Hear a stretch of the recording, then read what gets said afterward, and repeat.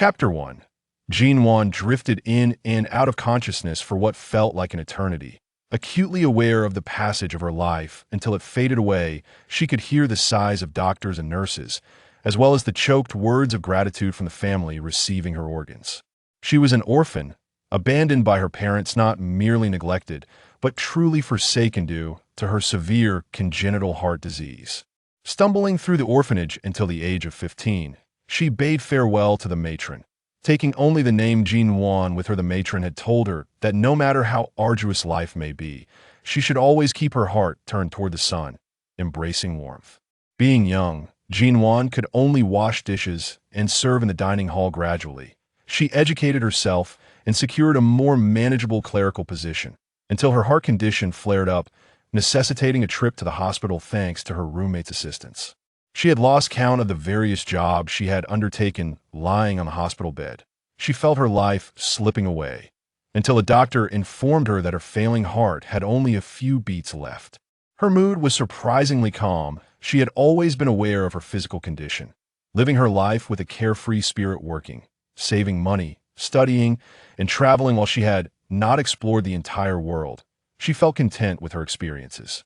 At the tender age of 28, with all her other organs healthy, she resolved to donate them to those in need if there were a next life. She wished for a healthy body. Shaman, how is Shan Zaire? Will she survive? As Nuan regained consciousness, she heard a series of strange sounds resembling incoherent babbling. Yet astonishingly, she understood. What was happening? Had she been reincarnated? She attempted to open her eyes, only to find her body unresponsive. She could only hear the sound around her. An elderly voice echoed in her ear. Alas, Shan Zaire is burning with fever. I have administered the bitter medicine, but whether she awakens depends on the blessing of the beast god. The voice was steeped in worry. Shan Zaire, that down-to-earth name could not possibly belong to her. Was it chosen for its ease of nurturing, akin to names like Erdan or Go Shung in the village? As a girl, how could she bear such an outrageous name without fearing difficulties in finding a partner in the future? It seemed her parents in this life were quite audacious, and she had directly reincarnated into another world. All right, everyone return to rest. I will keep Shan Zaire here for now. Bye. Please go with them and gather her belongings. When the elder spoke of collecting items, there was a hint of melancholy in their tone. Yet Nuan, preoccupied with her own reincarnation dilemma, failed to notice. Once the woman left, the shaman sighed, stroking Nuan's withered hair. Poor little one. Nuan felt bewildered. What on earth was happening? Her current predicament seemed far from favorable. Yet at that moment, she could not even control her own body. After struggling for some time, a profound sense of fatigue overcame her, and she fell into a deep slumber. Unbeknownst to her, her soul gradually began to merge with this unfamiliar body. When Nuan regained consciousness again, it was 2 days later.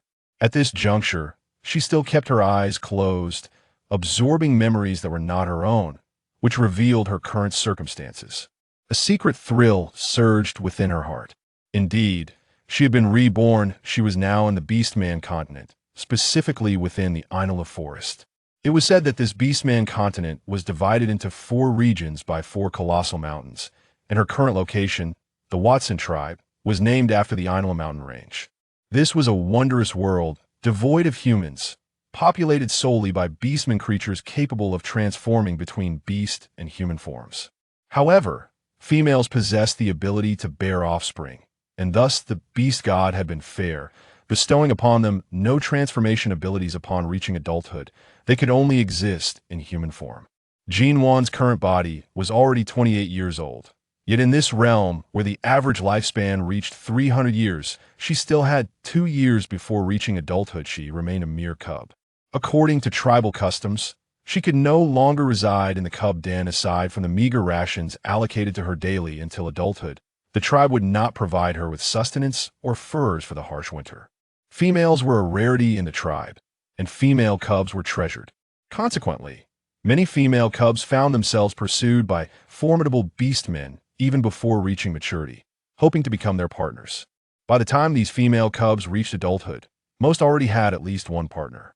Nuan couldn't help but scratch her head. This body of hers had yet to attract a single suitor. Thus, upon waking, she would have to move into the cave previously occupied by her beast parents. The reason? Nuan lamented her misfortune, first a heart condition, and now stunted development. Indeed, she was genuinely underdeveloped. When her mother was pregnant with her, she received news of her partner's death while hunting, leading to an early birth for the underdeveloped female cub. Due to insufficient gestation, she retained the ears and tail of her beast form. The loss of her partner and the premature birth ultimately proved too much for her mother, who did not survive the winter. Thus, Nuan's body had been an orphan from the moment of her birth. This time, Nuan had arrived because this frail original owner had been terrified of living alone, falling ill with a high fever, and had sought her beast parents in desperation. Fortune smiled upon Nuan, allowing her to be reborn in this small body. As she moved her eyelids, Nuan opened her eyes. She was still in the shaman's dwelling from the original owner's memories. The shaman of the Watson tribe was a kind-hearted elder. As she wiggled her limbs, a stiffness enveloped her, akin to a rusted machine long neglected.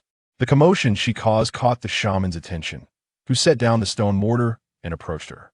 In one hand, she held a large leaf, helping Nuan sit up and offer her some water, then gently inquired, "Shanzai heir, how are you? You finally awakened. It truly is a blessing from the beast god." Nuan pressed her lips together, offering the shaman a small smile. "I'm feeling much better, Shaman Granny, though my body still lacks strength." The shaman chuckled, patting her head. "Of course, you've only consumed milk fruit for the past few days." As she spoke, she assisted Nuan back down to rest, then moved towards the entrance, not forgetting to remind her, "You should lie still. I'll have prepare some roasted meat for you. It's been several days since you've had any, and you must be starving while ill. You shouldn't eat raw meat." Nuan sighed with relief. She knew from this Buddhist memories that due to the preciousness of fire, the tribe primarily consumed raw meat. Only during rituals to the beast god could the shaman summon fire to enjoy roasted meat, which had to be carefully returned to the cave afterward. Mainly, the beastmen wouldn't preserve it. It would either be extinguished or burned along with the furs. The beastmen feared that fire within the cave could endanger the females. Thus they no longer requested it, and preserving fire became a skilled task, overseen by a dedicated elder. Consequently, it was only the female cubs who enjoyed the privilege of eating roasted meat. When unwell, the young beastmen were mostly left to fend for themselves. Lying on the animal hide, Nuan continuously moved her stiff limbs until the shaman returned with a large tree leaf. Only then could she muster the strength to sit up, a genuine struggle. After devouring the dark, charred meat that the shaman had torn into small pieces, Nuan finally felt strength returning to her body. Lifting her thin, gaunt face, she smiled softly. "Thank you, shaman. I feel much better now. I would like to return to the cub den to gather my belongings, then head to my parents' cave." She still had some furs in the cub den, distributed by the tribe over the years, which she could take with her when she left. Observing her clear eyes, the shaman sighed, stroking her hair. "When you had a fever, I had go to the cub den to collect your things there in the cave next door where the herbs are stored. I will have take you back." From now on, Shanzai would have to rely on herself. Due to her underdevelopment in her mother's womb, she could at best be considered a half-beastman. Lacking the ability to bear offspring, no males would pursue her, and she would have to live alone. After all, a female incapable of producing offspring would find no beastman willing to take her as a partner. Nuan bid farewell to the kind-hearted shaman and followed by the elder's son toward her new home.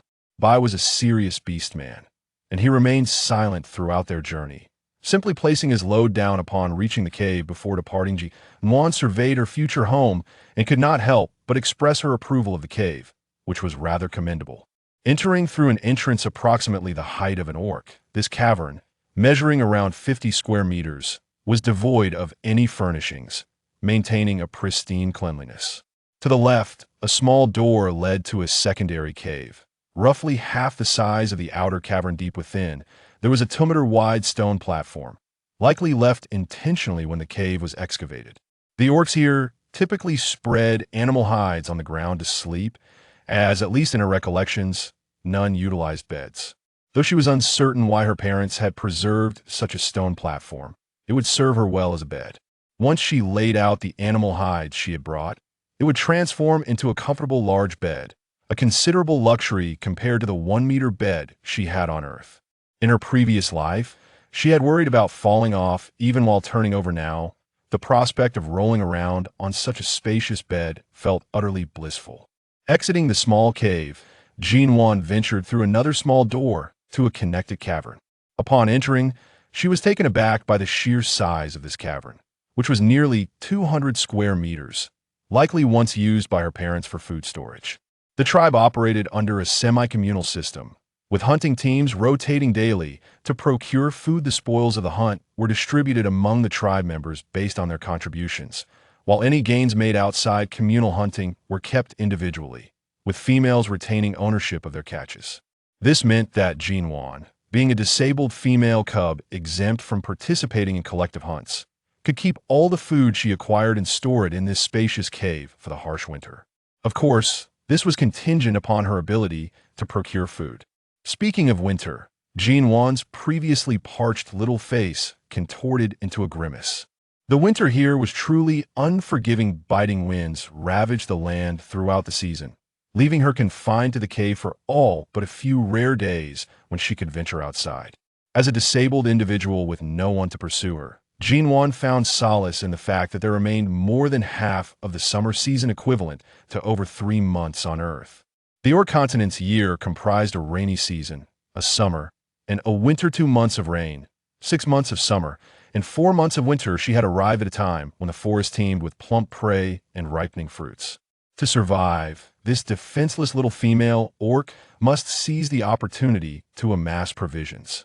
The orcs primarily feasted on various meats, while females would consume some fruits. However, the fruits available in this world were quite limited, and vegetables were deemed mere grass, inedible for orcs. Emerging from the cave, Nuan gathered some fallen branches under a few nearby trees and skillfully bound together softer twigs to fashion a rudimentary broom. After tidying up the 3 caves, she ventured to a small river in the center of the tribe, soaking a piece of tattered animal hide to meticulously clean her 2-meter bed before laying out her meager possessions, several large animal hides, upon it. In her financial straits, she resignedly abandoned the dream of covering her expansive bed entirely with hides, chuckling to herself there simply weren't enough. She managed to lay one beneath her and kept another as a makeshift blanket. Having grown accustomed to being covered for over 20 years, the sudden absence of one left her feeling vulnerable. Placing the rations distributed by the tribe for the day into the larger cave, Nuan sighed with a heavy heart. This was all she possessed: a few animal hides, a small piece of meat, and several green fruits that were clearly unripe.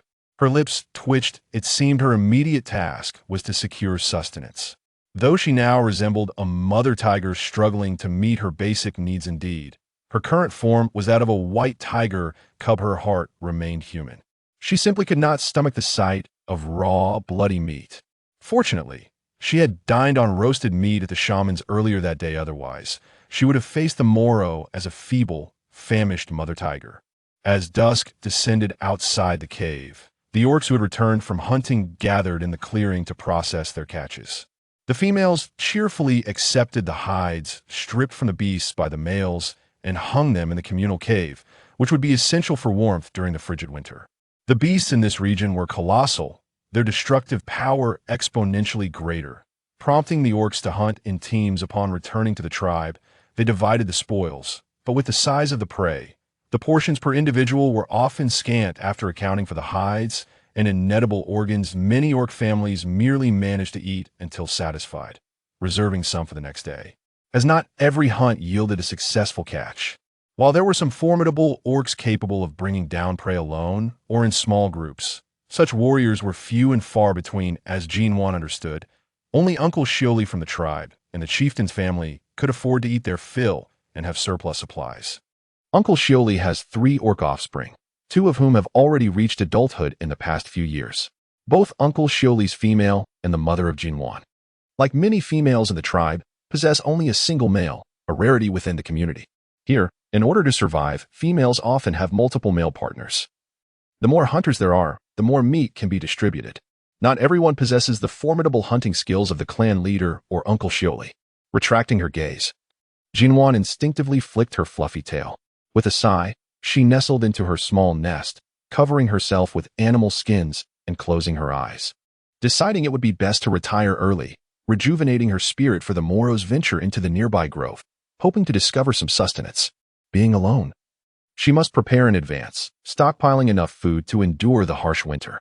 Xiao Yan, with an air of indifference, methodically handled his catch, recalling the fluffy tiger tail he glimpsed earlier, likely belonging to that female cub from the tribe. It was probable that she would not survive the impending winter. Oblivious to the thoughts of the tribespeople, Nuan, already drifting into dreams, remained unaware that they viewed her as destined to serve the beast god. As dawn broke, Nuan was roused by an overwhelming urge to relieve herself. Overcoming her embarrassment, she ventured into a thicket to take care of her needs. Afterward, she gathered some flexible branches from a willow-like tree before returning to her cave. The orc inhabitants of the tribe were already awake. The females were busy cleaning animal skins or gathering in groups to forage for fruits. The hunting party assembled in the clearing, preparing for another day of pursuit. Males without designated hunting tasks also gathered, eager to hunt, hoping to secure ample game to satisfy their females and young. Stripping the leaves from a branch, she commenced weaving a basket. Her few animal hides were too precious to squander on gathering. Their ruin would be a cause for inconsolable grief. Though lacking prior experience in basketry, she had encountered descriptions in books. After an hour of clumsy experimentation, a misshapen basket materialized. While aesthetically displeasing, it would serve its purpose. Rinsing her verdant hands in the river, she was taken aback by her reflection. Her hair resembled a disheveled bird's nest, and her face was begrimed, rendering her appearance both filthy, frail, and unsightly, a truly unbearable sight. Yet, the tribe's women shared this appearance: greasy hair, yellowed teeth, and ashen skin. Albeit, they possessed greater stature and robustness than her. Only the males cleansed themselves of blood in the river after hunting. The females risked succumbing to illness if they did so. Consequently, the males appeared clean and handsome. The thought of them alongside the tribe's women caused her to grimace. A surfeit of fair flowers planted in muck. Her health was newly recovered. A few days of grime would have to suffice. She couldn't risk inducing a fever for the sake of cleanliness. The medical provisions here were a matter of divine providence, irrespective of her inner fortitude. Her physical form was that of a weakling. With her aesthetically challenged basket in tow, she hastened toward the grove on the tribe's periphery. This area fell within the tribe's domain. Large predators had been eradicated, ensuring safety for the females. Furthermore, it was patrolled by the beast men, precluding the risk of being devoured by an ambushing beast. Having been granted a second lease on life, she cherished her existence, despite the hardships. Little Mountain, are you here to gather as well? Has your health improved? The tribe's women, upon seeing the frail individual, inquired with concern, aware of her near-death experience. The delicate, warm smile graced the pale face of the young girl as she greeted, "Hello, grandmothers. After drinking the bitter potion from the shaman, I am feeling much better." The surrounding grandmothers nodded in relief, exclaiming, "That's wonderful. Did you come out to gather herbs? Join us, dear." With a cheerful smile, Nuan politely declined the grandmother's invitation, expressing her desire to take a stroll. The shaman advised that a little walk would be beneficial for my mild fever, and I might even gather some food along the way. Upon hearing the shaman's name, the grandmothers nodded gravely in agreement. What the shaman says is never wrong. You take your time, dear. We shall go foraging. All right. Nuan waved goodbye to the enthusiastic grandmothers, shouldering her rudimentary basket and heading in the opposite direction. A pang of frustration welled up within her. The grandmothers moved with such briskness that her frail form struggled to keep pace. It seemed wisest not to become a burden. Sunlight filtered through the treetops, casting dappled patterns upon the forest floor, creating a picturesque scene. Yet, Nuan wore a frown, her heart heavy with despair. Who could enlighten her on the peculiar planet to which she had traversed? The flora was utterly foreign to her. Was it not said that a time-traveling heroine could stumble upon sweet potatoes with merely a fall? Where were the sweet potatoes? Alas, it seemed fate was conspiring against her, pushing her toward the brink of starvation. Suddenly, a jubilant cacophony of clucking interrupted her melancholy thoughts. Her eyes sparkled as she watched a few wild chickens strut boldly before her, utterly unafraid of capture. The beastmen never hunted wild chickens in the past. A starving child from the tribe had tried to catch one, only to end up with a belly full of feathers and a bout of illness that required a long recovery with bitter medicine. Since then, the tribe abstained from wild chickens altogether. Thus, the wild fowl here lived without fear, pecking contentedly at the ground, reveling in their carefree existence. Nuan is certainly not a native of this place, The wild chickens here go uneaten, which inadvertently benefits her. Aha. Life is filled with promise.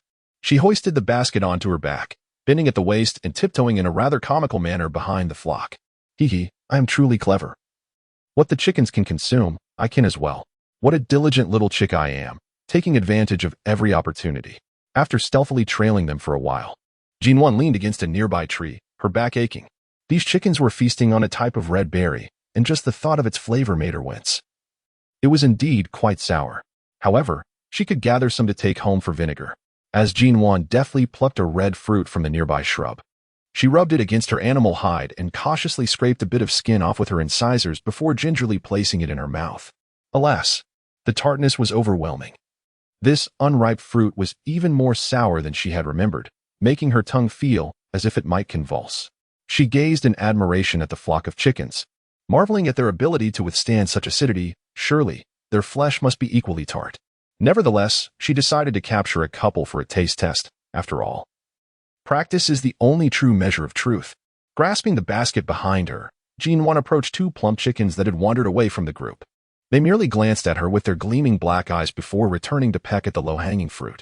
With a swift motion, she managed to ensnare the two unsuspecting fowls in her basket, binding their feet with the prepared vine and tossing them inside as she continued her exploration of the forest. What a curious sight this was. Nuan crouched down to fiddle with a plant that stood half her height, its branches densely adorned with vibrant red fruits resembling small sausages. Moments ago, she had observed a crimson bird pecking at these fruits, suggesting they were indeed edible. With careful precision, Nuan plucked one of the small sausages and gently scraped a bit off with her teeth before placing it in her mouth. A fiery sensation instantly spread through her oral cavity. The flavor was strikingly familiar. This was the spiciness of the chili from the Beastman continent. As an ardent lover of spice, how could she possibly resist? With a mischievous grin, she continued to pluck more. The thought of fragrant roasted chicken, slathered with the red fruit and chili, made Nuan's mouth water uncontrollably. Heaven knows that since awakening, she had endured a meal of charred, undercooked meat, bitter, astringent, and fishy, truly a taste beyond description. Lost in reveries of the delectable flavors of Greater China, Nuan was unaware that her gourmand-like demeanor had captured the attention of a certain beastman, Xiaoyan. Observing the petite female in the distance with an ardent gaze fixed upon the avian feed, couldn't help but notice the subtle twitch at the corner of his tightly pursed lips. Was she truly so famished as to consume birdseed? It had escaped his notice before. But now it was apparent that this little female was indeed gaunt and uncomely, her head scarcely larger than his fist, with a furrow of his exquisitely shaped ebony brows. Xiaoyan strode purposefully, closing the distance to Nuan in a few swift paces. Roused from her gastronomic fantasies by the sound of approaching footsteps, Nuan swiftly recoiled, clutching the basket defensively as she cast a wary glance in the direction of the noise.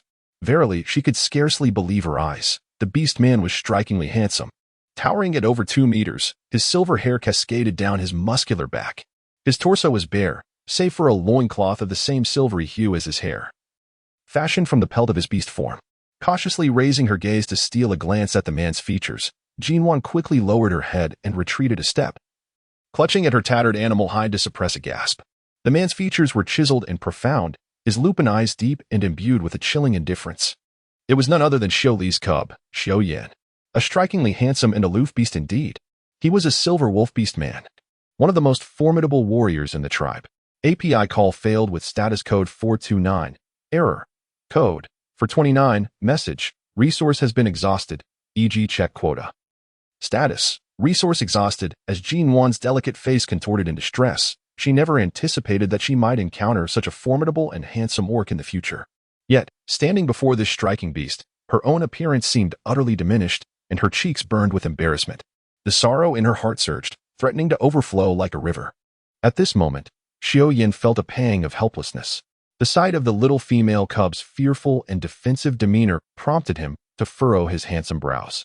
He tore off a hind leg from the boar he had caught and tossed it at her feet, his thin lips curling slightly as he said, "For you." When Nuan finally regained her composure from the shock of being presented with such a generous offering, all that remained was a leg thicker than her waist. Mocking her frailness, the handsome beast that had set her heart racing had long since vanished from sight. Sighing deeply, Nuan lamented the missed opportunity of encountering such a striking orc, who had not uttered a single word and had so generously bestowed his bounty upon her. Rubbing her tousled hair, she mused that Xiao Yin must have felt pity for her plight. Determined not to accept his gift without reciprocation, Nuan hoisted the boar's leg onto her shoulder, wiping her face with a hand. In this state, burdened with a pig and a chicken, she might very well have been mistaken for a bizarre rendition of a muscular Barbie on Earth. After gathering some chili peppers, Nuan made her way back to the location where she had spotted the chicken flock, hoping to catch a few more birds. She planned to roast them and present the meal as a gesture of gratitude to Xiao Yin and the others. Breathlessly, Nuan managed to catch several wild chickens and, to her surprise, discovered a type of cumin fruit. With a gray outer shell, it revealed small black seeds reminiscent of papaya, exuding a rich aroma of cumin. As she surveyed the cumin trees laden with fruit, a smile spread across Nuan's face, reaching her ears. Overcome with joy, she resolved to gather as much as she could, intending to dry and grind it into powder for preservation. Reluctantly waving goodbye to the cumin trees, she turned her steps toward the tribe. Oh dear, this body may be that of an orc, but it feels woefully weak. Nuan gently massaged her sore arms and shoulders, feeling utterly helpless. She longed to lie down and indulge in deep slumber. But glancing at the items she had brought back, she resigned herself to the task at hand. She approached the basket and carefully set aside the wild chicken and pig leg, then retrieved a large stone from her food storage cave. This stone, discovered during her visit to the riverside, had been shaped by the relentless flow of water, resulting in a deep, smooth concave surface, an unexpected delight that would serve as a pot. La la la planting the sun, la la la planting the sun, la la la la la la hum. Hum, hum. With her fluffy tail swaying joyfully, Nuan felt particularly buoyant today, thanks to the ample food she had gathered. Hoisting the pig leg and wild chicken, she made her way to the small river by the tribe to prepare her provisions. Having just passed noon, the riverside was nearly deserted. As everyone else was still out hunting and foraging, none had returned early like Nuan. After a laborious process, she glanced at the grotesque pig leg and wild chicken before her, unable to suppress a grimace. They were indeed quite unsightly. Yet, what could she do? Lacking sharp claws, she resorted to using a stone knife, scraping away bit by bit, grateful if she could merely strip the skin. Ultimately, appearance mattered little. What was paramount was the quality of the meat. With a mental pep talk, she bore her hideously unrefined catch back to the cave. Inside the food storage cave, she had constructed a rudimentary stove. Nuan crouched down, using the prepared branches and fine grass to initiate her first attempt at friction fire since her crossing into this new world. After more than an hour of diligent effort, her palms stinging from the friction, a small flame finally flickered into existence, dancing delightfully in her eyes. Gently adding the collected dry twigs, the flame crackled to life, illuminating the dim cave with warmth and brightness. With utmost caution, Nuan meticulously sliced the collected fruits into small pieces using a sharp stone. Here, the male orcs possessed formidable claws capable of tearing apart their prey, while the females, devoid of such weapons, merely awaited their male counterparts to provide sustenance. Thus, the unfortunate Nuan resorted to finding a few pointed stones to serve as her knives, stuffing the crushed fruits into the bellies of several wild chickens. She then wrapped them in large leaves, coating the exterior with a layer of mud before burying them beneath the fire pit, completing her makeshift version of a clay-baked chicken. After cleansing her mud-caked, slender fingers, Nuan retrieved a burning branch from the fire and ignited the pile of wood beneath her rudimentary stove. Carefully, she placed a stone pot, which she had already scrubbed several times, atop the flames. Given her frail physique, Nuan decided to prepare a nourishing chicken soup for herself, knowing that the boiled meat would be tender and easy to digest. With a sigh, she lamented the absence of salt. In her recollections, such a seasoning was non-existent. Periodically, the orcs collaborated to capture a live beast, returning to their tribe to share its fresh blood among the clan members to replenish their energy. Like all females, the original inhabitant of Nuan's body had an aversion to drinking blood. The memory of the warm liquid flowing down her throat into her stomach, filling her senses with its rusty, metallic sweetness, caused Nuan to shudder involuntarily. The taste, unbearable to the natives, left her with little hope, as she could only wish to find salt before her next encounter with blood. As time passed, tiny bubbles began to rise in the stone pot, and splashes of water danced upon the surface. Nuan released the wild chickens she had meticulously cleaned, extracting the washed fruits from her wicker basket. With a stone knife, she casually struck the fruits a few times before tossing them into the pot. As she observed the fruits bobbing and swirling in the pot, an indescribable sense of tranquility and satisfaction enveloped her heart. Her health remained robust, and though life was somewhat arduous, her diligent efforts assured her survival. Perhaps it was the afternoon sun's warmth, or the serene and harmonious atmosphere of the tribe, but Nuan found herself dozing off against the cave wall beside the fire. A beam of sunlight stealthily crept through the cave entrance, illuminating her dirt-smudged, slender face, revealing an unexpected semblance of delicate beauty. It was not until the fragrant aroma of the chicken soup wafted from the stone pot, teasing her senses like a playful caress, that Nuan stirred from her slumber. Following the enticing scent, she beheld the golden chicken fat, resembling a quilt, gently resting atop the broth. Using a wooden spoon she had fashioned earlier, she carefully pushed aside the shimmering layer of chicken fat, and the clear, savory broth emerged before her eyes. A tentative sip sent a delightful shiver through her body, as an indescribable sweetness enveloped her palate, leaving a lingering aftertaste. There was a subtle hint of fruitiness mingling with the tender chicken, evoking an endless yearning for more. Reluctantly, she set down the spoon, covering the stone pot with large leaves, and pulled out the still-burning wood at the bottom, allowing the chicken soup to warm gently in the dying embers. Nuan selected a beggar's chicken from another fire pit, carefully brushing away the charred dry mud on its exterior. As she peeled back the large leaves, an intoxicating aroma of tender meat mingled with the fragrance of fruit and fresh foliage enveloped her senses. It felt as though a tap had been turned on in her mouth, with saliva flowing abundantly. Unable to resist, she tore off a fragrant chicken leg and savored a generous bite. The meat was exquisitely tender, leaving a lingering aftertaste. Before Nuan could fully appreciate the flavor, one chicken leg had already disappeared into her belly. Glancing at the sky, she noted that the sun had set, and the clearing in front of the tribe was alive with the cacophony of beastly sounds and the resounding roars of the orcs, creating a vibrant atmosphere. It seemed the hunting party had returned, and at this hour, most orc families would gather in the clearing to process their game. She pulled over a nearby basket, transferring the remaining beggar's chickens from the fire pit into it.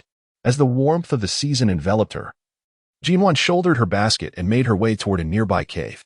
From a distance, she could discern 4 towering figures processing their catch at the entrance. A playful little wolf cub frolicked around, its chubby paws occasionally scratching at the fur skirts of the adults, before leaping and rolling with its companions, a picture of health and vitality, clearly well cared for. The orcs possessed remarkably sharp hearing. As Nuan approached the vicinity of Uncle Xiao Li's home, all 4 imposing figures turned to regard her with curious eyes. Suddenly locked in the gaze of these handsome beasts, Nuan felt the flush of embarrassment creep across her dirt-streaked, thin cheeks. Biting her lip, her voice trembled slightly as she raised her gaze to the middle-aged, handsome uncle at the cave entrance. "Uncle Xiao Li, I have come to bring you food." Their expressions of astonishment sent a jolt through Nuan's heart. Had she inadvertently committed an act of great significance? Why did they all appear so perplexed?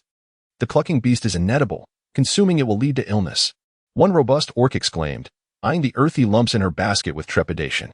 His younger brother had fallen ill after eating the clucking beast, suffering through a prolonged period of bitter remedies, and even now could scarcely stomach meat. Indeed, the clucking beast is not to be eaten," another chimed in, recalling a previous incident where a cub had fallen gravely ill after consuming it. "Humph. I suspect she harbors malicious intentions." A tall, muscular female orc pushed past her companions, her chin held high as she approached Nuan, her eyes glinting with malice. "Everyone knows the clucking beast can cause illness, yet you dare bring it to Aunt Guro. You cannot bear cubs yourself. Must you also begrudge others their young?" Manly cast a sidelong glance at Xiao Yin, who remained engrossed in his task without sparing a glance for her, and her countenance darkened. She then unleashed her pent-up frustration upon Nuan, whom she already despised. "You wicked little female. Brother Xiao Yin showed you kindness by sharing his prey, yet you wish to bring about his demise." Growing up in the cub den, both Man Li and the mountain cub had been raised with a robust constitution, and Man Li's appetite far exceeded that of other females. Each time she witnessed the elder tending to them, distributing the scarce food to those who could not bear children, her resentment towards the mountain cub intensified. What use were females who could not bear offspring? Why waste the tribe's precious resources on her when the sustenance could be allocated to healthier females capable of nurturing the next generation?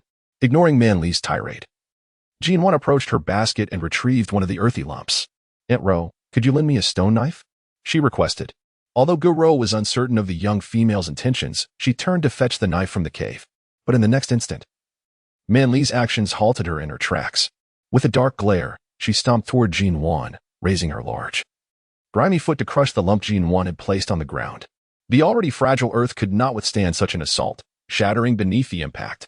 A mocking smile crept across Man Li's lips, her eyes gleaming with provocation. The pale flesh of the clucking beast mingled with the dark, muddy earth, creating a rather unappealing sight. Yet, the rich aroma that wafted from the broken remnants stirred a chorus of hungry gulps from those nearby. Accompanied by the guttural sounds of hunger from her own belly, Nuan felt as though she had stepped into a grand symphony of longing. How delightful! Sister, can I have a taste? At that moment, a cute, fuzzy little creature squeezed its way over to her, its tiny mouth glistening with saliva. It's round. Dark eyes sparkled with desire as it gazed at the tender meat, its small paws gently scratching at Nuan's arm, eliciting a blush of affection from her. The sight of the little cub, its eyes shining brightly, nearly overwhelmed the heart of the elder woman. You cannot eat it. It would be fatal, she cautioned. As Man Li's grimy foot ground down on the shattered clucking beast remnants, Man Li then reached out, attempting to scoop up the small cub that had nestled close to Nuan. The meat on the ground, now enveloped in a layer of dirt, appeared decidedly unappetizing. As the warmth of the season enveloped them, Nuan swiftly lifted the small creature clinging to her, standing tall to face the female who had repeatedly targeted her. Sister Man Li, I have already consumed this go-go beast, and there is no cause for concern. The illness that afflicted my kin in the past was due to the improper handling of the go-go beast's fur. It is quite delectable, she asserted. Just because you say it's fine doesn't make it so. You are not a shaman, after all. Are you hoping to become a mate to Brother Xiaoyan? Huh. No orc would choose a barren female like you as a partner. Flattering Uncle Xiao Li and Aunt Ro will be of no use. Man Li understood the deep sorrow of the mountain cub. Each time her inability to bear offspring was mentioned, the little orc would quietly weep in their cave. Moreover, with a triumphant arch of her brow, Man Li declared, Aunt Ro has already informed me that before the cold season arrives, Brother Xiaoyan will be made my mate. And next year, I shall bear him healthy offspring. Keep your distance from him, or I shall not hesitate to show you my displeasure. Man Li's shrill voice was piercing, causing Nuan to retreat a few steps while still holding the small cub. She gently pressed down the fluffy ears of the little silver wolf, ensuring not to harm them, for the cub was still quite young. The small creature gazed up at Nuan with round, glistening eyes, reflecting a sense of confusion and even a hint of grievance. It seemed to silently convey its distress. Sister, why do you deny me meat and block my ears? My heart is heavy, yet I remain silent. Nuan was overwhelmed by her own vivid imagination, causing her to blush profusely. She instinctively stroked the smooth fur of the little silver wolf. The adorable pup narrowed its eyes in bliss, its soft pink tongue delicately licking its damp little nose. Its plush paw pads unconsciously stretched against Nuan's arm, followed by a tiny, languorous yawn, emanating an aura of utter contentment. Not far from the cave's entrance, Xiaoming observed his offspring's antics with a mix of amusement and dismay. How could the mighty Silver Wolf clan allow even a single cub to exhibit such unrestrained cuteness? Playfully charming a female cub? He completely forgot how he himself had once sought affection and gentle touches in front of his partner, feeling a twinge of embarrassment. Nuan cast a resentful glance at the filthy go-go beast meat strewn upon the ground, a flicker of indignation igniting within her heart. Man Li, whether you choose to couple with Brother Xiaoyan is of no consequence to me. My gratitude lies solely with Brother Xiaoyan for his assistance. Furthermore, I have already sent a go-go beast to Grandmother Wu, and both Uncle Bai and Grandmother Wu have partaken of it. If you doubt this, you may inquire with Grandmother Wu herself. Food is a precious commodity, and many in the tribe go hungry, yet you squander it for your own selfish desires. The beast god will surely punish you. Upon hearing the mention of the beast god's punishment, the expressions of the orcs grew grave. In the harsh reality of survival, the inhabitants of the beast continent regard food with utmost significance, viewing every harvest as a divine blessing from the beast god. Thus, the transgression of wasting food is met with severe repercussions. Man Li's robust figure trembled slightly, a glimmer of panic reflected in her eyes.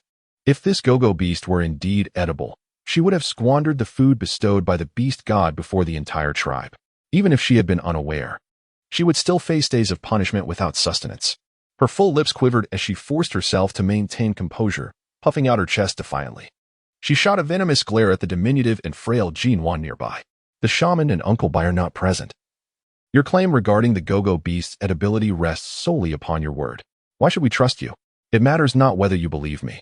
I merely wish to convey the truth of the go-go beast's edibility to our fellow tribesmen. We struggle daily to fill our stomachs, and with the cold season approaching, an abundance of food could mean the survival of more kin. As Nuan lifted her head, her gaze was clear and bright. inspiring an unbidden trust in those around her. Well said. A voice, laden with the weight of experience and authority, resonated through the throng of beasts. The orcs instinctively bowed, respectfully parting to create a pathway. A slender, stooped figure, leaning upon a wooden staff, slowly made its way to the center of the circle. The gurgling beast has already been consumed by me and Abai. It is indeed edible. In the past, we made the error of consuming it without removing the fur, which led to illness. Now that the mountain cub has discovered food, we must express our gratitude towards her rather than cast blame. The sustenance we possess today has been earned through the sacrifices of our ancestors. Without their endeavors, how could we discern which foods are safe to eat and which are not? Every beast that uncovers new nourishment is a warrior of our tribe. The words of the old shaman reverberated like thunder on a clear day, igniting a fervor among the orcs. Once again, there was a source of sustenance. The food for the cold season would be more abundant, ensuring the survival of more kin. Oh, oh, oh, oh, oh, oh, oh, oh, oh. The orcs suddenly raised their robust arms, encircling the area while chanting a powerful and heroic melody, interwoven with the soft sobs of the females. Bewildered, Nuan surveyed her surroundings and was astonished to see several towering orcs weeping openly. The scene was a tumult of laughter and tears, leaving one at a loss for words. In the heart of Nuan, memories of the cubs linger, evoking a sense of dread as the harshness of the cold season resurfaces. The winter has always been a formidable challenge, fraught with scarcity of food, biting cold, illness, and ferocious beasts. Each winter, the tribe has witnessed the demise of cubs and even female orcs. The shamaness waved her hand, gradually silencing the fervent howls of the orcs. Now that we know the clucking beast is edible, I shall decree that a whole grunt beast be allocated to the cub as a reward when the cold season approaches. The discovery of a new food source is a monumental contribution to the tribe, and gratitude and respect shown in the eyes of the onlookers directed towards Nuan. I object, cried Monley, bursting forth with jealousy, her eyes ablaze with indignation. Why should she receive a grunt beast? The cub is just one beast. A fire ignited within her, burning with an unbearable heat. What right did a female incapable of bearing cubs have to partake in the tribe's provisions? It was a miracle the tribe had not expelled her, yet now they contemplated sharing food with the cub, an entire grunt beast. Enough to sustain her for 5 or 6 days. She raised her hand, the size of a fan, pointing accusatorily at the now silent Nuan. Shamaness, even if the cub discovered this food, what merit does she possess? As a female who cannot bear cubs, is it not her duty to the tribe? Why should she receive sustenance? Such a frail, unattractive, and seemingly useless female should not be a drain on the tribe's resources.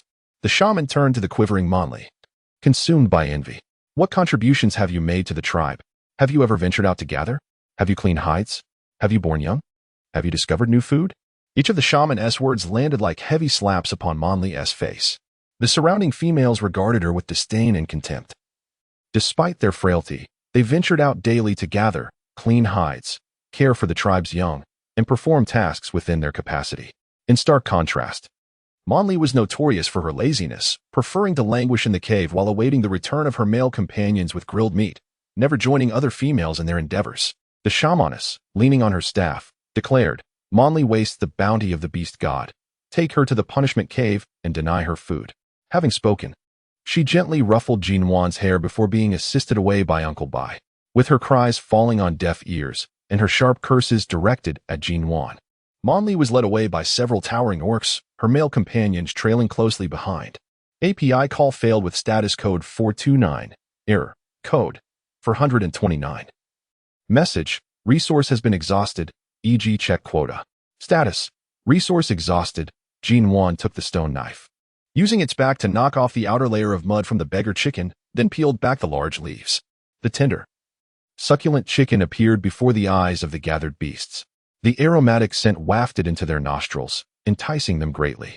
Watching the little silver wolf beside her, twisting its chubby bottom in anxious circles while emitting soft, plaintive howls, Nuan's eyes sparkled with amusement. She spread the large leaves on the ground, placed a fragrant leg of chicken atop it, and pushed it towards the little silver wolf cub. Its shiny black eyes sparkled as it yipped in delight, then lowered its head to gnaw at the chicken leg. It devoured the meat ravenously, yet its eyes remained fixated on the nearby chicken, displaying an adorable possessiveness over its food. Seeing the little silver wolf enjoying its meal, Nuan finally stood up and row. The beggar chicken can be prepared this way or roasted directly. Both methods are delicious. Please accept the leftovers. I truly apologize for the trouble I've caused in bringing you food. Gu Rou gently patted her head. What are you saying? Your brother Xiao Yan is not fond of words, so Aunt Ro will thank you on his behalf. However, you must not eat unfamiliar things casually in the future. It can be quite dangerous, do you understand? The earnest admonition from the female made Jean once smile with her eyes narrowed. Yes, yes. I won't do it again in the future. You can rest assured, Aunt Ro. Observing Jean Wan's obedient demeanor as she nodded her messy little head in front of her mother, Xiao Yan couldn't help but feel skeptical of this cunning little female cub. He had heard her softly mutter serves you right when Monli was taken away. A vengeful little female cub. The surrounding beast men had just dispersed with the shaman, each busying themselves.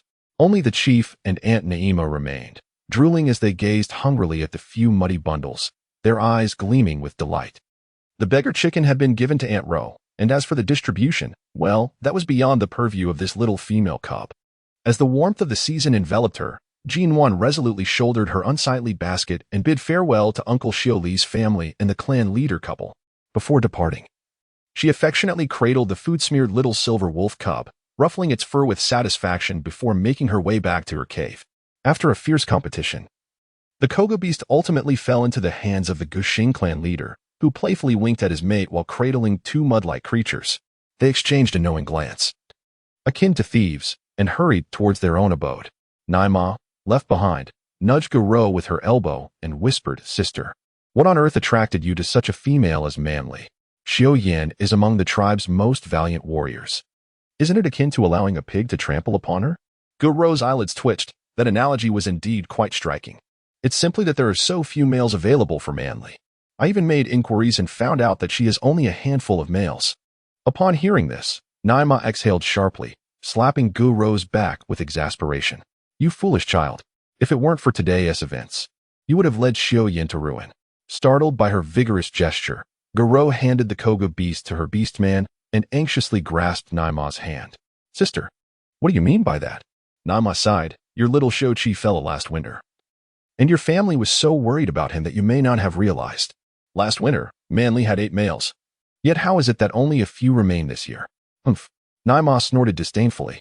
Last winter, Manly complained about the cold, frozen meat, and refused to eat roasted fare, claiming it paled in comparison to fresh prey. Consequently, her partners had to take turns hunting for her, but one time, none returned. This female knows not the pain of her own males. Her heart is solely occupied with herself. Even if she can bear young, what of it? Would you have your Xiao Yan venture out in winter to hunt for her and perhaps meet misfortune? The mere thought that her child nearly became entwined with such a selfish female sent a chill through Gu Rou's heart, as if a gaping hole had been carved, allowing frigid winds to seep in. Grasping Naima's hand tightly, her lips pressed together in apprehension, revealing the tension etched across her features. Naima patted her shoulders, saying, Enough, it's not too late.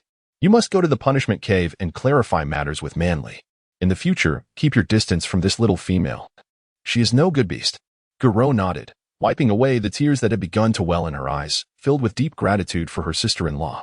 Females, being frail and scarce, enjoyed the protection of the entire Orc continent, even imposing numerous restrictions on their male partners post-mating. If a female were to become dissatisfied with her male, she could cast him aside at her whim. A discarded male would spend his life alone, never to find another companion, destined to grow old in solitude. Fortunately, she had learned of Man Li's true nature early enough. Had she discovered it later, it would have been akin to pushing her child into the flames. Gu Rou approached Xiao Yan, who was busy preparing the hides of their prey, and gently patted his muscular back. Child, wait for your mother to find you a more suitable female.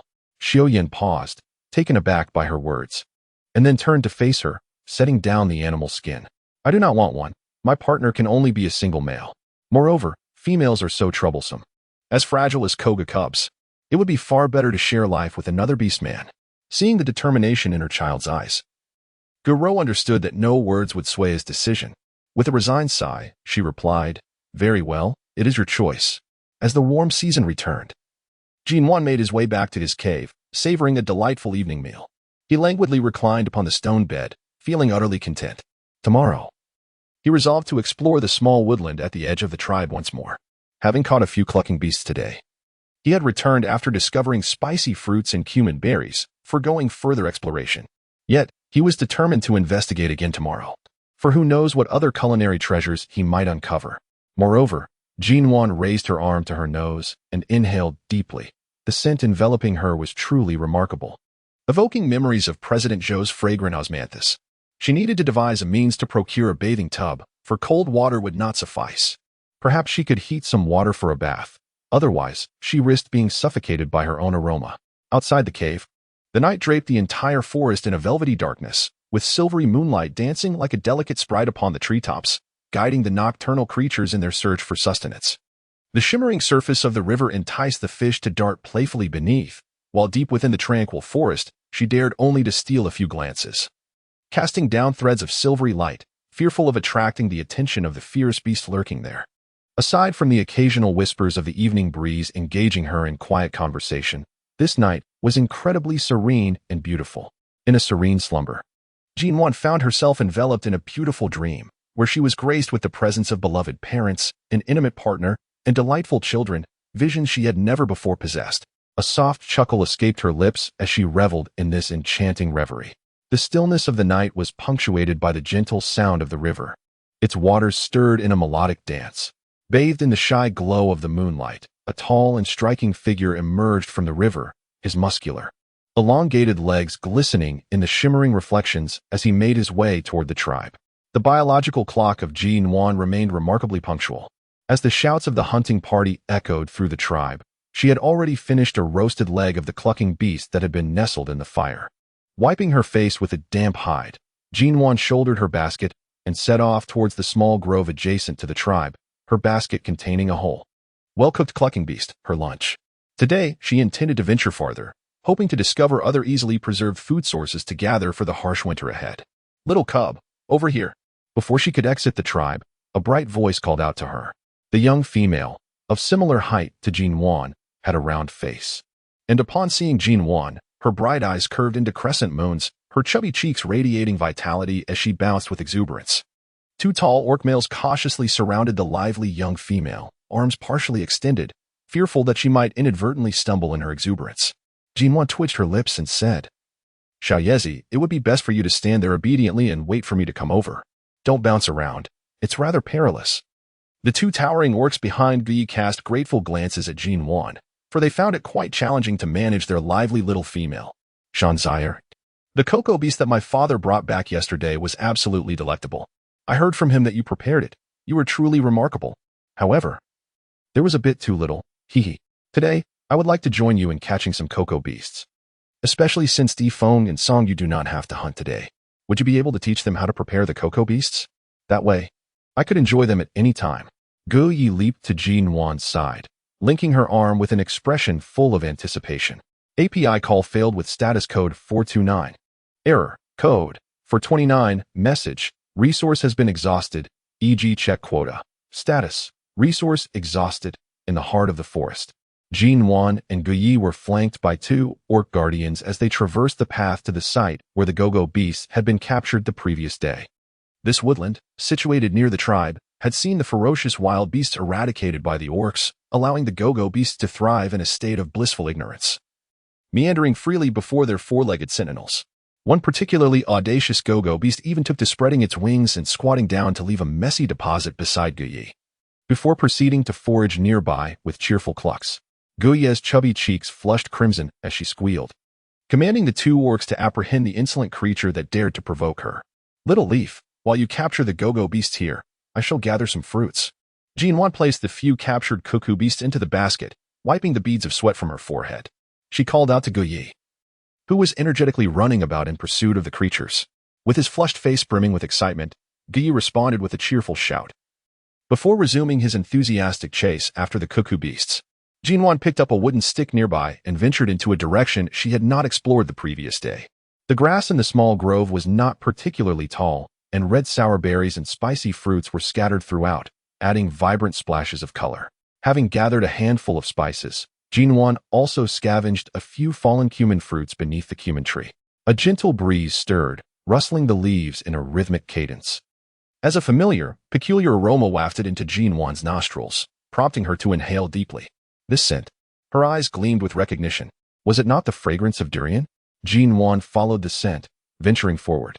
After approximately 5 minutes, She parted the shrubbery before her, revealing a grove of trees laden with ochre-colored fruit. Each ovoid fruit, the size of a football and clad in spiky armor, hung heavy from the branches. A truly delightful sight. Nuan set down the burden on her back and picked up a soil-colored fruit that had fallen nearby. She pried open the cracked shell, revealing the creamy yellow flesh within, and the familiar aroma of durian wafted enticingly to her nostrils. She broke off a twig and scooped out a small piece of the fruit, placing it in her mouth. The soft, smooth flesh melted on her tongue, leaving a fragrant aftertaste that lingered. Lost in the delightful flavor, Nuan failed to notice the peculiar shadows on the branch laden with soil-colored fruits, each one glaring at her with sharp-toothed, menacing beaks. Mountain brat, goodness. Come here quickly. How did you end up under the stinky tree? Hurry back. Guyi and her two companions followed the trail of Nuan's scent, only to find her indulging in the foul-smelling fruit beneath the stinky tree, which left them utterly aghast. API call failed with status code 429. Error. Code. For 29. Message. Resource has been exhausted, e.g. check quota. Status. Resource exhausted. As Nuan cast a reflective glance behind her, she was met by a pair of ominous, blood-red eyes. A robust, towering creature, resembling a grotesque monkey, was approaching her with its limbs flailing. Perched upon the great trees behind her were more of these eerie beasts, their crimson eyes wide open as they screeched in unison. The coarse, dark fur of the creature swayed rhythmically as it ran, while drool dripped incessantly from the corners of its mouth onto the grass below, the glint of its ivory fangs catching the fragmented sunlight. As Nuan stood there, she could even catch a whiff of the foul stench emanating from the creature. Don't mind me. You all must flee. Hurry. She shouted urgently to Guyi and the others. With that, she hurled the durian in her grasp at the monstrous monkey and turned to run. Yet, it seemed that her fortune for the day had been exhausted upon discovering the durian. Her left foot, still numb from squatting, snagged on her right, and Nuan swiftly tumbled into the underbrush. Struggling to rise, her limbs felt heavy and numb, devoid of any strength. All she could do was listen to the ominous thudding of the creature's footsteps drawing ever closer. In a futile attempt to reassure herself, Nuan shut her eyes. Her fate felt exceedingly cruel. She had believed that being reborn in this world of beast men, endowed with a strong body, would allow her to thrive using the knowledge she had acquired. Yet, merely days in, she found herself on the brink of death. Alas, the wait for death felt interminable. The world around her falling silent, save for the eerie screeches of the monstrous monkey and its approaching heavy footfalls. Warm liquid splattered against her neck and face, and as the creature's cries echoed, Nuan felt a strange sense of relief. Being slain by the beast seemed far less painful than succumbing to a heart attack. Defeng, Songyu, come quickly. It seems the mountain cub has been injured.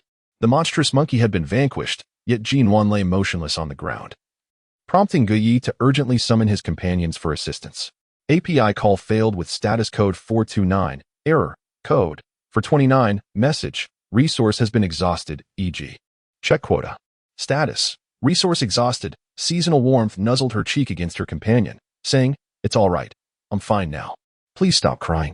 Not far away, beneath the foul tree, a robust and agile silver wolf maneuvered amidst the encircling horde of grotesque monkeys, its movements stirring up clouds of crimson mist interspersed with the anguished screams of the bizarre creatures.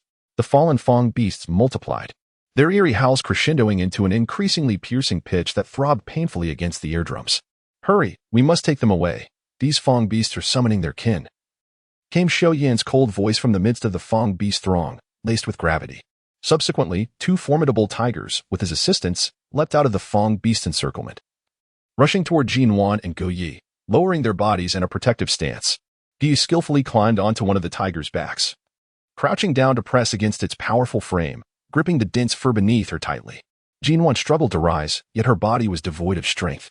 Blood seeped from her legs and arms, rendering each movement an arduous endeavor.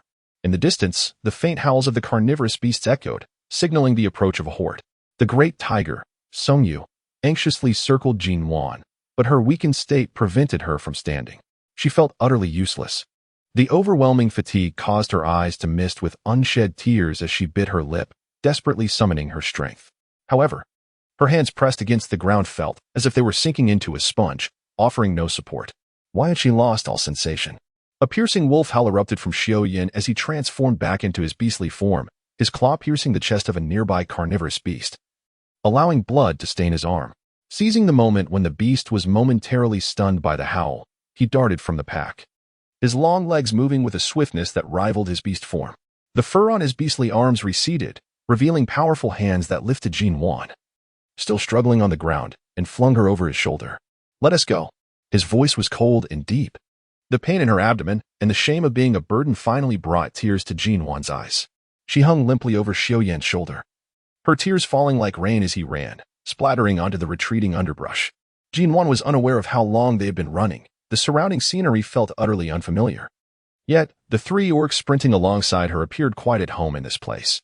It was not until the sounds of the ferocious beasts faded behind them that they finally came to a halt by the riverbank. Dazed and disoriented, Nuan was gently set down by Xiaoyan. Only upon making contact with the ground did she realize that her arms and legs had completely lost sensation, feeling even more numb than before. Initially, she had attributed her weakness to fear, but now it seemed the situation was far more complicated. Panic surged within her, her heart pounding violently against her eardrums, sending waves of dizziness through her mind. Could it be that a mere fall had left her paralyzed? "Xiaoyan, you're injured." Gu Ye's exclamation jolted Nuan from her turmoil. She lifted her gaze to the towering orc beside her. Xiaoyan leaned against a grand tree, his elegantly shaped lips pressed tightly together, his wolf-like eyes calm yet profound. Beads of sweat glistened on his forehead, partially obscured by strands of silver hair. A gruesome wound marred the area near his elbow, flesh torn and blood trickling down his left arm, staining the grass beside Nuan. Observing his serene countenance, she felt a wave of astonishment. This formidable male, despite sustaining an injury to his arm, had carried her for such a considerable distance. Did he not feel pain? As Nuan gazed at Gu Ye and her two companions, she implored, "Xiao Yezi, could you have Songyu assist me? My arms and legs are devoid of sensation. And with Xiaoyan severely injured, we must hasten back to the tribe to seek the medicine woman." Gu Ye wiped her tears, biting her lip as she climbed onto Defang's back. "Mountain Cub, you should join me on Defang's back, allowing Songyu to carry Xiaoyan." "No. I can manage on my own," Xiaoyan replied, casting a fleeting glance at Nuan before turning to stride ahead. Songyu observed Gu Ye for a moment, and upon the urging of his partner, transformed into his beastly form, hoisting Nuan onto his shoulder. The beastman sprinted swiftly, and despite his injuries, Xiaoyan kept pace without faltering. Upon their return to the tribe, commotion ensued as the villagers were engaged in processing their catch. The injuries sustained by Xiaoyan and Nuan sparked a wave of concern. The family of Shuli and the tribe's leader gathered at the medicine woman's cave, where Nuan lay quietly within. Xiaoyan sprawled on a fur spread at the cave entrance, his long legs crossed as the medicine woman tended to his wounds. The cave was enveloped in an eerie silence, punctuated only by the sounds of the medicine woman's ministrations and the breaths of the gathered beasts. The atmosphere was unusually heavy, causing Nuan's heart to race with unease. Reflecting on the day's events, she recognized her culpability in her infatuation with the durians. She had cast aside all vigilance. Were it not for Xiaoyan, she might not be lying there in one piece. Observing the somber expressions of the others, it was evident that Xiaoyan's injuries were grave. The thought of their rudimentary living standards and medical conditions weighed heavily on her. As she contemplated the immense harm caused by her recklessness to a beast man she barely knew, in the heart of Nuan, it felt as though something was tightly gripped, a blend of bitterness and guilt, causing immense distress. "Shaman, how's Xiaoyan's injury? Is he going to be all right?" Guxing inquired, crouching down with a tone of cautious concern laced with sorrow. The shaman applied the prepared medicinal herbs to the clean wound of Xiaoyan and wrapped it with animal skin. Observing the worry reflected in the eyes of the beasts, he finally let out a heavy sigh. "Xiaoyan's arm is broken." What? The news of Xiaoyan's broken arm struck them like a thunderclap. Would he not become a mere invalid? Manly, upon hearing her partner mention Xiaoyan's injury, disregarded the orc guard's attempts to restrain her and rushed into the shaman's cave, only to be met with the devastating news that Xiaoyan's arm was indeed fractured. A broken arm would render him akin to the disabled orcs within the tribe, who could only gather wild fruits and craft rudimentary stone tools, barely receiving enough sustenance to survive each day. What purpose would a partner like that serve? If she would be compelled to share her own meager rations to sustain him? Startled by the pejorative term useless beast, Nuan was momentarily stunned. Guro, her eyes crimson, gazed at the crestfallen Monli, her hands clenching her animal hide skirt as she restrained herself from lunging forward. "Monli," she uttered, "my Xiaoyan will no longer be able to hunt. Let us consider the betrothal between the two of you dissolved." previously concerned that Monli might create a scene. Guro now surmised that Monli was likely relieved to be released from the engagement, given Xiao Yan's misfortune. Indeed, a flicker of relief crossed Monli's eyes upon hearing this. She feigned sorrow, dabbing at non-existent tears. Very well, she relented. Since Aunt Ro and Brother Xiao Yan no longer desire the union, I shall not insist. If you'll excuse me, I am still serving my punishment and must return. With that, she turned and departed without a backward glance. Her pace, suggesting a terrifying predator, was in pursuit. Watching Monli's departure, Guro's composure finally crumbled. She threw herself beside Xiao Yan, embracing his uninjured arm and weeping uncontrollably, tears streaming down her face and soaking the animal hide beneath her. As Guro's tears landed on his arm, Xiao Yan's eyelashes fluttered. He pursed his lips and said, "Mother, do not weep. I still possess sharp teeth. I shall not starve." Xiao Yan, having just reached the age of 35, was a fully mature male. His solitary cave dwelling had long been excavated, and he had been gradually transporting his belongings there in recent days. Upon reaching adulthood, the beastmen established their own caves and must provide for themselves, no longer relying on the assistance of their parents. Now, having lost an arm, Xiao Yan was acutely aware of the hardships that lay ahead. "I shall care for Brother Xiao Yan," she vowed. The gentle voice of Nuan echoed softly within the cave, its delicate words undeterred by Guro's sobs, resolutely reaching the ears of every beast present. The creatures lifted their heads in astonishment, turning their gazes towards the frail female cub nestled within the cave. Even Guro ceased her weeping. This diminutive cub lay quietly upon the vast animal hide, struggling to turn her head to face them, her eyes shimmering with a steadfast light that stirred the hearts of all. Upon encountering the bright gaze of what he once deemed an unattractive and frail female cub, Xiao Yan's eyes momentarily reflected a profound glimmer, fleeting yet impactful. Feeling the weight of their attention, Nuan reiterated with unwavering conviction, "I am sincere. I will take responsibility for caring for Brother Xiao Yan. He has become this way because he saved me, and it is only right that I care for him." Hearing her words, Guro, who had previously harbored some resentment, wiped away her tears and approached, sitting beside Nuan on the animal hide. She gently stroked Nuan's withered hair and said, "Little mountain cub, it is natural for males to care for females. You need not feel guilt over this matter. Neither Brother Xiao Yan nor we will blame you." How could they not blame her? A pang of bitterness gripped Nuan's heart. Had it been her own child who lost an arm to save a stranger, she would have surely harbored a deep-seated resentment towards the perpetrator. It is a testament to the extraordinary kindness of these beast men, for the rarity of females has fostered an unparalleled tolerance towards them, even extending to one such as herself, who is unable to bear offspring. As Nuan stirred her body, attempting to sit up, she was astonished to discover that her arms had regained some sensation. Struggling, she turned onto her side, propping herself up against the animal hide. Raising her gaze towards the assembled beasts, her determination was unwavering. "I am earnest. Although I may not possess the strength of the orcs to hunt plentiful game, I shall strive to gather sustenance. I can assist Brother Xiao Yan in preparing meals, and I can help him sew animal skins. There is much I can contribute." Guro turned away to wipe the tears from her eyes. Embracing Nuan's small frame tightly, her voice choked with emotion. "Good little one. Thank you." The beasts regarded Nuan with a mixture of admiration and regret. Such a wonderful young female, yet unable to bear offspring, truly a pity. "No need. I can manage on my own." A cool, deep male voice interrupted their sentiments. Xiao Yan's gaze was distant and indifferent as he regarded Nuan. "I do not require your assistance." Had it not been for this orc before her who had saved her life, Nuan would have been tempted to throw a hide at his face. Did he think she hadn't noticed the disdain that flickered in his eyes after he had appraised her from head to toe? How infuriating! Although she indeed looked disheveled, small, and dirty at the moment, suddenly, she found herself feeling quite disdainful of her own appearance as well. Never mind, one must not hold grudges against the injured. I am a magnanimous beast. I am determined to care for you, to prepare your meals, and to sew your animal skins, for you cannot simply cast them aside. Nuan shook her head, her dirty little face displaying a stubborn expression. Dealing with such a distant and cold orc, whose strength was formidable, required a spirit of defiance akin to that of a dead pig unafraid of boiling water. Wasn't the phrase often uttered by the little nurse in her previous life? "I don't want you to speak. I want to speak myself." Su Yan's gaze turned icy, causing Nuan to timidly shrink her head, the hairs on the back of her neck standing on end. This orc had a truly terrible temper. She was only trying to help him. So why was he being so fierce? The shaman gathered the remaining herbs, her eyes filled with an inescapable sorrow.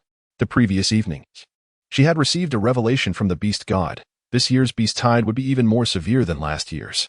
In last year's beast tide, their Watson tribe had already lost many brave warriors. Now, the mighty orc Su Yin had even lost an arm. What would they do in the face of this year's beast tide? All right, Shioli, Guro, you take Su Yin back, while Guxing stays behind. The shaman spoke with a weight that was barely perceptible. Shaman Grandma, what about me? As Nuan twisted her body, her legs remained numb and devoid of strength. Although her condition had significantly improved compared to her time in the woods, she found herself unable to return to the cave on her own. She had fallen amidst the thorns of the razor grass, a plant that thrived solely around the stinky fruit trees. Even the sturdiest of beasts would lose sensation if cut by this grass.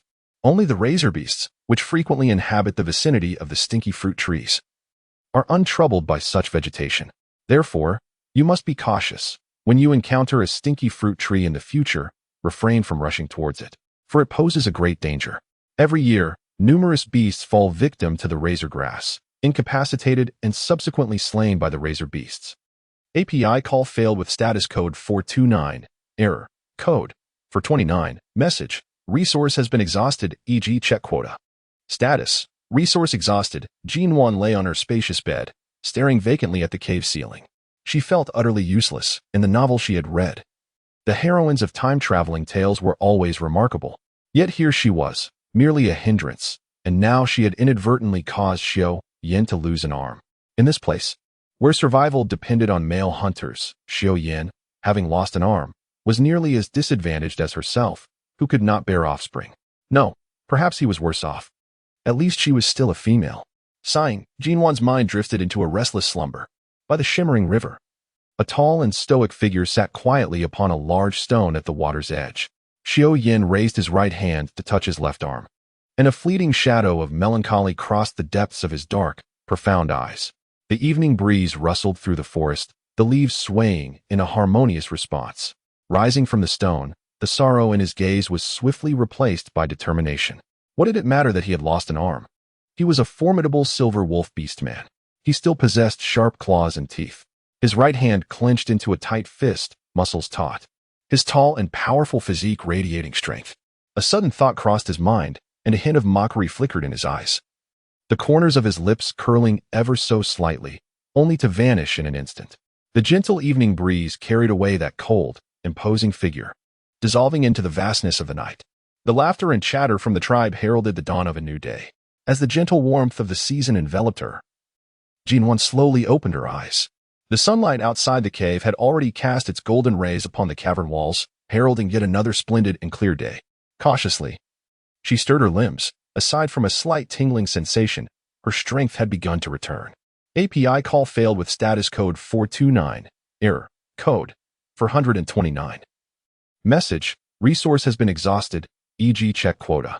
Status, resource exhausted. Nuan playfully patted her own emaciated belly and said, Aunt Ro, I'm just being awakened by hunger. Thank you for bringing me roasted meat. By the way, how is brother Xiao Yin? Is he feeling any better? When mentioning Xiao Yin's injury, Guro's expression darkened slightly. You know that orcs possess formidable healing abilities. Furthermore, the shaman applied herbal remedies to him yesterday, and his wounds have begun to mend. However, his arm still aches, and a significant bulge remains at the site of the injury. API call failed with status code 429. Error, code, for 29, message, resource has been exhausted, e.g. check quota. Status, resource exhausted. Nuan was momentarily taken aback. She had initially intended to seek out Xiao Yin privately to assist him in realigning his bones. In this world, injuries to bones are seldom corrected. They are left to heal naturally, much like external wounds. In more severe cases, one would resort to a shaman. This is why so many orcs, despite being in their prime, find themselves confined to the tribe, engulfed in a languid despair due to their bone injuries. API call failed with status code 429. Error, code, for 29, message, resource has been exhausted, e.g. check quota. Status, resource exhausted. API call failed with status code 429. Error, code, for 29, message, resource has been exhausted, e.g. check quota. Status, resource exhausted. Nuan stared in astonishment as Guro turned and entered the cave next door, following her in a daze. Xiao Yin was using one arm to organize a mountain of animal skins. Upon hearing footsteps at the entrance, he lifted his head, his elongated, profound gaze sweeping over Guro and the absent-minded Nuan. Mother, his cool, magnetic voice pulled Nuan's wandering thoughts back to reality. Guro, with a face full of concern, quickly stepped forward to snatch the animal skins from his hands. You rascal, did I not instruct you to carry them one by one? How heavy is this? Where is your father? Was he not supposed to be watching over you here? Xiao Yin set down the animal skins and stood up. Father went to fetch food. After speaking, he cast another glance at Nuan, wondering why this little female had come again. API call failed with status code 429. Error. Code. For 29. Message. Resource has been exhausted, e.g. check quota. Status. Resource exhausted. Nuan looked up in confusion, only to catch a fleeting glimpse of disdain on her master's face. She glanced at the pristine white pelt beneath her hand, and then at her own slender, dark paw. And in that moment, Nuan fully grasped the contempt of Xiao Yin, causing her heart and all her internal organs to ache with indignation. As Nuan retracted her small claws and stood up, she took 2 deep breaths to quell her rising irritation. She first peered into another cave where Guro was busily engaged, before directing her gaze towards the imposing figure of the orc beside her. Xiao Yin, I may possess a method to heal your arm, though I have never attempted it before and cannot guarantee the outcome. Would you be willing to give it a try? She inquired with a hint of trepidation. Upon hearing her mention of a potential remedy for his arm, Xiao Yin abruptly lifted his gaze to meet hers, an undercurrent of emotion swirling in his eyes. What method? He asked, his voice cold and composed, devoid of any discernible emotion. Nuan glanced at him with a hint of apprehension and softly remarked, I initially intended to inform you of this within the next couple of days, but I did not expect your wound to heal so rapidly. Xiao Yin raised an eyebrow, silently urging Nuan to elaborate. It is necessary to properly reconnect the fractured bone and secure it with a splint. Ideally, we should use the same herbs that the shaman elder provided yesterday, as they would greatly enhance the healing process. My wound has already healed, Xiao Yin stated, lifting his arm, which still bore a twinge of pain. Your external wounds may have mended, but the bone remains fractured. Therefore, it is imperative to re-break the injured area and realign the bone. Nuan expressed a tinge of concern. Although she understood what she ought to do, she had never put it into practice. Realigning bones. This little creature often uttered phrases she had never encountered before. It involved repositioning a broken bone back to its original alignment. Nuan spoke with a hint of insecurity. She was not a shaman, and she wondered if he would place his trust in her. All right, when shall we proceed? Is this an agreement? Are you saying yes? Nuan cautiously stole a glance at Xiao Yin's expression. Xiao Yin, looking down at her soiled face, averted his gaze in slight discomfort, his eyes betraying a flicker of inner conflict. Ahem. Before we address your arm, could you perhaps take a bath? Nuan, I wonder, Master Xiao Yin, how much disdain do you truly harbor for me? It is not that I neglect my bathing. The shamaness advised me that my fever has only just begun, and it would be prudent to refrain from immersing myself in the river for the time being. Nuan spoke through gritted teeth. Xiao Yan's expression was uncharacteristically awkward. Very well. Then let us wait a few days until you are able to bathe before we proceed with the arm. While he could comprehend the reasons behind the little creature's reluctance to cleanse itself, it did not imply that he could tolerate such a filthy being touching him. How about you summon an orc to assist me in crafting something? I can bathe today and help you with the arm tomorrow. The silver wolf orc was indeed a fastidious creature among orcs. Xiao Yin remained silent and turned to exit the cave. Nuan shrugged her petite shoulders and turned to survey the cave of her new neighbor. The cave outside was roughly 50 square meters, similar to her own little dwelling. At the innermost part of the cave, a thick layer of hay served as a bed, topped with several soft-looking animal skins that appeared so inviting that Nuan felt an urge to recline upon them, just as she was about to indulge in this temptation.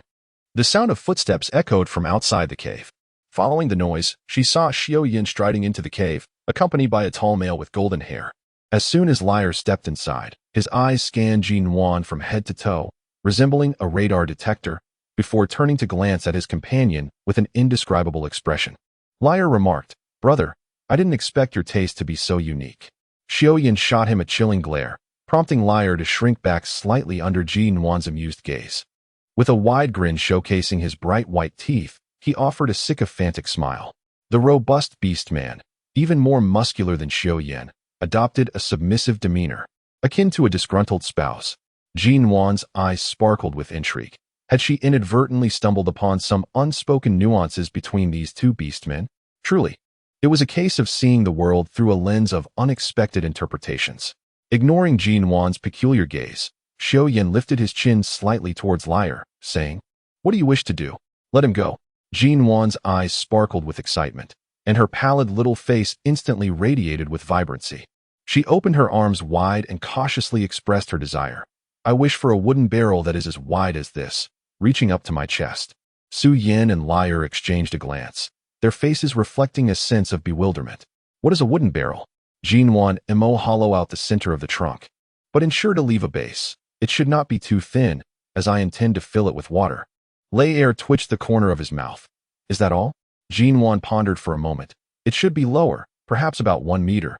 She gestured to indicate the height. "Is that all?" Lyre inquired. Nuan excitedly nodded her head. Yes, that's all." Heaven knows she felt utterly filthy and was eager for a bath at last. In a matter of mere minutes, Lyre demonstrated remarkable speed.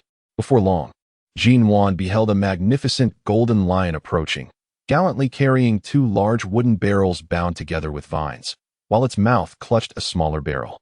Roughly the thickness of her waist and half her height. API call failed with status code 429, error, code, for 29, message, resource has been exhausted, e.g. check quota. Status, resource exhausted. As Nuan's eyes sparkled with excitement, she circled around the bathtub and exclaimed, "Could you please fill this lower bucket with water? Just half a bucket from the taller one will suffice." Lei glanced at Nuan before swiftly carrying away 2 large buckets. The little creature was truly pitiable, finding such joy in merely 2 wooden buckets. Filled with empathy, Nuan hurried to the adjacent cave, her dirty little face adorned with a silly grin. "Thank you so much, Brother Xiaoyan. I am preparing today so that I can assist you with your arm tomorrow."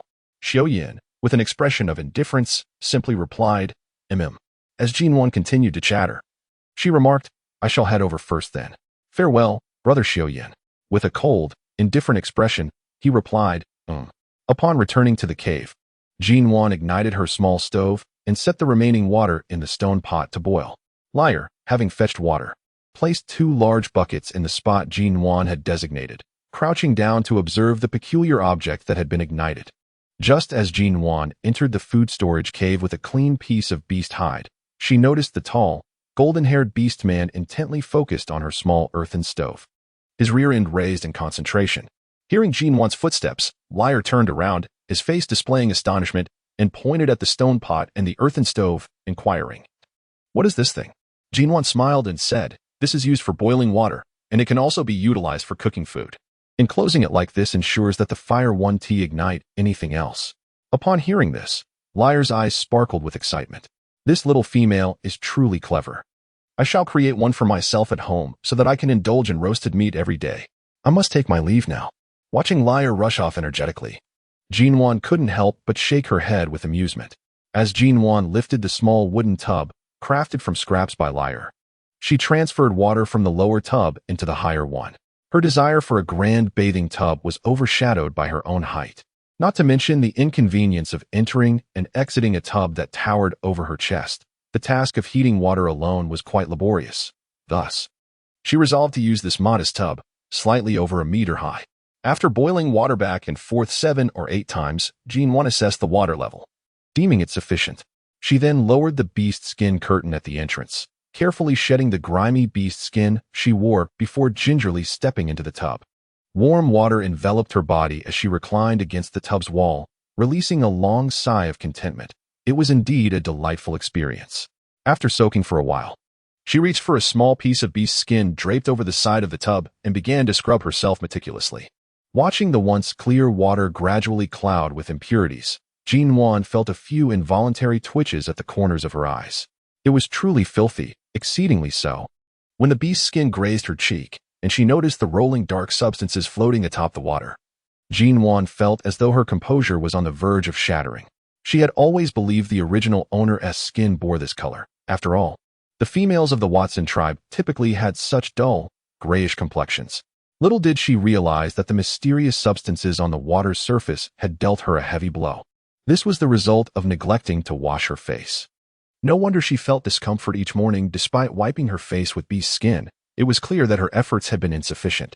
The unidentifiable matter, which had taken so long to dissolve in the warm water, suggested that merely using damp beast skin daily would not suffice for proper cleansing. After nearly an hour of toil, as the water in the tub grew lukewarm, Nuan finally emerged, added a small bucket of warm water to rinse herself, and then donned a clean piece of beast skin set aside. She disposed of the dirty water from the tub, cleaned it thoroughly, and once everything was in order, the hunting team of orcs had returned to the tribe, commencing the processing of their game in the open space. API call failed with status code 429. Error. Code. For 29. Message. Resource has been exhausted, e.g. check quota. Status. Resource exhausted. Nuan furrowed her delicate brows, opening her eyes in a state of bewilderment. Listening to the melodious chirping of morning birds, she straightened her back, but did not rise from the bed. Embarrassed, she scratched her head and settled into a sitting position. Stretching her body luxuriously, she felt an unprecedented lightness after a refreshing shower. It seemed she had shed a few pounds. What an extraordinary sensation. Humming a slightly off-key tune, Nuan meandered to the food storage, where she grabbed several fruits picked a few days prior, munching on 4 or 5 to satiate her hunger. Only then did she pick up 2 wooden sticks, each about the width of her palm, and unsteadily make her way to the adjacent cave. She lifted one side of the animal skin curtain and peered into the cave, softly calling out Su Yan's name, but received no response. Was he still asleep? Nuan leaned a heavy wooden stick against the cave entrance, raising her voice to call out, "Brother Xiao Yan, are you there?" "It is I, Shan Zaire." The cave remained enveloped in silence, with only the echo of Nuan's own voice reverberating, creating an atmosphere of profound emptiness. Nuan had not noticed that the comfortable beast skin bed she had longed for so dearly the previous day had already been reduced to a mere pile of hay. Could it be that they had gone home for a meal? Indeed, with Xiao Yan's arm still not fully healed, it was likely that Aunt Ro, eager with concern for her beloved child, had called him back to dine. Nuan pondered for a moment and decided against seeking out Uncle Xiao Li at his dwelling to find Xiao Yan. After all, he would return after finishing his meal. It would be just as well for her to go back and come again later. Thus, she allowed the 2 wooden sticks to lean against the entrance of the cave and turned to leave. As noon approached, Nuan ventured to the neighboring cave once more. Yet still no sign of Xiao Yan was in sight. A sense of unease began to creep in. Although he had shown little emotion when discussing the resetting of his bones the previous day, the sudden tension in his muscles betrayed an inner anticipation for his arm's recovery. Surely, he would not have vanished entirely by now. After some contemplation, Nuan set her course towards Uncle Xiao Li's home. "Aunt Ro, are you there?" she called out, refraining from entering the cave directly, curiosity gnawing at her. Typically, at this hour, Uncle Xiao Li would be outside, busy with the processing of animal hides. And even the playful little wolf cubs were nowhere to be found. After a short while, a steady sound of footsteps echoed from within the cave, and a somewhat weary yet handsome visage appeared before Nuan's eyes. Nuan recognized the gentle and towering orc, who was the eldest son of Uncle Xiao Li and Aunt Ro, named Xiaoming. After scrutinizing for quite some time, the orc hesitantly spoke. "Are you the mountain cub?" Nuan awkwardly nodded, unable to recognize him even after a bath. "Mountain boy, do you have something to say?" Xiaoming's voice was distinctly hoarse, as if he had been shouting for an extended period. At this moment, Nuan finally sensed something amiss. Her small face turned serious as she cautiously replied, "I went to look for Brother Xiao Yan today, but after calling out several times outside with no response, I wondered if he had returned. So I came to inquire if there was anything he needed assistance with." A glimmer of moisture flashed in Xiaoming's eyes, and his voice grew even more somber. "Younger brother is missing. An orc saw him leave yesterday afternoon, but he never returned by nightfall. The orcs of the tribe searched together and only returned in the morning, finding a piece of hide stained with my brother's blood near the stinking tree, surrounded by the corpses of toothy beasts and some scattered flesh. The blood on the ground belongs to my brother." API call failed with status code 429. Error. Code. For 29. Message. Resource has been exhausted, e.g. check quota. Status. Resource exhausted. Nuan's eyes involuntarily glistened with tears. How could he be gone? He was undoubtedly one of the most formidable orcs in the tribe. It must have been because he injured his arm while saving her that he fell victim to the fanged beast. With this thought, sorrow overwhelmed Nuan, and she burst into tears. Observing the little cub weeping uncontrollably, Xiaoming felt a pang of anxiety. This little one was crying so heart-wrenchingly that anyone unaware of the situation might mistakenly think he had bullied her. Perhaps it was Nuan's piercing cries that finally stirred those within the cave. Guro emerged, her eyes swollen and red, half cradled in Xiao Li's arms. Her voice hoarse. "Whose little cub is this, crying so sorrowfully?" She then turned her gaze to the dark-faced Xiao Ming, asking, "Cub, did you bully this little one?" Xiao Ming's expression darkened further. He cast a helpless glance at the still sniffling Nuan and replied in a low tone, tinged with a hint of grievance, "Mother, I did not bully the little cub. She is crying because she heard about my brother." Guro raised her swollen eyes to scrutinize the fair little cub before her and indeed spotted the characteristic white tiger tail behind her. Although she was taken aback by how unexpectedly beautiful Nuan had become, Guro was not in the mood to dwell on that at the moment. She stepped out of her mate's embrace, took Nuan's small paw, and led her back into the cave, saying, "Do not cry.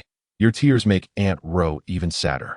Nuan, with tears streaming down her face, raised her arm to wipe them away, her eyes brimming with guilt as she silently followed Guro.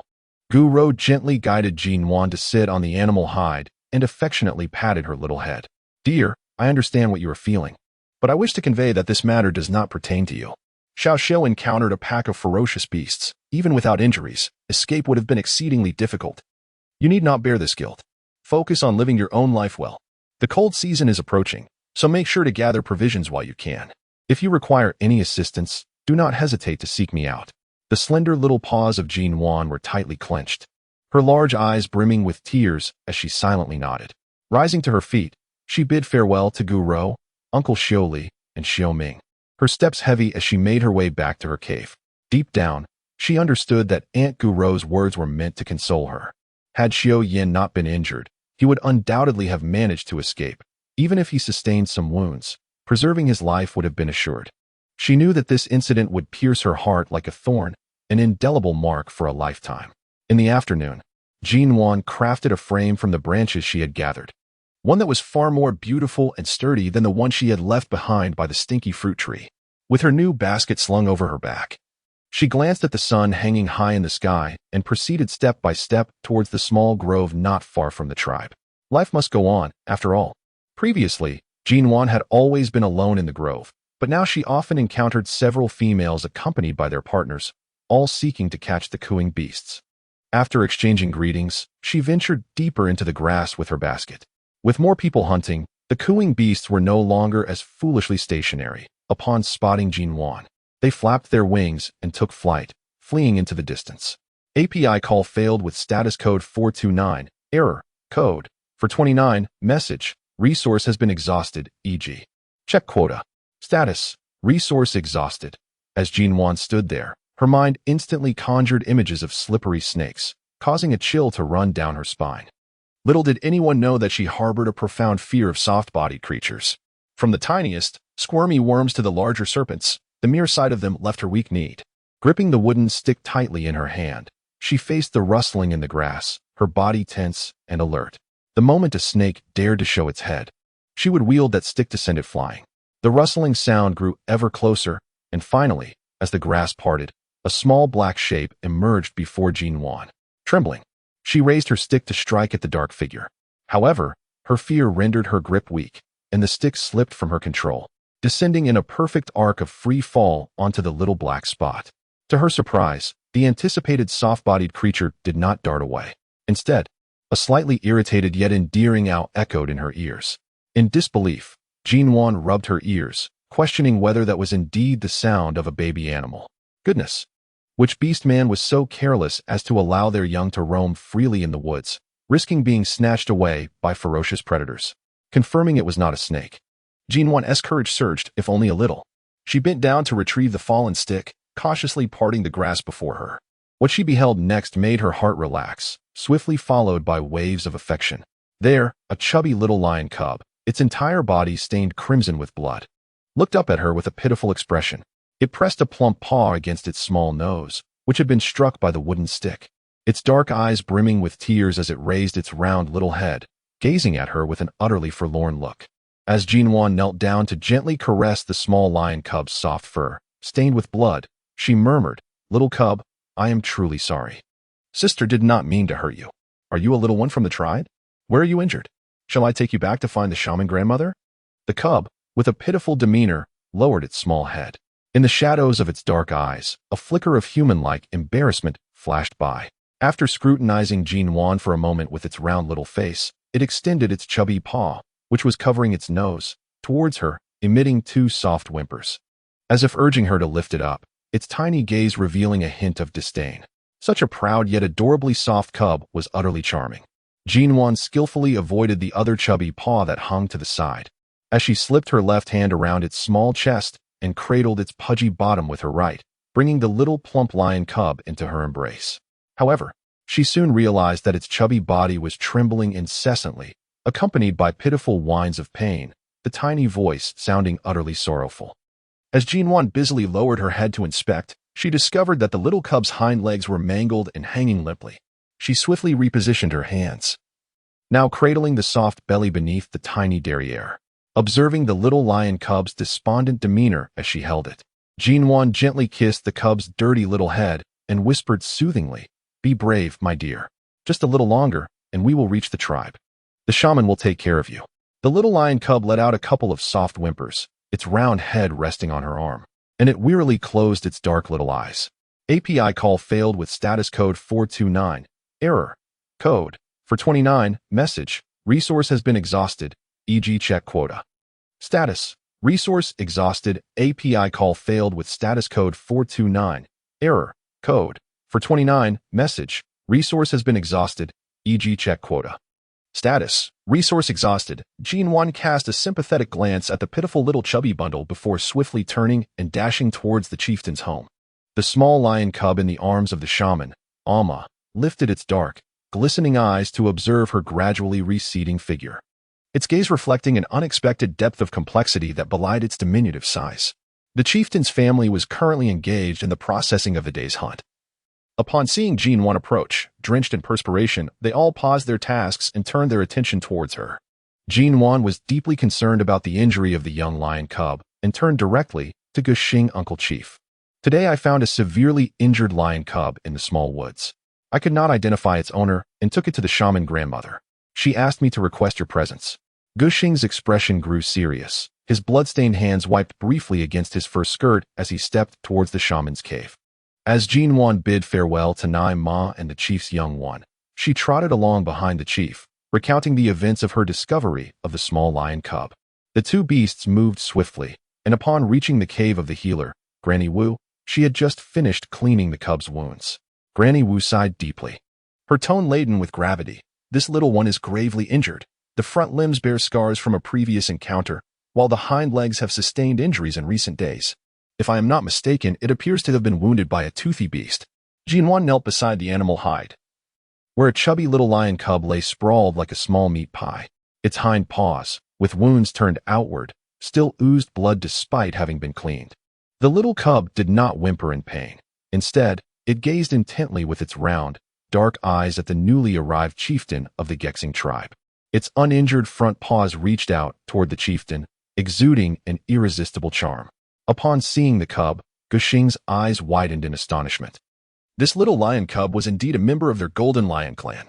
However, apart from him, the only other Golden Lion family in the tribe was the Leiyan family, whose offspring, Lei Heir, had already reached adulthood. And there had been no news of Lei Heir taking a mate.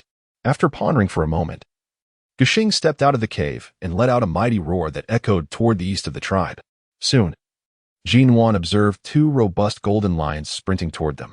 As they neared the cave, they transformed into their humanoid forms, one of whom was Lei Heir, who had previously assisted Nuan in preparing a bath. Gushing led the two into the cave and pointed at the little lion cub on the hide, inquiring, "Is this little one from your family?" Upon hearing this, Lei Heir peered out from behind his father and sniffed the air around the cub. He quickly replied, "We don't have a little cub, and this one carries no scent of a golden lion." At this revelation, both Gushing and Leiyan instinctively flared their nostrils in surprise. Typically, members of the same species could identify one another through scent. Yet, this little cub, while appearing identical to them, lacked the aroma of a golden lion and instead bore a faint hint of a silver wolf beastman. The three beastmen exchanged puzzled glances, unsure of how to interpret the situation, apprehensive of an impending silence. At that moment, the shaman, Amma, suggested, "We should summon Xioli. They are the only silver wolf beastmen in the tribe." As a young beastman, Laer took it upon himself to fetch Xioli. The shaman carefully crushed herbs in a stone bowl and gently applied them to the cub's wounds. After tenderly stroking the little cub, the shaman sighed. "This little one has 3 broken legs. You must understand that once a cub's bones are injured, it cannot shift forms. You need to contemplate its future carefully." Gushing fell silent. The severity of the cub's injuries meant that without a beastman family to adopt it, survival was impossible. However, no family would be willing to take in a cub that could not transform. Remaining in its beast form for life would render it indistinguishable from a wild beast. Layun and Laer returned swiftly, with Aunt Guro following closely behind, having listened intently to Laer narrate the story of the little lion cub. Upon entering the cave, Xioli immediately approached the cub, carefully sniffing its scent, his expression one of complexity. Indeed, this cub carries the scent of Xiao Yin, albeit faintly. It seems likely that Xiao Yin rescued it from a pack of sharp-toothed beasts. After speaking, he pulled Aunt Guro closer, casting one last glance at the cub before turning away. The loss of his own offspring weighed heavily on him. Seeing a young beast man who had potentially sacrificed himself to save his cub was a painful reminder. It was perhaps better not to dwell on it. No one noticed the sadness in the little lion cub's eyes, its freshly washed ears drooping dejectedly atop its round head. Gushing and the shaman exchanged glances, and Gushing cleared his throat, tentatively proposing, "Perhaps I should take this little cub to the place where Nuan found it. There may still be a chance that its parents are searching for it." The shaman shook his head. "Look at how plump this cub is. It must have been well cared for. Its parents would surely be concerned. Given that its wounds are at least a day old, they would have been unable to locate it by now, considering the keen sense of smell that beastmen possess." In truth, they all understood that the most likely scenario was that the cub's parents were no longer alive. Yet, leaving the little beastman in the tribe was equally implausible. Life was a struggle for every household, even for the chieftain's family, which barely managed to stockpile enough food to survive the harsh winter. Most families faced hunger. Without someone to adopt it, how could the little cub possibly survive? Lei Yun and Lei Er remained silent, aware that all food in their household was distributed by Lei Er's mother, who had multiple partners and would never allow Lei Er to bring home a cub that could not transform. The little lion cub listened intently to the beastman's conversation. It lifted its small paw, attempting to stand, but was interrupted by a gentle voice. "Shaman Amma, Chieftain Gushing, if it is at all possible, please allow me to adopt this little lion cub." API call failed with status code 429. Error. Code. For 29. Message. Resource has been exhausted, e.g. check quota. Status. Resource exhausted. Nuan understood the concerns of the shaman grandmother, gently stroking the round little head of the cub and softly stating, "I too am uncertain whether I will survive the harsh winter. The shaman grandmother is aware that I am unable to bear offspring, and thus, I shall never have a mate. Therefore, I have decided to adopt this little cub. It will not only provide me companionship, but also ensure that, when the time comes for me to meet the beast god, I will not burden the tribe with my absence." The cave fell into a profound silence. Yet none of the beasts voiced any objections. The productivity of the Beastman continent was woefully inadequate, with the inhabitants barely scraping by on the brink of survival. Indeed, many were not even afforded the opportunity to struggle. To adopt a cub incapable of transformation was, from both a practical and a humanitarian standpoint, an impossibility. Had Nuan not spoken up to adopt the little lion cub, it would ultimately have been cast out of the tribe, left to fend for itself in the wilderness. Nuan had always harbored a fondness for the fluffy little creature, yet as a single female, she did not meet the adoption criteria set by her tribe. However, circumstances had changed. With no one in the tribe willing to adopt this shape-shifting challenged little beast man, her decision to adopt would go unchallenged. Ultimately, Nuan took the herbs given to her by the shaman and cradled the chubby cub as she returned to her cave. She gently placed the feeble little lion cub upon her stone bed, gathered an abundance of dry grass from outside, and laid a thick layer on the inner side of the stone bed. After spreading her softest animal hide atop it, she carefully positioned the little lion cub on the makeshift bed. The tiny creature, with its glistening black eyes, would occasionally glance at her, and with its only intact chubby paw, it would scratch at the soft new bedding beneath it, lifting its round little head to steal a glance at Nuan. As Nuan's lips quivered, she couldn't help but notice the little creature's gaze, which unmistakably conveyed a sense of satisfaction, as if to say, "Well done. I am quite pleased." She absent-mindedly ruffled the fur atop the little lion cub's head, eliciting a chorus of disgruntled yelps from the small beast. The cub raised its pudgy paw to scratch its own head, a look of disdain adorning its furry face, while its ears twitched adorably at the gentle prodding. Much to Nuan's amusement, the daylight still lingered outside, and the hunting party had yet to return. Nuan hoisted her basket and leaned down to address the chubby cub resting on the bed. "Little one, sister is going out to find something to eat. Be a good cub and stay put. Don't move around, or your wound won't heal. I promise to bring you something delicious when I return. Be good now."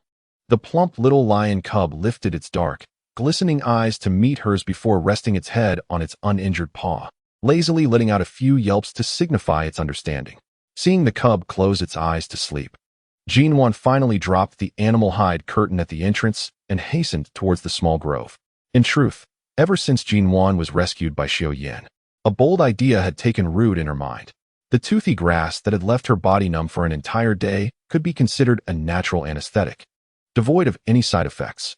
The little lion cub had broken its forelegs and hind legs, and to restore it to its former glory, realignment would be necessary. The pain was unbearable even for adults, and she certainly wished to spare her chubby companion from enduring such torment. API call failed with status code 429. Error. Code 429. Message. Resource has been exhausted, e.g. check quota. Status. Resource exhausted after searching the surroundings for a while. Nuan gathered several toothy grasses, carefully wrapped them in animal hides, and turned back towards the great tree. She shouldered her basket and hastened her steps towards the tribe. Upon returning home, Nuan first glanced at the little lion cub, finding it peacefully sprawled like a small meat pie, sleeping soundly. Its tiny body rose and fell with each breath, accompanied by gentle snores, filling her heart with warmth, for she now had a family. After lowering the animal hide curtain, she tiptoed to the food storage cave. She ignited a small earthen stove, boiling water in a stone pot, and took a few gurgling beast eggs from her basket, cracking them into a stone bowl. She then selected several appropriately sized branches, arranging them in the pot as a makeshift steamer, and carefully placed the bowl of egg mixture atop the improvised contraption. The little cub was injured, and she intended to prepare an egg custard for it. With her basket in hand, she retrieved a few gurgling beasts and proceeded to the riverside to clean them. Nuan then made her way to the chief's residence. "Uncle Chief, Aunt Naima, are you there?" Inside the cave, the chief and his maid exchanged glances while enjoying their evening meal, instinctively putting down their food. That voice must belong to the mountain cub. Perhaps she regrets adopting that little one, Naima whispered to the chief. The chief, furrowing his brow, chose not to respond to Naima's words. Instead, he gently patted her shoulder, urging her to continue eating while he rose to step outside. Upon seeing the chief emerge, Nuan approached, raising the cleaned, gurgling beasts in her hands. "Uncle Chief, I caught these gurgling beasts today and would like to exchange them for some meat from the blue bull with large bones to nourish the little cub." Hearing that Nuan was not there to return the lion cub, the chief's heart lightened, and he burst into hearty laughter. "I have longed for your gurgling beasts for quite some time. As fortune would have it, I hunted a blue bull today. If you prepare these 3 gurgling beasts for me, I shall gladly exchange you a generous portion of blue bull meat." Nuan did not decline. She brought the cleaned go-go beast with the intention of assisting the chieftain in producing an excellent dish. Previously, she had shared the method of preparing the go-go beast with Aunt Ro, yet unexpectedly, the results were either too tough or undercooked. Occasionally, when the timing was just right, the dish still bore an indescribable fishy aroma. Furthermore, due to the small size of the go-go beast and the meager amount of meat after cleaning, it was mostly the females who indulged in it occasionally, and the tribe rarely consumed go-go beasts. For the orcs, rather than wasting time catching these meager creatures devoid of valuable hides, it was far more advantageous to venture into the forest to hunt larger beasts, which would provide both meat and warm pelts. As the season warmed, Nuan returned home with a variety of fruits and large leaves. The chieftain had already busily prepared the mud. He crushed the spicy and sour fruits in a stone bowl until they formed a paste, which he then smeared generously both inside and out of the go-go beast, ensuring it was well seasoned. Additionally, he smashed several commonly consumed fruits from the tribe into fragments and stuffed them into the belly of the go-go beast, wrapping it securely in the large leaves. The outer layer was coated with an appropriate thickness of mud and then placed into the fire pit, ignited by the embers freshly obtained from Amma, who tended the sacred flame. Nanma and Guxing gazed hungrily at the clay lumps in the fire, swallowing hard. With great effort, Guxing diverted his gaze from the flames and led Nuan to their food storage cave. From the corner, he retrieved a half-eaten green bull beast, pulling off one of its hind legs and offering it to Nuan, saying, "You may take this leg." The chieftain, unable to adopt the disabled cub, sought to assist Nuan through the provision of sustenance. Nuan quickly declined, realizing that the 3 clucking beasts she had brought were utterly insufficient to barter for such an abundance of bull meat. "Dear companions, I've just returned home, after freshening up. I shall begin my writing. Today's update may arrive rather late, so there is no need for you to wait. Rest early, and feel free to peruse it tomorrow." The chieftain pressed a hefty bull leg into Nuan's hands. The weight nearly caused her to stumble as she clumsily cradled it in her arms. "It's quite a challenge for you, a mere young female, to care for that little cub. Take this extra food and make good use of it." "Indeed, mountain cub. Just take it. This modest amount of food means little to us. Carry it back to nourish the little one." Naima had also arrived at the food storage cave unbeknownst to her, observing the 2 beasts with their earnest expressions, devoid of any pretense. Nuan hesitated, but ultimately decided to haul the bull leg back home. The water in the stone pot remained warm. She retrieved the steamed egg custard that had been warming in it. The stone bowl burned her hands, compelling her to use a piece of beast hide as a cushion while she carried it into the small cave. The plump little lion cub had awakened. Unable to move due to its injury, it lay there, gazing vacantly at its chubby paws. Upon hearing Nuan's footsteps, the cub lifted its round head, its dark eyes fixated on the entrance. Its little ears twitched intermittently, and its clever demeanor made one wonder, had it not been for its 3 injured legs, this spirited little creature would likely have already leaped from the stone bed, frolicking about in delight.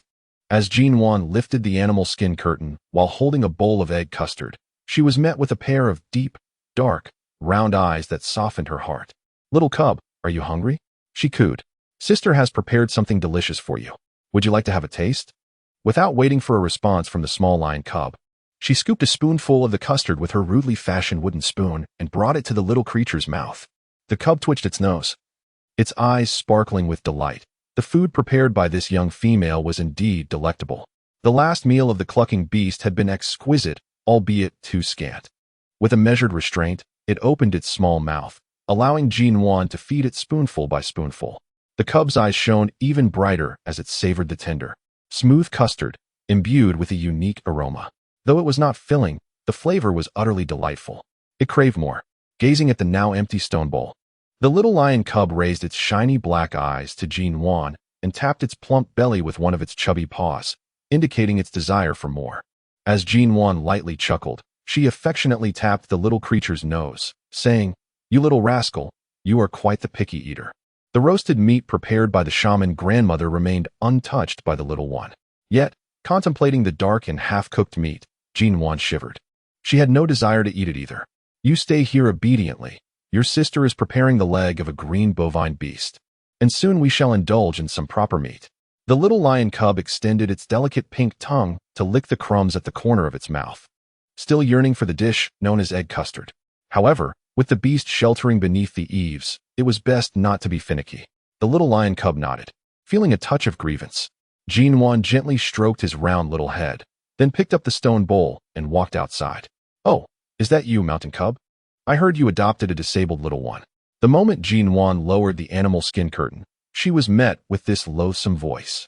Following the sound, she saw Manly standing at the entrance of her cave, flanked by 2 beast men, her face adorned with a malicious glee. In such a time of scarce resources, how could you still afford to share with a disabled cub? Ha! Mountain cub, I, Manly, eagerly await the day after the cold season when your bones are carried out of this cave by your kin. The malice on Manly's face rendered her exceedingly ugly at that moment. API call failed with status code 429. Error. Code 429. Message. Resource has been exhausted, e.g. check quota. Status. Resource exhausted. Nuan glanced at her abdomen, which was adorned with excess flesh. It was truly inconspicuous. Since you are with child, it would be best for you to return and rest. She had no desire to be entangled with such a female. My baby in here is suddenly hungry. Why don't you share some of the food from the cave with me? It would be a good nourishment for my little one. Manly greedily sniffed the air having caught a whiff of an indescribable aroma of food from afar. Following the scent, she arrived at Nuan's cave, determined to seize the food from this loathsome female today, come what may. Nuan's smile faltered, and she instantly sensed that Monli was up to no good. How delightful it was that these provisions were bestowed upon her by the clan leader, specifically for her to prepare to nourish the young lion cub. Since you, dear sister Monli, desire them, I shall inform the clan leader of your intention to adopt the cub. With that, she immediately turned to exit the cave. Monli's heart sank, and she hurriedly reached out to stop Nuan. I merely expressed a need for food. I never mentioned wanting that cripple. Yet those provisions were meant for the cub, and the clan leader had decreed that whoever adopts the young lion would be entitled to the meat. Nuan appeared troubled, and seeing her genuine expression, Monli shot her an enraged glance before striding towards her two companions. With a fierce demeanor, she kicked the gray-haired beast man, exclaiming, "Useless wretch! Return home and prepare me some roasted meat. If I go hungry, I shall sever our bond." Upon hearing this, the gray-haired beast man looked terrified and swiftly transformed into a gray wolf, lying submissively on the ground. Monli glanced back at Nuan, her eyes dark with malice. "I await the news of your demise after the cold season." With that, she was assisted by another beast man as she mounted the back of the gray wolf and departed. With a deep sigh, Nuan found dealing with that bothersome female more exhausting than a day spent hunting gorging beasts.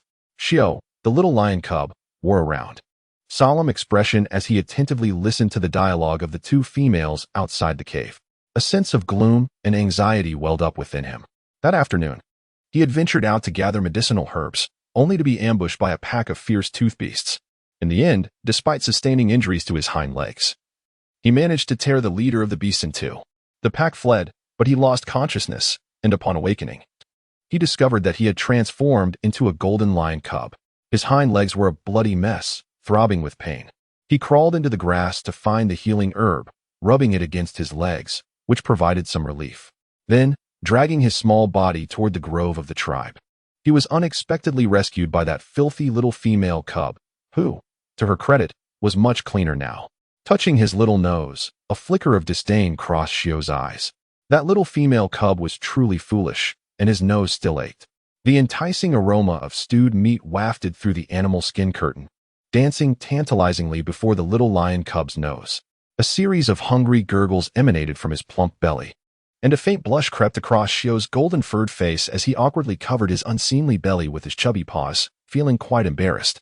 He wondered what delicious dish the little female cub was preparing that smelled so delightful. Xiao attempted to rise, only to find that the flesh on his rotund backside merely jiggled in response, leaving him disheartened. Raising his uninjured paw, he gazed at the soft, pink pads and short claws, which only deepened his gloom. He doubted these tiny claws could even pierce the fur of a long-eared beast.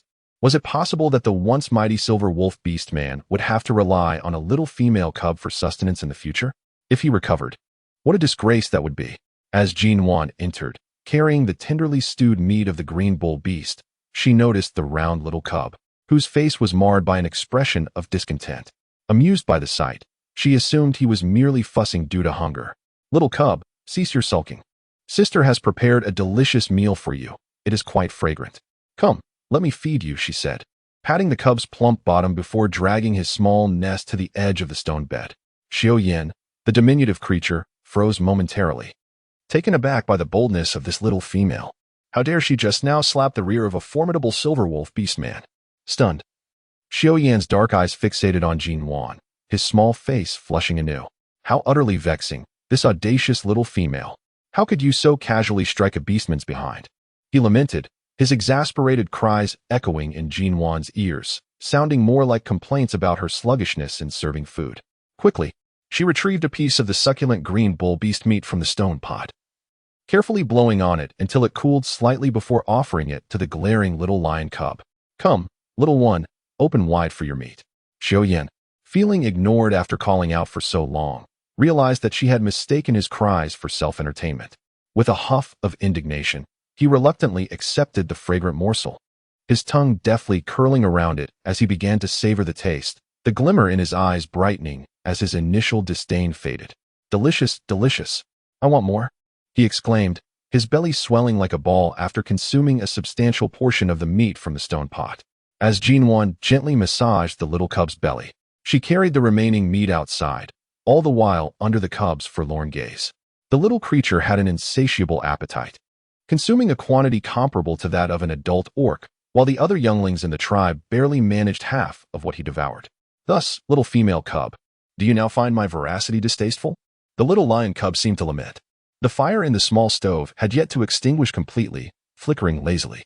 Nuan placed the stone pot atop it and warmed her meal once more before indulging heartily.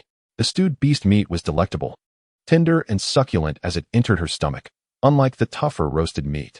Finally, she savored a proper dinner, which brought her such joy that she unwittingly consumed even more.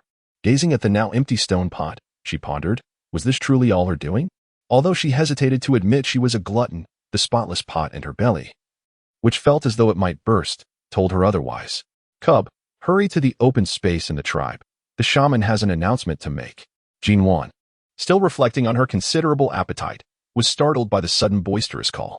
Before she could respond, Guyi rushed into the cave, seizing her hand and pulling her outside. Slow down. Guyi, what on earth is happening? Nuan protested, feeling the effects of her excessive meal as the vigorous movement threatened to make her ill. Guyi turned back, noticing Nuan's discomfort, and immediately slowed his pace. Cub, what is wrong? Are you all right? API call failed with status code 429. Error. Code 429. Message. Resource has been exhausted, e.g. check quota. Status. Resource exhausted. As Nuan heard the words, he gasped in shock. Though he was uncertain of the veracity of the beast god's revelations, the predictions of the shaman grandmother had always proven remarkably accurate. She had foretold an extension of the cold season, and thus it was indeed destined to be prolonged. Furthermore, a longer winter would render the forthcoming year's transition between harvests even more arduous. In the open space, amidst the beast mountain and beast sea, the shaman grandmother, supported by Uncle Bai, stood before the assembly of beasts. Noticing that the crowd had gathered, Guxing stepped forward and unleashed a resonant lioness roar, plunging the square into profound silence. All right, everyone, settle down. The reason for calling you here today is that the shaman has received the beast god's revelation concerning the cold season. Guxing's tone was grave, and the atmosphere grew tense. The shaman approached with her wooden staff, her usually gentle eyes now imbued with a somber depth. Dear kin, the beast god has bestowed upon us a revelation. This cold season will last over 30 days longer than the previous year. The shaman grandmother's words struck the beast assembly like thunder, eliciting fearful sobs from the females, who sought solace in the embrace of their mates. While the expressions of the beast men turned solemn, the air was palpably charged with anxiety. With a heavy sigh, the shaman tapped her staff against the stones, drawing the attention of her kin. What purpose does weeping serve? Will tears stave off hunger? Will they prevent illness? Will they ensure the survival of the elderly, the young, and the females? Having spoken, the shaman, bent with age, made her way toward the cave, determined to gather herbs before the cold season descended upon them. Dear kin, our Watson tribe has endured countless adversities throughout our long history. This time, we shall surely weather this harsh cold season as well. Now disperse. The joy of their arrival was eclipsed by the weighty atmosphere as they departed. Although there remained considerable time before the cold season's onset, without effective means of preserving their prey, it would be impossible to hunt abundantly while the game was still plentiful. They could only intensify their hunting efforts as the cold season approached, striving to gather as much as possible. Having faced death once, Nuan cherished his life more than anyone else. Upon returning to the cave, he found the chubby cub sleeping soundly, snuggled up and content. Gently, he moved the little one to the stone bed and draped a hide over himself before lying down beside it. Life was no longer solitary. He had a chubby cub to nurture. Starting tomorrow, he would need to work even harder to procure food. And salt. He must not forget the salt. The breath of the young lion gradually steadied as he slipped into slumber. Moments ago, he had been drooling in his sleep, but now his eyes fluttered open, clarity illuminating his gaze. The harsh winter was destined to linger. Casting a glance at the slender little female cub beside him, he realized that without his companionship, she would undoubtedly struggle to endure the frigid season. Sunlight poured over the untamed earth, while oblivious to the impending winter's grim tidings, flocks of birds perched on the branches, serenading the world with their melodious tunes. Occasionally, a few plump rabbits, seemingly well-fed, emerged from the grass, their three-part mouths busily chewing on the tender green grass. Awakening from her slumber upon the stone bed, her eyes heavy with fatigue, Nuan stirred, gradually regaining her senses amidst the vibrant ambience of the early morn. Within the confines of the bed, the diminutive lion cub remained fast asleep, its plump belly rhythmically expanding and contracting in peaceful repose. Gently wiping away the saliva that had moistened the fur around the little one's mouth, and ensconcing her feet in animal hide, Nuan drew back the hide curtain and proceeded towards the food storage cavern. After kindling a fire and placing several prepared go-go beasts into the stone pot to simmer, Nuan gingerly retrieved a small animal hide parcel from her back basket, within which lay the serrated tooth grass she had gathered from the copse the previous day. Placing the serrated tooth grass upon a slightly concave stone, she then took the 2 wooden rods previously intended for setting Xiaoyan's bones and divided them into 6 segments. As they had been prepared for Xiaoyan, they were rather long, and even after being divided into 6, there remained a considerable surplus. The thought of Xiaoyan caused a pang of sorrow in Nuan's heart. From within the cub cavern arose the faint cries of the little lion cub. Drawing Nuan from her reverie, the little one's furry face bore an expression of slight embarrassment, and upon seeing Nuan enter, it emitted a soft whimper. Shifting its chubby little bottom from side to side, Xiaoyan was roused from his sleep by an urgent need to relieve himself. Nature's call brooked no delay, and Xiaoyan turned his gaze towards the small female cub, whose furry face was flushed crimson with embarrassment. API call failed with status code 429. Error. Code 429. Message. Resource has been exhausted, e.g. check quota. Status. Resource exhausted. Although Nuan couldn't decipher the cub's vocalizations, she discerned the meaning in its eyes. After a moment of contemplation, she remarked, "Your little paws are injured. If I release you, you'll tumble into the pit." Xiaoyan, a powerful silver wolf beast man, vehemently rejected the notion of being covered in his own urine. With his round, furry face puffed out, Xiaoyan, in his cub form, completed his vital task with Nuan's assistance. After cleansing the cub's bottom with a clean animal hide, Nuan placed the tense little fellow back into his den. Once back in his nest, the little lion cub buried his round head in the soft animal hide, refusing to emerge despite Nuan's entreaties. Nuan playfully patted his plump backside, chuckling. "Oh, you little rascal, why are you so easily embarrassed? The cubs in the tribe possess far thicker skins than you do. I shall go check on the food. Soon, we shall feast on the delectable roast beast." The young lion cub's soft, fluffy ears twitched. Yet he still did not turn to glance at her. Nuan chose not to tease him further and lifted the animal hide curtain to step outside. API call failed with status code 429. Error. Code 429. Message. Resource has been exhausted, e.g. check quota. Status. Resource exhausted. Nuan crushed the sharp-toothed grass into a paste using stones, and then, with a stone knife, cut the snake skin into strips the width of bandages, collecting a handful of the soft fur from the little cub. Only then did he speak. Despite the cub's discontented gaze, "Little cub, I am about to realign your bones, to reattach the leg that was broken. Once the bones heal, you will be able to transform and become a powerful beast man. The process may cause some discomfort, hence the use of sharp-toothed grass. If you feel no sensation in your leg afterward, do not panic, all right?" A glimmer of surprise flashed in Xiaoyan's eyes. This little female cub was remarkably clever.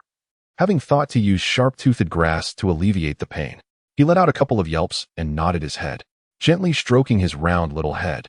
Nuan carefully applied the sharp-toothed grass paste from the stone bowl onto the 3 plump legs of the little lion cub using a wooden board. The effect of the medicine was swift. In less than a minute, Xiaoyan lost all sensation in his 3 paws. He lifted his head to look at Nuan, who was busy wrapping a long wooden stick with animal skin. "Little female cub, I can no longer feel anything." As Nuan turned her head, she gently lifted the injured paw of the little creature. Noticing the absence of anguish on its face, she felt a sense of relief. It appeared that employing sharp-toothed grass as an anesthetic was indeed an ingenious method. Grasping the wooden stick wrapped in animal hide, she aimed it at the little lion cub's already healed front paw, amidst its fearful expression.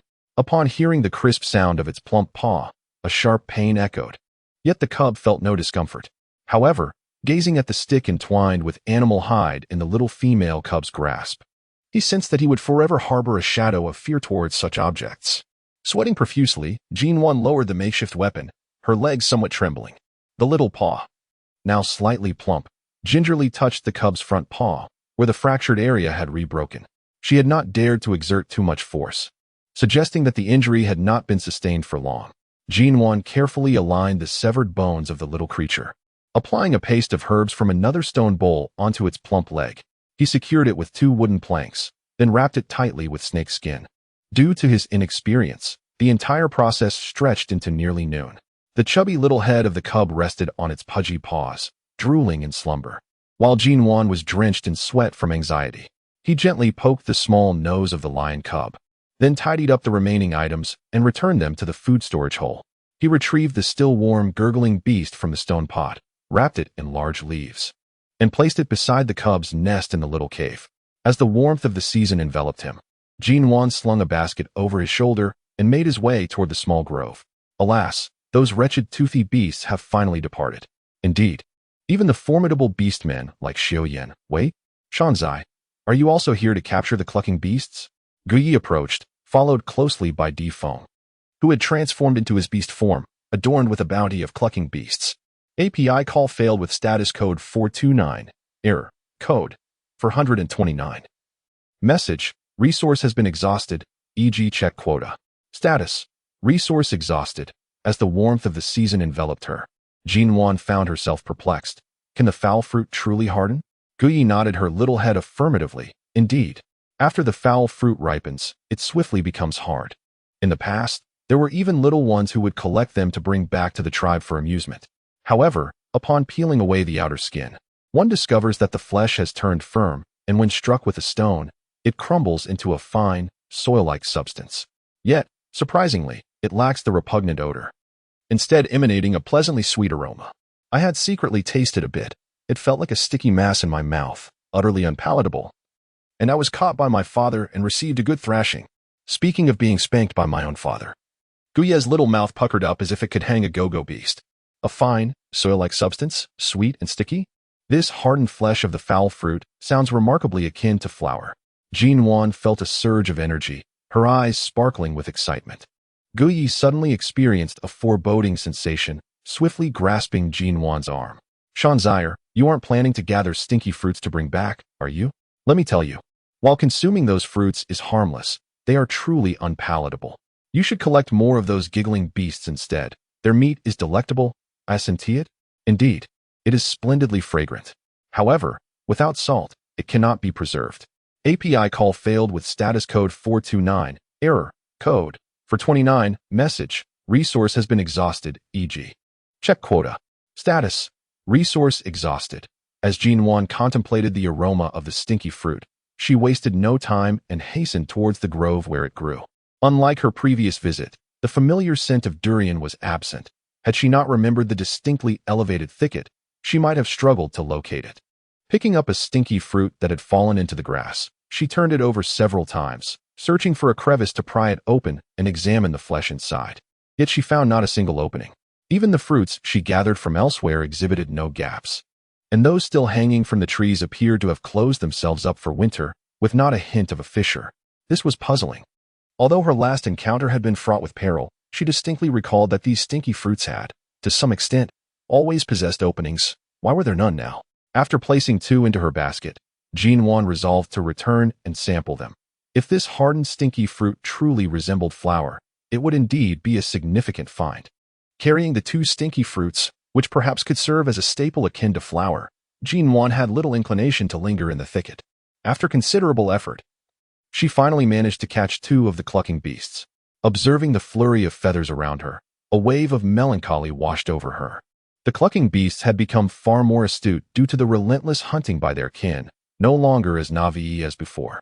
At the slightest sound of footsteps, they flapped their wings and darted away with remarkable speed. Nuan lamented the stark contrast from the past, when she could easily catch 5. Now, she struggled to capture just 2, leaving her heart heavy with sorrow. It seemed that her future endeavors to feast on clucking beasts would be fraught with difficulty. As the warmth of the season enveloped her, Nuan rolled up her sleeves. She decided not to rush home. After all, it was still early.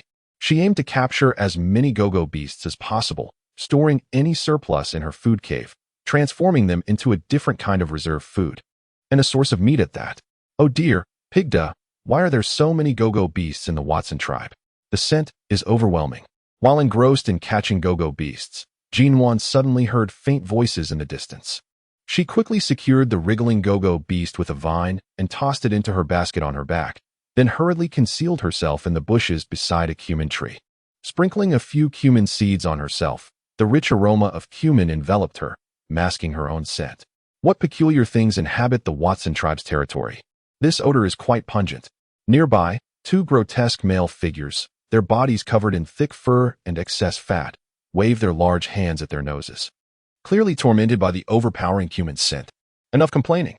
Just drop the goods and let us leave. I'm starving. I plan to devour the fawn I hunted yesterday. Pig Des shook his rotund head, his eyes gleaming with pride. Pig Air jostled his massive beast skin pack, rummaging through it as he walked, tossing fist-sized white fruits onto the ground. Everywhere they walked, the ground was strewn with these white fruits, resembling go-go beast eggs nestled in the grass. Brother, can you spare me some of that fawn meat when we get home? Pig Des raised a crooked eye at Pig Air, who was drooling at the prospect. Upon hearing this, Pig Air perked up, immediately seizing Pig Des's pack and obediently following behind him. As the two beasts gradually moved away, Nuan let out a deep breath and emerged from the bushes, collecting the white fruits they had scattered in the grass. The fruits had a hard shell that she couldn't compress with her hands, and as she looked around, she noticed they were everywhere.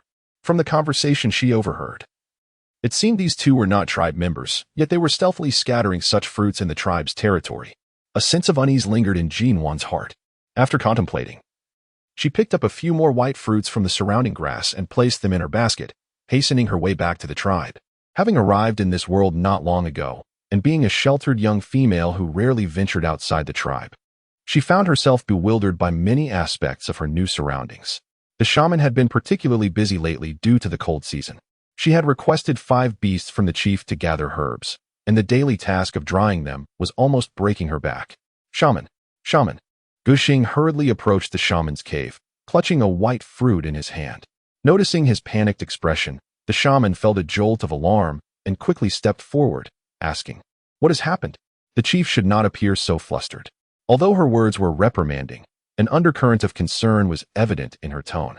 Gushing's lips trembled as he shakily extended his right hand. The white fruit resting in his palm caught the shaman's eye, causing her to stiffen, her pupils dilated, and her voice turned sharp as if she were being choked. Fruit of divine punishment. Nuan, who had followed closely behind the chief, was rooted in place by the shaman's fearful tone. Fruit of divine punishment? What is that? The shaman, her face etched with deep wrinkles, was filled with dread. Snatching the white fruit from Gushing's hand, she glared at him with bloodshot eyes. Where did this come from? Where did you find this fruit of divine punishment? Gushing was momentarily at a loss for words. In his panic, he had forgotten to explain where he had encountered this fruit. He then turned to Nuan. Shaman, this fruit of divine punishment was brought back by the young mountain beast. The shaman swiftly approached Nuan, her gaze piercing as she demanded, Mountain beast, from where did you find this fruit of divine punishment? API call failed with status code 429, error, code, for 29, message, resource has been exhausted, e.g. check quota. Status, resource exhausted, API call failed with status code 429, error, code, for 29, message, resource has been exhausted, e.g. check quota. Status, resource exhausted.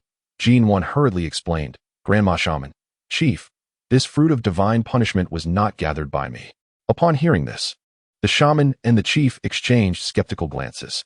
Nuan forced a smile as he recounted, Today, while I was capturing the clucking beasts in the grove of our tribe, I observed 2 Orcish outsiders carrying enormous beast skin bags, tossing these white fruits onto our territory. Though I had never encountered the divine punishment fruit before, I feared they might be up to something detrimental to our tribe. Thus, after their departure, I discreetly gathered a few to bring back, hoping the chieftain and the shamaness could identify them. Upon hearing Nuan's account, the shamaness and the chieftain's expressions softened somewhat, relieved that Nuan had no ill intentions toward the tribe. Otherwise, she would have found it impossible to remain among us. After a moment of contemplation, Gushing turned to Nuan and inquired, Young one, could you describe the appearance of those 2 males? Nuan nodded slightly. I have seen them. Those 2 males are remarkably corpulent and unsightly. I overheard their conversation. and it appears that their tribe assigned them the task of scattering the divine punishment fruit across our territory. I also heard one of them referred to as Pig Da and the other as Pig Air. As soon as Nuan's words fell, the expressions of the two individuals turned exceedingly grim. Gushing clenched his teeth, each word seemingly forced out through clenched jaws. Imbued with profound animosity, it is the hyenas of the Touang tribe. I had encountered these two during the tribal assembly. They are two long-toothed orcs from the Touang tribe, resembling beasts and appearing exceedingly grotesque in their transformed state. Their shaman must have already received revelations from the beast god, foretelling a harsh winter this year and a challenging hunting season next year. The Touang tribe borders our territory, and if our land loses its edible vegetation, the game will inevitably flee to their domain. This is utterly detestable. It threatens the very existence of our Watson tribe. The shaman, Emma, cursed vehemently. Her eyes reddened with fury. Nuan secretly clicked her tongue, realizing how cunning the chieftain and shaman of the Tuma tribe truly were. Shanzai, how many divine punishment fruits are there in the small forest? Gushing inquired in a hushed tone. As Nuan pondered, her expression grew slightly grim. She could hardly count the number of divine punishment fruits scattered around where she had been capturing the go-go beasts. Moreover, it remained uncertain whether the Tuma tribe had cast these fruits across other territories as well. Upon hearing Nuan's words, the two beasts understood the gravity of the situation, their faces reflecting profound concern. Gushing, please organize the orcs to gather all the divine punishment fruits from our tribal territory. I shall contemplate a strategy for dealing with these fruits. Let us hope that our Watson tribe can weather this calamity safely. The shamaness, Granny Ama, appeared increasingly haggard, her frail body bent with age. Observing the elderly figure who had first offered her warmth upon her arrival in this foreign world, Nuan felt an overwhelming sense of worry. Chief, is Granny Ama all right? Gushing waved his hand dismissively. The shamaness is indeed advanced in years. Yet none of the females in our tribe possess the gift to commune with the beast god, nor can they remember the multitude of medicinal herbs. The shamaness bears the burden of preserving our traditions. Nuan remained silent. She indeed wished to learn herbal medicine from the shaman. However, the prospect of communicating with the beast god left her feeling utterly bewildered, particularly as she had always identified as an atheist. Tribe leader, I shall take my leave for now. I am concerned about my little cub left alone in the cave, uncertain of its well-being. After informing the tribe leader and shaman Alma about the white fruit, Nuan's thoughts drifted back to her chubby little lion cub, wondering how the little one was faring at home. Gushing waved his hand, his voice tinged with fatigue. Go ahead, nodding in assent. Nuan reached for the hay she had cast aside, intending to cover herself. Yet, the chieftain's grave pronouncement about the dreaded, god-forsaken fruit echoed in her mind. A land cursed by its presence, barren of all other flora? She straightened, her gaze fixed on the still somber visage of Gushing chieftain. She began, if this god-forsaken fruit is so terrible, would accidental consumption prove fatal? Gushing turned. A peculiar expression etched upon his features as he regarded the diminutive female. Consuming the god-forsaken fruit is not lethal, he clarified, merely unpleasant. In my youth, my sire recounted that upon our tribe's arrival, our territory was rife with these trees, and some females even gathered the fruit. Later, some unfortunate souls ingested the god-forsaken fruit and suffered intense oral pain and bitterness, requiring copious amounts of water to alleviate their discomfort. As the fruits ripened and fell, the land they touched remained barren, save for the trees that bore them. API call failed with status code 429. Error. Code 429. Message. Resource has been exhausted, e.g. check quota. Status. Resource exhausted. API call failed with status code 429. Error. Code 429. Message. Resource has been exhausted, e.g. check quota. Status. Resource exhausted, with a face etched with exasperation. Nuan felt as though she were transported back to her orphanage days, listening to the director's tales of yore. Without delay, she hoisted her basket and made a hasty retreat. Elder, I shall not disturb you any further. I'm returning to the cave. Go was momentarily taken aback before chuckling. That little rascal. He then sighed heavily, making his way towards the tribal grounds, intent on swiftly organizing the beastmen to retrieve the divinely punished fruit. Words failed him. The emergence of a new tribe was proving to be a formidable challenge, especially the mind-numbing task of naming it. Xiao Yan's four plump paws were tightly ensnared by the shed snake skin, leaving him sprawled out in his cozy nest, snoring contentedly. As Nuan lifted the animal hide curtain, she beheld the plump little creature slumbering soundly, and a smile curled upon her lips as she shook her head in amusement. Turning back to the food storage cave, she retrieved the foul-smelling fruit and the fruit of divine punishment from the basket, carefully cracking open both varieties. Unlike her first encounter, the foul-smelling fruit now exuded a pleasant fragrance, inviting and comforting to the senses. She scooped the pulp of the foul-smelling fruit into a stone pot, using a stone knife to mash the flesh into a fine powder.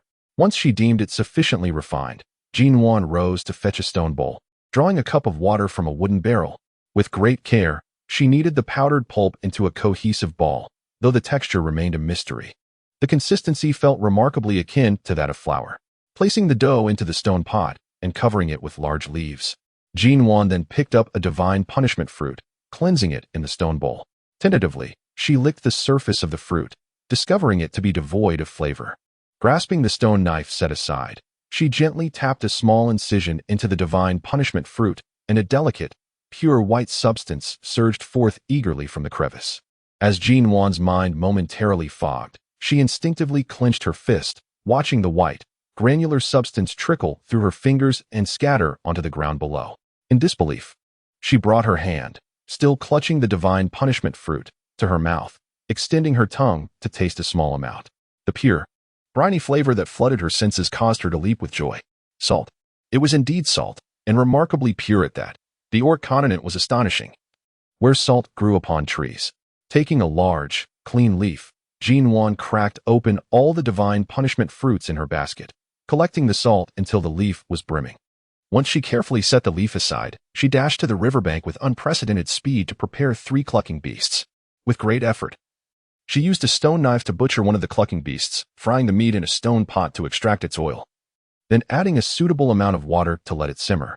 The remaining 2 clucking beasts were salted and hung on a pole set up at the cave entrance. Xiao Yin woke from his slumber, sniffing the air with his tiny nose, detecting the enticing aroma of food and the familiar scent of the little female cub. It seemed she had returned. He wondered how much food she had gathered today. He shifted his small body, his 3 paws still lacking strength, and rested his chubby little head on his uninjured forepaw, pondering when he would regain his full vigor. The meat in the stone pot had become tender and succulent. Nuan added a pinch of salt to the broth, stirring it before eagerly tasting a spoonful. The familiar flavor enveloped her senses, and she closed her eyes, overwhelmed with emotion as she felt tears of joy welling up. At long last, she had salt. At long last, she was savoring a flavorful meal. After reveling in her delight, she set down the wooden spoon and retrieved the stinky fruit wrapped in the large leaf.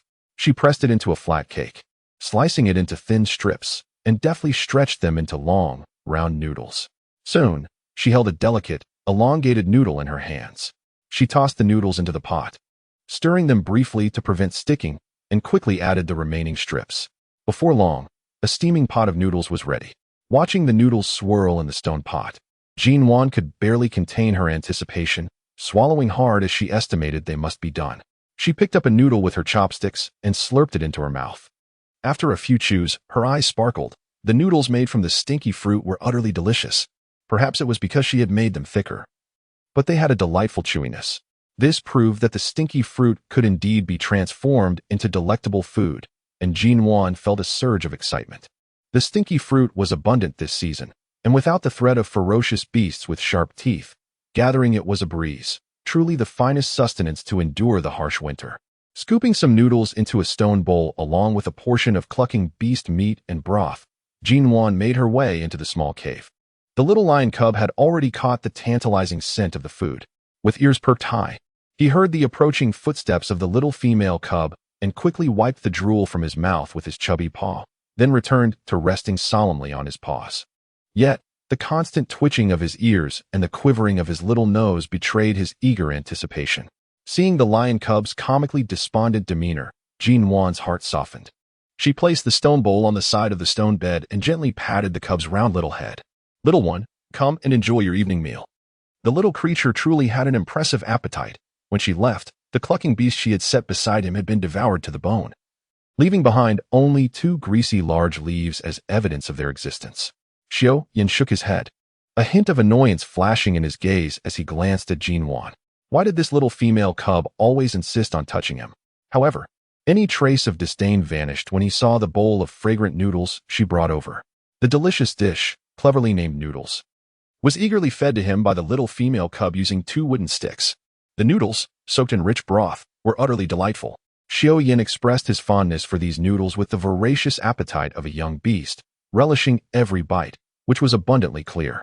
The 2 creatures swiftly polished off the entire pot of noodles, glancing outside the cave at the sky, which had dimmed slightly. Nuan pondered for a moment, and then prepared another pot of delectable beast soup, accompanied by a fragrant ball of stinky fruit that was twice the size of the previous one. After gently rubbing the plump belly of the little cub and watching him drift off into a peaceful slumber, Nuan emerged from the small cave.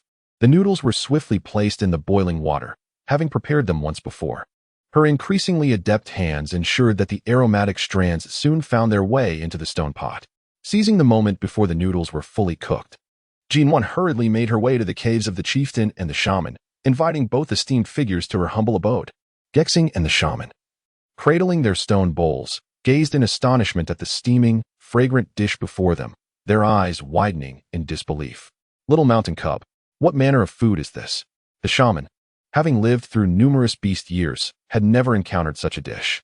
The tantalizing aroma wafting from the stone bowls ignited a cascade of salivation in both beasts. Nuan pretended to be shy as she scratched her head, saying, "This is a dish made from stinky fruit. I ground the flesh of the stinky fruit into powder with a stone knife, then added water to knead it into a dough, which I cut into long strips. This is the result. Both Xiao Zai and I have tasted it, and it is absolutely delicious. Dear friends, the recent outbreak of pneumonia has truly instilled fear in everyone. Although many have been diagnosed and quarantined, no one can ascertain how many infected individuals remain undetected. Please be sure to take protective measures. Wear masks frequently. Wash your hands diligently and avoid crowded places. Cook poultry and eggs thoroughly and cover your mouth when coughing or sneezing. Limit contact with wild animals and ensure proper ventilation by frequently opening windows. Minimize gatherings around the new year and enjoy good wine at home. If you experience a fever, seek assistance from a proper hospital, as self-immunity has its requirements.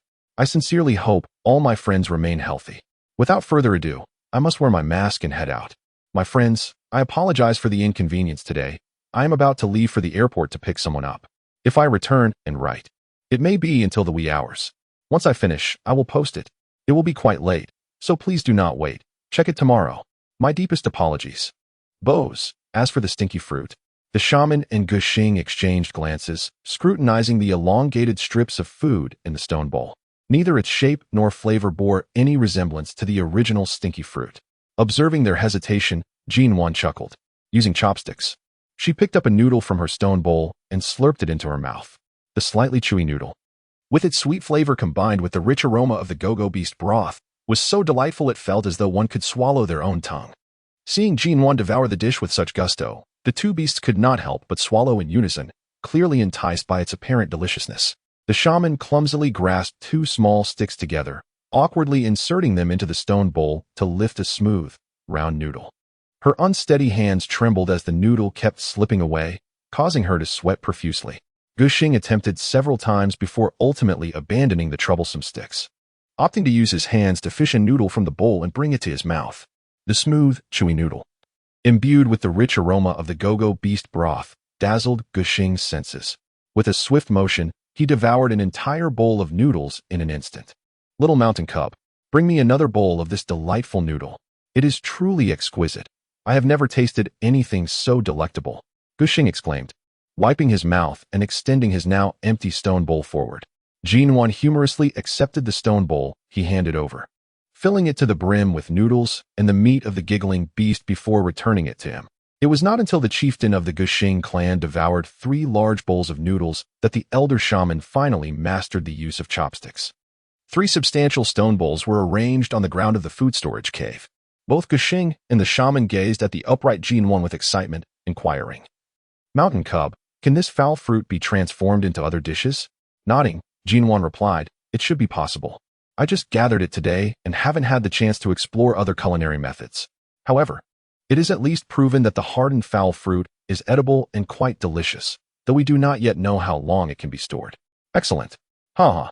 Gushing clapped his large hands on his thighs, producing a resounding sound, followed by a hearty and gratifying laugh that echoed throughout the cave. The elder shaman nodded in approval. Indeed. Indeed. Mountain Cub, you are truly remarkable. Just a few days of living alone. And you have discovered 2 types of food, truly a blessing from the beast god. Mountain Cub, the method of preparing the foul fruit was discovered by you. Would you be willing to share this knowledge with the other members of the tribe?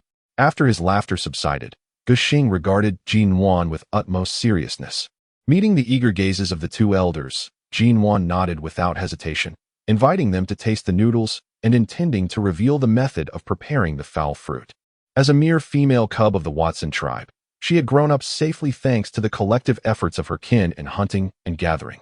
Now, having been reborn in this body, Nuan was a part of this tribe. Only through its strength could her safety in this orc continent be assured. Wonderful. Ha ha ha, shaman. I wish to take the mountain cub with me to the tribal gathering. Gushing looked at the shaman, his eyes resolute. Very well, your decision stands. The shaman surprisingly did not refuse, which left Nuan somewhat astonished. Since the gradual decline of females on the orc continent, each tribe had become increasingly vigilant in protecting their precious females. Chaotic gatherings such as these typically did not include them. Yet now could it be due to her incomplete evolution? Exchanging glances, Gushing and the shaman shared a bold speculation. Since her recovery from illness, the mountain cub's temperament had changed, becoming more intelligent and even discovering 2 rare food sources. Her newfound cleverness was surely a blessing from the beast god. The tribal gathering was an event that all tribes in the Ainalu forest attended. If the mountain cub were to accompany them, perhaps she, blessed by the beast god, would uncover even more unknown treasures.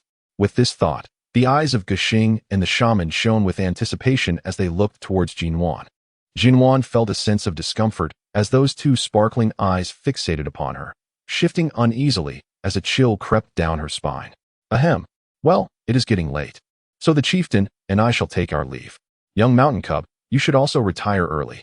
The shaman, noticing Nuan's unease, quickly patted Chieftain Gahong and cleared his throat. After bidding farewell to the shaman and Chieftain Gahong, Nuan watched as their figures gradually faded into the night. Rubbing her slightly sore arms, she turned back to the food storage cave, meticulously cleaned the stone pot and bowls, and covered them with large leaves before dragging her weary body toward the small cave. A few strands of moonlight quietly followed Nuan inside, illuminating the small cave. The little lion cub lifted its head slightly, observing the fatigued appearance of the little female cub.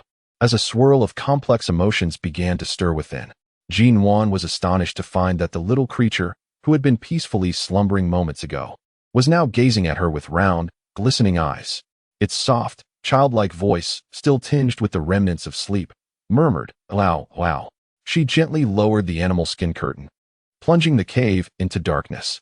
She fumbled her way to the stone bed, guided by her memory, and reached out to stroke the little one's soft fur. Do sleep well, dear cub. Perhaps by tomorrow, your little legs will be healed. Previously, there was a brother in the tribe who had saved her sister. Thanks to the herbal remedies provided by the shaman grandmother, his wounds had healed by the following day. However, your injury involves broken bones, which will take longer to mend, especially since you are but a young cub and your recovery cannot match that of an adult orc. Once you are healed and transform into a powerful orc, my sister will eagerly await the bountiful game you will bring home.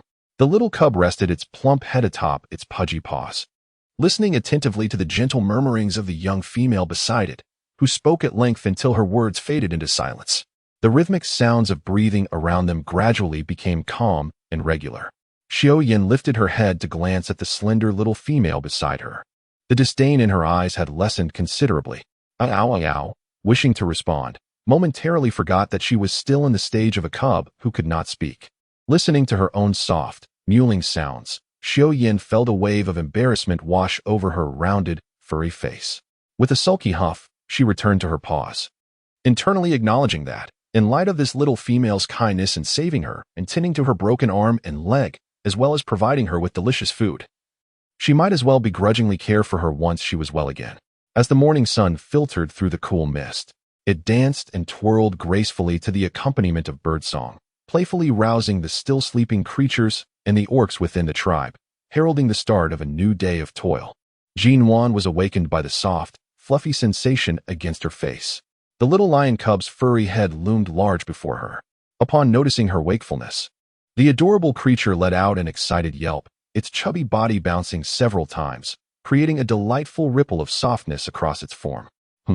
API call failed with status code 429. Error. Code. For 29. Message. Resource has been exhausted, e.g. check quota. Status. Resource exhausted. Nuan gently cradled the lively little creature in her arms, playfully pinching its tiny, pudgy paws. She understood that the little female cub was inspecting her wounds, while Xiaoyan, the cub, nestled comfortably in Nuan's embrace, her round, sparkling eyes gazing up at her, eagerly awaiting the announcement that her injuries had fully healed. After giving the little one a playful flick on the forehead, Nuan somewhat roughly tousled the cub's fur, which had taken considerable effort to groom that morning, resulting in a chorus of displeased squeaks from Xiaoyan. The slightly irked yet endearingly innocent tone of the cub's voice was utterly charming. You mischievous little one, your paw is still mending, and here you are bouncing around. If you continue like this, your paw may grow crooked, and that would be quite unsightly, Nuan admonished, gazing directly into the cub's round eyes. Xiaoyan tilted her chubby little head, imagining how awkwardly her legs and arms would appear once she transformed, which sent a shiver down her spine, causing her fur to bristle. With a series of excited squeaks, she kicked her plump paws as Nuan, puzzled, set her down on the stone bed. Xiaoyan, still adjusting to her still clumsy little legs, waddled over to the discarded snake skin and wooden board she had chewed through, obediently flattening herself into a little meat pie, her round eyes shimmering with anticipation. She glanced at Nuan, nudging the snake skin and wooden board in a slightly endearing manner that nearly elicited laughter from Nuan. Approaching, Nuan affectionately patted her little head and retrieved fresh herbs from the storage hole, grinding them into a paste to apply to the cub's chubby legs. Securing it with the wooden board, pointing gently at the cub's nose, Nuan said with a hint of playful warning, you must stay in your nest and rest. No wandering about, or else your legs may grow crooked and no female will fancy you. The little one wagged her pudgy tail, her eyes glistening. Seeing her obediently nod made Nuan's heart swell with joy. Suppressing a chuckle, Nuan stood up, her steps hurried as she headed towards the storage hole. Sister is going to prepare some food, she declared.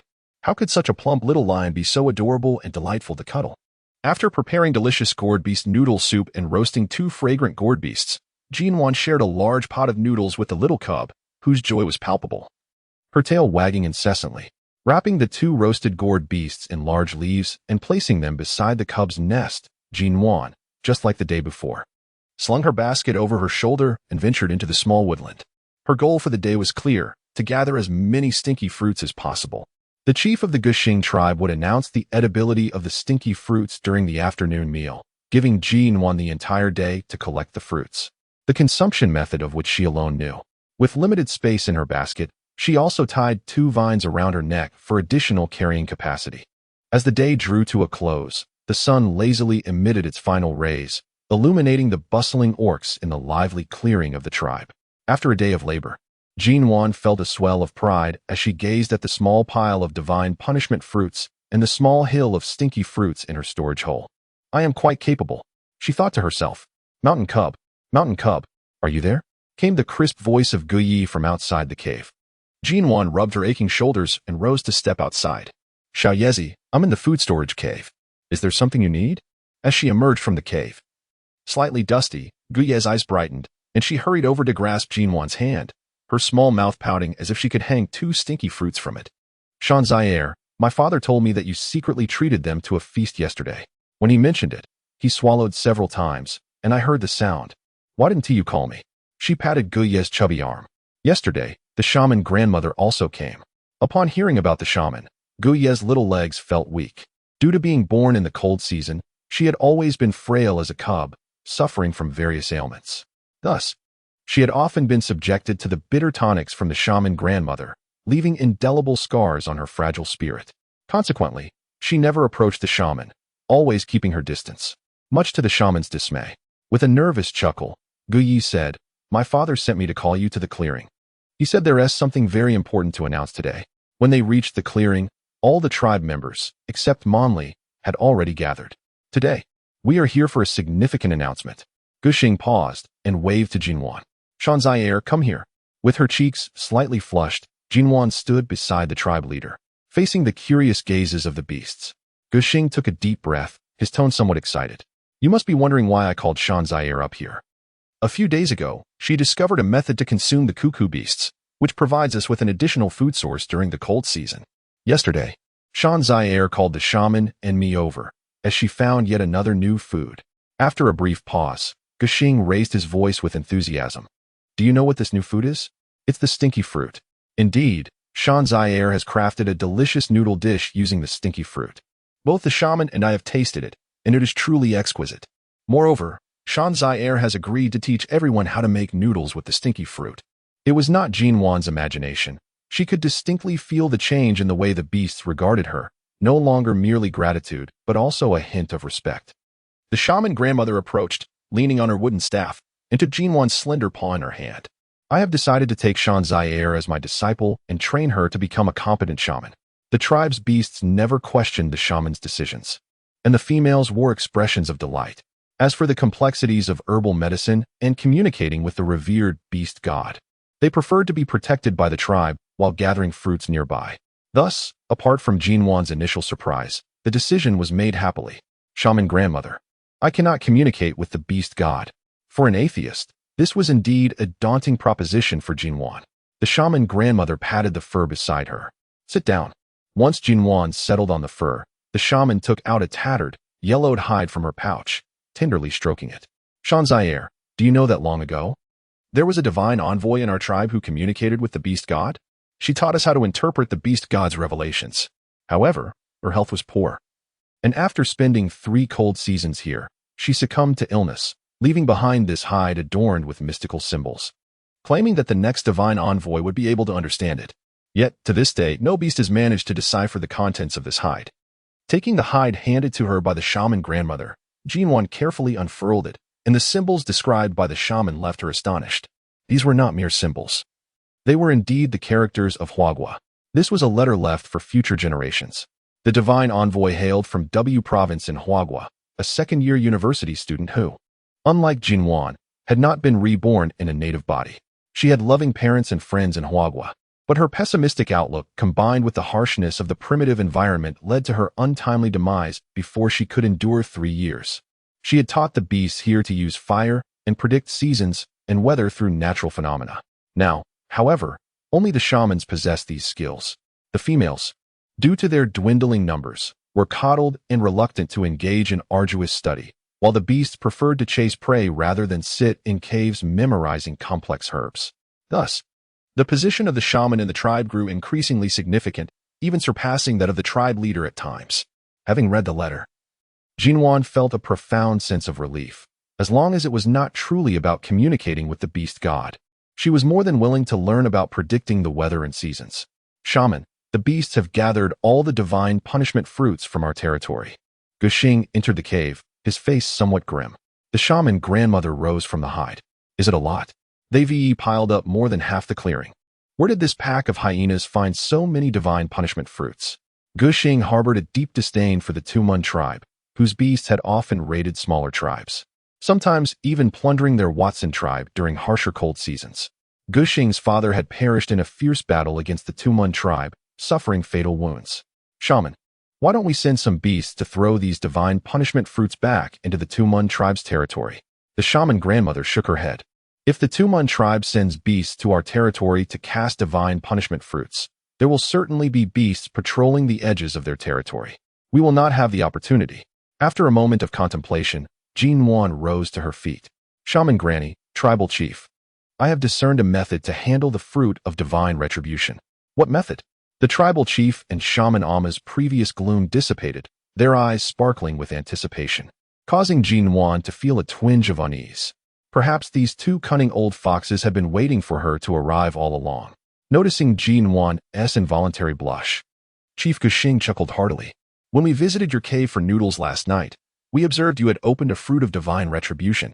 We speculated you might devise a way to deal with it. Hence, rolling her eyes, Nuan inwardly muttered about the 2 old foxes. In the gurgling beast broth I prepared for the noodles yesterday, I added the fruit of divine retribution. Today, I also incorporated it into the roasted gurgling beast for the little ones. I discovered that the meat enhanced with the fruit of divine retribution is even more delectable. Furthermore, Nuan furrowed her delicate brows, feigning deep contemplation. What is it? Speak up, Shanzire. The leader of the Gushing tribe was visibly agitated by Nuan's theatrics, scratching his head in distress. Having finally alleviated a fraction of her mild frustration from being ensnared by the two old foxes, Nuan lowered her voice and said, "Yesterday, I processed a go-go beast, thoroughly coating it in salt and hanging it in the food storage cave. To my astonishment, this morning, there was not a whiff of unpleasant odor." The leader of the Gushing tribe and the shaman exchanged horrified glances, their faces etched with disbelief. "Are you certain that the go-go beast meat hasn't spoiled?" The shaman's voice quivered slightly. Nuan nodded affirmatively, stating, "Indeed, when I rose this morning to prepare breakfast, I specifically checked, and there is truly no sign of spoilage." She then proposed, "Shall I take you to see for yourselves?" "Yes, let's go," Gushing exclaimed eagerly, nearly transforming into his beast form to rush to Nuan's cave. However, the elderly shaman, despite her swiftness, took nearly 10 minutes to reach Nuan's storage cave. Upon entering, they beheld the intact kokok beast hanging on the cave wall. Gushing's acute sense of smell confirmed to him, even from the entrance, that the beast was indeed in perfect condition. With Nuan's assistance, the shaman approached the kokok meat. Trembling, she extended her withered hand, grasping one of the beast's legs to inhale its scent for an extended period. Ultimately, satisfied that there was no trace of decay, she knelt on the ground of the storage cave. Her voice choked with gratitude as she uttered words of thanks to the beast deity. The news that the divine punishment fruit could preserve meat from spoiling would ensure the safety of the Watson tribe during the harsh winter. "I will share this news with the tribe during tonight's meal. Mountain Cub, you are truly blessed by the beast deity," Gushing said, his eyes shimmering with emotion.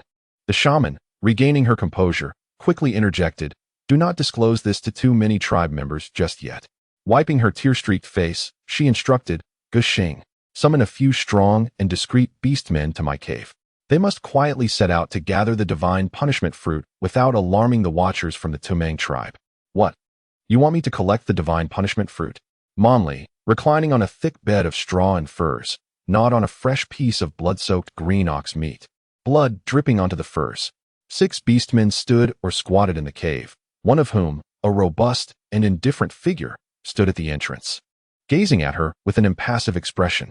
Struggling to her feet with the aid of the gray-haired beastman, Monley glared at Fu-Yi with anger. "Why are you going?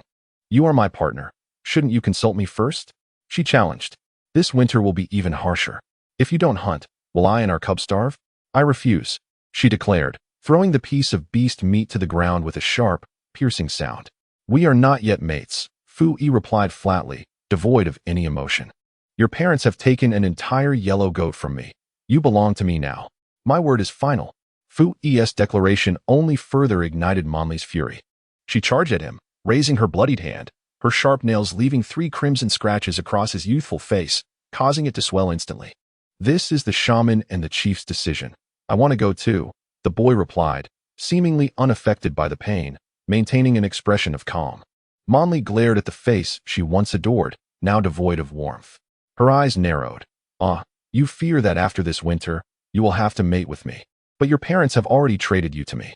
You are mine, and this matter leaves no room for dissent." The shaman's aged yet authoritative voice resonated at the cave entrance.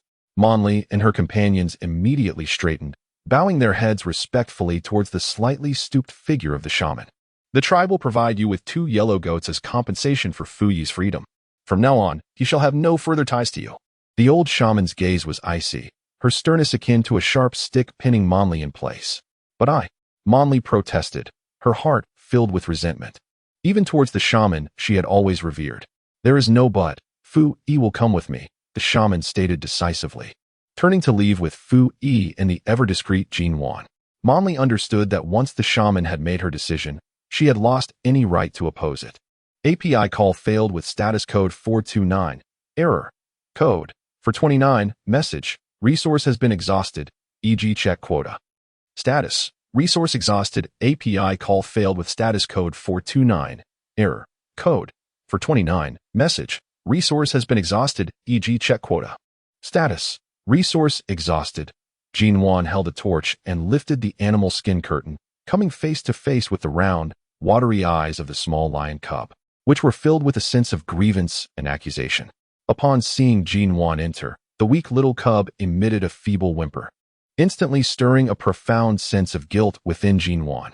Her gaze fell upon the large leaves on the stone bed, already gnawed at the edges, intensifying her heartache. She hastily placed the torch in a stone pile at the corner and hurried to the stone bed, tenderly stroking the soft fur of the little creature. "It's all my fault, dear one. I forgot to return early to prepare food for you. Wait a moment. I shall make something delicious for you."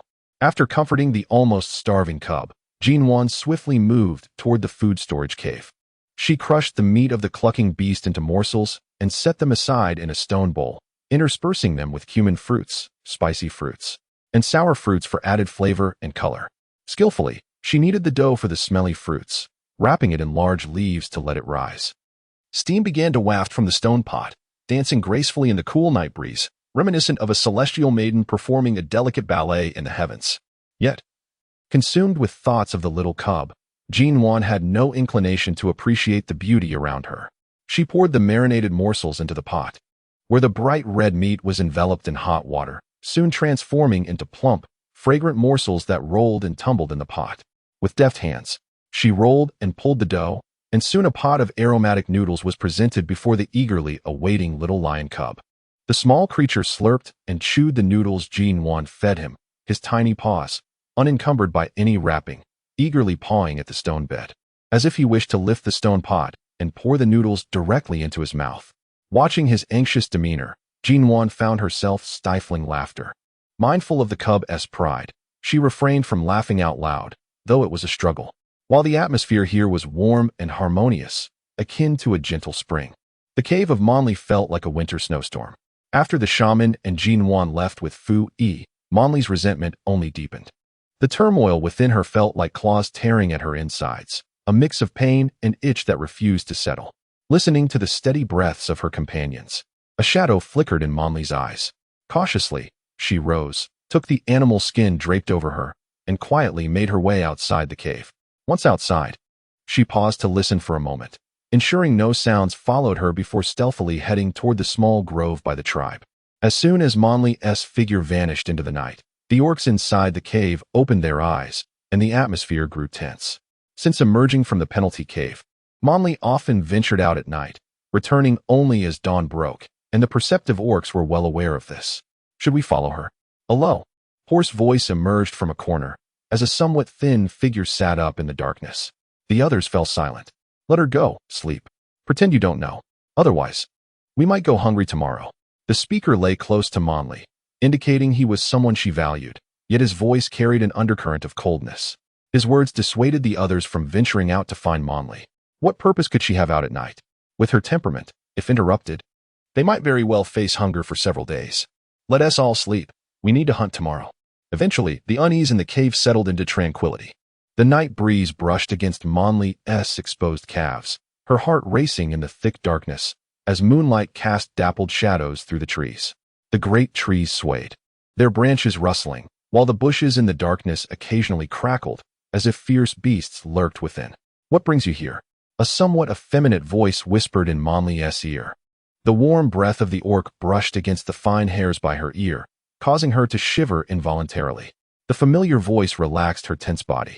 "Today, that old shaman brought that ugly she-cub to my cave and took away a male I quite liked. I hadn't even formed a bond with him." Speaking of the day's events, a look of resentment twisted Monli's cheeks. "Oh, why did the shaman take your male?" The orc's languid voice drifted slightly away. A glimmer of disappointment crossed Monli's eyes.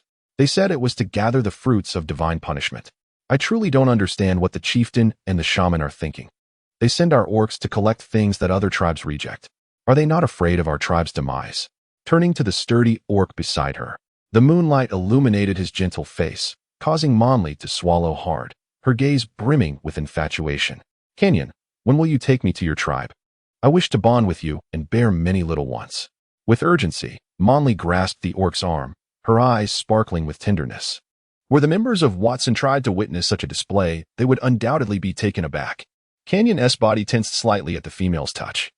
Feeling a hint of resistance, yet recalling the chieftain and the shaman's orders, he suppressed his disdain and mockery, pulling her into his embrace. His well-shaped chin rested atop Monli's head, an affectionate gesture, his tone gentle and soothing. Endure a little longer. In a few days, when my matters are settled, I will take you back to the tribe. Nestled in the orc's broad embrace, Monli inhaled his scent, further clouding her already limited intellect, and unwittingly agreed to help him monitor the happenings within the tribe. The two engaged in a passionate union amid the dappled shadows of the forest. As dawn approached, Monli finally withdrew from the warmth of the orc's arms, donned her animal skin, and with a flushed face, departed under Canyon's watchful gaze. As the female's silhouette faded, Canyon's warm smile sharpened into a cold edge. Return and inform the chieftain and the shaman that the Watson tribe has discovered the fruits of divine punishment within our territory, and we have organized orcs to gather them. A rustling echoed through the underbrush as a gray wolf emerged cautiously. Are you truly going to bring this female back to the tribe? Upon hearing this, a chilling smile graced Canyon's lips, devoid of warmth, his eyes cold as ice. She is merely a female from an outside tribe. Were it not for the chieftain and the shaman's orders, I would not have touched her. Once this matter concludes, I will bring her back to the tribe as a communal female. A glimmer of delight flashed in the wolf's eyes. If that were the case, he would have a chance. Moreover, since the female had already borne cubs, it indicated her strong reproductive capabilities. Perhaps in his lifetime, he might also have his own offspring. I shall take my leave then. Remain vigilant here, and do not let the orcs of Watson tribe discover you. Suppressing his excitement, the wolf offered a parting caution before leaping away into the forest. Canyon glanced towards the direction the wolf had vanished, turning to tread deeper into the woods, leaving behind a faint, almost imperceptible chuckle. The birds still nestled their little heads in their wings, soundly asleep. A faint light began to stretch across the horizon, brightening the sky, while the forest gradually came to life. A small, snow-white figure darted through the branches, racing toward the Watson tribe. Howl! Howl! Still enraptured in her delightful dreams, Nuan was roused from her slumber by the adorable cries of a tiny creature. Rubbing her drowsy eyes, she struggled to sit up. The little cub, Ao Xiao Yen, eagerly stretched its chubby paw towards Nuan's leg, pressing gently with its tiny pads. Feeling the pressure at her waist, Nuan lowered her gaze and met a pair of watery, round eyes. The little one appeared to have just awakened, its usually smooth and glossy fur unkempt, with a small tuft of hair adorning its round head.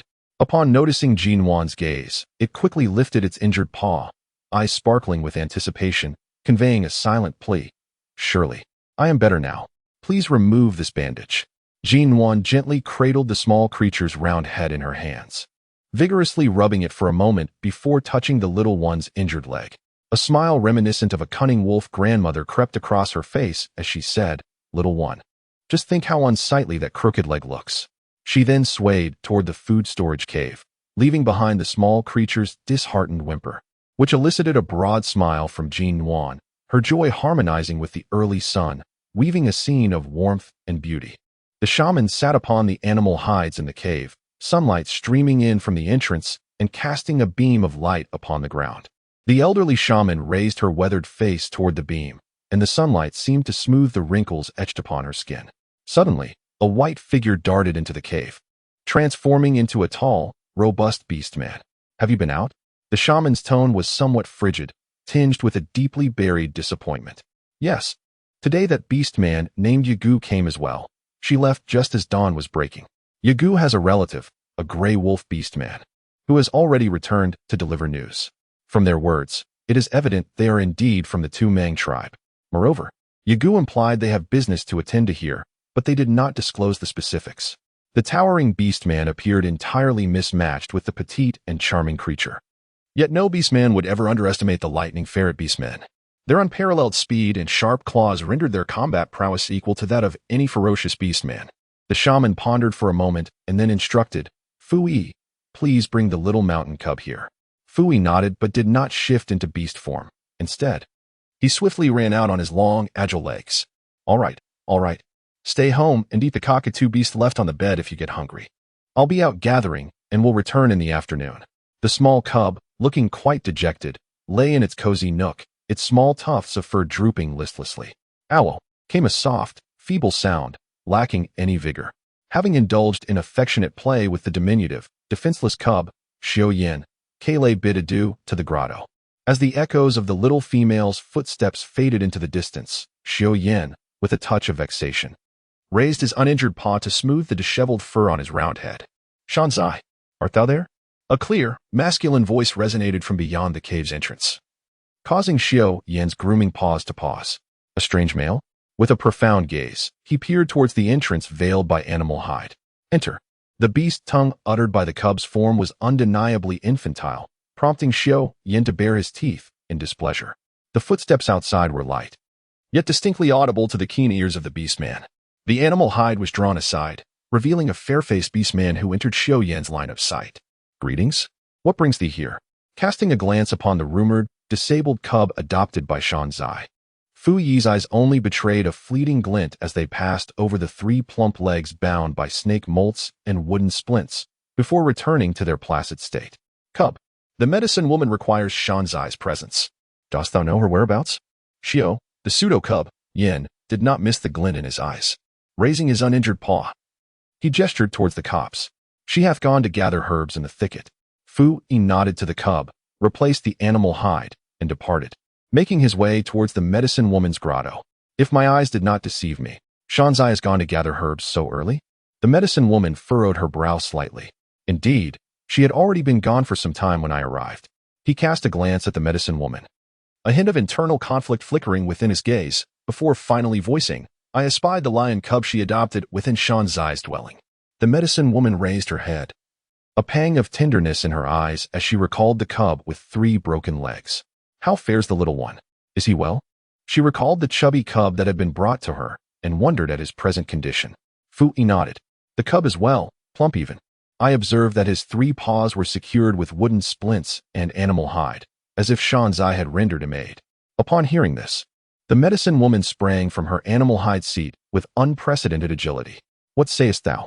Shanzai treated the cub with animal hide and wood?" Her rapid-fire inquiries betrayed the agitation of her heart.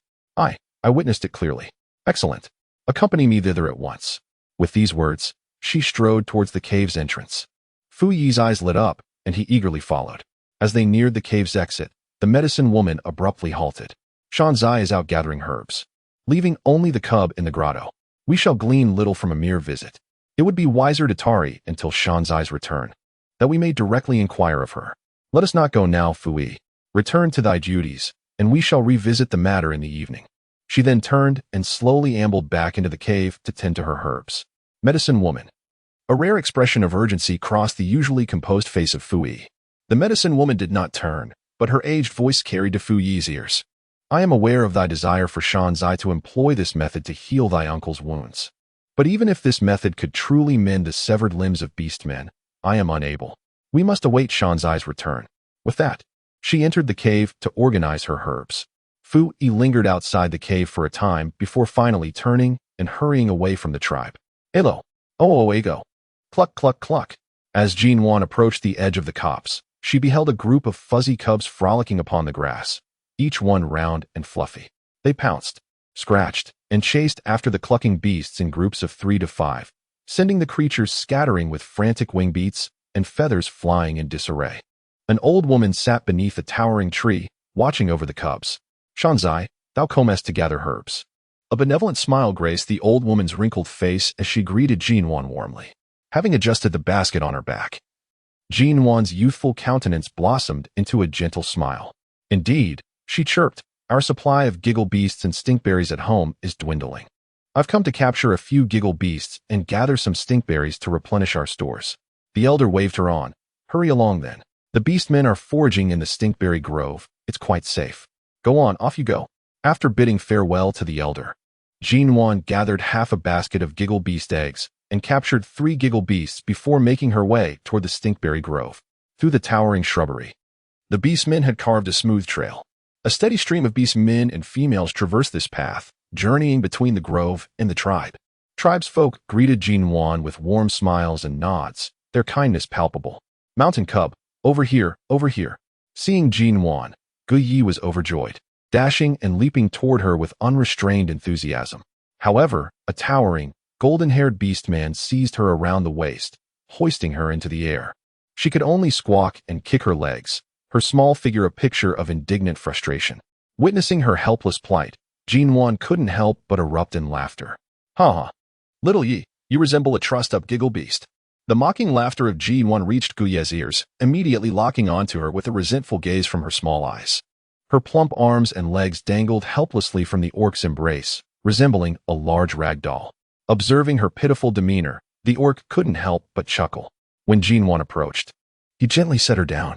As soon as the doll-like figure touched the ground, she pivoted and charged at the golden-haired orc, her chubby fist swinging with determination.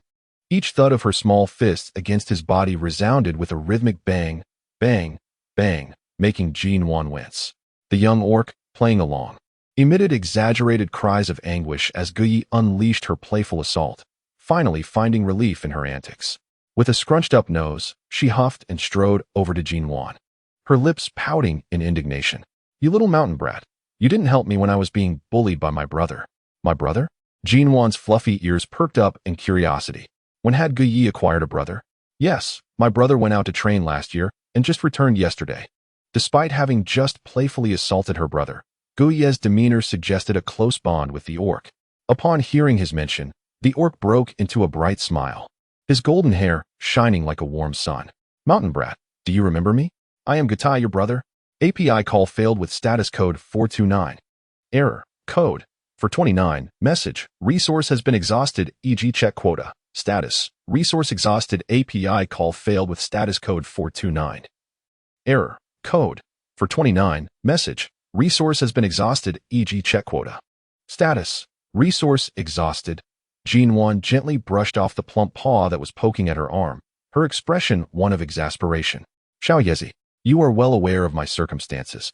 I shall not seek a partner. Guyi responded with a nonchalant shrug. What does it matter?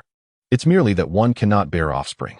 There are perfectly healthy females in the tribe who may never give birth. Many orc families live their entire lives without children, and that is quite common. Moreover, some powerful and proud orcs prefer not to share a female with others, lest they choose to bond with equally formidable partners. Even the beast god approves of this. With a clatter, Nuan felt as if her jaw had dropped to the ground. Homosexual relationships among orcs are recognized by the highest of beliefs. Nuan gently massaged her stiff cheeks, gazing at Guyi, who wore an awkward smile. The beast god truly embodies vastness and compassion. Guyi nodded solemnly, affirming with a small bob of his head. Indeed. So, Mountain Cub, have you considered my elder brother? He is quite formidable. Among the adult beast men in the tribe, aside from Xiaoyan. Just as Guyi was speaking with enthusiasm, he suddenly paused, cautiously lifting his head to steal a glance at Nuan. Upon hearing the familiar name, Nuan was momentarily taken aback, her mind instantly conjuring the image of a tall, imposing figure with wolf-like eyes, such a cold and powerful beast man. API call failed with status code 429. Error. Code 429. Message. Resource has been exhausted, e.g. check quota. Status. Resource exhausted. Nuan was taken aback by Gu Ye's sudden question. Her interactions with Xiao Yin had been scant. Her feelings were a mixture of gratitude for his rescue and guilt for the injury that ultimately led to his demise, alongside a deep sorrow for the loss of such a formidable beastman. There had never been any intention of forming a partnership with him. However, it was rather beneficial for Guyi to harbor such beliefs, as it might prevent her from attempting to matchmake Nuan with Gu Tai in the future. How could one not be fond of a beastman as powerful as Brother Xiaoyan? Nuan's tone carried a hint of melancholy, causing the innocent Guyi to become flustered. All right, dear Mountain Cub, please don't be sad. I promise I won't mention Brother Xiaoyan again, so don't be. Uncle Shuli, Aunt Ro. Guye's voice abruptly ceased upon noticing the two figures behind Nuan. As Nuan followed the direction of her gaze and turned around, her face flushed a deep crimson upon seeing the two figures behind her, engulfed in embarrassment. Was there anything more mortifying than being overheard while telling a lie by the other party's parents?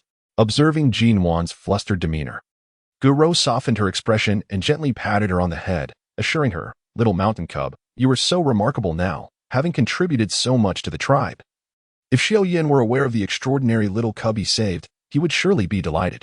After saying this, she affectionately stroked Guye's small head before being pulled away by Uncle Xioli. It was not until the two had walked far away that Nuan emerged from her embarrassment, turning to look at the timid Guyi, feigning an intimidating expression. Little Yezi, if you ever mention anything about forming a bond again, I shall cease to play with you. Humph. Hearing Nuan refer to her as little Yezi, Guyi realized that she was not truly angry. The seemingly tough Nuan was then playfully tugged away by the chubby Guyi towards the stinky fruit grove. All right, I understand. Let us go. I'll have my brother pick you the biggest stinky fruits.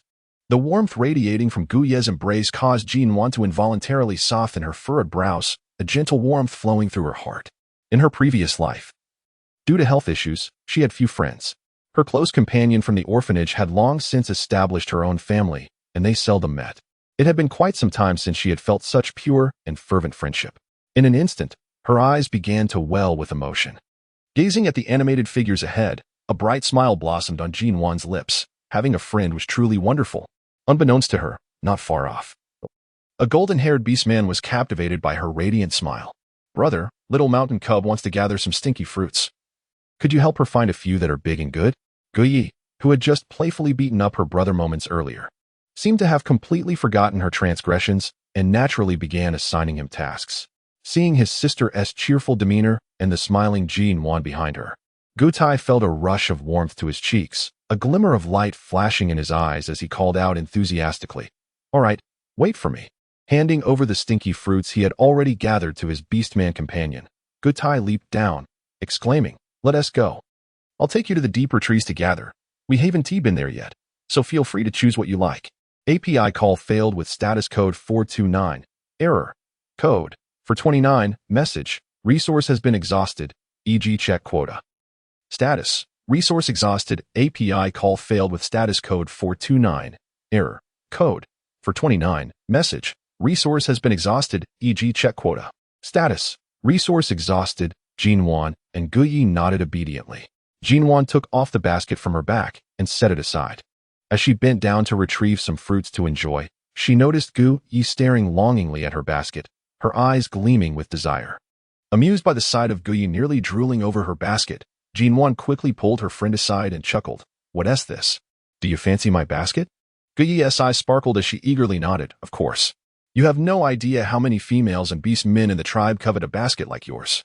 The gathered fruits and hunted game can be placed directly inside, eliminating the worry of insufficient hides causing the fruits to spill out. After finishing her sentence, she looked at Nuan with hopeful eyes. "Oh dear friend, could you weave one for me? I'll gather the branches myself. Please, pretty please." As Nuan was shaken by her companion's frantic movements, she felt dizzy and hurriedly nodded. All right, I'll come up with a plan. Let us go together. It will be swifter that way." Guyi, however, shook her head in refusal, asserting, "I can manage on my own. It's merely a short distance." With that, she pointed towards a slender tree approximately 50 meters away. Without waiting for Nuan's response, she dashed off in a flash. Observing Guyi's lively figure beneath the slender tree, Nuan could only shake her head in resignation. She retrieved 5 go-go beast eggs from her basket, intending to roast them as a token of gratitude for the siblings' assistance. Suddenly, a piercing scream from behind startled her. Turning swiftly, she saw Guyi ensnared by a robust black tail, being dragged into the depths of the forest. Dropping the go-go beast eggs, Nuan took a step forward to pursue, but was abruptly halted by a pair of strong hands gripping her arms. "Do not go. That is a serpent beastman. You should head towards the front of the woods and seek help from the tribe's beastmen. I will chase after her." Though concerned for Guyi's safety gnawed at her, Nuan recognized her own frailty. Her slender arms and legs were indeed insufficient against such a formidable foe. With a reluctant nod, she acquiesced. After Gutai finished speaking, he sprinted towards the direction where the serpent beastman had vanished. As he ran, golden fur began to sprout from his body, ultimately transforming him into a fierce golden lion, disappearing into the stench-laden fruit forest. As Nuan hastily maneuvered her short legs towards the forest ahead, she was suddenly startled by a fleeting shadow on a nearby tree trunk. Before she could comprehend the situation, a tight grip around her waist ensnared her, lifting her off the ground. Upon recognizing the familiar dark figure, a chill ran down her spine. It was the very creature that had just abducted Guyi. Could it be that Guyi was already in peril? The thought sent a pang of anxiety through Nuan. MMM. Her impending inquiry was abruptly silenced by a long, slender hand pressed firmly against her mouth. Nuan's eyes widened in shock as she beheld the beastman before her, whose gentle visage contrasted sharply with his serpentine tail. She nearly gasped in disbelief. A snake. Observing Nuan's petrified state, Yagu's lips curled into a mocking smirk. So, what is the merit of a female? He mused. Fragile and seemingly ready to topple with a mere breeze, with a courage lesser than that of a rodent. Their only worth lies in their ability to bear offspring. A soft, sinister voice whispered in Nuan's ear, "You must be the mountain cub, then. Comply and follow me quietly, or I shall strangle you." A cold breath brushed against her, sending shivers down her spine. She instinctively sensed that this beast man would indeed fulfill his threat. Hastily, she feigned obedience and nodded. MMM, with a satisfied glint in his eyes. Yagu released his grip from her mouth. Gasping for air, Nuan quickly inquired, "What has become of the female you just captured? What have you done with her?" Looking down condescendingly at the somewhat disheveled young female, Yagu's mouth curled into a sardonic smile. "I merely discarded her atop a tree. My true objective has always been you. Her capture was merely a ruse to divert the golden lion." Nuan was taken aback. "Capture me? I have never laid eyes on you before." Gu bent down, his cold, serpentine gaze fixated on her. "True, we have not met. But I am aware that you are the one who discovered the fruit of divine punishment abandoned by our tribe, as well as 2 new types of sustenance. Therefore, our chieftain and shaman have instructed me to ensure your return." As Nuan's eyes darted mischievously, she chuckled, "Brother, you are mistaken. I am not the female you speak of. You have captured the wrong beast." Yagu, with a sardonic smile, regarded her. "Monli mentioned that the female cub who discovered food is a half-beast, possessing white tiger ears and a tiger tail. Is it possible that the Watson tribe has another half-beast female cub?" Monli. Nuan's small white teeth clicked audibly, for this female was truly insidious. "Let us proceed. I hope you prove to be of some utility." With that, she coiled her tail around Nuan and swam forward. The serpent beastman's speed was remarkable, and Nuan could only glimpse the fleeting shadows of retreating foliage. "Taking me back serves no purpose. I will not assist you in finding food." As familiar sights continued to fade away, Nuan felt a surge of anxiety. In response to her words, Yagu halted, turning to fix her with a cold gaze. "If you are of no use, then you may as well become the communal female of the tribe's beasts." As Nuan was suddenly drenched in a torrent of icy water, a chill enveloped her from the tips of her hair to her toes. In that moment, a resounding roar of a lion echoed from behind, causing Nuan's eyes to sparkle with excitement. Yagu, with a slight smirk, thought to himself, "I never anticipated that this golden lion would respond so swiftly." Lowering his gaze, he noticed an unmistakable joy illuminating Nuan's face, and with a condescending glare, he mocked. "You wish for this lion to rescue you? Huh." With that, he cast a derisive glance at Nuan. "Doli, obstruct that lion. I shall take this female back." Yagu commanded, directing his words toward a towering tree. In an instant, Nuan watched in astonishment as a massive, long-eared gorilla leaped down from the treetops, transforming into a burly beast man. The beast man, named Doli, shot a curious glance at Nuan before striding away with powerful strides toward the location where Gutai had just roared. As Doli's figure gradually receded, Yagu continued to grip the somewhat despondent Nuan, propelling them forward with haste. "Do not entertain such thoughts. I will never allow you to return, nor will any beast man be able to rescue you from my grasp." As Nuan relinquished her struggle, she was obediently ensnared by the serpent beast man, who guided her through the waters. Approaching noon, he finally set her down by the banks of a small river, flicking his robust, pitch-black scaled tail before fully transforming into a refined beast man, standing approximately 1.9 meters tall with a lean physique. However, Nuan was not deceived by his outward appearance. The fleeting glint of coldness in his eyes was not lost on her. "Stay here quietly, do not wander off. I shall go hunting," he declared, bending slightly as a sinister smile curled at the corners of his mouth. "Do not attempt to escape. Trust me, you cannot outrun me." With that, he disregarded Nuan's displeased countenance and turned to venture into the adjacent thicket. As the serpent beast man vanished into the foliage, a glimmer of cunning sparkled in Nuan's eyes. She rose and began gathering a pile of dry twigs nearby. Grasping a sharpened stick fashioned from stone, she secured a sturdy branch with her foot, creating a small pit to start a fire. The heat of the day had evaporated most of the moisture from the twigs. Yet it took Nuan nearly 15 minutes to coax wisps of smoke from the soft grass surrounding the pit. Soon, a timid flame flickered to life, cautiously shaking its small form. With meticulous care, she arranged the collected twigs atop the burgeoning fire, which gradually grew stronger with ample fuel. When Yaga returned with a captured grunt beast, he was taken aback to find a vibrant blaze crackling before the small female cub.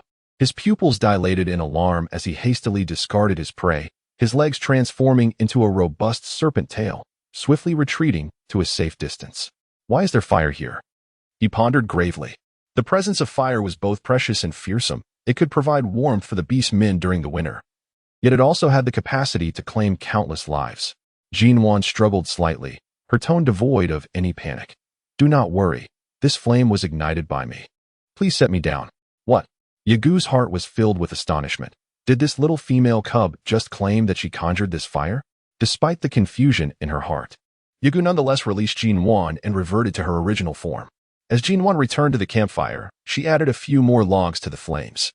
Turning her gaze toward the distant figure of Yagu, she stated, I do not consume raw meat. Kindly hand me my portion, and I shall prepare it myself.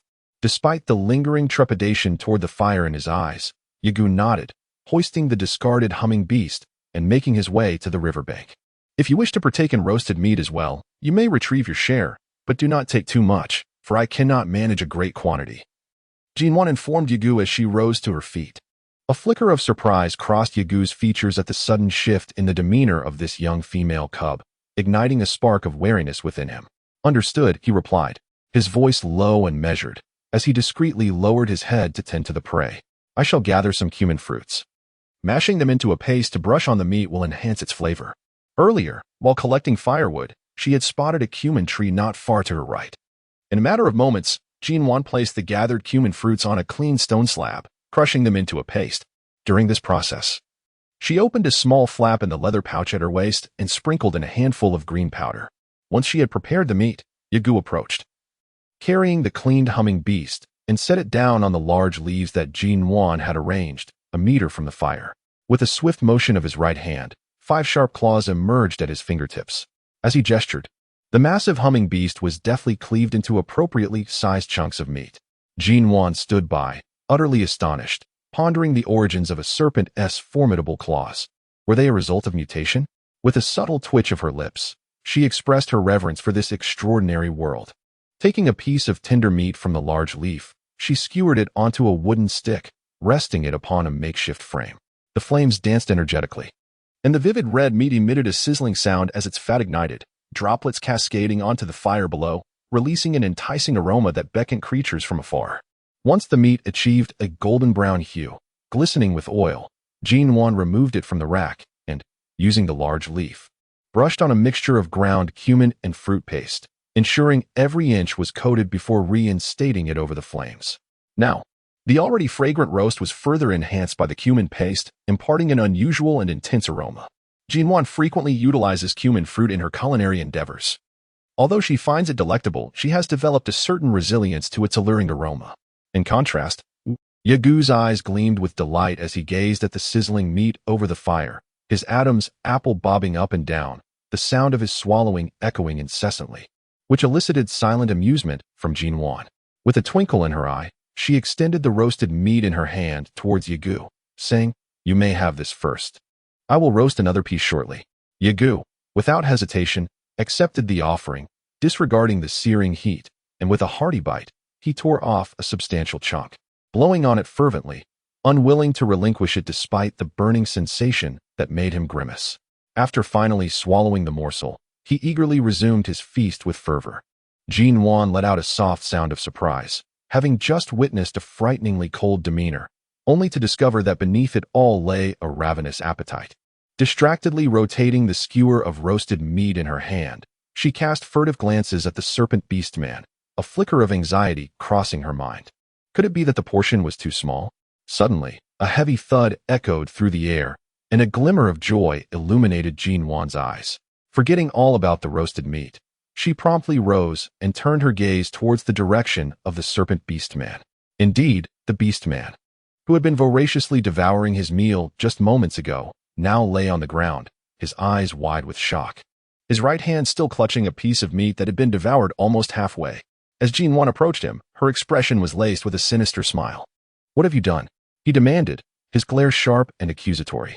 With a cold chuckle, Nuan stood beside the serpent beast man, crouching down to brush off the dirt from her hands, which had been stained by the roasted meat.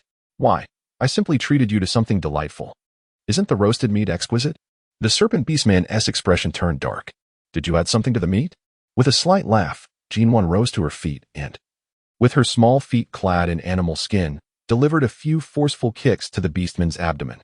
However, she noticed that his expression remained unchanged, prompting her to pout in disappointment. The powder from the grass had a far more severe effect when ingested than when applied to a wound. If applying it externally was akin to local anesthesia, consuming it was akin to a full-body anesthetic, and one that lasted for an extended duration at that. Well, you can just stay here and enjoy your time. I'm heading back to the tribe. With that, she ignored the beastman's menacing gaze and turned her back to extinguish the fire. After casting one last glance at the serpent beastman, now completely limp, she raised her chin defiantly and strode off along the path from which she had come. As Nuan's figure faded from view, a palpable gloom enveloped the serpent beastman's heart. He could hardly believe that a mere, frail little female had outwitted him, a proud warrior of the Touang tribe. Lying helplessly on the ground, he realized that if a ferocious beast were to cross his path at that moment, it might very well spell his end. API call failed with status code 429. Error. Code. For 29. Message. Resource has been exhausted, e.g. check quota. Status. Resource exhausted. With a raised eyebrow, Nuan hastened toward the source of the sound, parting the shrubs that stood over a meter tall before her. Suddenly, a plump, golden creature caught her eye. A lion cub. How could this little one be here, and how dare it wander out alone? Upon seeing Nuan, the cub appeared equally thrilled. Its round, furry face lit up as its two inky eyes sparkled with excitement. It yelped joyfully, scampering toward her with its four chubby paws. Observing the little creature's waddling form, Nuan quickly took a few steps forward and scooped it into her arms, gently tapping its damp little nose. You little rascal. How could you run out here by yourself? Don't you know it's dangerous? Rest assured, I brought him here. He is safe. A clear voice resonated from ahead. As Nuan followed the sound and looked over, she recognized the clear-featured orc, the lightning ferret orc that the shamaness had redeemed from Monli last time. Raising the chubby little cub in her hand, Nuan turned to the orc before her and inquired, How did you come to be here? The shamaness is looking for you and sent me to call you, but you were absent. After I reported back to her, I thought of searching for you in the stinky fruit grove, but this little fellow insisted on accompanying me, so I brought him along. Speaking of the little lion cub, Fu Yi's eyes reflected a profound sense of helplessness, clearly indicating that he had endured quite a bit. Shortly after our arrival, we heard that you had been captured by a snake orc. Having encountered that very snake orc before, I decided to bring him along to search for you. By the way, where's the snake orc that captured you? Why are you here alone? Fu Yi glanced curiously at Nuan's back, a hint of puzzlement in his expression. API call failed with status code 429. Error. Code. For 29. Message. Resource has been exhausted, e.g. check quota. Status. Resource exhausted. API call failed with status code 429. Error. Code. For 29. Message. Resource has been exhausted, e.g. check quota. Status. Resource exhausted. Nuan nodded slightly. Then you go ahead. I will gather some fruits nearby. The shamaness had mentioned that the speed of the lightning marten was astonishing. When she witnessed the figure of the winged beastman vanish in an instant, Nuan inwardly sighed. Indeed, the reputation is well-deserved. She ruffled the sleek, glossy fur of the little creature. You little rascal, how dangerous it is for you to follow me out here. She pinched its chubby leg. If your legs grow crooked, no female will want you. Xiaoyan, the little cub, rolled his eyes secretly. Despite his juvenile form, his recovery abilities rivaled those of the beastman.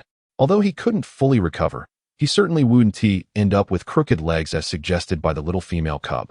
Suddenly, a fierce wolf howl echoed from behind, causing Nuan's nerves to tense up. What was happening? A sharp, high-pitched sound came from the rear, and the little lion cub in Nuan's arms instantly lifted its round head. Its previously relaxed tail stood rigid, and its fluffy ears perked up. The small furry face now solemn. The call of the lightning marten was subtle, discernible only to the beastmen of the same tribe. Just moments ago, the winged beast had been signaling them, but the little female cub was oblivious. Xiaoyan leaped down from Nuan's embrace, emitted a couple of howls, and then dashed away in the opposite direction from where the sound had originated. After running for a while, he turned back only to find the little female cub staring apprehensively towards the rear, her restless legs indicating her desire to return. A sudden throb of pain shot through his little head as he trudged back on his short legs, patting the little female cub's animal skin shoes. Upon seeing her lower her head, he howled twice, took a couple of steps back, and howled again. You want me to follow you? Nuan finally understood the little creature's intentions. Xiaoyan nodded. But what about the winged beast? Nuan still worried about the young beast man, who possessed medicinal powder that might prove beneficial. Before she could voice her concern, the little lion cub shot her a disdainful glance, prompting Nuan to swallow her words. Indeed, the speed of the lightning marten was unmatched. As long as she and the cub didn't slow down, escaping would be no issue. It seemed Nuan had underestimated the winged beast's capabilities. After running for quite some time and ensuring they were no longer being pursued, they finally halted. Nuan leaned against a large tree, panting heavily, exhausted beyond measure. Yet, the little lion cub stood in front of her, slightly crouched, emitting a low growl of warning. Its sharp white teeth bared dangerously, and its 4 chubby paws extended with claws at the ready, its plump body tense and straightened. The little cub's vigilance was commendable, but ultimately futile. Before Nuan could catch her breath, a strange yet somewhat familiar voice resonated from the treetops. A massive black serpent's head emerged, its familiar coldness flickering in its dark eyes, sending a chill down Nuan's spine. She was well aware of the medicinal properties of the toothgrass and was surprised that this serpent beast man had recovered so swiftly. Hastily, she moved forward to scoop up the agitated little lion cub, a smirk playing on her lips. I never imagined you would recover so quickly. It seems the dosage was insufficient. The black python slithered down the thick tree trunk, transforming upon landing into a slightly effeminate beast man. Startled, Nuan's expression faltered. Aren't you the serpent beast man? Yali's lips curled into a smile, his narrow eyes slightly raised. It's truly unexpected that Yagu would fall at the hands of such a slender little female like you. It's a disgrace to our Touang tribe. And little one, Yali continued, don't compare me to that fool. I am Yali, the heir to the shaman of the Touang tribe. Oh, and of course, also the elder brother of that fellow you incapacitated. Yali approached Nuan step by step, his slender fingers reaching out towards her, his voice gentle with a hint of enticement. All right, little one, come with me. Your tribesmen are already entangled with Duoli and Muku. They are formidable lightning sables, but besieged by 2 beast men. I fear they won't have much of a chance to rescue you. The beast man named Yali was right. They couldn't rely on anyone at this point. Both she and the little cub were vulnerable. To fight such a large python, she felt it would be quicker to simply raise her hands and surrender. Suddenly, the chubby cub in her arms began to convulse in pain, emitting unbearable cries. Nuan's heart tightened with worry as she hurriedly reached for the round little head of the creature in her arms, her anxiety palpable. Cub, what is wrong? Where do you feel unwell? As she watched the little one writhe in agony within her embrace, her own heart burned with distress, and her eyes involuntarily glistened with unshed tears. Suddenly, she lifted her gaze to the serpent beast man before her. You claim to be the heir of a shaman. So do you know what is happening to the cub right now? Yali lazily cast a glance at the squirming little lion cub in Nuan's arms, nonchalantly picking at his nails. It's nothing, just a transformation. So it is merely a transformation. Nuan felt a wave of relief wash over her, her smile barely beginning to form before it crumbled, her eyes wide with shock. You mean the little cub is about to transform? Yali watched her shattered expression with keen interest, feigning innocence as he shrugged his shoulders. Indeed, it is quite evident. As the warmth of the season enveloped the air, Nuan anxiously placed the little creature atop a mound of hay, pacing in distress. What should I do? What should I do? There is no transformation grass here. The transformation of orcs signifies a pivotal moment in their lives. During this crucial metamorphosis, every young orc is accompanied by a shaman for protection. The most vital aspect is the consumption of a potion brewed from the rare transformation grass, which ensures the success of the transformation. Without it, the young orc may struggle to endure the agonizing process. The small lion cub rolled amidst the hay, crying out in despair. Nuan, desperate to reach out and comfort him, hesitated, fearing that her touch might exacerbate his pain. She withdrew her trembling hand, gripping it tightly, her fingertips turning pale from the pressure. Observing Nuan's helplessness, the figure in the ravine mockingly remarked, Your anxiety is futile. This little cub is destined to fail in his transformation. Transformation grass only grows in the Ainala mountain range, and each year, the tribe dispatches powerful orcs to collect it when it ripens. Such a precious resource is safeguarded by the shamans themselves. It is merely the misfortune of this little cub. Those who fail to transform will perish, their bones twisted beyond recognition.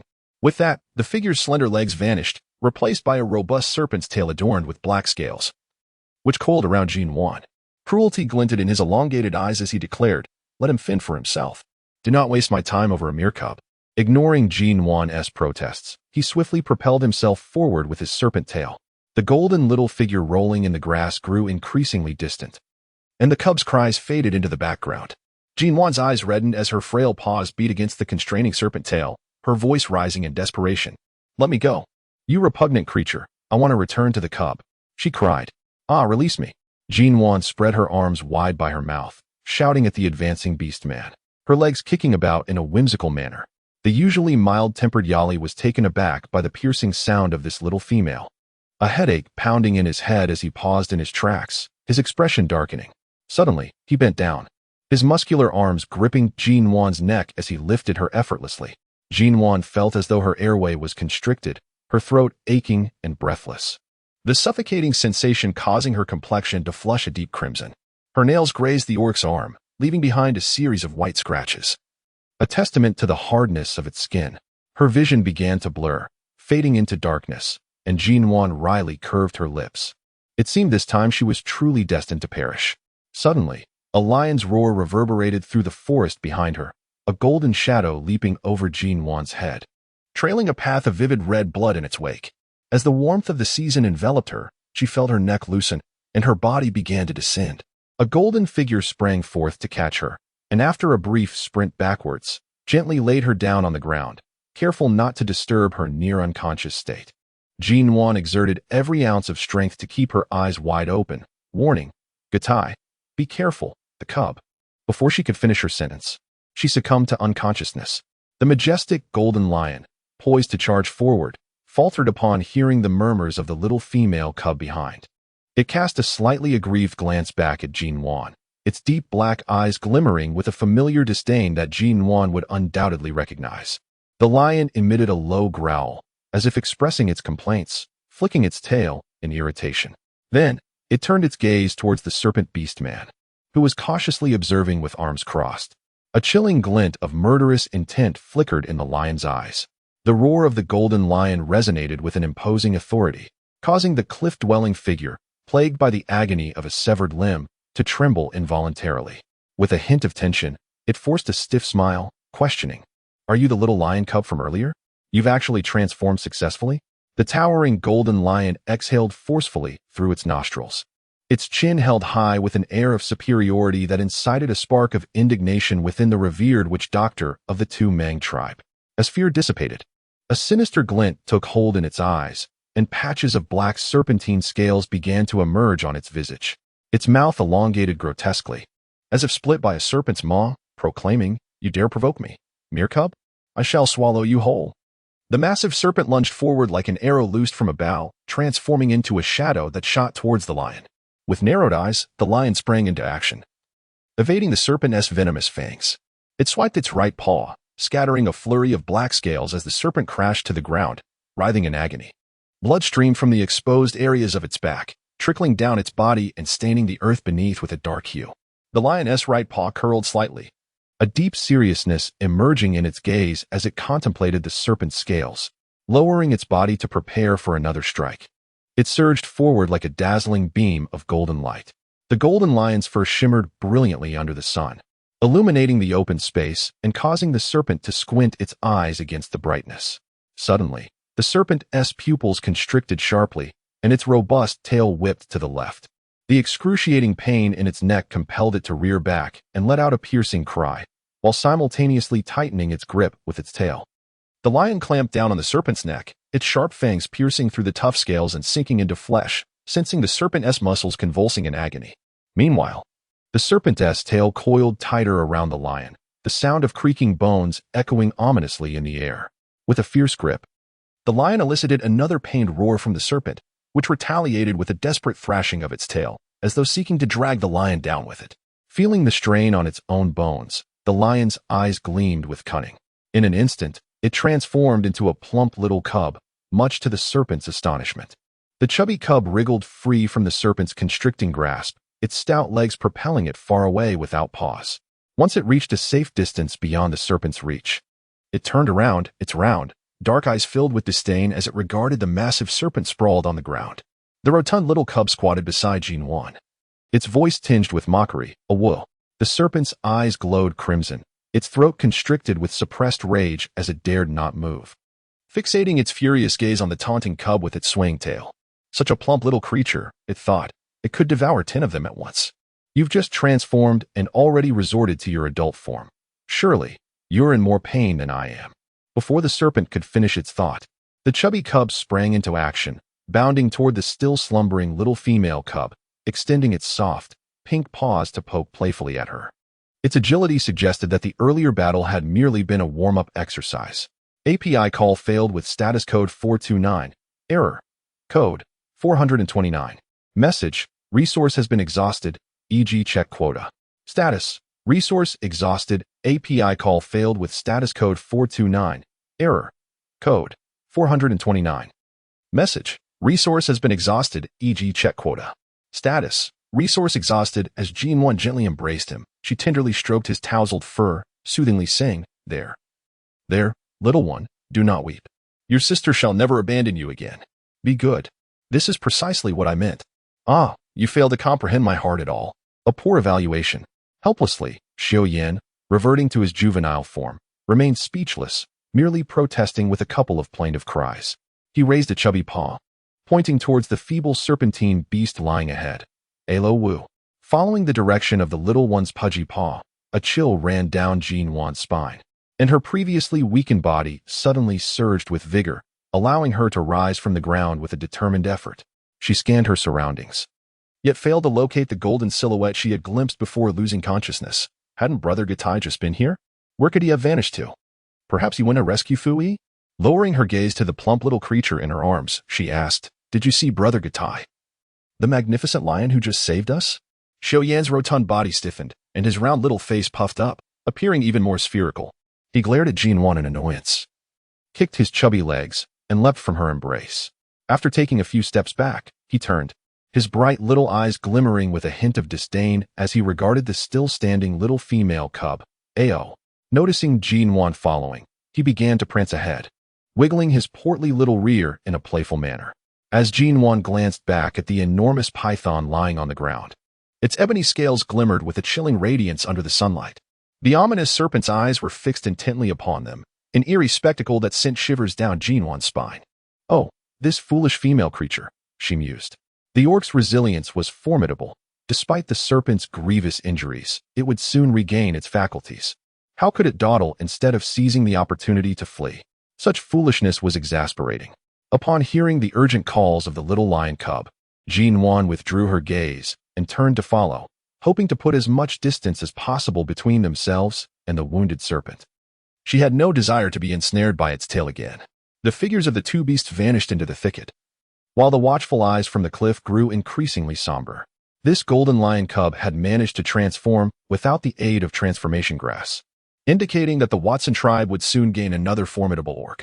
This was troubling news indeed. He shifted his body, only to be met with a sharp pain in his neck that felt as if it had been poisoned. That accursed lion had inflicted such severe wounds upon him. Resigned, he pressed his body flat against the ground, contemplating the necessity of reporting the lion's actions to the shaman and the chieftain upon his return to the tribe. A glint of malice flickered in his eyes. How delightful it would be to eliminate this troublesome presence swiftly. Having trotted along with the little creature for a while, Nuan felt a searing pain in her chest. Little one, please, stop running. Let us rest for a moment. She leaned against a tree, casting an envious glance at the rotund cub that had turned back, wearing a disdainful expression. This little creature was adorably plump as it ran. The flesh on its tiny frame quivered, yet it possessed astonishing endurance, scurrying along with its chubby little legs at a surprising pace. Xiao, with his chubby backside nestled in the grass, looked disdainfully at the panting Nuan, filled with contempt for her weakness. How could she be so exhausted after such a short distance? The rustling of grass suddenly pierced the air, causing Xiao to freeze, his previously droopy ears now standing erect. A beast was approaching.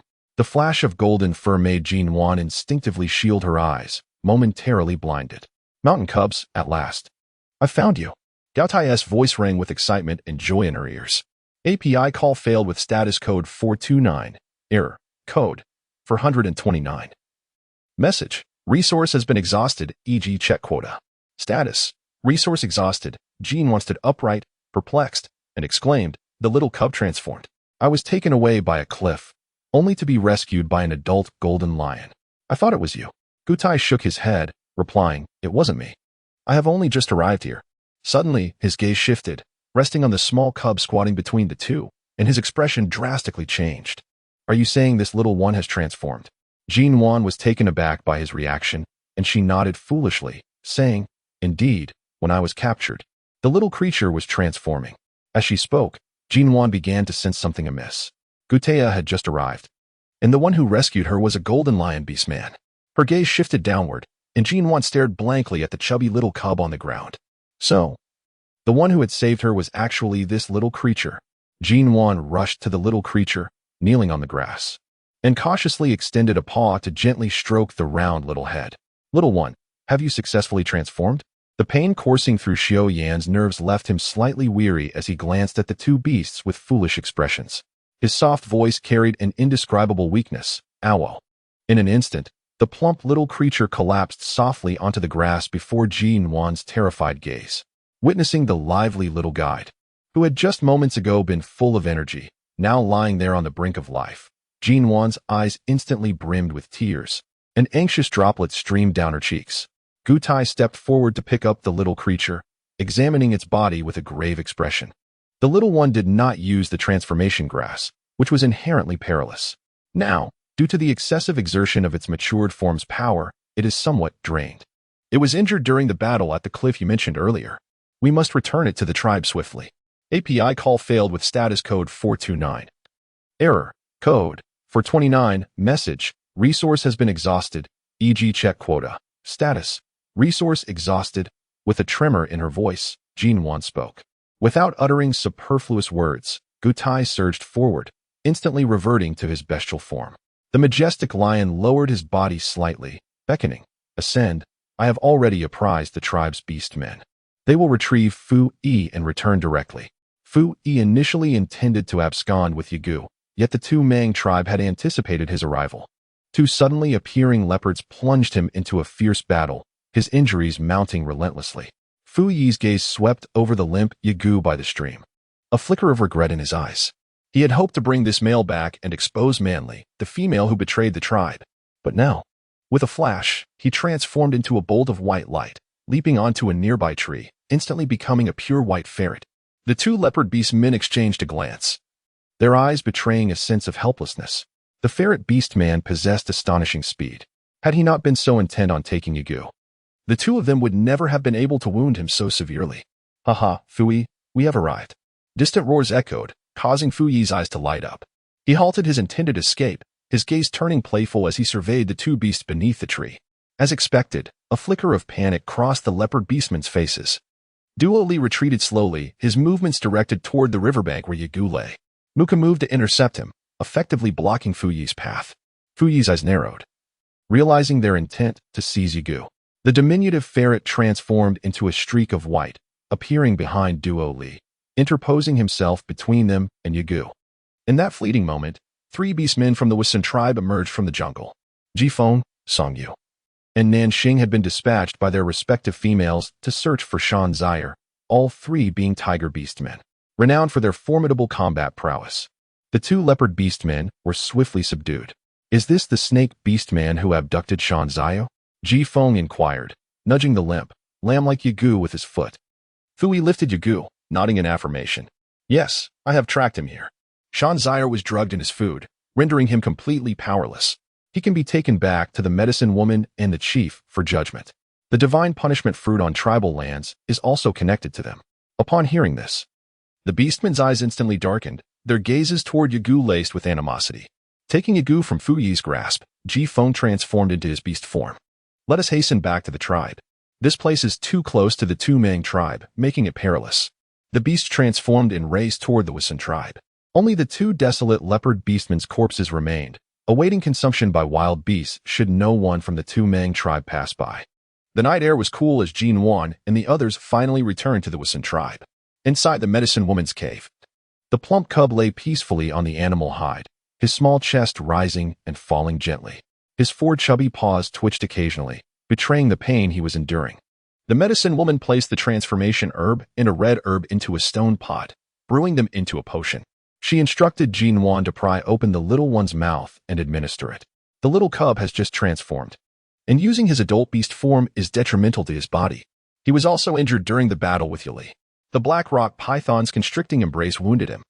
How the little one avoided more severe injuries remains a mystery, but the pain is unavoidable. I will provide you with some herbs to brew into a potion daily. He will recover in due time. API call failed with status code 429. Error. Code. For 29. Message. Resource has been exhausted, e.g. check quota. Status. Resource exhausted. Pausing in her caress, Nuan lifted a tuft of fur from the cub's nape. Was it merely the dim light playing tricks? She perceived a subtle anomaly in the hue of the fur. Grandmother healer, could you cast your eyes upon this? I suspect something amiss with the little one. Nuan promptly summoned. The tribal healer, setting aside her herbs, knelt beside the animal hide and peered intently at the patch of fur Nuan had exposed. Now expanded from a mere tuft to a more substantial area. The healer's pupils contracted. Discoloration. The silver fur proliferated, eventually enveloping the cub entirely. The lion cub. Nay, the silver wolf cub now lay docilely upon the hide. Nuan and the tribal healer exchanged incredulous glances, both struggling to comprehend the inexplicable transformation. Never in the annals of the Watson tribe had such a phenomenon been witnessed. Nuan gently stroked the silvery fur of the little creature, murmuring, "Isn't this cub supposed to be a golden lion cub? How has it suddenly transformed into a silver wolf cub?" The shaman silently examined the little one's body, finding nothing amiss. Suddenly, Nuan's hand, which had been caressing the cub's fur, froze momentarily as she turned stiffly to look at the shaman grandmother. "Do you think this little silver wolf could actually be Brother Xiaoyan? Isn't Aunt Guro from the Golden Lion clan?" Although startled by her audacious thought, Nuan inexplicably felt she had stumbled upon a truth. Rising, she declared, "I shall go fetch the clan leader and Uncle Xiao Li's family." "What did you say?" Guro instantly leapt up from the animal hide, rushing to Nuan and grasping her hand, her body trembling slightly with excitement. Nodding in affirmation, Nuan stated, "You heard correctly. The little lion cub has, indeed, transformed into a small silver wolf. Considering your lineage as a member of the Golden Lion clan, Aunt Ro, and Xiaoyan's former identity as a silver wolf beastman, I thought it would be fitting for you to come and identify him." Wiping away tears from the corners of her eyes, Guro grasped Nuan's hand and promptly headed out, exclaiming, "We'll go right away. If it truly is my Xiaoyan, my little one." Accompanied by Guxing, the clan leader, the group gathered at the shaman's cave. Nestled on the animal hide, the silver wolf pup slumbered peacefully, its tiny belly rising and falling with each breath. Endearing and utterly charming. It bore no resemblance to the aloof demeanor it would adopt upon transforming into a beast man. A fluffy little bundle, its small nose occasionally twitched, radiating pure adorableness. Upon entering the cave, both Xiao Li and Guxing confirmed the little silver wolf's identity. The scent emanating from the little one was undoubtedly that of Xiaoyan. With gentle steps, Guro approached the silver wolf pup and gingerly lifted it into her arms, careful not to rouse him. After wrapping the little one snugly in the animal hide she had brought, she departed, accompanied by her eldest son, Xiaoming, to return home. With a tender gaze, Nuan watched Guro's departing figure fade into the distance. The little one had been her constant companion for many days, and Nuan had come to regard the cub as her only kin in this world. Now, discovering that the little one was, in fact, Xiaoyan, and knowing that they could no longer share their lives together, Nuan felt a pang of mingled sorrow and despondency, a profound sense of oppression in her heart. Once Guro was far away, Xiao Li inquired with a grave tone to the shaman, "Shaman, what is the matter with Xiaoyan?" Guxing, filled with astonishment, exclaimed, "Indeed, never before has a beast man with 2 beast forms emerged in the tribe." The shaman, equally perplexed, shook her head, saying, "Such a phenomenon has never occurred before. I am at a loss to explain it." Nuan gazed at the shaman grandmother, pondering whether the young master Xiaoyan would still transform into a golden lion beast man. If his transformation were to become unstable and beyond his control, it would indeed lead to considerable complications in the future. The other beasts nodded gravely in agreement. Nuan sighed softly as she handed the herbs, wrapped in animal skin, to Uncle Xiao Li. "Uncle Xiao Li, these are the herbs that the shaman grandmother has just prepared for Brother Xiaoyan. If he takes them daily and brews them into a potion, His health will surely improve. Nodding gratefully, Xiaoli received the herbs from Nuan's hands. A rare softness flickered in his usually sharp, wolf-like gaze. Thank you, little mountain child. If it weren't for your kindness in nurturing Xiaoyan, who has transformed into a small lion cub, we might have already lost him by now. With a gentle smile, Nuan demurred, please don't speak that way, uncle. Hasn't brother Xiaoyan assisted me countless times? I have only rendered a trifling service. Nodding her head in farewell to Guxing and the village shaman, Xiaoli hastened away with the medicinal herbs. The unexpected return of a cub thought to be deceased had stirred a rare display of emotion in the usually stern and inflexible Xiaoli, eliciting a profound joy at this restoration. Enough, the village shaman said wearily, waving her hand. Our conjectures here are futile. We shall observe further in due time. Now depart, and allow me to rest. Guxing nodded in acknowledgement and took his leave. Nuan gently assisted the shamaness to recline upon the animal hide, meticulously instructing the orc sentinel stationed outside the cave to tend to her with utmost care. Only after ensuring her well-being did he wearily make his way back to his own dwelling. Much like the morning when he departed, the cave remained unchanged. A cozy nest of grass for the youngling still rested upon the stone bed, accompanied by 2 bundles of the slippery, large leaves of the clucking beast. Having lingered at the bedside in contemplation, Nuan emitted a soft sigh and relocated the makeshift nest of grass from the bed to a corner of the cave.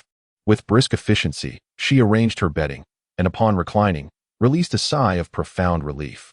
How utterly delightful, she mused. Today's relentless flight has nearly exhausted me.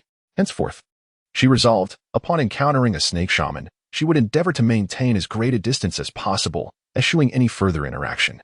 For the experience had indelibly imprinted itself upon her psyche.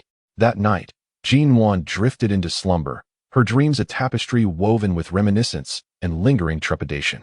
Meanwhile, Xiaoyan found himself in a state of bewilderment. Pray, who can elucidate why, upon awakening from my slumber, I find myself in unfamiliar surroundings? He pondered. And where, pray tell, is my cherished little abode? What manner of divine dispensation is this unyielding animal hide? Rising from the aforementioned hide, Xiaoyan meticulously scrutinized the confines of the cave, a sense of burgeoning familiarity washing over him. Could it be? A surge of excitement coursed through him as he circumambulated the cave's perimeter. Is this not the abode of my esteemed progenitors? Could it be that they have recognized their progeny? Composing himself, the diminutive Xiaoyan settled his rotund posterior upon the animal hide, preparing to meticulously groom his personage. Yet, as his chubby paw ascended, the resplendent silver of his pelage met his gaze. At long last, I have reverted to my true form. Once more. He paraded about the cave, his diminutive chest puffed out with pride, and with a flourish, he cast his lustrous silver coat from side to side. Recalling the manner in which the diminutive female's gaze had become riveted upon Gutai's golden fur, Xiaoyan curled his lip in disdain. A tawdry hue, indeed. Wherein lies the allure? The lion's coat is ever prone to entanglement, whereas the silver wolf's fur remains eternally silken. The animal hide curtain was drawn asunder, and a rotund silver wolf pup, bearing a striking resemblance to Xiaoyan, bounded into the cave, his eyes gleaming with delight upon sighting Xiaoyan reclining upon the hide. With joyous yelps, he propelled himself towards his elder. Upon beholding his diminutive nephew, Xiaoyan found himself suffused with a sense of contentment, albeit tinged with reservation. If only, he mused, the corpulent pup would cease his incessant gnawing upon my caudal appendage, his scratching at my auricles, and his prodding of my posterior, my felicity would be unadulterated. Guro, bearing a portion of roasted meat, entered the cave, her heart gladdened by the sight of the 2 diminutive pups engaged in playful frolic. Approaching, she gently patted the plump posterior of Xiaoqi, the diminutive pup. Away with you, scamp. Your mother has prepared a delectable repast in anticipation of your arrival. Upon hearing the utterance of delectable repast, the diminutive pup's eyes blazed with fervor, and with nary a thought for his uncle, he scampered forth on his diminutive legs.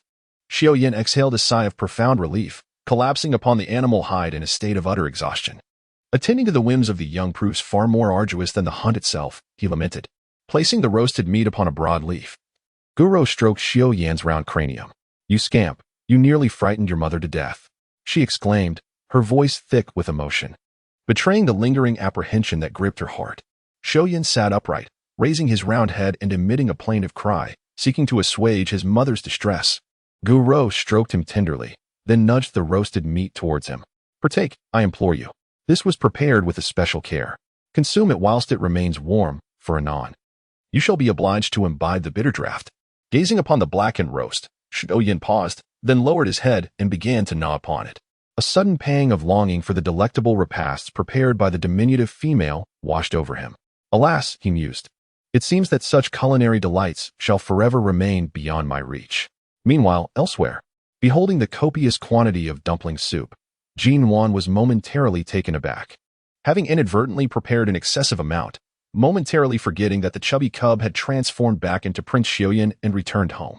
After ladling out a bowl and consuming it with gusto, she deposited the remainder into a wooden bucket, covered it with large leaves, and proceeded towards the mountain cave of the shamanic Granny Wu.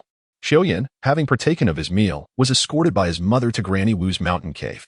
Under the pretense of a medical examination, Fu Yi, who had returned to the tribe in the early hours, also sat obediently on the animal hide, applying herbal mud to his wounds, yet his inquisitive gaze couldn't resist darting glances at Xiaoyan.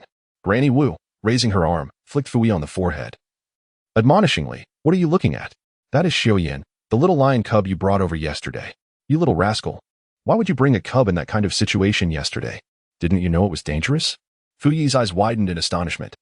The little silver wolf cub was Xiaoyan. The little lion cub was also Xiaoyan. His existence was too brief, and his knowledge was far too limited. Granny Wu, have you had your morning repast yet? I prepared some Victu ALS. Nuan was somewhat bewildered. Could someone enlighten her as to why?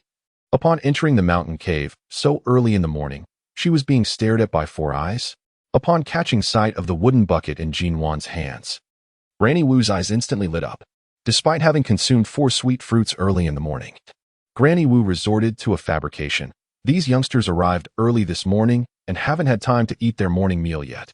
Having set the wooden tub aside, Nuan retrieved a stone bowl from within the cave, filling it with a hearty broth of dough droplets and presenting it to her. The elderly shaman accepted the bowl with delight, eagerly slurping down the savory soup. The rich aroma of the broth permeated the air, eliciting rumbling sounds from the bellies of the other creatures nearby. Bestow a bowl upon the fledgling FY, the shaman urged between mouthfuls of the fragrant broth. He has only just returned to the tribe and has yet to partake in the morning repast. Nuan retrieved another stone bowl, filling it with a generous portion before presenting it to Fu Yi. Overjoyed, Fu Yi accepted the fragrant offering, swallowing hard as he expressed his gratitude. Thank you, Shanzayer. I shall hunt some meat for you later. Nuan smiled and shook her head, saying, you saved me, and I have yet to express my gratitude. How could I possibly take your prey? Please, enjoy your meal before it cools. The food in the barrel was vanishing at an astonishing pace, and even their own AM was relishing from a stone bowl. The chubby little silver wolf felt an overwhelming sorrow that threatened to overflow. After all, those morsels had once belonged to him. Now, he could only watch enviously as others devoured the feast, his little belly protesting in discontent. No, not happy. The little silver wolf, trying to maintain an air of dignity, turned his head away. Yet his drooping ears and the occasional twitch of his small nose betrayed his true feelings. From time to time, he cast a pitiful glance at Nuan, only to find that the little female was not looking his way, causing his tail to droop in displeasure upon the animal hide. Nuan meticulously categorized the herbs today and laid them out to dry under the sun, under the guidance of the shaman grandmother. She became acquainted with several new varieties of herbs. Mountain cub, you will be turning 29 this winter, won't you? The shaman grandmother's sudden inquiry caught Nuan off guard. After a moment of contemplation, she nodded and replied, yes, I will be 29 next year. What about it, grandmother? The shaman gently applied the herbs to a wound on Fu Yi's back and remarked, then you may choose a name for yourself, as every cub receives a formal name upon reaching adulthood. Furthermore, since you are without a partner, you may select several orcs to accompany you. They can assist you in gathering herbs and ensure your safety. Nuan's eyes sparkled with excitement as she exclaimed, I have already decided on a name, Nuan, with Chi representing the season and Wan embodying warmth. Regarding the orcs who followed her, she admitted, I have had little interaction with the orcs of the tribe and lack suitable candidates, so I shall defer this matter for now. The shamanist gently caressed Nuan's head and remarked, the orcs that accompany you do not hold any special significance. Should they wish to find a mate in the future, you may opt for other orcs then. Of course, if among these followers there exists a male you are fond of, or one who desires to bond with you, you may prioritize them. Nuan awkwardly tugged at the corners of her mouth, already aware of the outcome. I believe it is preferable to choose the orc I am familiar with. as that would facilitate better interactions. Haha. Even Shanzai is now opting for an orc to follow. It appears that the shaman is quite pleased with this disciple. Guxing's boisterous voice echoed before he even entered the cave. Following closely behind was a robust and towering orc, none other than Gutai, who was escorting Nuan and her companion back to the tribe. As Gutai stepped into the cave, he immediately cast his gaze toward Nuan, his face breaking into a broad smile that illuminated the entire cavern. Ah, Gu, is this Gutai, the young one? When did he return? Gu set aside her stone bowl and approached Gutai, examining the young orc closely with an expression filled with affectionate excitement. This little fellow has finally come back, looking even more robust, truly a formidable orc. Despite Gu's fondling and scrutinizing, Gutai eventually managed to extricate himself from her grasp, sweat beading on his brow as he made his way to Nuan. How is Xiaoyan faring? I heard from my father about his condition. They said he has transformed back into a silver wolf cub? Nuan nodded slightly. Yes, it will be fine soon. Just a few days of medicine will suffice. Observing the rosy complexion of the little mountain cub, Gutai's gaze flickered, and he rose to stand before the shaman grandmother.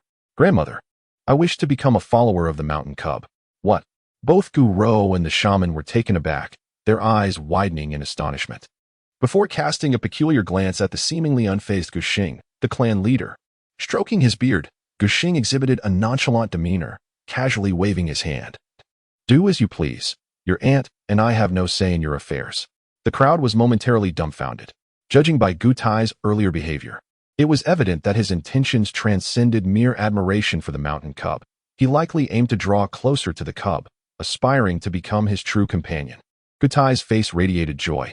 Meanwhile, not far away, the clan leader Guxing, appearing indifferent, secretly harbored a glimmer of delight in his wandering gaze. Xiaoyan, the cub, was left bewildered, pondering, what on earth? Glancing at the now pristine wooden tub, he had little time to lament before being struck by the boastful declarations of the foul lion. Assessing the lion's physique and recalling the stone pot belonging to the little female cub, Xiaoyan's temper flared. No, I cannot allow other males to protect the mountain cub. Otherwise, all the delectable treats that belong to me will be devoured by these wild competitors. This is utterly intolerable. The little creature wrestled with his thoughts for a while before finally letting out a cry. With a roll, the chubby silver wolf cub landed at Nuan's feet in an eye-catching manner, clutching one of her feet with his plump paws. His glistening black eyes looked up at Nuan with an air of grievance, and he let out a few plaintive yelps. Subsequently, he pointed at the wooden tub and patted his round little belly, his eyes brimming with a sense of accusation. As the warmth of the season brought a twitch to the corner of Nuan's mouth, he inquired, Do you desire to indulge in some dumpling soup as well? The eyes of Xiaoyan, the little one, sparkled with delight as he eagerly nodded his round little head, the flesh of his double chin jiggling in response. Nuan consciously omitted the title of Prince Xiaoyan as she gazed at the pudgy creature before her, who was clutching its feet and patting its belly. She couldn't help but sigh deeply while looking up at the cavern ceiling. Life is truly challenging. At that moment, Guxing burst into an unrestrained laugh, exclaiming, Prince Xiaoyan has transformed into a smaller beast form, and his temperament resembles that of a cub. Haha. The chubby little one shot a glance of indignation mixed with embarrassment at Guxing, turning its back in defiance. The shamaness, with a gentle cough, interrupted Guxing's laughter, fixing him with a reproachful stare. Since Prince Xiaoyan also wishes to partake, let us organize those tribespeople who have remained behind from foraging and hunting. Each orc family shall select one individual to gather in the clearing and learn to prepare food using the stinky fruit. As Nuan contemplated, she realized that it was indeed the perfect opportunity to teach her fellow tribesmen, allowing her to pursue her own endeavors. The radiant morning of Yanji brought a gentle breeze and bright sunshine. In the communal area of the tribe, a large stone pot and numerous smaller ones were arranged. While the members of the Watson tribe gazed intently at the figure standing before the large pot, their eyes filled with fervent anticipation. As Nuan meticulously cleans her hands in the nearby wooden barrel, she retrieves a large, odorous fruit.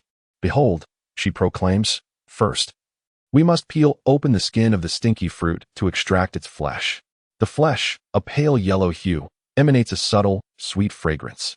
The gathered beasts, following Nuan's guidance, engage earnestly in the task at hand. With a prepared stone slab at her side, Nuan places a piece of the fruit upon it. Next, we shall crush this substantial piece of fruit into smaller morsels, and then grind it into powder in the stone bowls we have brought. Effortlessly, She transforms a piece of fruit into a small mound of stinky fruit powder. She presents the flower to Fu-yi, allowing each member of the tribe to observe. Now, let us all grind our stinky fruit into such powder before we proceed to the next step. Upon hearing this, the beasts hurriedly return home to fetch their stone bowls, diligently grinding the fruit into powder. The task of grinding the stinky fruit into flour is not arduous, particularly since most of those sent to learn are Orcish. In a short span of time, they complete the milling process. Next, Nuan retrieves the pork generously provided by Aunt Guro and slices off a piece of white lard. Look here, this is the fat from the hoho beast. If you lack hoho beasts, you may opt for the fattier portions of other prey. Utilizing a stone knife, they cut the fatty meat into slices, which are then placed into a heated stone pot over the fire. You may find a clean stick, just like this. With that, she tosses the sliced meat into the sizzling pot, and a savory aroma wafts through the air, causing the stomachs of the Orcish onlookers to growl in response. Promptly, they follow Nuan's lead, and soon the clearing resounds with the crackling of frying meat, the delectable scent hanging above like a cloud of culinary delight. Once the oil flows, they may add their preferred meats and, of course, some fruits or wild vegetables of their liking. Although Nuan remained silent about the divine punishment fruit, despite the tribal doctor, Alma, not disclosing the reason for withholding this information from the tribe. She vividly recalled her abduction. She remembered the valley dweller mentioning that Monley had revealed details about their tribe. Regaining her composure, she poured a bucket of clear water into the stone pot, announcing, "Next, we shall introduce water into the stone pot for boiling." Despite their incomprehension of why water was being added to the fragrant meat, the tribesfolk diligently followed suit. The stone pot was slow to heat, taking approximately half an hour before small bubbles began to surface. After allowing it to simmer and boil for a while, Nuan retrieved the flour from the stone bowl, stating, "We shall now take our freshly ground flour, gradually adding water while stirring with a wooden stick until it forms a flocculent consistency." Upon inspection, she observed that, with the exception of a few clumsy individuals who had inadvertently created dough, the majority of the tribe had successfully achieved the desired consistency. As a final step, the floury mixture from the stone bowl was evenly sprinkled into the stone pot, ensuring continuous stirring throughout the process. Nuan surreptitiously incorporated a small quantity of divine punishment fruit powder into her pot. The resulting aroma emanating from the pot caused Xiao Yin and Fu Yi, among others, to audibly swallow their saliva. After simmering for a while, she used a wooden stick to push the firewood away from beneath the stone pot, announcing, "And there we have it, the simplest form of flour lump soup. There are numerous ways to prepare the stinky fruit. If you desire to learn, you may select a few beastmen to study in my cave, and they can then impart their knowledge to the rest of you." The beastmen bowed deeply to Nuan, their heartfelt gratitude evident, igniting a warmth within her. The clearing was abuzz with activity at midday. Xiao Yin, with unrestrained joy, wagged his chubby little tail, burying himself in the stone pot before him, which appeared large enough to accommodate two of him. His round, sparkling eyes curved into crescent moons, betraying none of the maturity and composure expected of an adult beastman. Led by the tribal chief and the shaman Amma, a group of fluffy, plump cubs eagerly sampled from various pots and bowls, relishing their communal feast. In stark contrast to the lively atmosphere of the clearing, a chilling stillness permeated Monley's cave. After Yagu was brought back in the early hours, the shaman Alma administered Nuan's sharp-toothed herbal powder to him. Watching Yagu lying limp on the animal hide, Monley was torn between heartache and panic. She feared that the shaman and tribal chief had discovered her betrayal of the tribe and wondered what her fate would be. "Shaman, tribal chief, people from the Touang tribe have arrived, seeking to exchange for Yagu." The jovial atmosphere in the clearing abruptly ceased, as all eyes turned towards Guhang and the shaman. Exchanging a glance, the shaman escorted the cubs back to their respective mothers before returning to her cave. Guhang wiped his mouth with the animal hide he was wearing, waved his large hand, and announced, "Everyone, gather your belongings and return to your caves. Do not let the Touang tribe see anything." With that, he rose and headed towards the edge of the tribe. Lut, accompanied by 10 beastmen from the Touang tribe, stood outside the Wozen tribe, casting covetous glances at the surrounding forest, their eyes filled with undisguised greed. They envisioned the day when they would claim this territory for the Touang tribe. "Tribal chief, should we seize the opportunity to eliminate the golden lion cub that Yali mentioned?" One of the beastmen suggested, his face contorting with murderous intent. Lut slapped him across the face. "Are you a pig? If we kill him within the Wozen tribe, it will be obvious that we were responsible. Do you wish to return? The beast man, rubbing his aching head, sheepishly retreated. Haha. Loot, winter is fast approaching. Instead of preparing in your own tribe. What brings you to our Wozen tribe? Touang emerged from the tribe, his laughter devoid of warmth. Loot forced a smile. I heard that Yagu, from our tribe, committed an offense and was captured by you, Touang. I have come to see if I can bring the young cub back. An offense? Huh. Touang scoffed inwardly. Throwing divine punishment fruit on another tribe's territory is merely an offense? I am truly unaware of this matter. Winter will be particularly harsh this year. And I have been preoccupied with leading the tribe in hunting. I have had no time to attend to this. Shall I inquire for you? Touang feigned sincerity. Excellent. Then, there is no need. The person is here. A raspy voice interrupted Loot. A group of more than 10 beastmen followed behind the shaman, with Fu-Yi dragging a limp beastman. Loot's eyes narrowed, and his voice turned icy. Yagu. The Touang tribe's beastmen strained their eyes. Indeed. The creature being dragged like a long-dead prey was none other than Yagu. What has happened to Yagu? Loot demanded, turning to the shaman, who appeared unconcerned. While Yagu may have committed an offense, it is not appropriate to simply kill him in this manner. Thinking of Yuli, who was recuperating in the tribe. Loot's expression darkened. The shaman raised her eyelids and glanced at Loot. He is not dead. I merely administered some medicinal liquid. He will recover by tomorrow. Loot was unconvinced. He abandoned his pretense and stated grimly, let us be direct. What will it take to have Yagu return to us? All the divine punishment fruit that your tribe can gather. Exchange them for Yagu.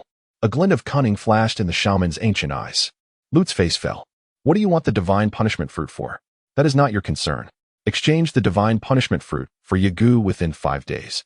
Or we will have no reason to waste food on him. The shaman Amma's words were slow and deliberate, but the underlying menace was unmistakable. You want the divine punishment fruit. You will not throw it onto our territory, will you? The fact that the Wozen tribe desired the divine punishment fruit made Loot uneasy. The shaman remained silent and turned to walk back into the tribe. Touang sneered, his contempt causing Loot's face to flush with anger. We are not like the people of the Touang tribe. Tribal chief, are we truly going to gather divine punishment fruit for the Wozen tribe? Emochi asked, stepping beside his father and glaring at the departing Touang and his party with resentment. Return and instruct the tribe to gather divine punishment fruit. Gather all of it. After a moment of contemplation, Loot ultimately chose to concede, as Yagu's fate could not be ignored. Father, return to the tribe. Ignoring his son's cries, Loot turned towards the Touang tribe, his mood somber. Xiao, brother, what do you think will happen to Monli if this Yagu is sent away? Nuan asked, hiding behind a tree and squeezing her chubby little paws, eliciting a disgruntled howl from the little silver wolf. With great effort, the little silver wolf rescued his paws from the clutches of the little female cub, tumbling head over heels in the process. Righting himself. Xiao was about to protest Nuan's misconduct when he caught sight of something. His chubby little legs propelled him towards Nuan. The yellow and black tiger's paw struck him, sending Xiao crashing into Nuan's arms and both of them sprawling onto the ground. A sharp pain shot through his left side, marring his furry face. API call failed with status code 429. Error. Code. For 29. Message. Resource has been exhausted. E.G. Check quota. Status. Resource exhausted. API call failed with status code 429. Error. Code. For 29. Message. Resource has been exhausted. E.g. check quota. Status. Resource exhausted. As Nuan felt a lump in her throat, she marveled at the creature before her. What could possibly have fostered such a colossal beast? Its enormous head and robust legs, thicker than her waist, were truly astonishing. Glancing at the little silver wolf blocking her path, Nuan felt a pang of guilt. If only she hadn't come here, drawn by curiosity. Bringing the small creature along, they wouldn't have found themselves in such peril. The little one appeared fierce yet vulnerable. However, in Nuan's eyes, it was still smaller than the beast's 2 paws. She fixated her gaze on the fierce black and yellow giant tiger, cautiously inching towards the little silver wolf. It would be wiser to retreat with brother Xiao first. The disparity in strength was overwhelmingly vast. Yet, before she could approach, the young silver wolf's growl deepened. Its silvery fur began to ripple, and its pudgy little body visibly started to grow taller at an astonishing rate. Nuan stared in astonishment at the silver wolf before her, as if it had consumed some extraordinary growth hormone. From an initial position of superiority, she now found herself gazing up in awe. Its once fluffy and tender fur had transformed into a magnificent coat, radiating a silvery brilliance that dazzled under the sunlight.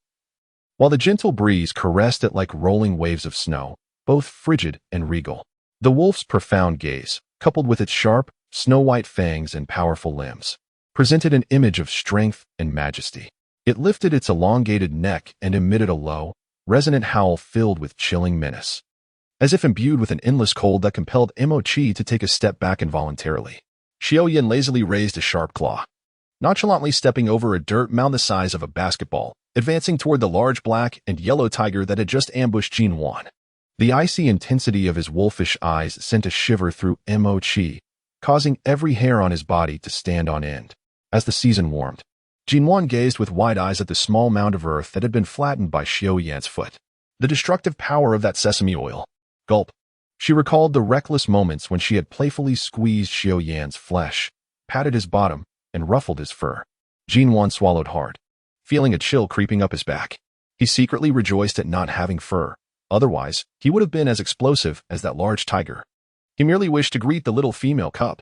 Mo-chi furrowed his brow in annoyance, realizing how shameless it was for a fully grown beastman to feign youth by transforming into a cub to please a female. Internally, he scorned the act, but outwardly, he dared not reveal his disdain. He promptly shifted into his beastman form and forced a stiff smile, stating, "I truly only wish to greet this little female cub. We know her from the cliff in our tribe, and they say she is quite adorable, even wishing to pursue her as a mate." In truth, it was not the cliff that spoke of her. The male beastmen of the Touang tribe were well aware of Nuan, a remarkably intelligent female cub capable of discovering new food sources. They were determined to find a way to bring her back to the tribe. Mo-chi, unwilling to return empty-handed, found his gloomy mood lifted upon encountering this little cub, who was under orders to be captured.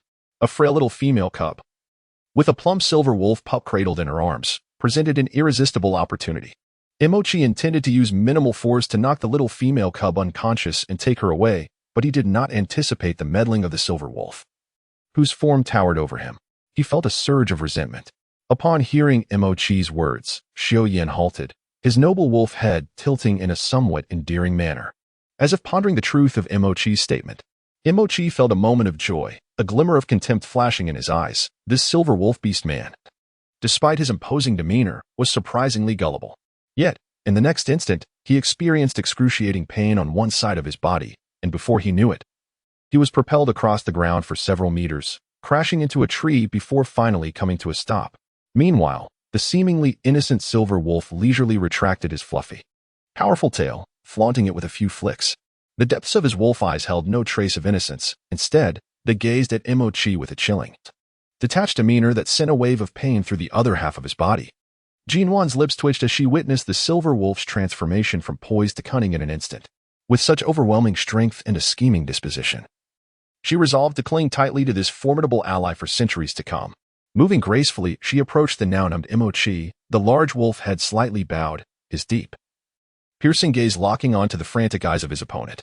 His voice, low and gravelly like a flowing cold spring, warned, "Tell the beasts of your tribe to keep their distance from the little female cub.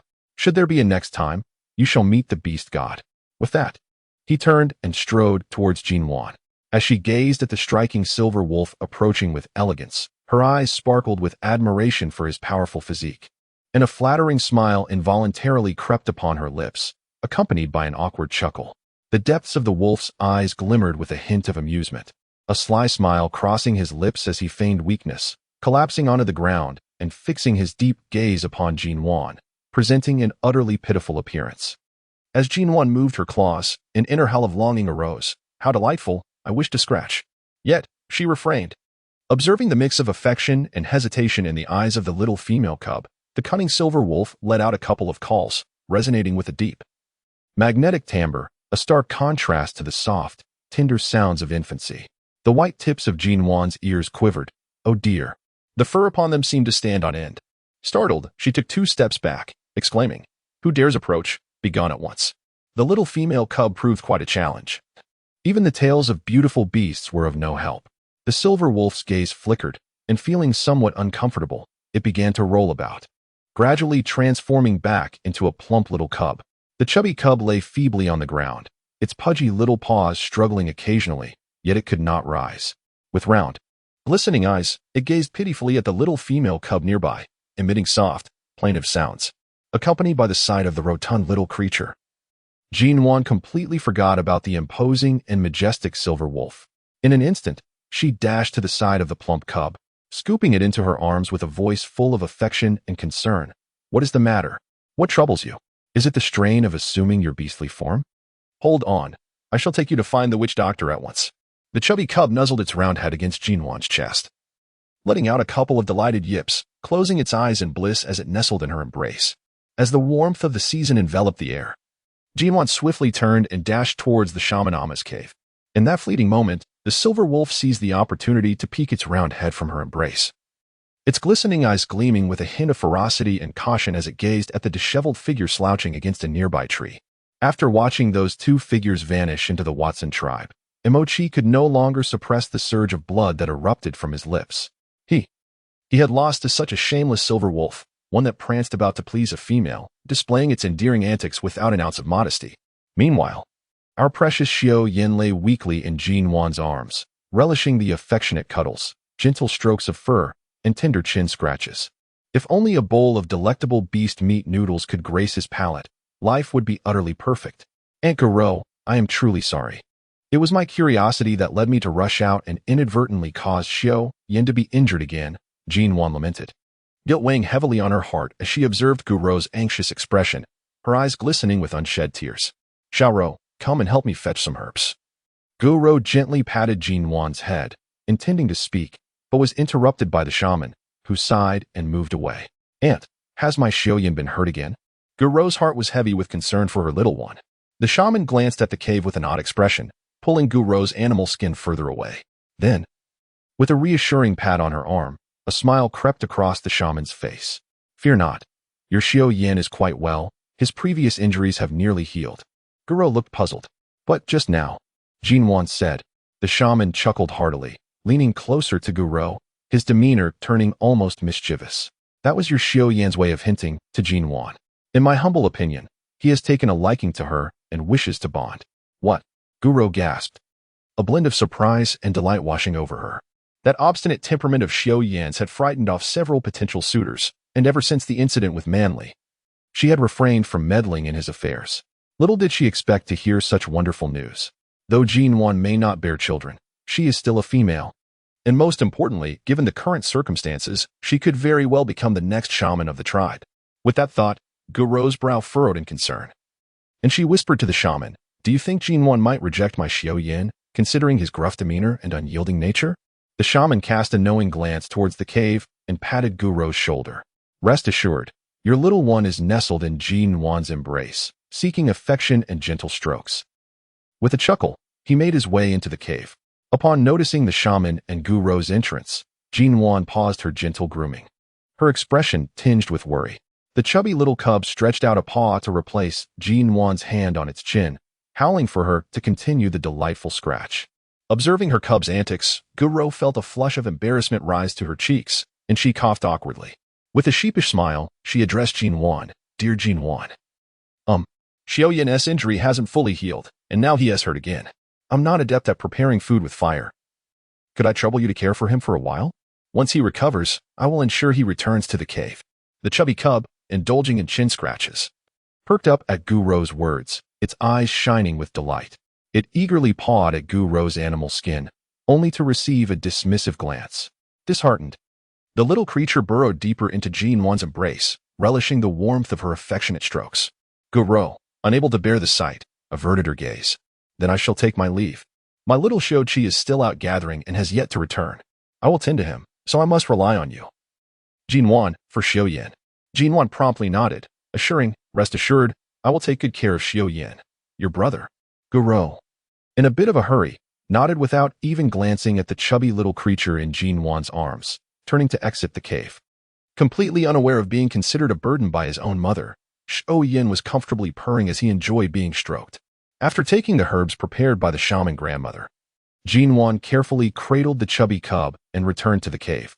She moved the soft grass nest from the corner and placed it on the stone bed, replacing it with fresh, soft animal skins. The chubby cub slept soundly in the nest, and Nuan found herself feeling a bit drowsy as well. The evening breeze lifted the animal skin curtain, gently brushing Nuan's cheek with a cool touch, rousing her from her slumber. As she sleepily stepped out of the small cave, she noticed that the temperature outside had become quite chilly. Furrowing her brow, she wondered why it was so cold when there was still some time before the cold season. Suppressing her unease, she patted her stomach. Never mind. I should fill my belly first. Looking at the meager remaining supplies in the storage cave, which consisted of a bit of blue cow meat and 2 clucking beasts, Nuan sighed inwardly, realizing the dire situation. She cut the remaining blue cow meat into pieces with a stone knife and carried it to the river to wash. After lighting a fire, she began to simmer a broth and knead the dough. The aroma of the noodles wafted into the small cave, causing Xiao Yan's little nose to twitch and a droplet of saliva to escape the corner of his mouth. Opening his rosy little mouth and stretching his plump body, he yawned, nimbly jumping off the stone bed and waddling towards the storage cave, sitting obediently next to the bubbling pot that emitted a tantalizing fragrance. Seeing his greedy expression, Nuan couldn't help but feel delighted. This chubby little cub bore no resemblance to the imposing orc he appeared to be during the day. She placed a large bowl of noodles in front of him, saying, "Don't eat just yet. Let it cool down. It's too hot." Xiao Yan nodded eagerly. While waiting for the noodles to cool, he surveyed the storage cave. Apart from a few rotten fruits piled in the corner and some other fruits, there were only 2 wilting clucking beasts left.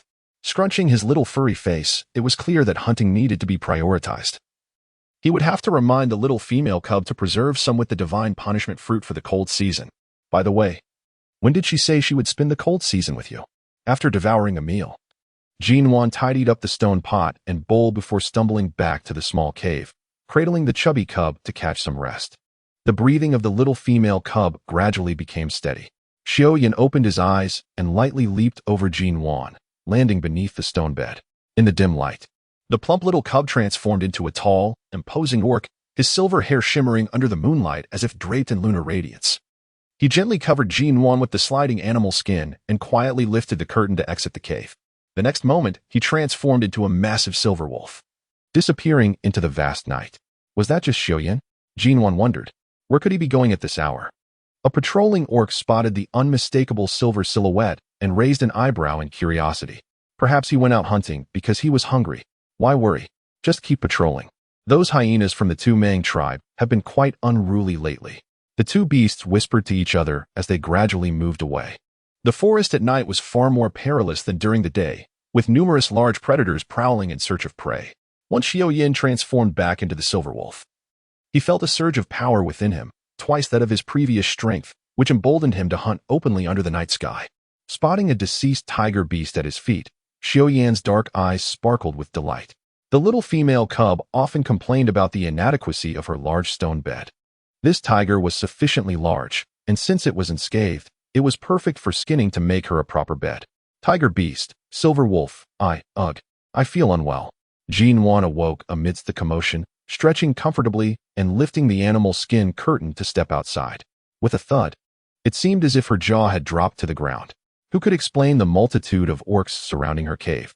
And what was that mountain of prey before her? Not to mention the chubby silver wolf cub sitting atop the pile, wagging its tail with pride. Repositioning her jaw, Nuan pointed at the little silver wolf. Stammering, "Did you hunt all this?" Her trembling finger gestured towards the chubby cub and then towards the mountain of prey beneath him. With his little chin held high, Xiao Yan beamed with pride, exclaiming a woo.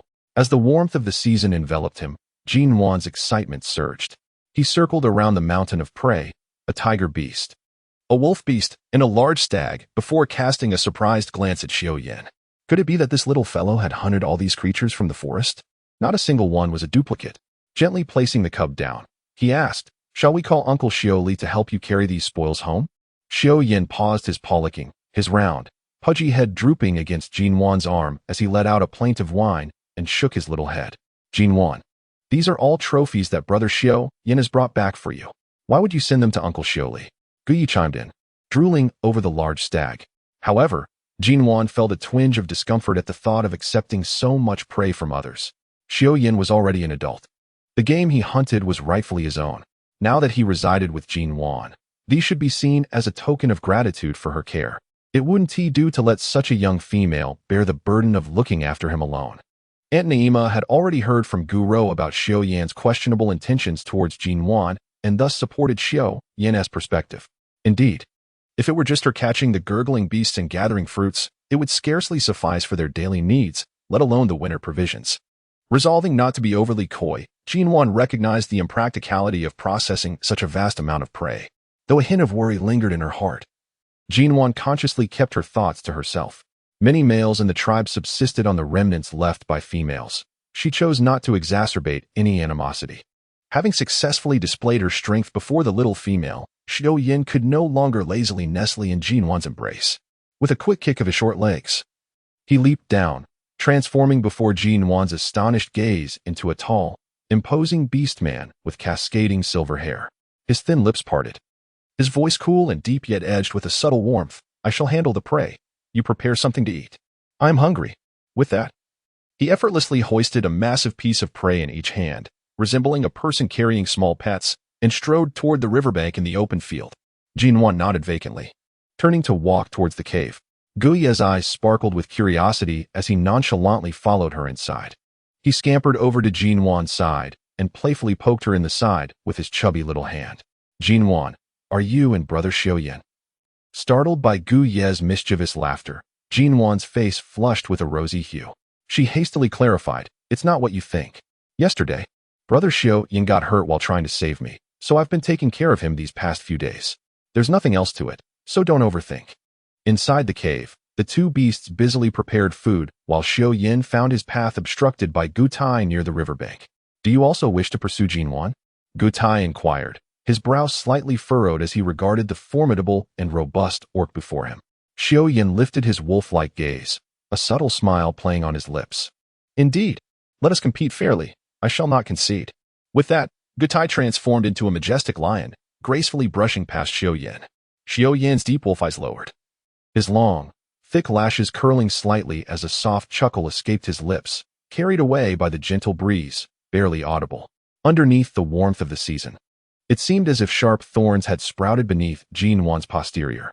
Throughout the meal, she shifted restlessly, her gaze wandering aimlessly, deliberately avoiding the imposing figure of the orc beside her. Xiao Yan narrowed his wolf-like eyes, a hint of gentle exasperation flitting across his gaze. "After we finish eating, let us gather some stinky fruits," he suggested. The mention of food immediately restored Nuan's composure as she hastily gulped down the remaining bits of her lumpy soup and sprang to her feet. "You go ahead and eat. The last time we went out, I lost the basket I had woven, so I must make another too." "The basket?" Xiao Yan pondered for a moment. "Is it the one you carry on your back to hold food?" API call failed with status code 429. Error. Code 429. Message. Resource has been exhausted, e.g. check quota. Status. Resource exhausted as Nuan nodded slightly, her lips twitching. She made her way towards the cave's entrance. The silver wolf beast man, who appeared both austere and elegant, was voraciously consuming from a stone bowl larger than his face, demonstrating an appetite comparable to that of a bottomless pit, yet his lean abdomen bore no excess flesh. Strangely, the memory of the small mound from the previous day resurfaced, causing Nuan to involuntarily shake her calves. His strength was astonishing, with combat prowess beyond measure. Perhaps if she were to indulge in more sustenance, her own physique might improve. Suddenly, the image of Monli flickered in her mind. Recalling the robust swimming ring around Monli's waist, Nuan promptly dismissed her reckless notion. The power of the beast man was indeed beyond her capability. Standing with her hands on her hips inside the storage cave, she nodded with satisfaction. Within merely 2 days, her storage space was nearly overflowing with the stinky fruits collected by Xiao Yan, leaving only a small area of 10 square meters at the entrance for cooking. Furthermore, the game brought back by Xiao Yan the day before had already been sliced into strips and coated with the powder of the divine punishment fruit, strung with grass ropes and hung on makeshift wooden racks to dry in the sun. Nuan, quickly head to the shaman grandmother. The chief has been injured, and she sent me to call you." A voice called from outside. Nuan's brow furrowed, and she hurriedly dashed out. "Uncle Gushing is injured? Is it serious?" The two beastmen quickened their pace, and Nuan pushed herself to move even faster. Uncle Gushing's leg was crushed. The shaman said the situation is dire. He may not be able to walk again. The voice of Fu Yi was tinged with deep concern. Gushing was a commendable chief, and under his leadership, the Watson tribe had gradually grown stronger within the forest. The tribe's beastmen fervently hoped that such a powerful and wise leader would not meet with misfortune. Upon returning to the cave after processing the pelts, Xian noticed Nuan's absence, and his finely shaped brows knitted in concern. Setting down the cleaned pelts, he followed the scent to find Nuan and Fui in a state of agitation. "What has happened?" he inquired, perplexed. Upon seeing Xiaoyan, Nuan felt an inexplicable sense of relief and replied, "Uncle Guxing has injured his leg. Fu, he said it's serious, so I'm going to see." Noticing her breathless state, Xiaoyan quickly took a few steps forward, bending his tall, athletic frame to scoop Nuan up in his strong arms as if she were a child. The sudden elevation elicited a startled gasp from Nuan, followed by a cool voice whispering in her ear, "Hold on to me tightly." Instantly, the scenery around the tribe began to blur as they sped away. Burying her face in the smooth hair of the beast man, Nuan felt her cheeks warm. "We have arrived."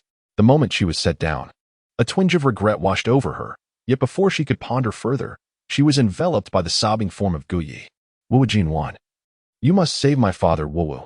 The usually bright and sunny companion was now crying uncontrollably, causing Nuan's heart to ache in sympathy. She gently patted Guyi's shoulder, saying, "Little leaf, don't cry. I will go in and take a look, all right?" With a choked nod, Guyi grasped Nuan's hand and trotted into the cave. Inside, the atmosphere was heavy, with the shaman, Aunt Guro, Aunt Naima, and Aunt Gutai present. The pungent scent of blood made Nuan's breath catch in her throat, and her heart sank as she hurried to kneel beside the pelts. The usually cheerful and kind chief lay pale and in agony on the furs, his brow furrowed in pain. Even in unconsciousness, he emitted pained groans. His mangled legs had been cleaned by the shaman, revealing the stark whiteness of bone where 2/3 of his right calf had been torn away, the wound grotesque and horrifying.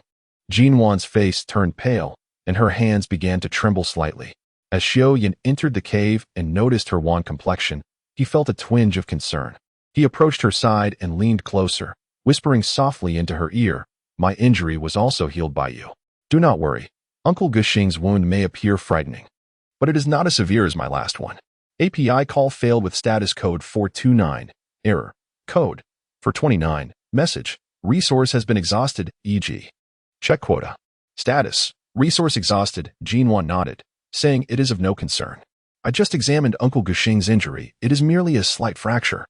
Once you, the herbalist, have prepared the medicinal poultice, I shall secure the fracture for him. During this recovery period, it is imperative that he remains on the animal hide and refrains from excessive movement. Otherwise, the bone may not heal properly." The assembly of beasts nodded in unanimous agreement, their faces illuminated with joy. "By the way, could you provide me with some of that medicinal powder? I shall have Uncle Guxing take a bit of it." The herbalist retrieved a stone bowl filled with clear water from the corner. Nuan carefully retrieved a small leather pouch from her bosom, gently shaking some medicinal powder into it. Gutai slightly lifted his father's head, while Xiaoyan took the stone bowl with utmost caution and administered the powder. The effect of the herbal powder was remarkable. Before long, Guxing's expression relaxed, and he ceased his cries of pain, eventually drifting into a peaceful slumber. "How did Uncle Gu get injured?"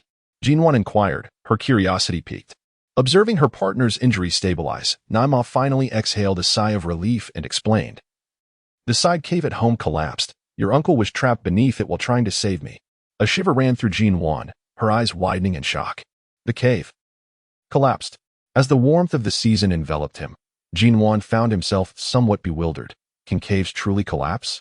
Naima nodded with a sense of resignation. "The territory of our tribe has certain areas that are not suitable for excavating caves. The cavern that my uncle and I inhabit was only hewn after the previous winter, and to think it has crumbled in less than 2 years. Guyi scrunched her little nose in agreement.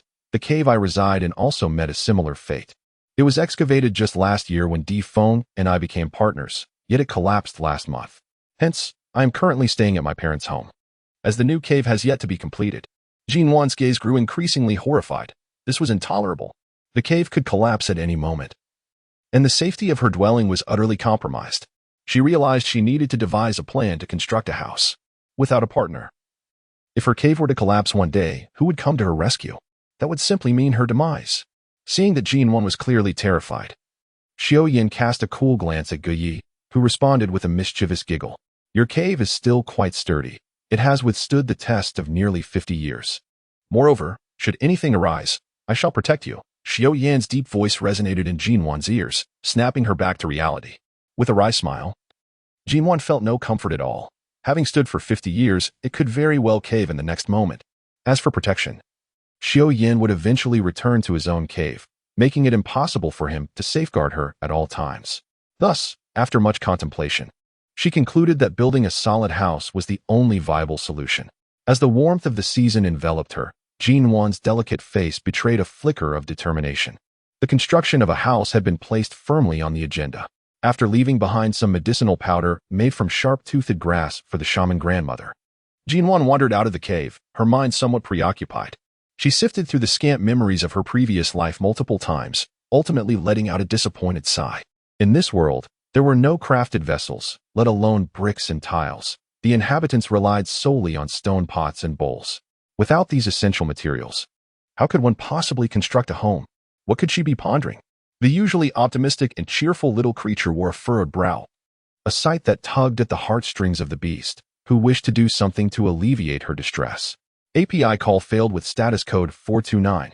Error. Code 429. Message. Resource has been exhausted, e.g. check quota. Status. Resource exhausted. Jinwan cautiously supported his shoulder, her voice trembling slightly. Then I will walk by myself.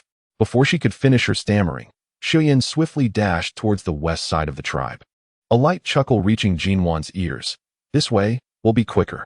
The arms of the orc were robust and powerful, and her petite form rested comfortably on his muscular forearm. Despite the sprint, she felt no jostling whatsoever. Occasionally, silvery strands of hair brushed against her cheek, causing her heart to race. Today, it seemed as though Xiaoyan was perpetually teasing her. What was she to do? The way he could effortlessly carry her for miles without a hint of disturbance, the way he could bring mountains of food and pile up furs to the brim. He could fulfill wishes with ease, was simply overwhelming in his boyfriend prowess. With a sigh inwardly, she thought, please, do not test my self-control. The two traversed the tribe, arriving at a place that was somewhat familiar to Jinwan. Her round, cat-like eyes regarded Xiaoyan with curiosity. Isn't this where Grandma Hong resides? What are we doing here? Grandma Hong was the tribe's caretaker of the fire, a woman who cherished tranquility, hence the tribe's members seldom visited unless it was necessary. Xiaoyan chuckled softly, taking her small paw as they walked into the cave. Grandma Hong, it's Xiaoyan. I've brought Jinwan to see your green clay. He respectfully called into the cave's mouth. After a moment's pause, a low, husky voice emerged from within. Then silence enveloped the space.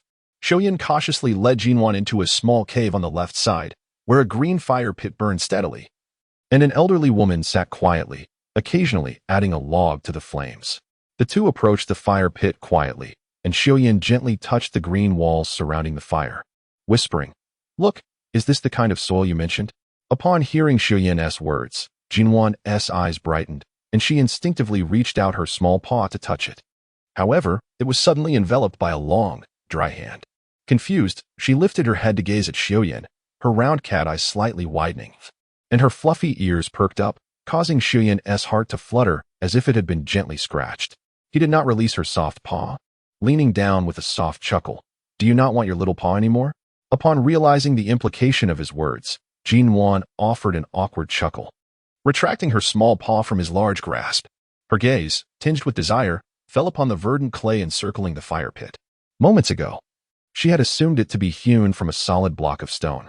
Under the flickering flames, the clay radiated a pure emerald hue, smooth and lustrous, evoking the appearance of exquisite jade to the untrained eye.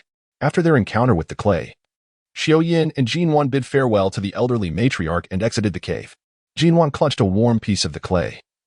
Initially used as a base in the fire pit, its texture as smooth as its exterior, providing an exceedingly pleasant sensation. The enchanting clay captivated Jinwan's affection.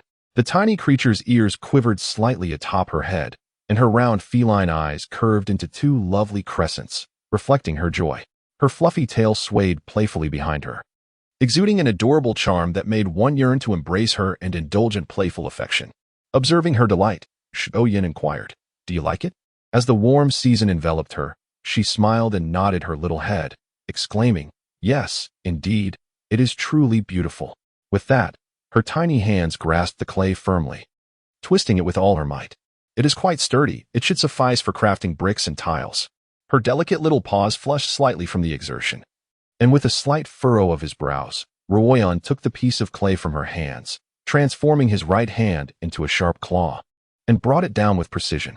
Nuan glanced nervously at Qing and I, only to observe that the muddy surface bore merely a few claw marks, approximately 1 centimeter in depth. Her rosy lips parted slightly, astonished by the remarkable hardness of the clay. She turned her head to look at Xiaoyan, who had retracted his claws. Brother Xiaoyan, how much strength did you just exert? His amusement at her surprised expression prompted Xiaoyan to chuckle softly, replying, About 80% of my strength. Even if I were to exert my full force, I wouldn't be able to pierce this clay block in one go. API call failed with status code 429, error, code, for 29, message, resource has been exhausted, e.g. check quota. Status, resource exhausted. As the warmth of the season enveloped him, Nuan's gaze shifted back, his voice brimming with an unmistakable excitement. Yes, indeed. I intend to forge an abundance of bricks and tiles, and then construct a courtyard, freeing myself from the worry of cave collapses. Xiaoyan raised an eyebrow in intrigue. A courtyard? Is that meant for dwelling? Nuan nodded, her enthusiasm palpable as she animatedly described her dream. Indeed, I wish to construct a grand house, complete with a kitchen, bedrooms, a living room, and a bathroom. Furthermore, I envision a large heated bed, allowing us to stay warm during the winter nights. So we need not fear the biting cold. The excitement of soon possessing her ideal home caused Nuan to exuberantly utter many technical terms that Xiaoyan could hardly comprehend. However, he caught her final remark about not fearing frostbite in winter, which resonated deeply within him. Could this thing called a house truly possess such remarkable qualities? It must be noted that the most dreadful aspects of winter, aside from hunger, are the frigid temperatures. Each winter, numerous younglings and females succumb to illness caused by the cold, and even some of the orcs cannot escape this fate. If this house is indeed as magical as she claims, casting a glance at the frail little cub beside her, Xiaoyan's eyes brightened. He would undoubtedly assist the little one in constructing this house. Surely, it would afford her a safe passage through the winter months. Xiaoyan, do you know where to find the blue clay? Let us gather some to create some essentials, Nuan said, her eyes sparkling as she looked up at the towering orc beside her. Xiaoyan nodded. I can go alone. The blue clay is quite heavy, and you wouldn't be able to carry much. I will fill my baskets, and it will be quick. After assessing her slender arms, Nuan wisely acquiesced, realizing that accompanying him might only be a hindrance. After escorting Nuan back to the cave, Xiaoyan set off with 2 baskets to collect the blue clay. Nuan utilized a handcrafted broom to clear a designated area not far from the cave, gradually arranging several flat stones upon the ground. With nimble hands, she fashioned a new and donned it upon her back, making her way toward the edge of the forest. The firewood within the cave had nearly been exhausted. Thus, Nuan intended to use the green clay to first create a batch of pots and pans, assessing the likelihood of success. The local orc inhabitants seldom employed fire, resulting in an abundance of fallen twigs on the ground, which she effortlessly collected into a basket. At that moment, Guyi, the young girl, approached Nuan, clutching a pale purple fruit the size of a basketball. The clan leader, her uncle, had just awakened, though still unable to rise. He experienced minimal discomfort thanks to Nuan's medicinal herb powder and had consumed a bowl of the porridge prepared by Aunt Naima before drifting back into slumber. Song Yu had ventured out hunting that day, specifically gathering a purple fruit from the back mountain to bring back for Guyi's amusement. The fruit's vibrant hue concealed small, glistening seeds within, a favored delicacy among most birds. The females cherished removing these seeds to adorn the cave, as the color of the purple fruit remained unchanged for an entire year, making it a highly sought-after decorative item. Just moments ago, Guyi had been weeping like a little kitten, but now she wore a bright smile. Nuan teased her, observing the girl's breathless demeanor. Guyi's cheeks flushed crimson, and with a playful grin, she produced the purple fruit from behind her. Presenting it to Nuan, this is the purple fruit that Song Yu brought back from his hunt today. It's lovely for decorating the cave, and I want you to have it. API call failed with status code 429, error, code, for 29, message, resource has been exhausted, e.g. check quota. Status, resource exhausted. Nuan felt a bit embarrassed and said, no, it's fine. If I don't go, the shaman grandmother can still heal Uncle Zhu. Noticing that Nuan hesitated to accept the purple fruit from her hand, Guyi, feeling anxious, directly stuffed the fruit into her embrace and turned to flee. The seeds inside are favored by birds and beasts. You can simply discard them. I shall take my leave now. API call failed with status code 429. Error. Code. For 29. Message. Resource has been exhausted, e.g. check quota. Status. Resource exhausted. API call failed with status code 429. Error. Code. For 29. Message. Resource has been exhausted, e.g. check quota. Status. Resource exhausted. API call failed with status code 429. Error. Code. For 29. Message. Resource has been exhausted, e.g. check quota. Status. Resource exhausted. Nuan carefully excavated a small, hard seed, pondering if it might be the yellow bean from the Beast World continent. After a moment's hesitation, she placed the tiny grain into her mouth. Xiao watched with amusement as the little female cub savored the purple fruit, reminiscent of their first encounter in the small grove when she had been indulging in bird feed. It seemed this little creature had a penchant for such delicacies. Though the purple fruit was firm to the touch, it proved effortless to chew, releasing a subtly sweet aroma akin to rice that made Nuan's eyes sparkle with delight. Could this purple fruit possibly be the rice of the Beastman continent? Receiving the remaining purple fruit from Xiao Nuan beamed with joy. Brother Xiao, could you please bring back more green mud? I intend to prepare a delightful dish for you. Xiao raised an eyebrow, using bird. Purple fruit? Enveloped in excitement, Nuan misheard his unfinished words and dashed towards the cave, assuring him, "Don't worry, it will be delicious." As her petite figure vanished into the cave, Xiao redirected his gaze, emptying the green mud from his backpack onto a nearby stone slab before sprinting off with 2 baskets. Inside the cave, Nuan used a stone knife to extract the fruit from the purple seed, scooping it into 3 stone bowls. She kneaded the pieces in her hands, turning them into translucent grains that cascaded into the bowls, resembling yellow beans in appearance. After processing the remaining fruits in the other 2 bowls, she rinsed them in a stone pot. Setting up her little earthen stove and igniting a fire, she placed the stone pot atop it, preparing to cook the rice. With a clap of her hands, she retrieved a sizable piece of roasted beast meat from the wooden rack outside the cave, laboriously slicing it with her stone knife and setting it aside on a large leaf. She also gathered a few commonly used fruits from a corner, chopping them finely and placing them into a stone bowl. Once everything was prepared, Nuan's initial excitement over discovering rice began to wane.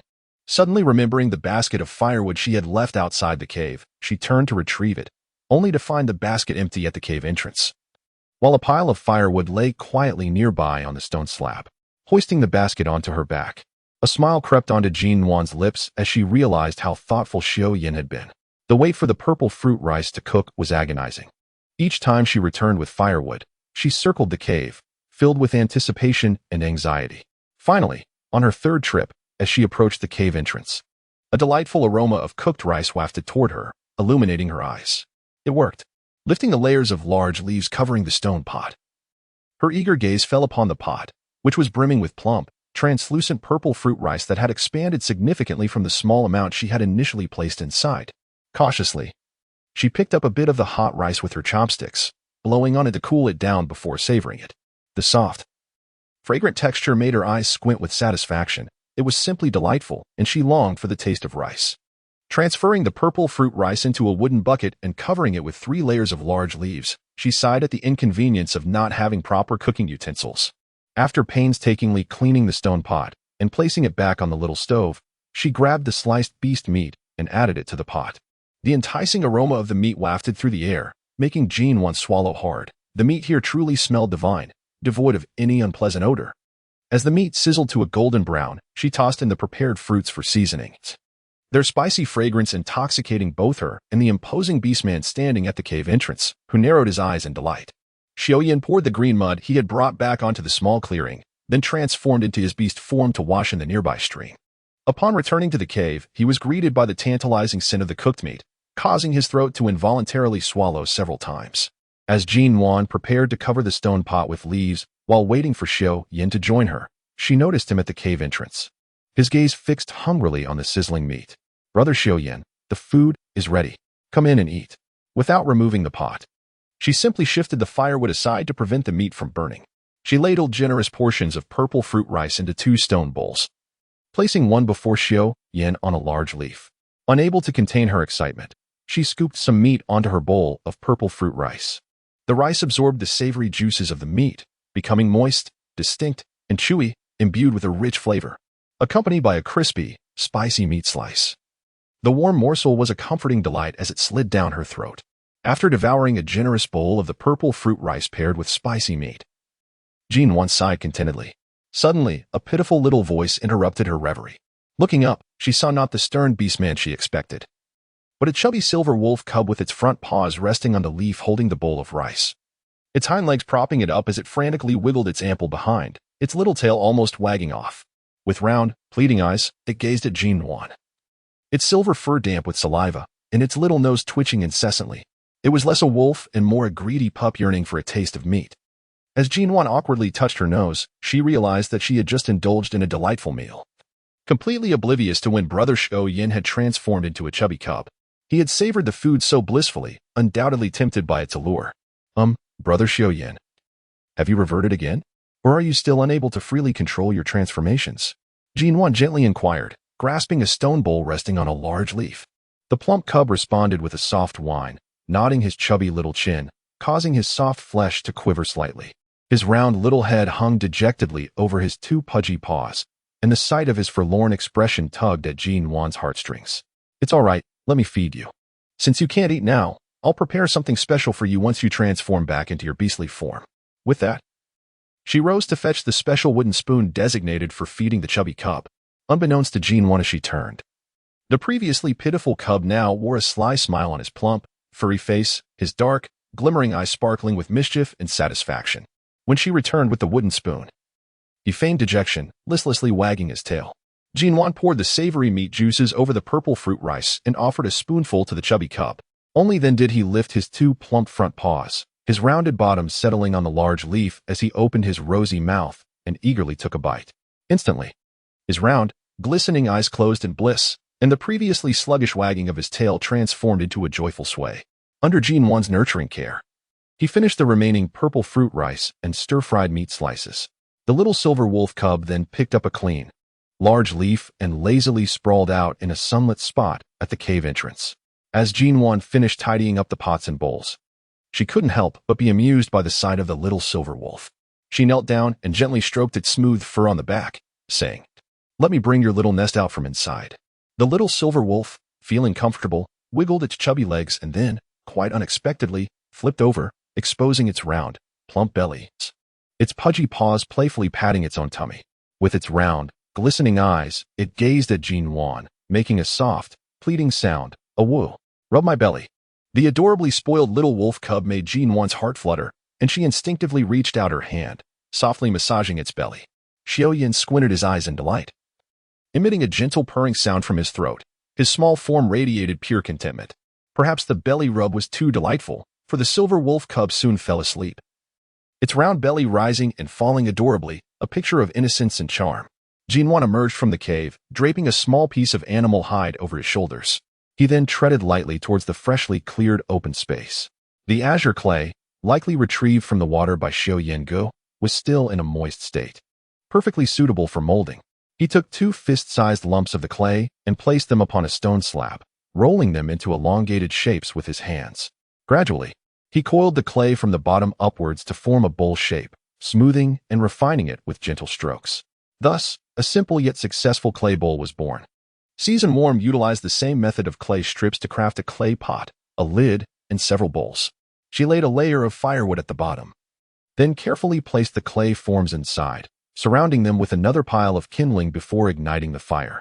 As the wood burned, the flames grew more fervent, casting flickering shadows over the clay shapes, which danced in the light. Although she had witnessed the transformation of green clay into pottery before, Season Warm still felt a twinge of anxiety, her small hands clenching tightly. She hoped for a successful outcome. Time passed slowly, and the task of adding wood to the fire had transitioned from Season Warm to Xiaoyan. In his beastly form, Xiaoyan crouched beside the blazing fire, his bronze skin glowing with an almost enchanting hue reflected by the flames. "Brother Xiaoyan, please have your dinner first," Season Warm said as she offered him a bowl of purple rice topped with stir-fried meat slices. Xiaoyan added 2 more pieces of wood to the fire and accepted the stone bowl from her hands. "You should eat as well. I can keep watch here." The heat near the fire was intense, and it would be unwise for the young female to remain too long. "Very well. I'll leave you to keep an eye on things. I'll go visit Grandmother Shaman to check on Uncle Chieftain," she replied. Xiao nodded in agreement, saying, "Go ahead. I collected some sharp-toothed grass while I was out. You can bring some medicinal powder to Grandmother Shaman." "All right, I understand," she affirmed. Meanwhile, Uncle Chieftain was sleeping soundly, his snores resonating like thunder. Aunt Naima was busy working on a piece of animal hide nearby. Upon seeing Season Warm approach, she greeted her with delight. "Season Warm is here. Come, sit beside me," she said, patting the space next to her on the animal hide. API call failed with status code 429. Error. Code. For 29. Message. Resource has been exhausted, e.g. check quota. Status. Resource exhausted. Nuan let out a sigh. The words spoken by the mother and daughter were strikingly similar. "Please, do not say such things. Uncle Patriarch has always taken good care of me. And now that I am a disciple of the shaman, it is my duty to tend to the injured members of our clan." Gently patting her head. Naima hesitated for a moment, casting a lingering glance at her before seemingly gathering her resolve and taking Nuan's hand. "My dear Nuan, there is something I wish to discuss with you." Nuan, filled with curiosity, inquired, "What is it?" "Please, do tell." She glanced at her companion once more, reminiscing about the orc's bright and sunny smile, and added, "What seems to be the matter with Gutai? Is there something I can assist him with?" Naima, a bit awkward, replied, "Well, you see, last time, my Gutai expressed a desire to become your guardian orc, but you did not agree. We all understand his intentions. He wishes to bond with you. What are your thoughts on this? I am aware that you and Xiao are quite close, yet Gutai is indifferent to that. If the three of you were together, your lives would surely be enriched." Thunder rumbled in Nuan's mind, as she felt an odd sensation akin to someone offering their son as a concubine, yet she found no joy in the prospect of shared companionship. She waved her hand dismissively, saying, "Naima, my relationship with Xiao is not as you presume. He resides with me solely due to health reasons. Furthermore, I currently have no interest in seeking a partner. Should I desire one in the future, it would be solely an orc whom I genuinely like. Just the two of us, without anyone else." Grasping Naima's hand, she continued, "Gutai is truly wonderful. He will undoubtedly encounter a female who cherishes him." With a resigned nod, Naima sighed. "One can only hope. Today's young females are, alas." Since Chief Uncle had no further matters to discuss, Nuan decided to take her leave. "You should rest early. Taking care of Uncle all day must be exhausting." Feeling restless, Nuan promptly bid farewell. Naima nodded, rising to take her hand and escort her to the cave entrance. "Go on, and make sure to rest well. In a few days, I will need you to come and check on your uncle." Nuan nodded in agreement, waving at Aunt Naima, and hurriedly made her way back to her cave. Breathless, she rushed into the chamber where the green clay vessels were being fired. The fire had dwindled, indicating no more wood had been added. "Is it done, Brother Xiao?" Nuan inquired, hands resting on her knees, her bright eyes fixed on the fire where the outlines of the green clay vessels began to emerge. Xiao nodded. "It should be ready. The color matches the green clay we brought back from Red Ant." As Nuan anxiously waited, the fire finally extinguished. She took a prepared stick and poked through the still warm embers, revealing 6 exquisite green kitchen utensils that shimmered with a lustrous sheen. Truly, the green clay, despite the rudimentary firing conditions, had not cracked. Its surface was smooth and remarkably beautiful. Xiao, somewhat exasperated, wrapped his hand around her eager little paw, saying, "Let us return to rest. We'll check them again in the morning. The temperature from the firing takes a long time to dissipate and could cause burns." Disappointed, Nuan pouted slightly but reluctantly nodded, her fluffy ears and tail drooping as she made her way back into the cave. After watching the little creature disappear into the cave, Xiao redirected his gaze, covering the green clay vessels with more wood. He then stood up, caught a strand of hair near his ear, and sniffed it, grimacing slightly. The scent of burnt wood was quite unpleasant. Suddenly, a plump silver wolf cub appeared in the moonlit clearing, scuttling with its chubby legs into the cave. The little cub squatted beside the stone bed, its round eyes sparkling with excitement. A moment later, it adopted a pitiful expression, raising its round head and whining incessantly at the stone bed, its small voice sweet and soft, pulling Nuan from her reverie. She rose to investigate the sound and found a silver ball of fluff pitifully squatting beneath the stone bed, whining helplessly. Occasionally, it would stretch out a small paw to scratch at the bed's edge, or lift its front paws while its chubby hind legs struggled. Yet it could not manage to climb up. Its little tail drooped, looking utterly dejected. Nuan couldn't help but laugh at the sight. The chubby cub turned its gaze towards her, its soft whines laced with frustration and a hint of grievance. This made Nuan feel a pang of guilt for finding amusement in the cub's plight. She reached out her hands to lift the cub, preparing to place it in its little nest, but the cub curled its hind legs tightly, clutching Nuan's fur with its front paws, refusing to let go. API call failed with status code 429, error, code, 429, message, resource has been exhausted, e.g. check quota. Status, resource exhausted, API call failed with status code 429, error, code, 429, message, resource has been exhausted, e.g. check quota. Status, resource exhausted. It was only then that Nuan comprehended the little creature's intent. It seemed to be expressing disdain for itself. Shall I pour some water into the barrel for you to wash up? Nuan gently lifted the little one from the bed and wrapped her feet in animal hide before rising to her feet. She made her way to the storage nook, igniting a small fire in the earthen stove, and poured some water into a stone pot. Once the water reached a pleasantly lukewarm temperature, she carefully transferred it into the wooden barrel. The plump silver wolf cub obediently sat to the side, watching as the little female prepared his bathing water. His chubby tail swaying behind him in a proud arc. All right, go wash up now. The water is just right, Nuan said, squatting down to look at the obedient silver wolf cub. With a joyful bark, the chubby cub wiggled its rotund backside and approached the edge of the barrel, propelling itself forward with its little stout legs. API call failed with status code 429, error, code, 429, message, resource has been exhausted, e.g. check quota. Status, resource exhausted. The mischievous expression on Nuan's face could hardly escape the keen perception of the formidable beastman. The little silver wolf withdrew its chubby paws resting on the edge of the barrel, standing in its juvenile form. It was still not tall enough to match the height of the barrel, though it would never admit that it was simply too short. Surely, the barrel must be excessively high. Tomorrow, it would inquire about who crafted this barrel from the little female cub. Suppressing a laugh, Nuan cleared his throat and gently lifted the plump cub, placing it into the barrel, to ensure it sank to the bottom. He held its tiny bottom with one hand. Silver Xiao wolf. Would it still be possible to transform into an adult beast form and head to the stream? In a state of profound embarrassment, the little silver wolf was bathed by the little female, consciously stifling any further mischievous thoughts. Once the little female cub had scrubbed him clean and dried him off, he instinctively buried his round head into his cozy nook, obediently drifting off to sleep. As for the true thoughts of the mighty silver wolf beast man, who cares? After pouring out the dirty water from the barrel, Nuan yawned widely and staggered back to the cave, collapsing onto the stone bed and instantly succumbing to slumber. Meanwhile, the plump cub, who had already fallen asleep on the small bed, opened its round eyes at that moment, silently gazing at Nuan's sleeping visage for quite a while. It then yawned with its delicate mouth and rested its little head atop its chubby paws, falling back into slumber.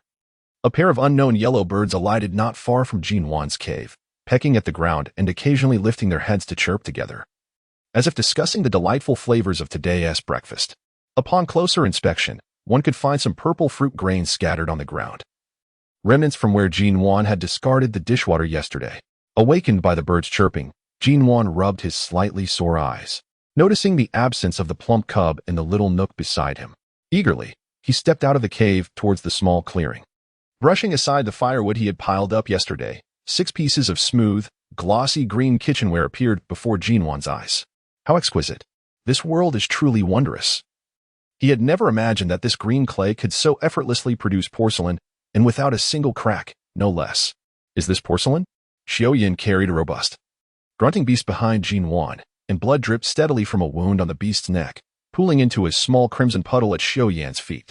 Nuan nodded excitedly, exclaiming, "Indeed, with porcelain, we no longer require the cumbersome stone pots." She lifted a porcelain bowl and presented it before Xiao, remarking, "This bowl is significantly lighter than its stone counterpart, making it effortless to handle." She then turned to retrieve a porcelain pot and its lid, adding, "Observe how slender this porcelain pot is. It is far lighter than the stone one, which will save us ample time in food preparation. Using this lid is certainly more convenient than large leaves."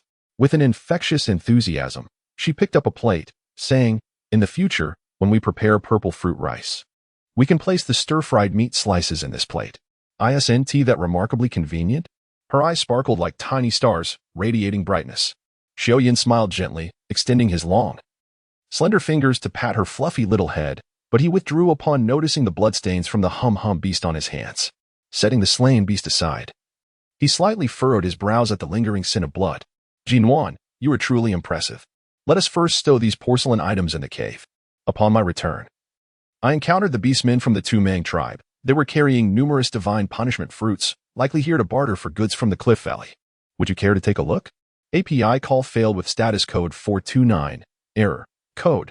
429. Message. Resource has been exhausted, e.g. check quota. Status. Resource exhausted. API call failed with status code 429. Error. Code. 429. Message. Resource has been exhausted, e.g. check quota. Status. Resource exhausted. Upon hearing the name of the cliff, Nuan was instantly covered in goosebumps. With a forced smile, she waved her hand dismissively, saying, "Then I shall wait for your return to take me with you. After all, a little more time is of no consequence." It was a jest. Yet the mere thought of the two serpent beast men who had nearly abducted her sent shivers down her spine. There was no way she would dare venture alone. It was far wiser to wait for a strong ally. Having successfully intimidated the little female cub, Xiao walked towards the riverbank, whistling with a sense of pride. He had not truly seen the cliff. As the serpent beast man was likely recuperating in the tribe, it was improbable that he would wander into another tribe. Meanwhile, in the woods, Mochi furrowed his brow anxiously as he turned to the still pale-faced cliff dweller. "Are you truly intending to seek a mate in the Watson tribe?" The somewhat effeminate beastman cast a sidelong glance at him, his slender serpent-like eyes glinting. With a soft parting of his pale pink lips, he murmured, "That little female cub is quite clever. Though merely a half-beast, if I bring her back to the tribe, I believe she could yield many surprises." With that, he dismissed Mochi's concerns. After all, he was in charge of the exchange for the Cliff Valley, and Mochi's opinion held little weight. Casting a glance at the more than 50 prey carried by his tribesmen, a determined glint flickered in his eyes. With such a bounty, they could easily barter for 5 adult females from other smaller tribes, let alone a half-beast little female. He was confident that the Watson tribe would acquiesce. At the entrance of Watson, a throng of beast men and females had already gathered. Chief Gushing was seated on a sun-warmed stone, comfortably dozing off, supported by Gutai. Naima draped a thin layer of beast hide over his legs and stretched her neck to survey the forest's edge, turning to ask Gutai, "Have they not arrived yet?" Gutai shook his head helplessly. It had only been a brief moment, yet their chief had inquired 5 times already.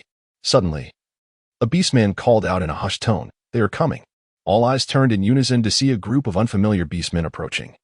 Led by a rather delicate-looking serpent beastman, they halted approximately 50 meters from the entrance as the cliff dweller stepped forward, his long blue-black hair cascading down his back.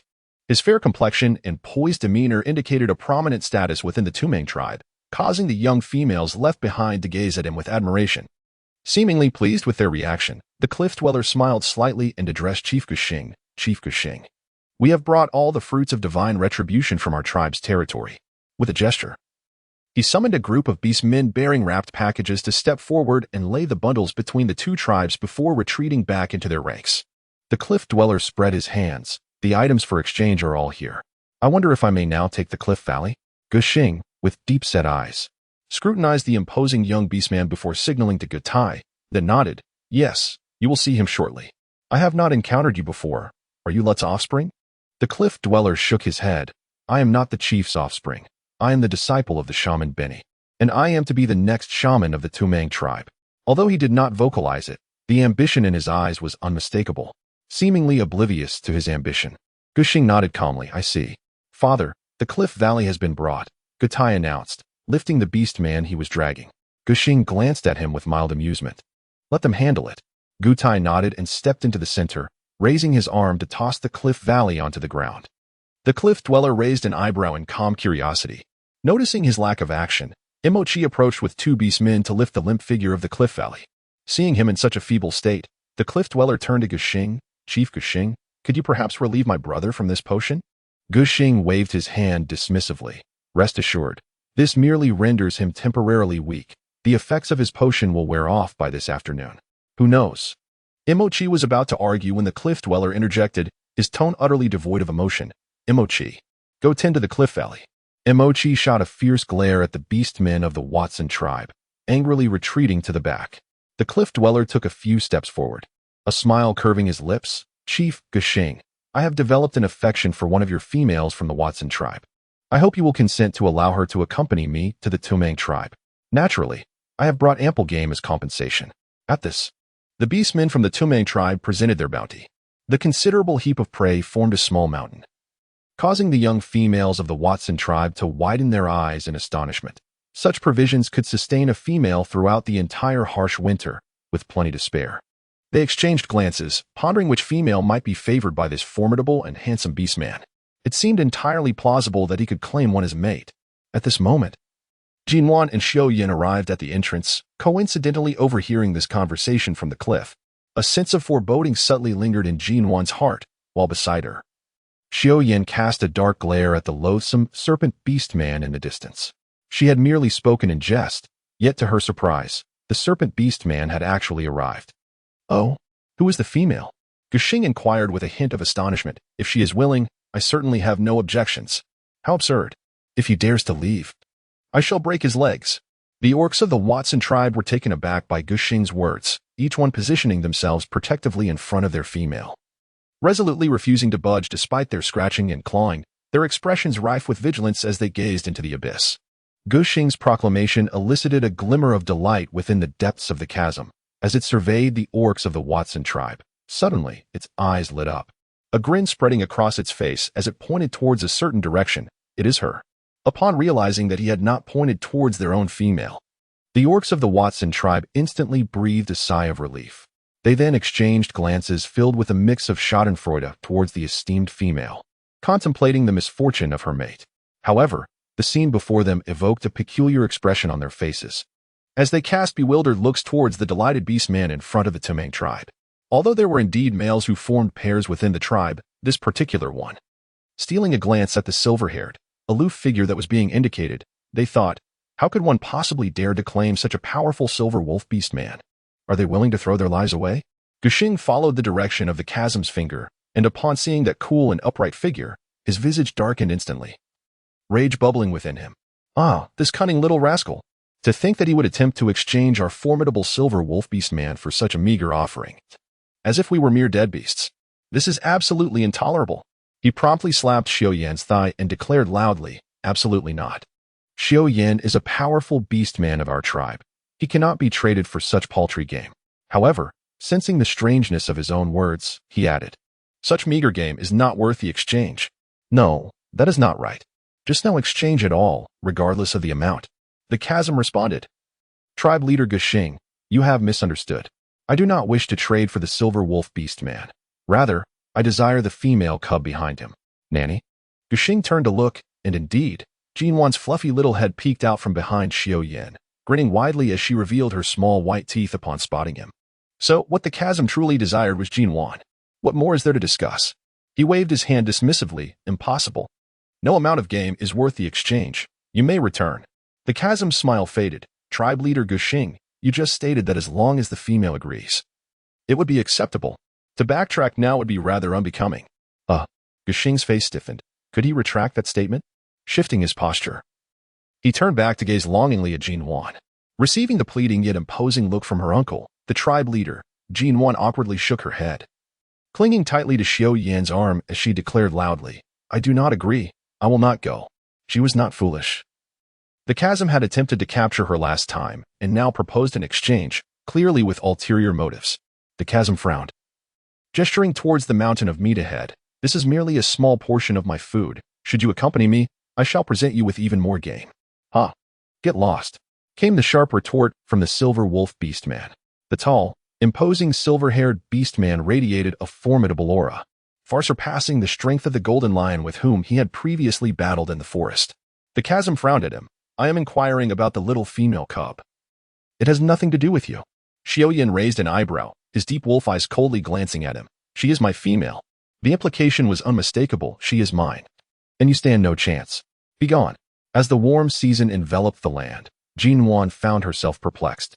Was it truly responsible to utter such words? In this situation, it was evident that her wisest choice was to remain silent. After all, she could not genuinely be expected to follow the serpent beastman. Nuan was my disciple. She could not possibly join another tribe. Since you seek to exchange for a female, I happen to have one available for you. From behind the herd, a voice resonated with age and authority. The shamaness, supported by Uncle Bai, approached. Behind her, Fu Yi was dragging along the struggling and shouting Monli. The stout, robust female had disheveled hair and cursed incessantly, her mouth agape revealing yellowish-black teeth, from which strands of flesh could be seen. The fat on her abdomen jiggled as she writhed, creating a disconcerting spectacle. The cliff dweller instinctively took several steps back, his stomach churning. Was this a female? It seemed more like a hog. Overwhelmed by a strong sense of revulsion, he hastily shook his head and waved his hands, exclaiming, "No, no, absolutely not. I shall not proceed with the exchange." However, the shamaness signaled for Fu Yi to place Monli down near the other beasts of the Touang tribe. Finally freed, Monli sprang up with surprising speed, darting towards the rear of the Touang tribe, as the beast parted like the Red Sea to allow her passage. Yai! Ah! Monli emitted a shrill scream reminiscent of a dying hog and lunged onto the hapless Yai, who lay limp beneath her, wailing in distress. Yai gasped for breath under the weight, nearly losing consciousness. He emitted hoarse cries of ah, ah, ah, which eventually snapped Mo-chi out of his astonishment, prompting him to call over a beast man to assist in dragging Monli away. Yai rolled his eyes, his chest heaving for some time before he finally regained his composure, glaring fiercely at the sobbing Monli. The shamaness was quite pleased with Monli's display. She addressed the cliff dweller. "Your brother Yai and Monli have been together for quite some time. Since you have delivered the divine punishment fruit, this matter is settled. However, Monli must be taken with you. The child in her womb belongs to Yai, and we will not retain her any longer." Then she turned her gaze toward the mountain of prey. "Consider these beasts your compensation for Monli." Upon hearing this, Yai could not help but exclaim, "Is she truly worth this many prey?" Guxing laughed heartily, relishing the situation. "She is not worth it, but the child she carries is." Enraged, Yai quickly approached his brother, crouching beside him and asking, "Is the child in Monli truly yours?" Yai nodded with a hint of bitterness in his eyes. Beastmen are highly sensitive to sense. He had recognized the truth when Monli had pounced on him. Indeed, the child within her was his. In this time of scarce females, the prospect of having his own offspring filled him with excitement, yet the sight of the pregnant Monli left him feeling as though he were trapped in a winter storm. The conflicting emotions of warmth and coldness intensifying his discomfort. With a heavy sigh, Yai turned to the front of the group. "Then let us proceed with the exchange."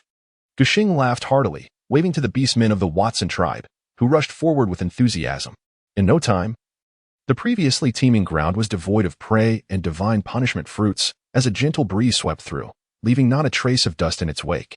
Seasoned by the spectacle of the beastmen's antics, Nuan clenched her small paws, thinking it was indeed a lesson well learned. In the end, the beastmen of the Touang tribe could only carry the still limp Yai and the sobbing Monli, following the somber-faced cliff dweller on their journey back. With the show concluded, Nuan smacked her lips in disappointment, just then recalling her porcelain. She began to scamper back to the cave but was halted by Gu Yi, who brought her before the chieftain Guxing and the shamaness. Guxing regarded her with a knowing smile that sent shivers down her spine. "Nuan, when will you take Xiaoyan as your mate?" The shamaness chimed in, her eyes twinkling with mirth. Thunder rumbled in the distance as Nuan's round cat eyes widened in shock. "When did I ever say I wanted to be with Brother Xiaoyan?" She protested, feeling wronged. Though she had long admired the stoic and handsome beast, it was purely an appreciation devoid of ulterior motives. "Is that so? Dare you swear to the lamp that it isn't?" Guro chimed in from the side. "Are you perhaps shy because Brother Xiaoyan is here? Did you not say to Xiaoyu that you liked him?" "Both Uncle Xiaoli and I heard it." API call failed with status code 429. Error. Code. For 29. Message. Resource has been exhausted, e.g. check quota. Status. Resource exhausted. API call failed with status code 429. Error. Code. For 29. Message. Resource has been exhausted, e.g. check quota. Status. Resource exhausted. API call failed with status code 429. Error. Code. For 29. Message. Resource has been exhausted, e.g. check quota. Status. Resource exhausted. The flame within Nuan's heart was extinguished with a soft puff upon the sight of the plump little creature, straightening her petite frame. She feigned a fierce demeanor, declaring that transforming into a little cub was of no consequence. A glimmer flickered in Xiaoyan's eyes as he extended a chubby paw to scratch the fur wrapping around her feet. His round little head nestled against her instep, his bright eyes gazing up at her while emitting adorable, pleading sounds. With a glare, she commanded, "Get up, your charm is futile." The chubby cub's ears twitched as he flipped over his rotund body, revealing his snowy white belly, his fluffy form brushing against her feet. His expectant gaze was palpable. "No petting. she insisted. With a soft whine, the plump paw patted his own belly, looking up at Nuan with hopeful eyes. His stubby legs kicked playfully against her feet, urging her to rub his tummy. It was utterly unfair, Nuan lamented internally, yet ultimately succumbed to the adorable onslaught of the chubby cub. She scooped up the pudgy little fellow, scratching under his chin, stroking his belly, and pinching his paws. Nestled contentedly in Nuan's embrace, the plump cub's eyes sparkled with a sense of triumph, as if plotting some mischief. Grasping his soft, chubby paws, she declared, "Tomorrow, we shall visit the shaman mother, the clan leader uncle, and Aunt Guro to clarify matters. Do you understand?" He lifted his round little head, his furry face adorably perplexed. "What are you saying?" The cub does not comprehend. Nuan gritted her teeth. "Have you shrunk in your beast form? Could it be that your intelligence has regressed as well?" The chubby cub, with its two little ears drooping, pulled her hand onto its round belly with its plump paws, contentedly squinting its eyes in bliss. As the warmth of the season enveloped them, Nuan found herself utterly exasperated by the chubby little creature. Yet she could not bring herself to scold him, enchanted as she was by his adorable demeanor. Had he truly calculated her every reaction? Xiaoyan, feeling quite pleased with himself, merely hummed in satisfaction, thinking that beasts are not so foolish after all. On the following morning, a rare occurrence unfolded. The orcs and females of the tribe refrained from hunting and gathering, instead congregating in the open space, buzzing with excitement. "Are you not all curious as to why the shaman and I are collecting the divine punishment fruit?" Upon hearing this, the ears of the gathered beasts perked up instantly. Recently, the chief and the shaman had urged everyone to gather the divine punishment fruit, although the tribe members complied. A lingering fear of the fruit cast a palpable tension over the community. Days prior, the tribe had uncovered an alternative use for the divine punishment fruit. "We have marinated a clucking beast with it, and now I shall present this clucking beast for your inspection." Gutai, upon receiving a signal from his father, opened a nearby basket and retrieved a clucking beast, placing it into the hands of Chief Gushing. "Now, let each family send forth an orc to examine this clucking beast." Chief Gushing's voice trembled with excitement, leaving the other beasts somewhat bewildered. Shioli nudged his partner beside him. "Why not take a look?" After a brief moment of hesitation, Guro stepped forward under the watchful gazes of the other beasts. As she approached the clucking beast, her confusion deepened. How could it possibly lack any foul odor after being stored for so long? Quickening her pace, she grasped the clucking beast from Chief Gushing and leaned in closely to inhale deeply. This. Guro was utterly astonished, her expression betraying her disbelief, her voice quivering as she exclaimed, "Brother, this clucking beast is in perfect condition." At this revelation, the orcs wasted no time in rushing forward, and the small clucking beast was soon passed from one beast to another in a flurry of excitement. Nuan offered a moment of silence for the unfortunate go-go beast. Relieved that it had already met its demise, had it still been alive, its courage would surely have faltered. Gushing waved his hand, signaling for the assembly of beasts to quiet down. "You have all seen and smelled it. Indeed, this go-go beast has been preserved with the fruit of divine punishment for many days, and its flesh remains unspoiled. Therefore, my kin, venture forth and hunt without fear. Gather the fruit of divine punishment whenever you find it. We must cure a great many prey, ensuring that the young, females, and the orcs of our Watson tribe do not perish from hunger. Do you all agree?" The orcs erupted in a fervor, their faces flushed, as they shouted in unison, "Yes, yes, yes. Nuan, come here." The shaman beckoned her with a wave. Nuan flicked her fluffy tiger tail and stepped forward to stand beside the shamaness. The shamaness proclaimed the discovery of the divine punishment fruit was made by Nuan. She also unearthed the stinky fruit and devised the method to consume the go-go beast. During this time, Nuan has made numerous contributions to our Watson tribe. Therefore, I hereby announce that after the cold season, Nuan shall inherit my position and become the shaman of our Watson tribe. Unbeknownst to Nuan, her standing among the tribe members had already risen to the level of Chief Gushing and the shaman. Guyi, the chubby little girl, blushed with excitement as she raised her pudgy hand high, exclaiming, "Shaman Nuan." A fruit pit struck Guyi's forehead, causing her to cry out in pain and cover her head, casting a resentful glance at her father sitting on the stone. Gushing shot a fierce glare at the little girl, his mustache twitching as he commanded, "Be quiet and stay still." API call failed with status code 429. Error. Code. For 29. Message. Resource has been exhausted, e.g. check quota. Status. Resource exhausted. A ripple of sentiment stirred within Nuan's heart. Her gaze suffused with nostalgia as she parted her lips to utter two words, almost as if in a sigh, "Salt fruit." Salt fruit? The shaman murmured. The elder did not inquire further about the origins of this name, but simply nodded, saying, "Very well, let it be called salt fruit." On that day, the atmosphere in the Watson tribe was extraordinarily buoyant. The orc hunters, alongside the females gathering resources, brimmed with vigor. The orcs no longer feared that an abundance of game would spoil. The females hastened their gathering efforts, eager to return and assist the orcs in processing their catch, learning the art of divine punishment. No, rather, the preservation of game through salt fruit. Within the cave, Guxing sat resting upon a hide, and upon noticing Nuan supporting the shaman as she entered, he suddenly recalled something and spoke up. "Nuan, Uncle has something to discuss with you." Nuan looked up at him with a puzzled expression. "What is it, Uncle Chief?" Guxing propped himself up, his demeanor grave. "In half a month, the tribal gathering at Inala Forest will take place. As I mentioned previously, I will take you along this time.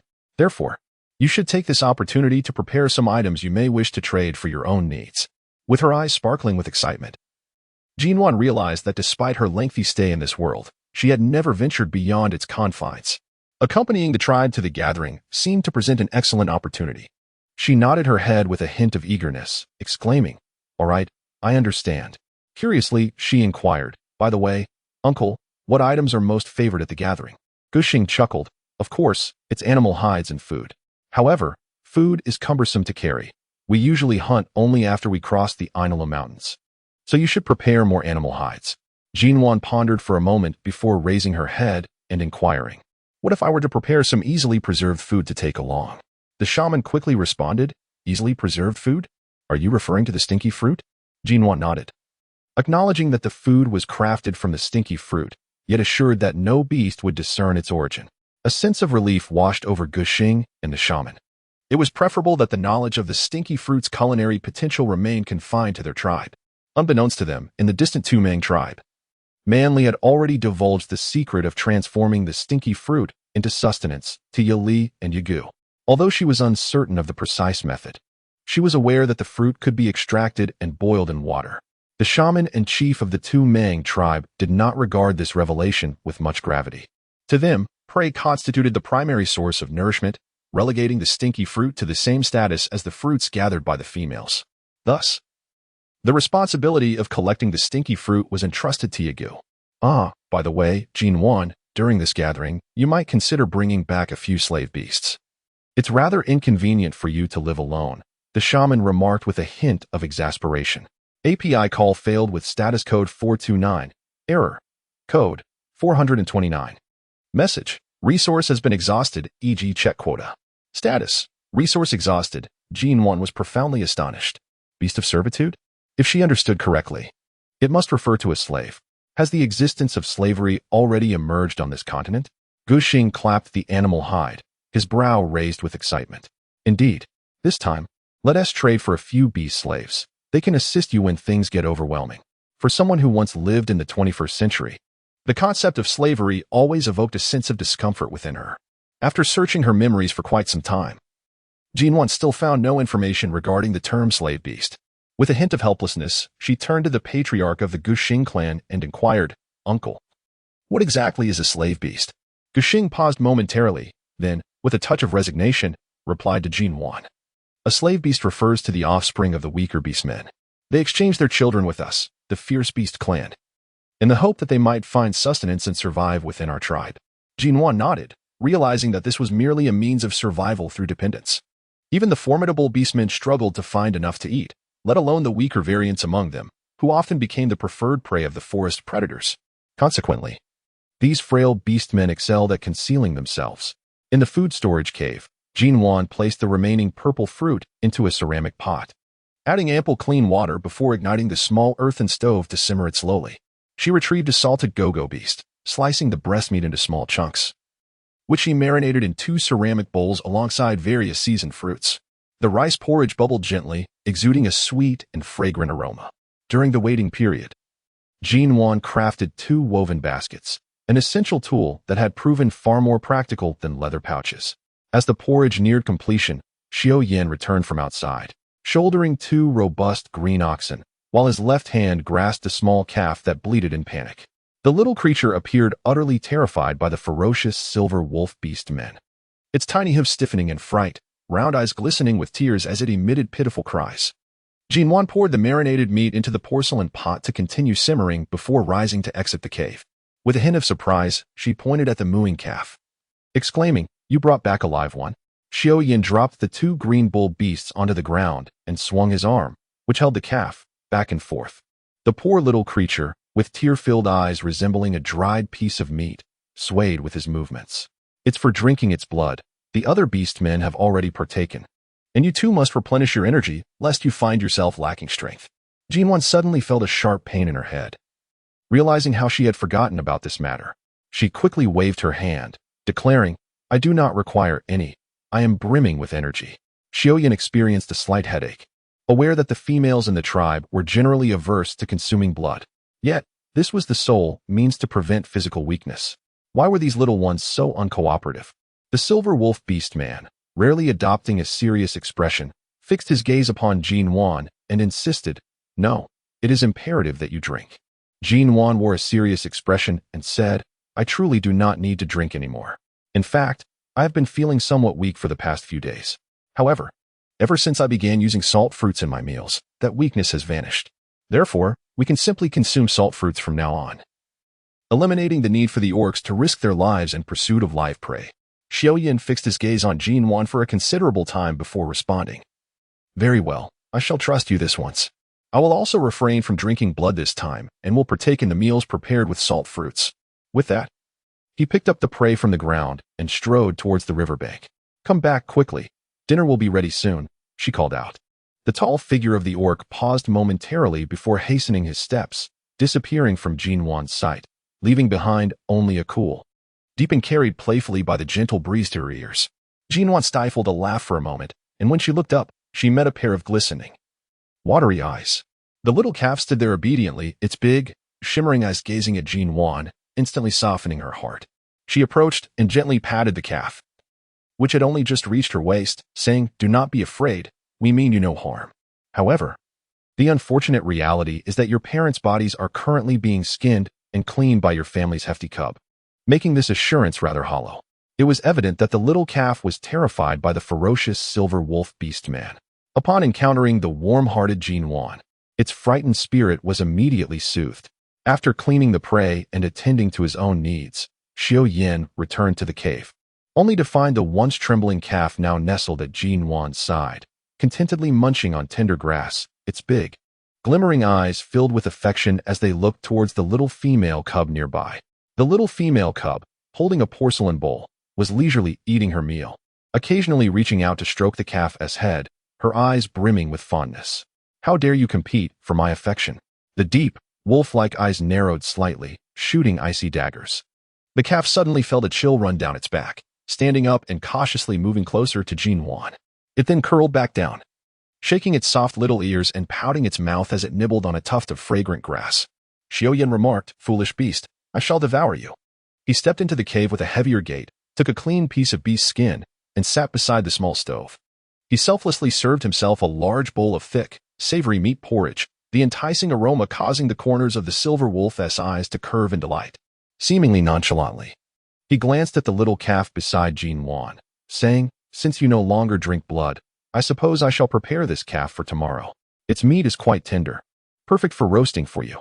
His elongated, deep-set eyes shot forth 2 chilling glances. Moo.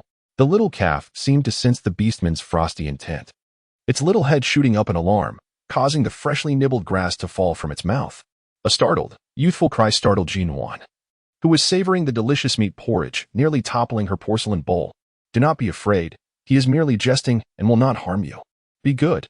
She quickly leaned down to stroke the calf's head, gently reassuring it while casting a reproachful glance at Xiaoyan. The little female cub had just scolded him. Xiaoyan felt a pang of injustice. What was so special about this calf? Was it cuter than him? Could it hunt? "Please refrain from speaking of devouring Moo Moo in the future. It frightens him."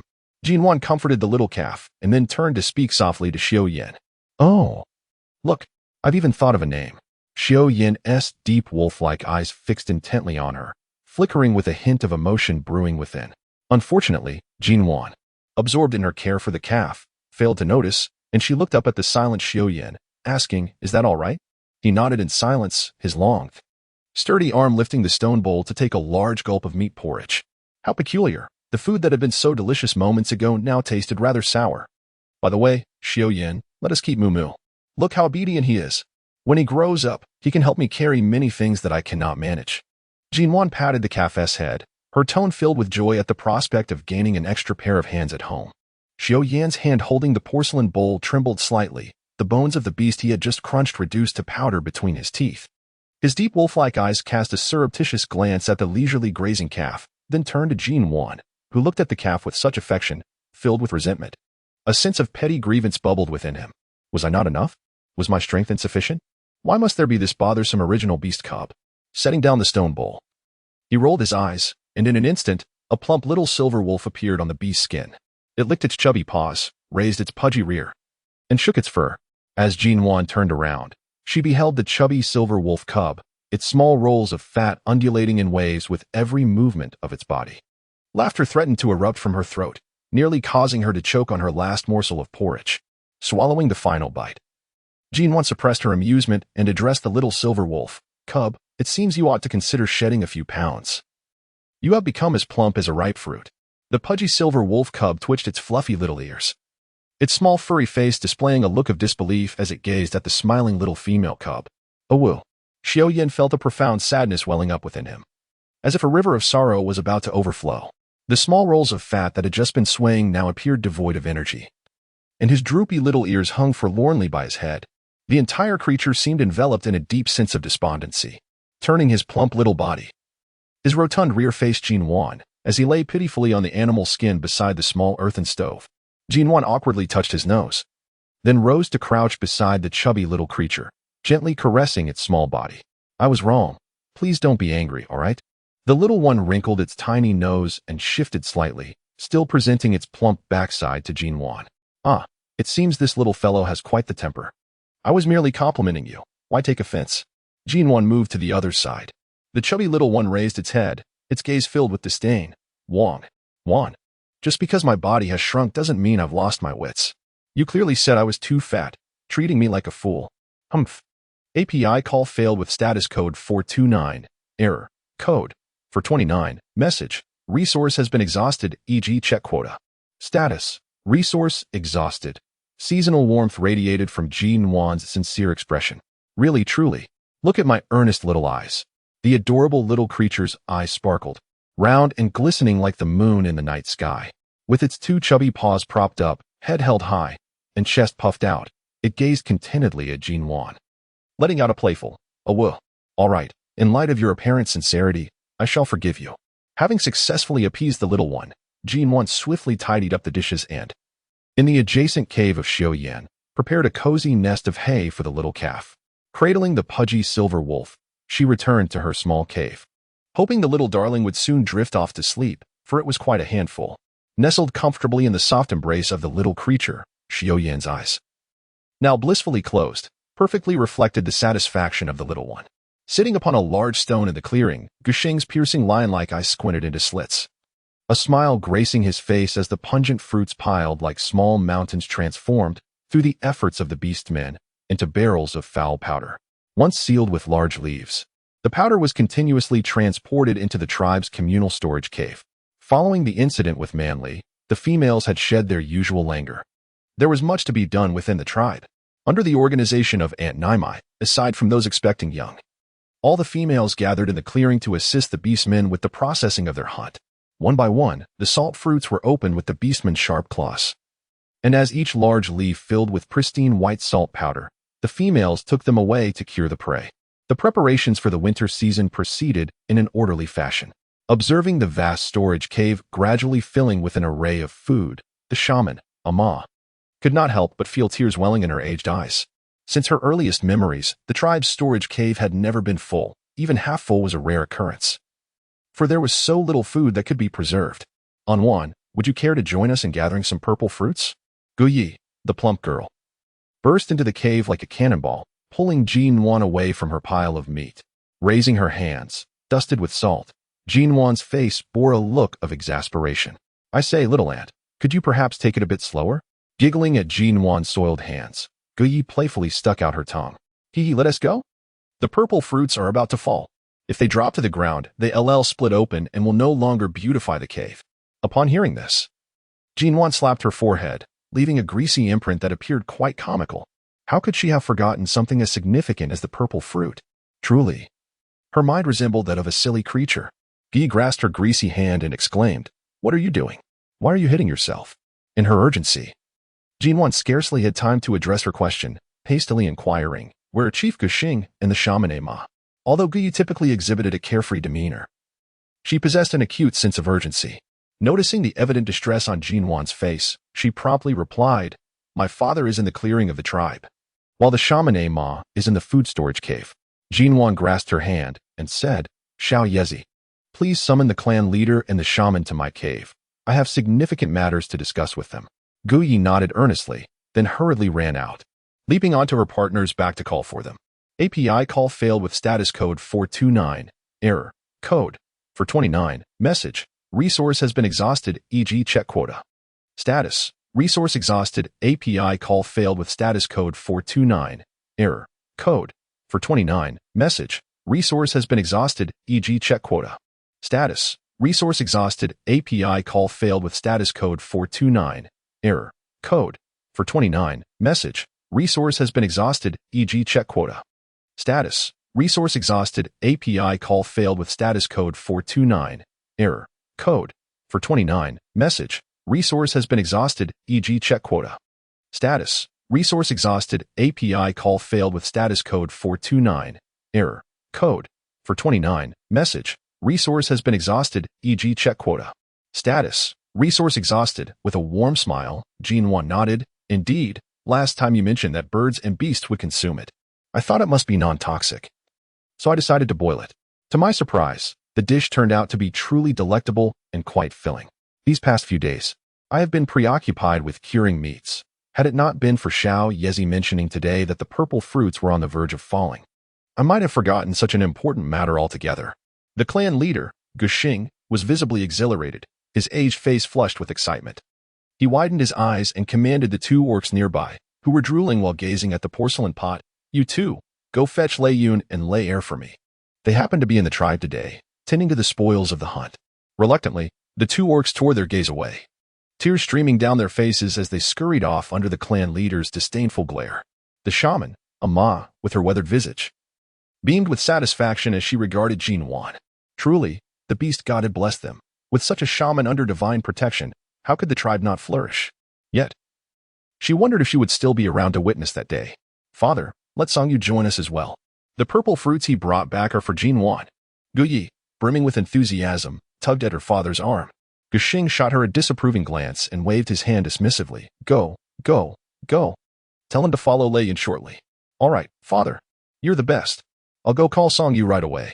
With that, she joyfully sprang from the hide and dashed out of the cave, her lively figure swiftly leaping onto her partner's back, disappearing from the sight of the gathered beast in no time. The matter of the purple fruits stirred a wave of excitement within the Watson tribe. The tribe's people had never been so confident in the face of the harsh winter. At the very least, they felt assured that hunger would no longer plague them. Each day, an endless bounty of stinky fruits, game, and purple fruits were brought back by the orcs and females. Nuan imparted the method of weaving carrying baskets to the tribe's members, and now, these baskets had become an indispensable part of life for every orc household in the Watson tribe. API call failed with status code 429, error, code, for 129. Message, resource has been exhausted, e.g. check quota. Status, resource exhausted, the strength of Nuan pales in comparison to that of the females within the tribe.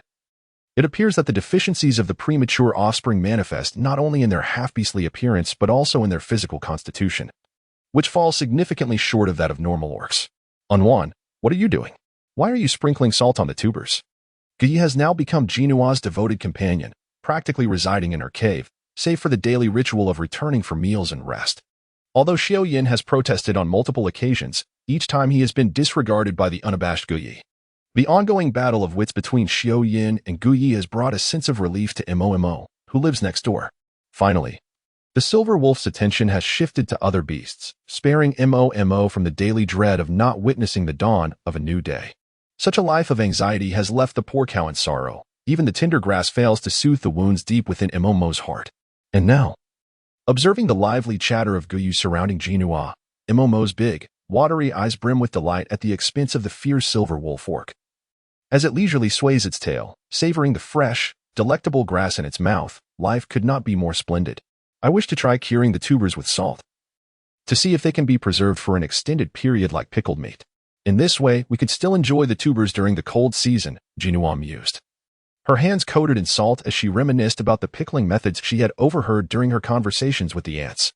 Though she had only caught snippets of the process and her memory was hazy, she felt compelled to give it a try.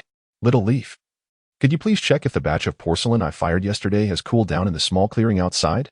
Bring one of the jars inside, Nuan instructed, gesturing towards the jar brimming with tubers that lay nearby. Guyu's eyes sparkled with excitement, and in an instant, she sprang up from the animal hide and dashed outside, exclaiming, "All right, you can count on me." Nuan chuckled softly, shaking her head as she set aside the processed root vegetables from the porcelain basin. She stretched languidly, her slender frame aching from prolonged labor. Over the past fortnight, all the game brought back by Xiao Yan had been thoroughly cured, filling his small chamber within the cave. Clearly, the provisions for the two beasts to survive the winter were still insufficient. Consequently, aside from their collective hunting sessions, Xiao Yan had been out hunting until dusk, only returning for their evening meal. The nighttime temperatures had grown increasingly chilly, and it finally dawned on Nuan that she had spent her days preoccupied with thoughts of food, while her attire, animal skins bound with vines, remained unchanged. And her ideal dwelling with a heated bed was merely a figment of her imagination. She sighed heavily, contemplating the myriad of challenges that lay ahead. Yet, she envisioned a future where she could possess a quaint little courtyard, surrounded by a decorative wooden fence adorned with evergreen vines that would flourish like a verdant wall. After the rainy season, when the evergreen vines blossomed, it would appear as if her little courtyard were crowned with a stunning floral diadem. She imagined cultivating several plots for staple vegetables and fruits, enclosing a space for clucking beasts, and raising a few of them, while also constructing a sturdy shelter for the small moo. If circumstances permitted, she would build an enclosure behind her home to rear a few small humming beasts. Relying solely on hunting was not a sustainable solution. Cultivating her own resources would provide safety and assurance, allowing the forest creatures to recuperate and ultimately bequeathing a precious legacy to future generations. Nuan, look, is this what you meant? A cheerful voice from the plump little girl interrupted Nuan's daydreams of the future. Perhaps it was best to take things one step at a time, as one cannot consume an entire feast in a single bite. Guyu entered, cradling a plump jar, and, noticing Nuan, she hurried to assist her.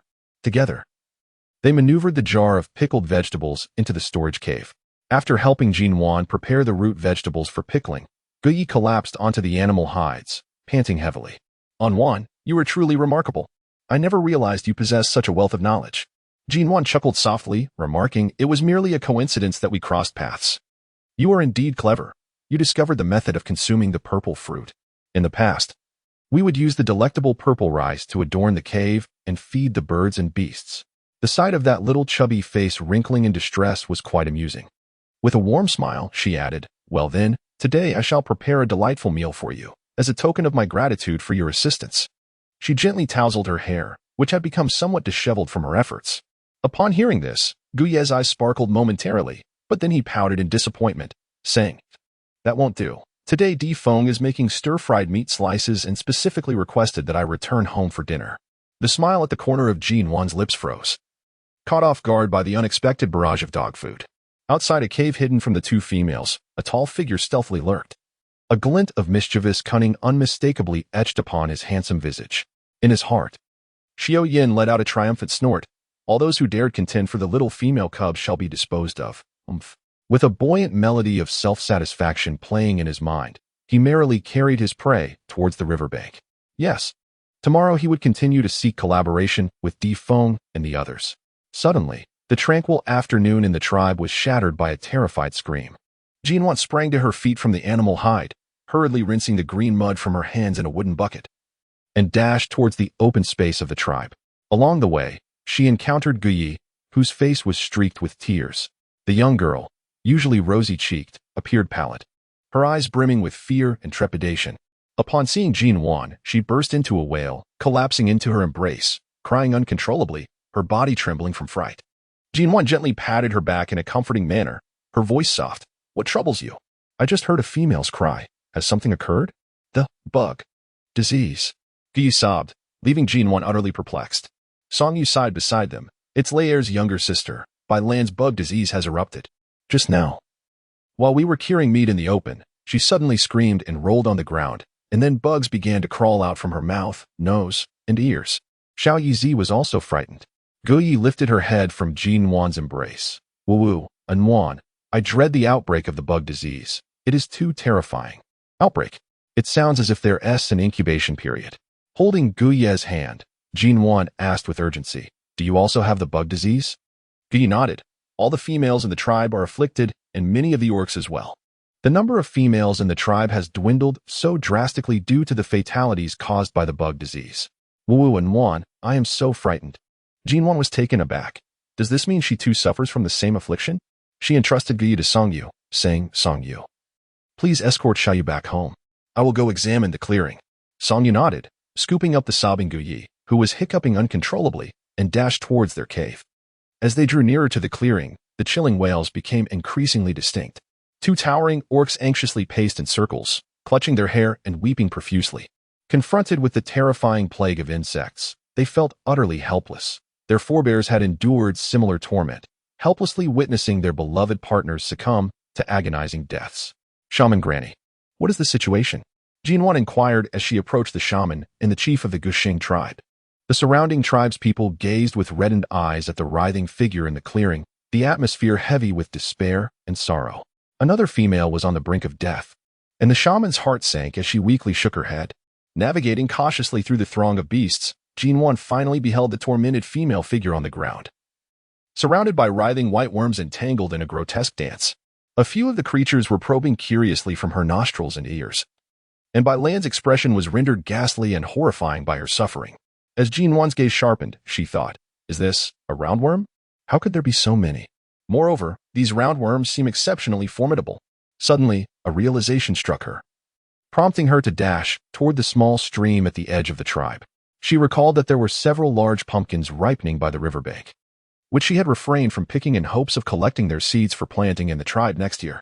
She could not recall where she had previously encountered the notion that dried pumpkin seeds, when ground into powder and consumed, might serve as a remedy for roundworm infections. Upon reaching the riverbank, she discovered that one of the large pumpkins had been partially devoured by some creature, left to bask under the sun, its flesh now devoid of moisture. As the warmth of the season enveloped the land, Jinwan cradled a pumpkin and returned to the clearing of the tribe. She retrieved a stone bowl and a wooden pestle, swiftly pouring the dry pumpkin seeds along with the flesh into the bowl, and diligently grinding them into a somewhat coarse powder. With determination, she poured the resultant powder into a nearby wooden barrel and, lifting it, maneuvered her way into the crowd. Jinwan, come out. Be cautious of those worms burrowing into your body. Come back. Don't go in. The tribe members, witnessing Jinwan's actions, hurriedly restrained her. Such terrifying worms posed a significant threat. What could a mere young female do against them? Even the shaman had been powerless in the face of such horrors. Overpowered by the collective force of her kin, Jinwan found herself unable to break free. She passed the wooden barrel to one of Bai Lan's companions, insisting, quickly, have her drink this. I've added the medicinal powder. The orc, holding the barrel, cast a hesitant glance towards the shaman, Granny. Bai Lan's anguished cries echoed across the clearing. Seeing the orc's indecision ignited a fierce anger within Jinwan. What are you hesitating for? Even without the medicine, Bai Lan will perish. Why not give it a chance? What if the potion works and she recovers? Time wasted is a life wasted. The orc trembled, locking eyes with Jinwan, then wiped away the tears on his face. With a deep bow of gratitude, he turned and rushed to Bai Lan's side. Undeterred by the ominous warnings of the tribe regarding the worms that could invade his own body, he held the convulsing Bai Lan tightly, while another orc took a stone bowl and poured the potion into her mouth. She drank and gagged, and more than half of the potion was administered. Fortunately, Jinwan had foreseen the need and prepared an ample supply of the potion. The potent herbs from the Orcish lands, combined with their robust physique, would likely suffice. However, after the potion was consumed, Bai Lan continued to wail in agony, causing the flickering hope within Jinwan's eyes to dim. Was she to stand by helplessly as a living female succumb to suffering? Seeing an orc endure such torment struck Jinwan with a wave of melancholy. If even the formidable orcs were ravaged by illness, what fate awaited her? Could she truly survive in this world alone? Suddenly, a heart-wrenching cry erupted from Bai Lan as she writhed on the ground, prompting her companion to rush forward, only to be forcefully pushed away. Her body convulsed violently as she turned to the side, opening her mouth to retch violently. What sent chills down their spines was the sight of not food, but writhing white worms emerging from her. Bailan's retching continued for a full 10 minutes, and unlike the active worms that had just escaped her ears and nose, those expelled lay still upon the ground. Meanwhile, a few of the newly emerged worms continued to squirm nearby. Though Bailan's body twitched sporadically, no more worms emerged. Her eyes were tightly shut, her breath faint, appearing as if she were on the brink of death. Her two companions cradled her away from the writhing mass of worms, weeping uncontrollably, filling the clearing with a palpable sorrow. Yet, Nuan regarded the dead worms with contemplation. Rising, she pushed through the surrounding orcs. Brothers, do not be consumed by grief just yet. Lift Bailan out for Granny to examine. I believe she is in a better state now than before. The crowd fell silent, recalling the females who had perished from the worm plague, and how they had succumbed not in silence, but in agony. Eyes brightened with hope. Could Nuan's potion have truly worked? Could they avert the loss of their companions and kin? The thought of conquering the terrifying plague ignited a fervor among the orcs, parting the throng as one female even fetched a hide to lay upon the ground. They carefully placed Bailan on the hide, and Granny hurried over, guided by Nuan. The elderly shaman discarded her wooden stick, kneeling beside Bailan to assess her condition. With each examination, her excitement grew, her voice trembling as she exclaimed, "She is recovering. She is going to be all right. But why has she awakened yet? She appears so weak, as if on the verge of death," a companion murmured. The shaman shot a disapproving glance at him. "After thrashing about for so long and expelling so many worms, do you expect her to spring back to life as if she were an iron beast?" The orc's face flushed with embarrassment, yet his eyes mirrored deep concern for his female. The shaman's words reverberated like thunder, shaking the very foundation of the Watson tribe. The dreadful plague could be cured. Bailan, on the brink of death, had been saved by Nuan. Granny grasped Nuan's hand, tears glistening in her aged eyes, her withered palm trembling. "Child, you haven't merely saved Bailan. You've saved all of us in the Watson tribe." The gazes of the orcs and females sparkled with admiration directed at Nuan, awakening within her an unprecedented sense of responsibility. Wherever she may be, whatever she may do, to be needed was a profound happiness. "Granny, as a member of the Watson tribe, it is my duty to undertake such tasks. Now, it is imperative that the orcs gather more pumpkins. All tribe members must drink this potion." As she observed the writhing mass of overnourished worms nearby, Nuan felt her stomach churn, especially at the thought of similar creatures lurking within her own body.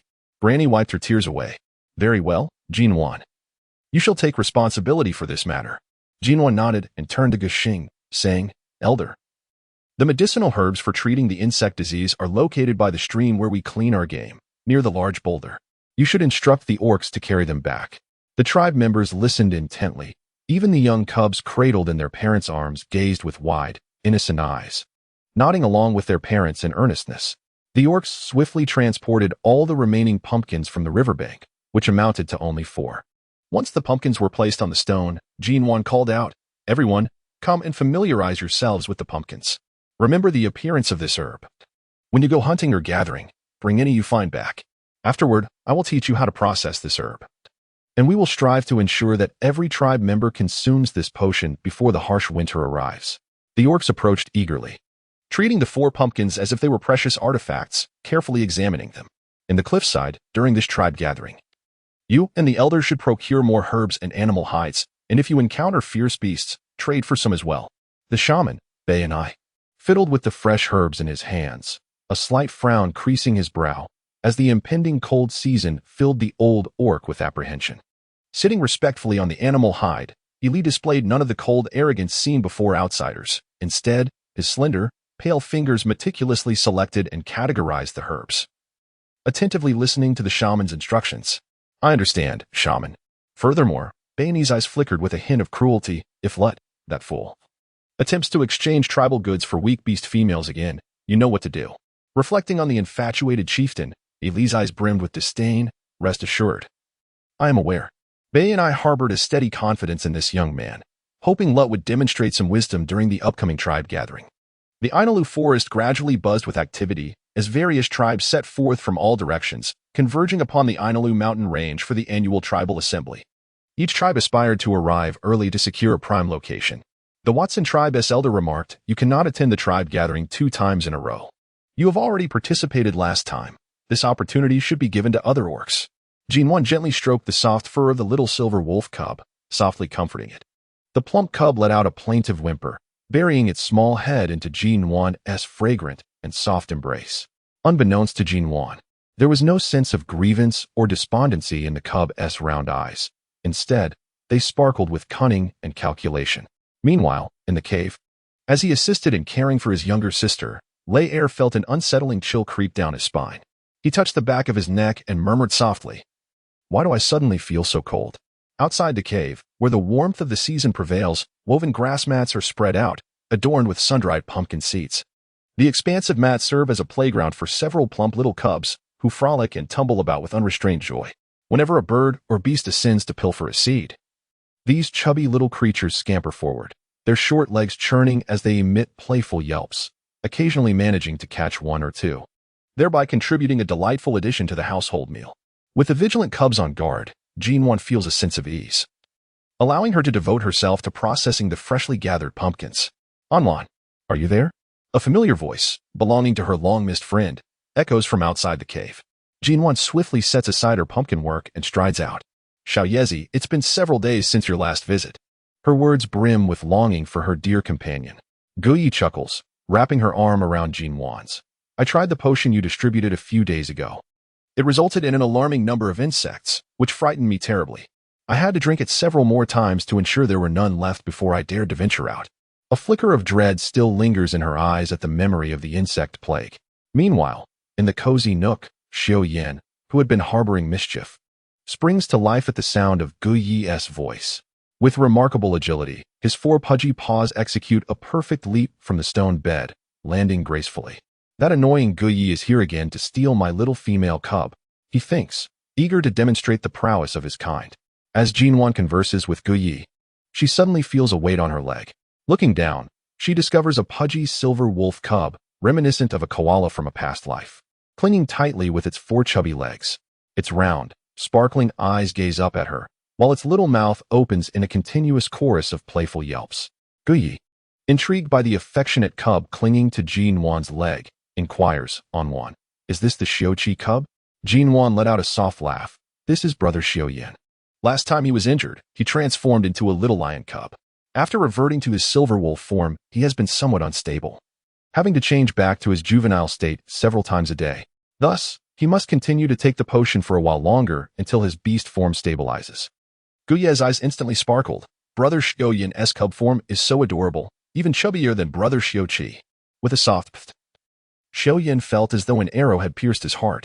"Awu, this little cub is hurt and requires a comforting embrace." API call failed with status code 429. Error. Code. For 29. Message. Resource has been exhausted, e.g. check quota. Status. Resource exhausted. API call failed with status code 429. Error. Code. For 29. Message. Resource has been exhausted, e.g. check quota. Status. Resource exhausted. Nuan nodded and replied, "No problem at all. I have nothing pressing. Primarily, I just wish to exchange for some essentials, but I am uncertain what the crispy sweet fruit looks like. Last year, at the tribal gathering, Defoam only managed to trade for a beast skin bag filled with crispy sweet fruit, which I have since consumed. Haha. When you attend the tribal gathering, seek out the orcs from the Gray Bear tribe. Their territory is abundant with crispy sweet fruit. It is only during this time of year that their tribe has surplus fruit available for trade." Guyi, feeling a bit embarrassed, scratched his head. Nuan looked at the chubby girl with an amused expression.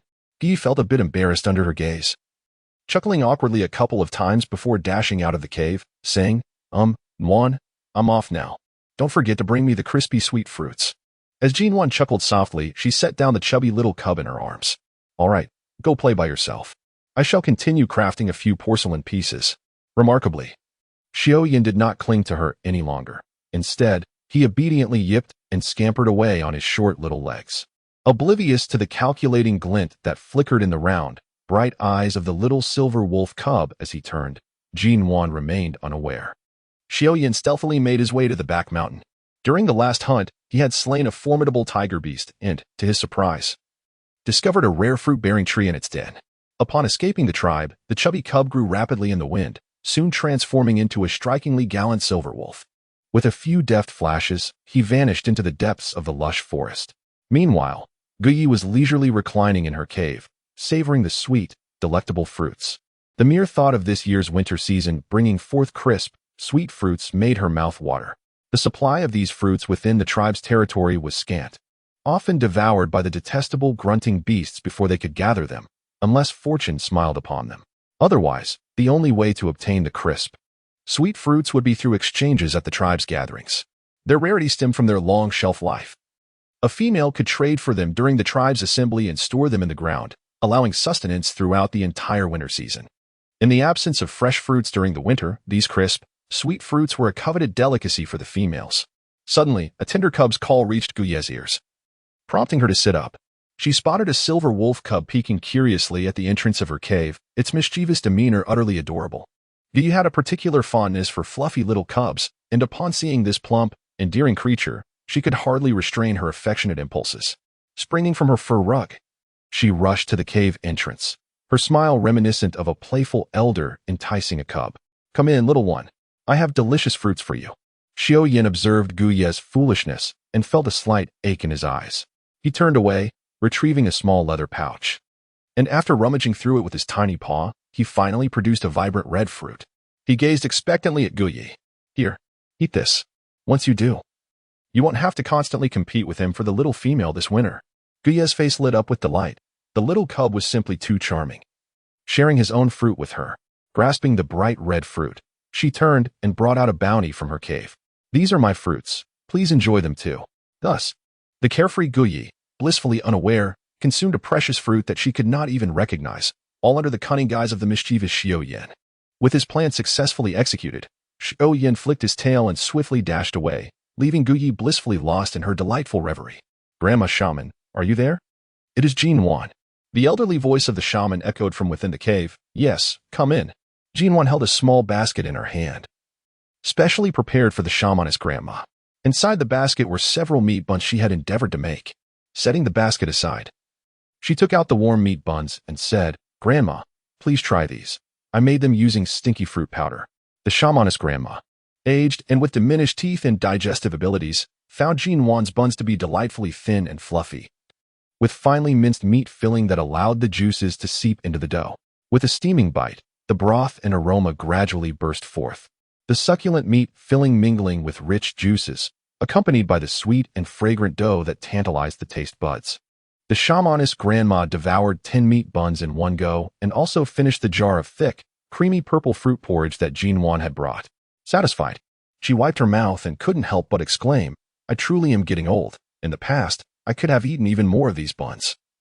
And as for the purple porridge, I could have consumed 2 jars. Now, I can barely manage this little amount." Nuan was drenched in sweat. "Fortunately, you are old now. Otherwise, preparing a meal for you would have been quite a challenge. By the way, Nuan, have the tribe members consumed the potion for treating the insect disease?" The shaman straightened his posture and inquired. Nuan nodded and reassured, "Rest assured. The clan members have diligently come to collect the medicinal powder from me. Many of them had to consume it several times before finally expelling the parasites from their stomachs." The shaman's aged face blossomed with a smile of relief. "That is wonderful news, truly wonderful. Haha. From now on, our females need not worry about succumbing to illness from these parasites, and the number of females in the Watson tribe will surely continue to increase." API call failed with status code 429. Error. Code 429. Message. Resource has been exhausted, e.g. check quota. Status. Resource exhausted. API call failed with status code 429. Error. Code 429. Message. Resource has been exhausted, e.g. check quota. Status. Resource exhausted. Nuan nodded. It refers to the other tribes, particularly those in close proximity to us. The shaman glanced at Nuan. "Are you considering offering the medicinal powder for treating the insect disease to them in exchange for their assistance?" Nuan shook her head, stating that it was they who sought an exchange with them. They needed to possess something that was in high demand, something they could convince the others could only be produced by the Watson tribe. In doing so, they would cultivate a favorable relationship, ensuring that if the Touang tribe ever acted maliciously, they would have the support of other tribes, thus not being outnumbered. The shaman's eyes sparkled with enthusiasm. "Excellent. Since this idea originated from you, I shall entrust you with its execution. I will ensure that Fu-Yi collaborates with you, with the shaman's backing. Jinwan felt an immense weight lift from her heart. I will speak with the chief about this. You may return and prepare. But be sure to grind the pumpkin seeds into a fine powder.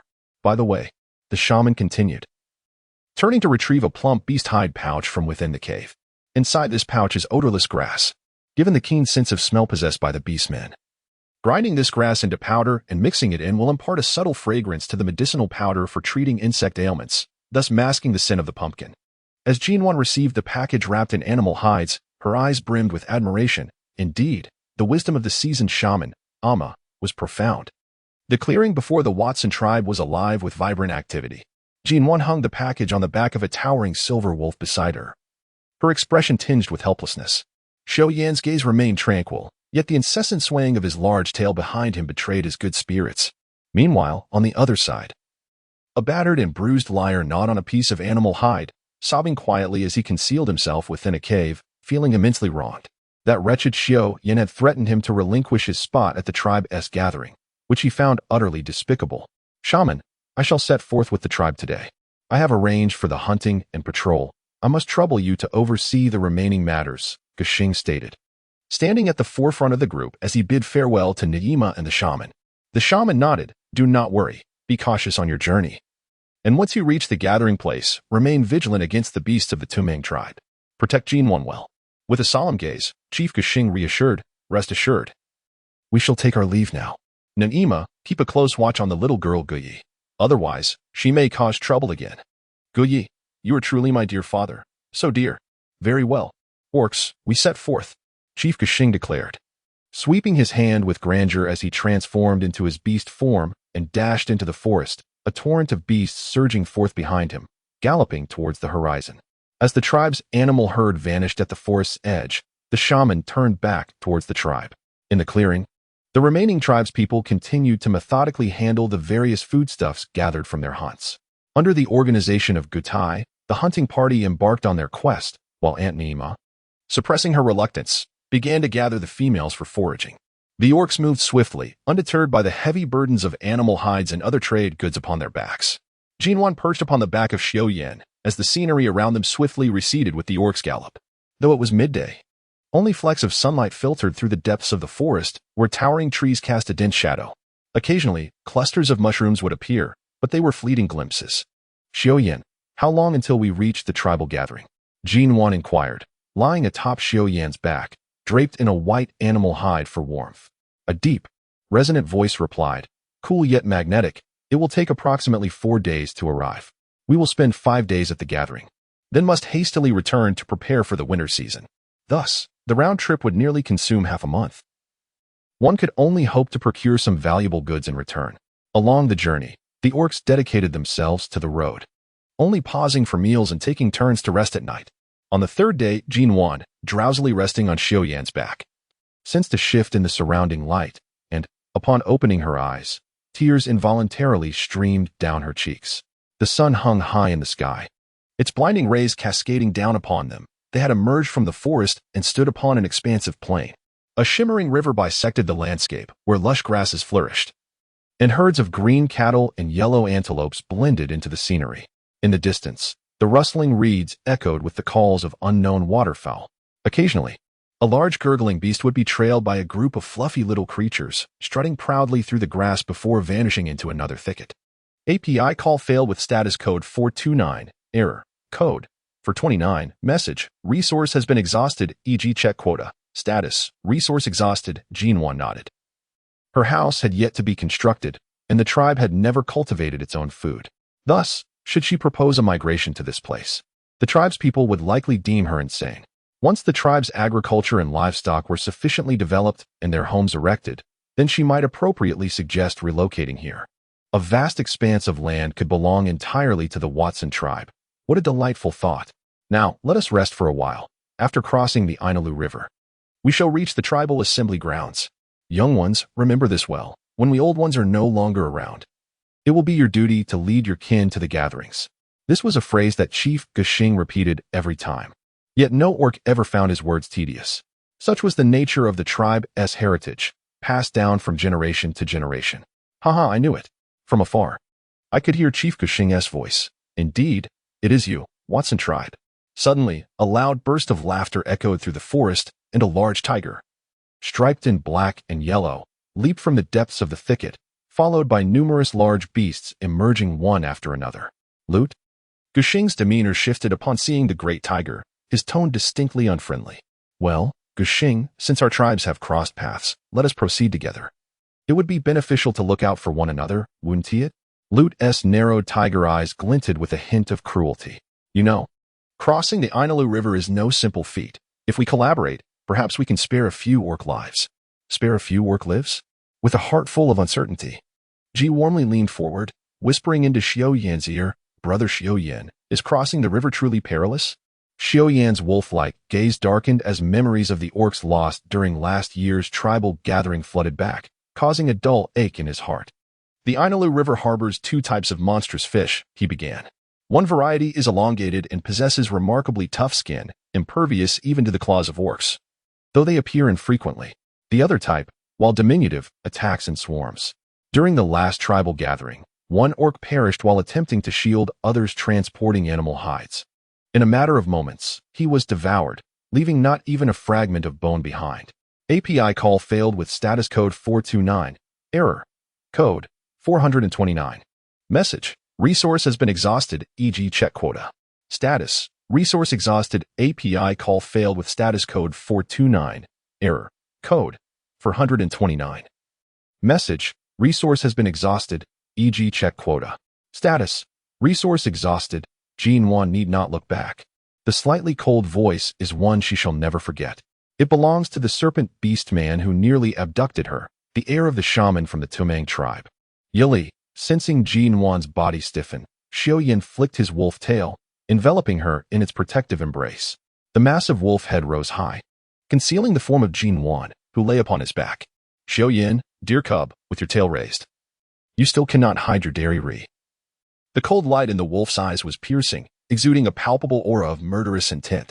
Yili found himself somewhat bewildered. This was the second time he had encountered this silver wolf beast man and could not comprehend the intense animosity directed towards him. Xiaoyan's deep, icy voice resonated among the beast horde. Uncle, Nuan seeks your assistance. Gushing nodded, no longer casting a glance at Lu Te, and turned to approach Nuan. Lu Te's gaze sharpened. Gushing, if you wish to avoid the demise of too many beasts, you would do well to contemplate my proposal, especially considering you have brought along a hindrance in the form of a half-beast female, seasoned with courage. Nuan straightened up on the back of Xiaoyan and proclaimed loudly, if you wish to cross the river, feel free to proceed. Our Watson tribe shall not collaborate with you. Who knows if the wicked beasts among you intend to make our orcs mere fodder? Gushing hesitated, glancing at Nuan, who met his gaze with unwavering resolve, allowing Gushing to breathe easier. He disregarded the raucous shouts of Loot behind him and approached Nuan. Do you know that half-beast female? Loot inquired with malevolence. Kylie raised an eyebrow. Is this the half-beast cub that the shaman Benny spoke of? The one who discovered new food? I nearly brought her back to the tribe. Do you think I do not know her? Huh. Then let us devise a means to bring her back to the tribe. Loot replied with ill intent. Kylie merely shot him a glare, remaining silent. Yet the flickering intensity of his gaze conveyed that he was concocting something far from benevolent.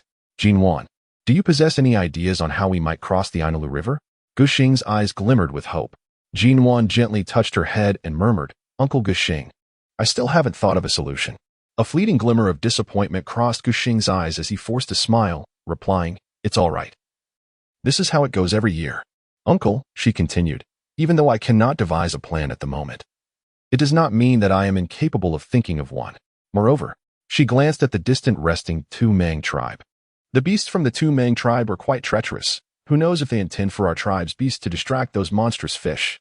Gushing nodded in agreement, realizing that Lu Te, that wicked old tiger, might indeed be scheming something malevolent.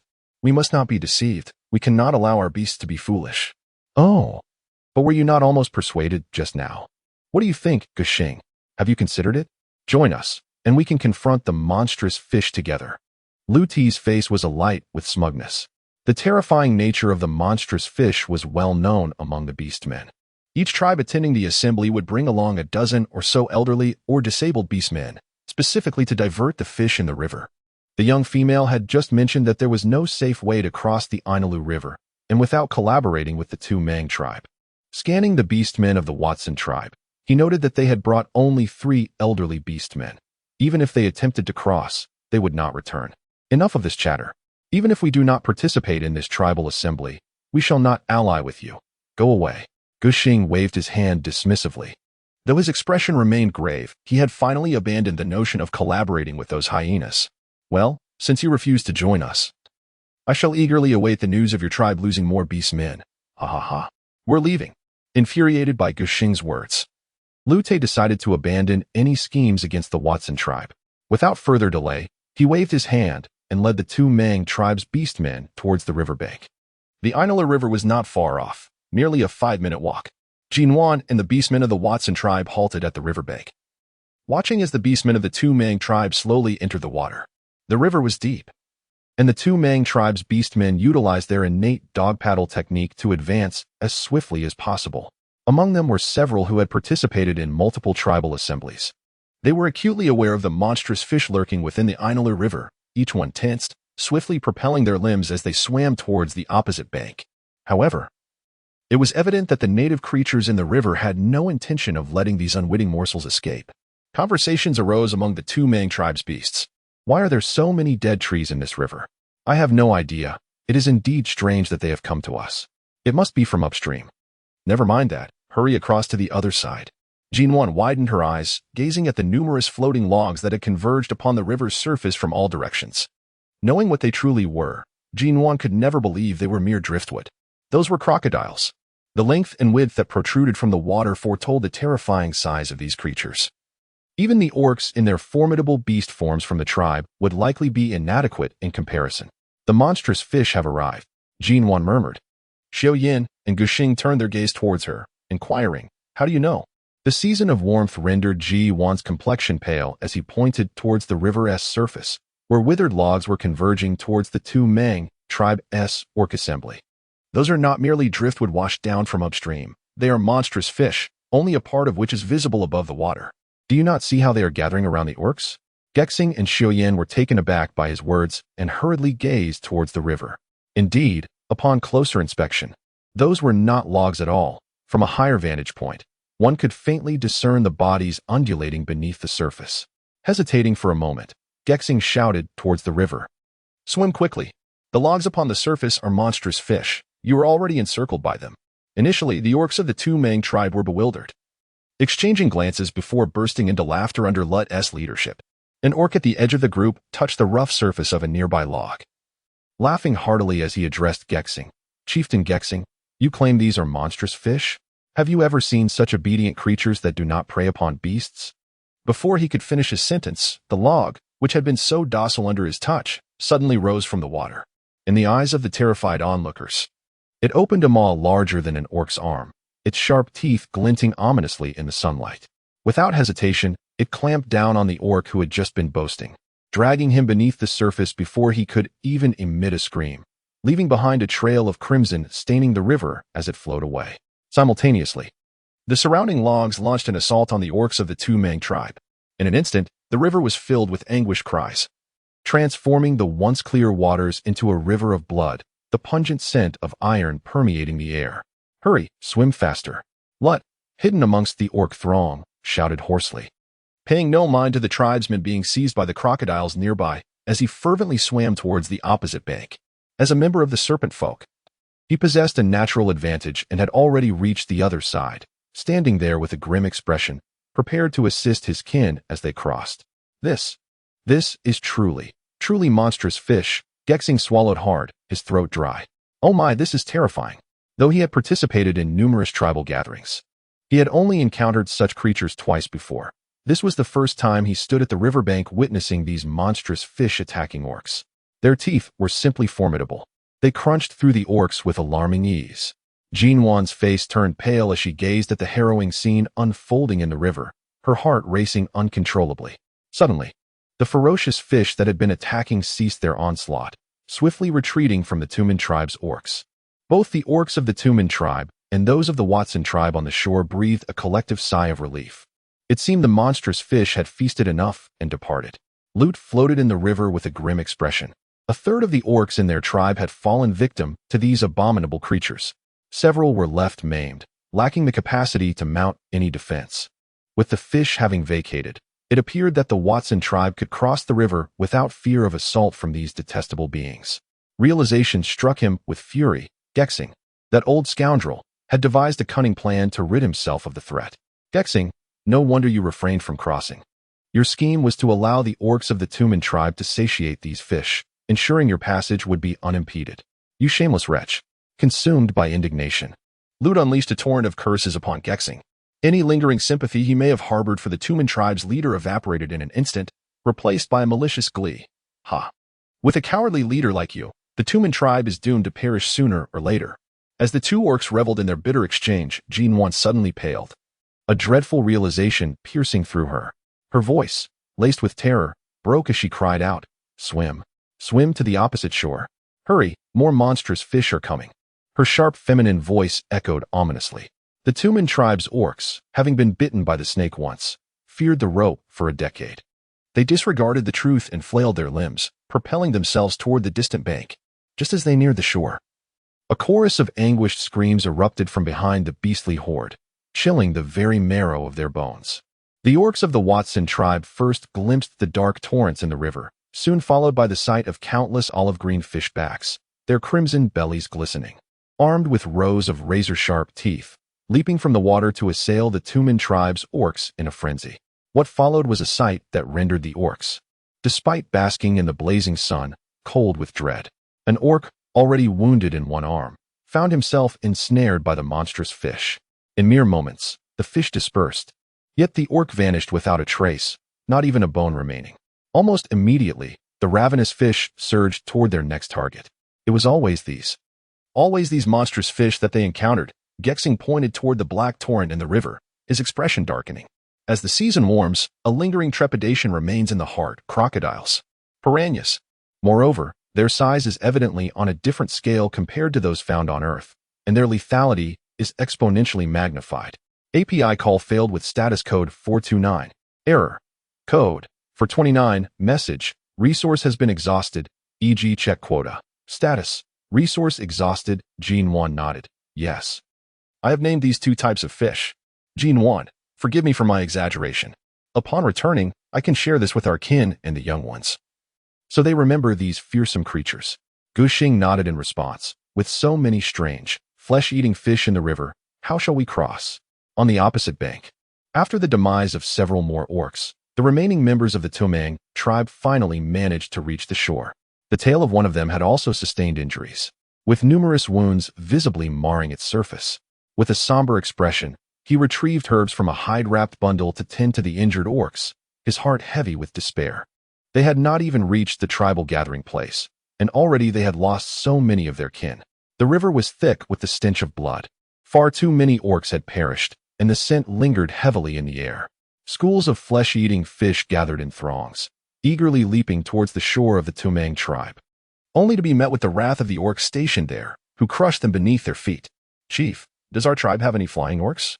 Nuan turned to Guxing, whose face was etched with concern. Guxing nodded. Indeed, there are 3 rock eagle orcs among those who came this time. But even they cannot transport so many of us across the river. Nuan shook her head, stating that they did not require assistance to cross the river. She observed that the crocodiles were evidently frightened of the carnivorous fish. Whenever these fish appeared, the crocodiles fled. The carnivorous fish, in turn, were drawn to the blood in the water. Therefore, if they were to hunt more prey, binding it with sturdy vines, they could have the eagle tribe orcs carry the bait to lure the carnivorous fish away, allowing the other orcs to cross the river unimpeded. The more Guxing listened, the brighter his eyes became, and eventually, a broad smile spread across his face. Excellent. This plan is splendid, haha, Nuan remarked. However, it would be prudent for us to select 2 orc warriors to test the waters. 1 eagle orc should draw the attention of the carnivorous fish, while the other 2 eagle orcs remain on standby to rescue any comrades who may find themselves in peril. Nothing is absolute, so we must ensure our preparations are thorough. It is far better to delay slightly than to risk the lives of our kin. With that, Guxing turned to address the assembled orcs. Fellow tribesmen, who among you will volunteer to test the ferocity of these carnivorous fish? No sooner had he spoken than 3 slender orcs, their black and white fur contrasting beautifully, stepped forward. The eldest among them declared, "Chief, allow me to attract the fish, while my two younger brothers will hover above the river, ready to assist any who fall in." Gushing nodded in agreement. "Very well. You brothers are formidable rock eagle orcs. Do take care to prioritize your safety."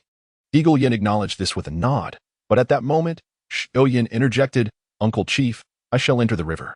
Gushing did not object, merely nodding in acceptance, and then selected a snake orc. The hunting party brought forth a sturdy green bull orc, securely bound with robust vines. Xiaoyan gently placed Nuan down. "Stay close to Uncle Chief, and do not wander near the riverbank. Do you understand?" Nuan nodded with a heavy heart, urging caution. "Be careful. If anything seems amiss, come back immediately." Although the plan was hers, the outcome remained uncertain. She had never faced such perilous circumstances before. All was mere theory, for only practice could verify truth. Xiaoyan nodded in agreement and, without further delay, descended into the river alongside another serpent beast man. The waters still hosted some carnivorous fish, yet the crocodile, resembling a withered log, was nowhere to be seen. Upon entering the river, Ingyan transformed into a semi-beast form, his muscular arms lifting the lifeless blue bull beast from the ground and soaring above the Ainula River. Blood dripped from the slain creature, spreading a crimson aura across the river's surface, drawing the carnivorous fish as if they were ferocious predators sensing their prey. However, near Xiaoyan and the serpent beast man, not a single fish approached. The two swiftly swam to the opposite bank. Meanwhile, the Touang tribe was incensed to discover that the Watson tribe had devised such a method to evade the onslaught of carnivorous fish. It was infuriating. Those cursed Watson beastmen had just claimed there was no safe way to cross the river, and now, after the Touang tribe had suffered significant losses, they had managed to find a secure passage. Lute observed the smug expression on Gushing's face across the river, and his murderous intent intensified. As he watched the two approaching Watson beastmen, a sinister smile crept across his face. He approached the riverbank and hurled a crippled old beastman into the water. Instantly, the scent of blood emanated from the old beastman, causing the dark green eddies in the distance to pause momentarily before surging forth with renewed ferocity towards this side. The old beastman fell near Xiaoyan and the serpent beastman, and should the carnivorous fish arrive, the two would undoubtedly fall prey to their attack. Seeing the rapidly approaching school of carnivorous fish, Lute felt a thrill of satisfaction and could not suppress a loud laugh. "Gushing, you've watched our Touang tribe suffer so many losses. Now, I will let you experience this feeling too." Yet Gushing dismissed Lute's provocation with a wave of his hand, summoning two rock eagle beastmen from the skies who swiftly rescued Xiaoyan and the serpent beastman from the blood-soaked waters, returning them to the opposite bank. Lute's boisterous laughter was abruptly silenced. His face turned ashen as he stood there, watching the old beastman's anguished cries as he was devoured by the monstrous fish, his eyes reddening with fury. "Let us not waste any more time. There will be plenty of opportunities to deal with them later." A voice from the cliff echoed in his ears. "However, Chief Lute, I advise against causing any disturbances at this gathering. Our tribe's numbers are already less than half of the Watson tribe. Should anything happen, you know the consequences." Lute's gaze flickered, and a strange smile twisted his lips. "I was too impulsive. I'll heed your advice. Tribe members, rest well, and let us set forth promptly to the gathering site, so that we may feast upon meat sooner." With that, he turned and led the way forward, his rough hands gripping the beast hide tightly, his expression dark with resentment. The shaman, that accursed old beastman, had always opposed his leadership, and even his disciple, Yali, disregarded him. Just wait. One day, they would perish outside. A tribe needs only one leader. The shaman should focus on healing, not meddling in everything else. "Are you all right?" Nuan rushed over as soon as Xiaoyan and the serpent beastman landed, circling around Xiaoyan anxiously until she confirmed he bore no wounds or blood, finally feeling relieved. The serpent beastman looked on with envy, unable to suppress a sour remark. "Nuan only cares about Xiaoyan. She doesn't even check if I'm hurt." Shi Wu, still in the early stages of maturity, exhibited a somewhat juvenile demeanor. Once, Nuan had been dirty, small, and a mere half-beast, shy and unskilled in socializing with the tribe. Now, she was fair and delicate, surpassing even the females of the tribe in cleanliness and beauty. Even her beast ears and tail, once scorned, had become endearing, especially since she had discovered several food sources for the tribe and methods to preserve game and wild vegetables using the divine punishment fruit. Moreover, she had become the shaman's apprentice, recognized by the shaman as the successor following the cold season.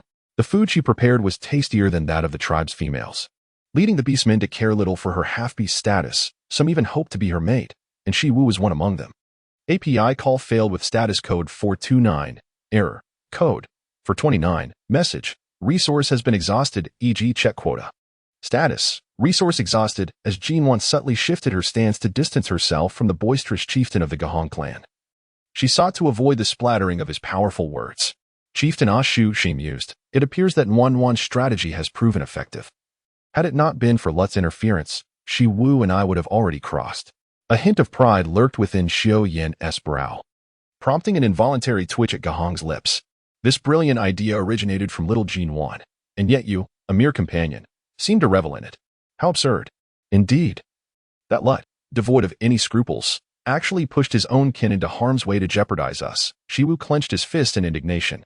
Xiao Yan cast a deep, sidelong glance at him, subtly maneuvering to shield Nuan from the vexatious presence of the little serpent beast, a satisfied arch gracing his elongated brows. Casting aside the bothersome thoughts of Lut, Gahong waved his hand with authority. All right, my fellow beasts, let us embark on our hunt. We will cross the river employing the same method as before. The prospect of not having to sacrifice their own brethren as bait to lure the monstrous fish ignited a fervor among the orcs, who erupted into jubilant cheers. Soon, they bowed away, eager to procure several azure bovines for the tribe. As the afternoon sun blazed with intensity, the group finished their meal and prepared to cross the river in stages. The eagle orcs were to be divided into two groups to lure the fish. Once in the water, you must swim to the opposite bank with utmost speed. Is that understood? Gahong instructed his kin gravely. Understood. The orcs responded in loud unison. Eagle Yin led his younger brother, each grasping a bleeding azure bovine, soaring downstream to a suitable location. The beasts waited in anticipation. Soon, several crocodiles, resembling withered trees, emerged from the depths, gliding towards the dripping blood. However, despite the river being awash with beast blood, the elusive prey remained unseen, which stirred restlessness among the crocodiles. Suddenly, as if sensing an impending threat, the ferocious crocodiles swiftly submerged, their tails thrashing as they darted away, vanishing from sight in mere moments. In their stead, dark silhouettes began to coalesce before the orc's eyes, converging at an alarming speed towards the location of the Eagle brothers. Leaping from the water's surface to gnash at the azure bovines suspended above. Once the predatory fish had congregated beneath the two bovines, Chieftain Gahong bellowed, "Dive in. Swim to the opposite bank, quickly." The orcs, who had been waiting at the shore, plunged into the water, paddling towards safety. The predatory fish continued to leap and tear at their quarry, disregarding the orcs crossing the river. The first group of orcs swiftly reached the opposite bank. Observing this, the Eagle brothers discarded the half-devoured prey into the water and returned, wings flapping vigorously. The other two Eagle orcs immediately took to the air with their catch, resuming their fishing above the very spot they had just occupied. Seizing the opportunity, the remaining orcs quickly entered the water, swimming towards safety. When the second group successfully reached the opposite bank, Chieftain Gahong finally relaxed his taut nerves. All right, Eagle Yin, you must endure this final trip. The Eagle brothers nodded, lifting their catch towards the river's surface. Gahong turned to the last group of orcs. Let us proceed, my kin. Although our brethren have crossed safely, we must remain vigilant and avoid injury to prevent attracting the predatory fish. Understood? Yes, Chieftain. The orcs responded, revealing their gleaming white teeth in excitement. Gahong felt a surge of exhilaration, and with a decisive wave of his hand, he plunged into the river, propelling himself swiftly towards the opposite bank. API call failed with status code 429, error, code, for 29, message, resource has been exhausted, e.g. check quota. Status, resource exhausted.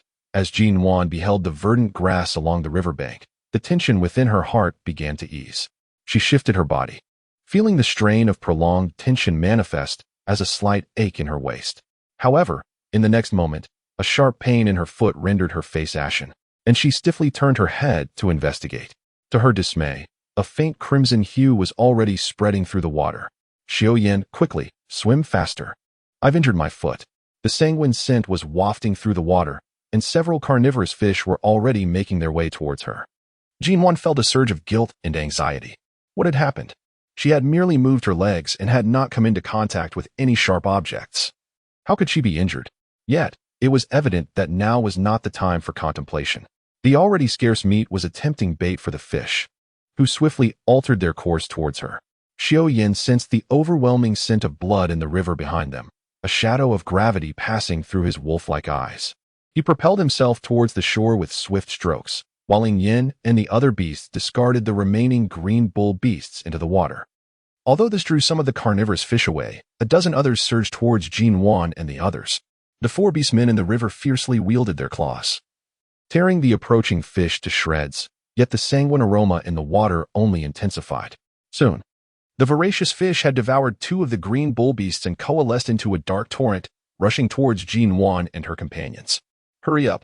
Xiao Yin turned to the 4 beastmen beside him, his voice cold and laced with urgency. We must protect Nuan. It is the chieftain's command, the beastmen replied resolutely, standing firm and refusing to budge. Nuan couldn't help but feel tears welling in her eyes. It was her carelessness that had placed her kin in such perilous circumstances. The silver wolf's elongated gaze narrowed with intensity, his tone imbued with an undeniable authority. You must take Nuan and leave at once. I will buy you some time. No, those ferocious fish beasts are far too terrifying. How could you possibly contend with them? Nuan was both infuriated and anxious, clutching tightly onto Xiao Yan's sleek fur. Her round, feline eyes brimmed with tears, while her fluffy ears and tail drooped listlessly, exuding an air of utter despondence. Without allowing her a moment's protest, Xiao Yan swiftly lifted her onto the back of a snow leopard beastman. Hurry! The 4 beastmen, without a hint of hesitation, turned to shield Nuan as they made their way toward the shore. The mere distance of several meters now felt insurmountable. Nuan was already in tears, sobbing uncontrollably as she lay on the back of the snow leopard, even choking on her cries. Her tiny fingers dug into her flesh, leaving 4 distinct crescent-shaped imprints. At that moment, Xiao Yin was not faring much better, although his body had mutated and grown considerably stronger than other beastmen. The teeth of these predatory fish were no trifling matter, inflicting excruciating pain upon him. In a short while, several wounds had adorned his body. This would not do. While it was somewhat gratifying to make the little female worry, the swarm of foul fish was rapidly stripping the beast of its fur, which was quite unsightly. What if the little female found him repulsive? Casting a quick glance back, he saw that several beasts had safely reached the opposite shore. Xiao Yin discreetly summoned the power within him. The beastmen on the riverbank, anxiously scanning the surroundings, suddenly heard a resounding whoosh as a pair of silvery wings unfurled behind the silver wolf beastman. With a powerful flap, Xiao Yin surged skyward from the water, gracefully hovering above the river's surface. Wow, Xiao Yin, you are so cunning. Indeed, how could you keep us worried for so long? Cheers and complaints erupted from the Watson tribe. Among them, the voice of Chief Guxing was the most boisterous. You sly rascal, get down here. Just wait until I spank you for being so smug. Yet, the excitement and pride in his tone were impossible to conceal. Xiao Yan's ears dismissed the cheers of the other beastmen as he gleefully looked in the direction of the little female. Suddenly, a chilling aura radiated from the little female's eyes. What was that menacing glare? Wasn't it supposed to be a testament to his might and valor? Why was she displeased, not proud of him? However, upon noticing the blood seeping from her right foot, the flicker of indignation within Xiao Yin was swiftly extinguished. He understood that her concern for him was the reason behind her expression. The silver wolf beast man, with a slight twist of his eyes, began to wobble precariously in midair. Guxing exclaimed in alarm, Yin, hurry. Go catch Xiao Yin before he falls into the river. It's teeming with predatory fish. No sooner had Guxing's words left his mouth than the once majestic silver wolf beastman transformed into a chubby silver wolf cub, tumbling towards the river below. Yin swooped in swiftly, cradling the weakened cub tightly in his arms.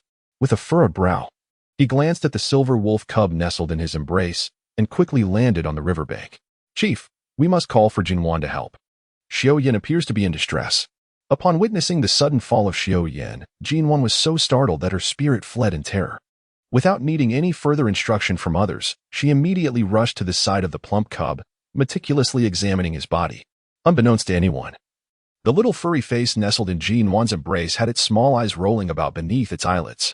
Once her inspection was complete, Nuan let out a profound sigh of relief. She gently stroked the cub's smooth, lustrous fur and turned to her anxious kin, reassuring them, do not worry. Xiao Yin isn't scathed. His previous injuries have yet to heal, and this time he has merely overexerted himself. It appears that Xiao Yan's wings should not be used too frequently. Guxing, relieved, nodded gravely, indeed. When this little one awakens, Nuan, you must have a serious talk with him about conserving his energy. Using his wings excessively could lead to peril, especially when faced with formidable foes. The gentle and warm touch of Nuan caressed the round, plump head of the little cub as it nodded earnestly. The long-awaited grooming, belly rubs, and paw squeezes brought immense comfort to Xiaoyan, who was overwhelmed with the desire to playfully wiggle the chubby little paws. However, recalling the fierce gaze of the little female cub moments earlier, he instantly restrained himself, obediently lying flat and submissively allowing the little female cub to groom him. By the way, Nuan, what happened to your wound?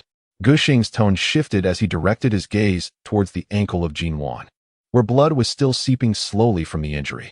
Nuan furrowed her brows in confusion. I am unsure what is happening.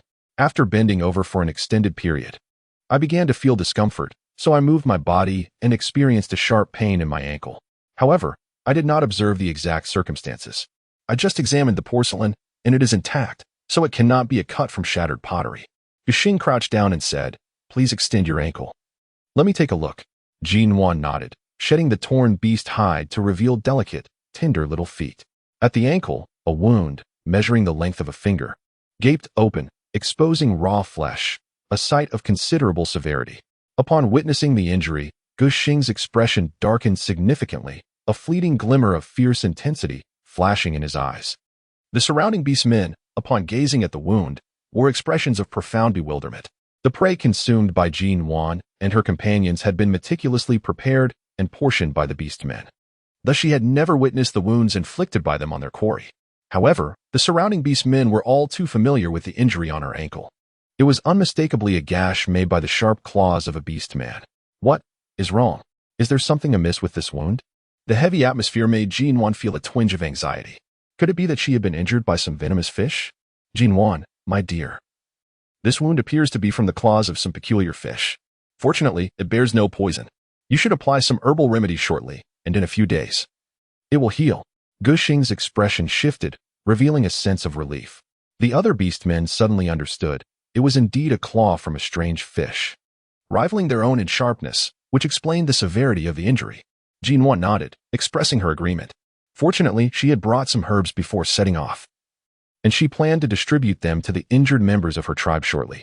Guxing also nodded in acknowledgement. He then rose to his feet, dismissively waving his hand to clear the surrounding orcs. What are you all doing gathered here? Is there nothing else to occupy your time? Move along, move along. Go rest. We shall continue our journey soon. Thuy, come here. I shall show you several types of herbs. Gather some for me. As Nuan gestured for the little lightning weasel, which had been lounging atop a pack, she retrieved herbs from her own bundle. With a swift motion, Thuy sprang from the pack, its short legs propelling it into the air. In a flash of white, it landed before Nuan, squatting playfully with its hindquarters on the ground, raising its front paws in anticipation. Momentarily charmed by the fluffy little creature, Nuan handed it a vibrant purple-red herb while casting a subtle glance at Thuy. The lightning weasel's eyes sparkled with understanding as it emitted a couple of chirps, then darted off into the forest. As Nuan ground the herbs into a paste, she carefully applied it to her injury. The excruciating pain caused her to involuntarily draw in a sharp breath, her face turning ashen. The wound was deeper than she had anticipated. Suddenly, the sharp cry of a lightning marten echoed from the forest's edge, causing Nuan's gaze to flicker with surprise. Nuan, is that not Thuy?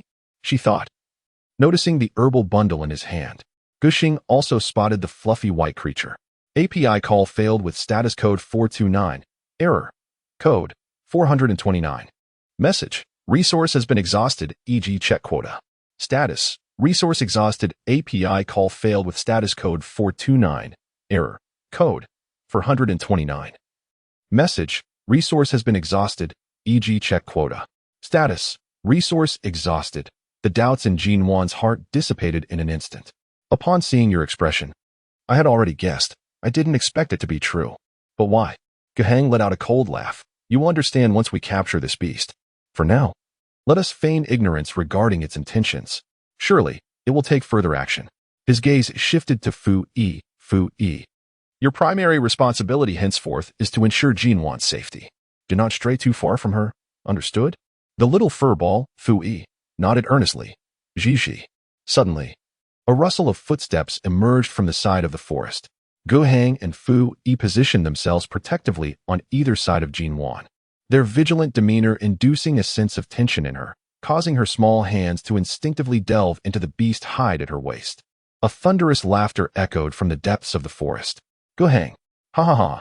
I never expected to encounter you all from the Watson tribe at this gathering. The voice of the beastman resonated, clear and jovial.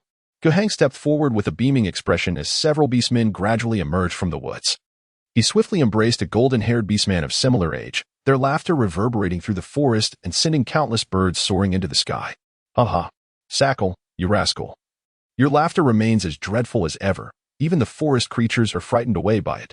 He affectionately patted Sackle's shoulder, flashing a radiant smile that revealed his gleaming white teeth. Oh, come now. You're still the same as in our youth. Those timid creatures were clearly startled by your cacophonous laughter.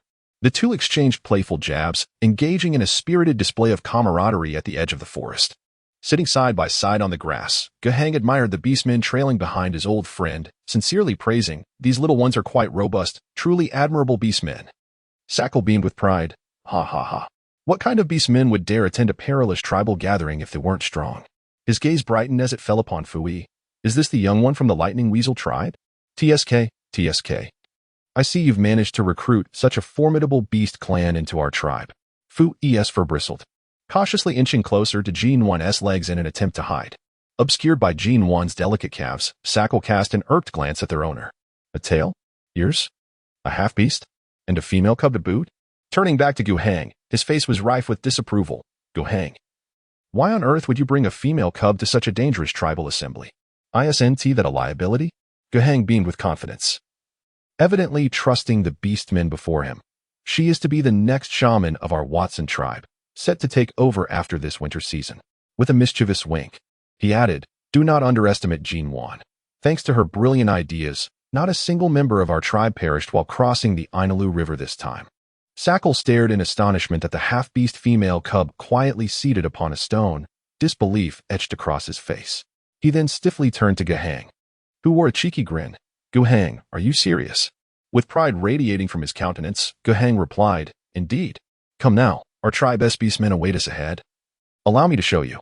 With that, he tugged at Sackle, whose gaze lingered on Nuan, and led him towards the riverbank where their kin were congregating. Nuan helplessly shook her head. This Uncle Gohang, upon encountering an old friend, completely disregarded her as an injured person. What a disappointment. Nuan, allow me to assist you, said the once small, furry creature beside her, now transformed into a tall and imposing orc who shyly extended his hand toward her. As the gentle warmth of the season enveloped her, she smiled and nodded, extending her hand towards the orc. Just as their hands were about to meet, a slender, alabaster hand suddenly intervened, interrupting their connection. As Nuan's body soared into the air, she was enveloped in a cold embrace. Looking up, she found the silver wolf beastman, whose expression bore an air of displeasure, directing icy breaths towards the stunned Fui beside them. With a hint of chill in his gaze, Xiaoyan tightened his hold on the little female cub nestled in his arms and turned to walk towards the riverbank. Fui, scratching his head in confusion, wondered why brother Xiaoyan appeared to be in such a foul mood. Had he not yet recovered from an injury? After pondering for a while without arriving at a conclusion, Fui decided to abandon his thoughts and transformed into a fluffy little ball, bouncing after the two beastmen ahead. The silhouettes of the three beasts faded into the distance as the gentle breeze stirred the fallen leaves in the forest, causing them to dance gracefully before settling elsewhere. A somewhat juvenile hand picked up a leaf from the ground, and with a slight pressure of the fingertips, it was reduced to mere fragments. The sound of a youthful chuckle was whisked away by the breeze, floating off until the beastmen could no longer hear it. Xiaoyan's sharp gaze darkened, his eyes glinting with a hint of menace as he scanned the edge of the forest, but all he could see were the leaves fluttering in the wind. Furrowing his brows, he murmured to himself, "Did I hear wrongly?"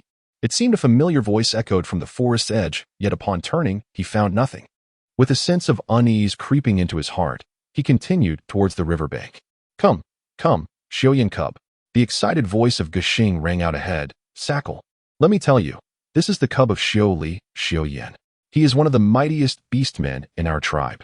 Sackle stepped forward, patting Xiaoyan's strong back. "Haha, what a fine beast.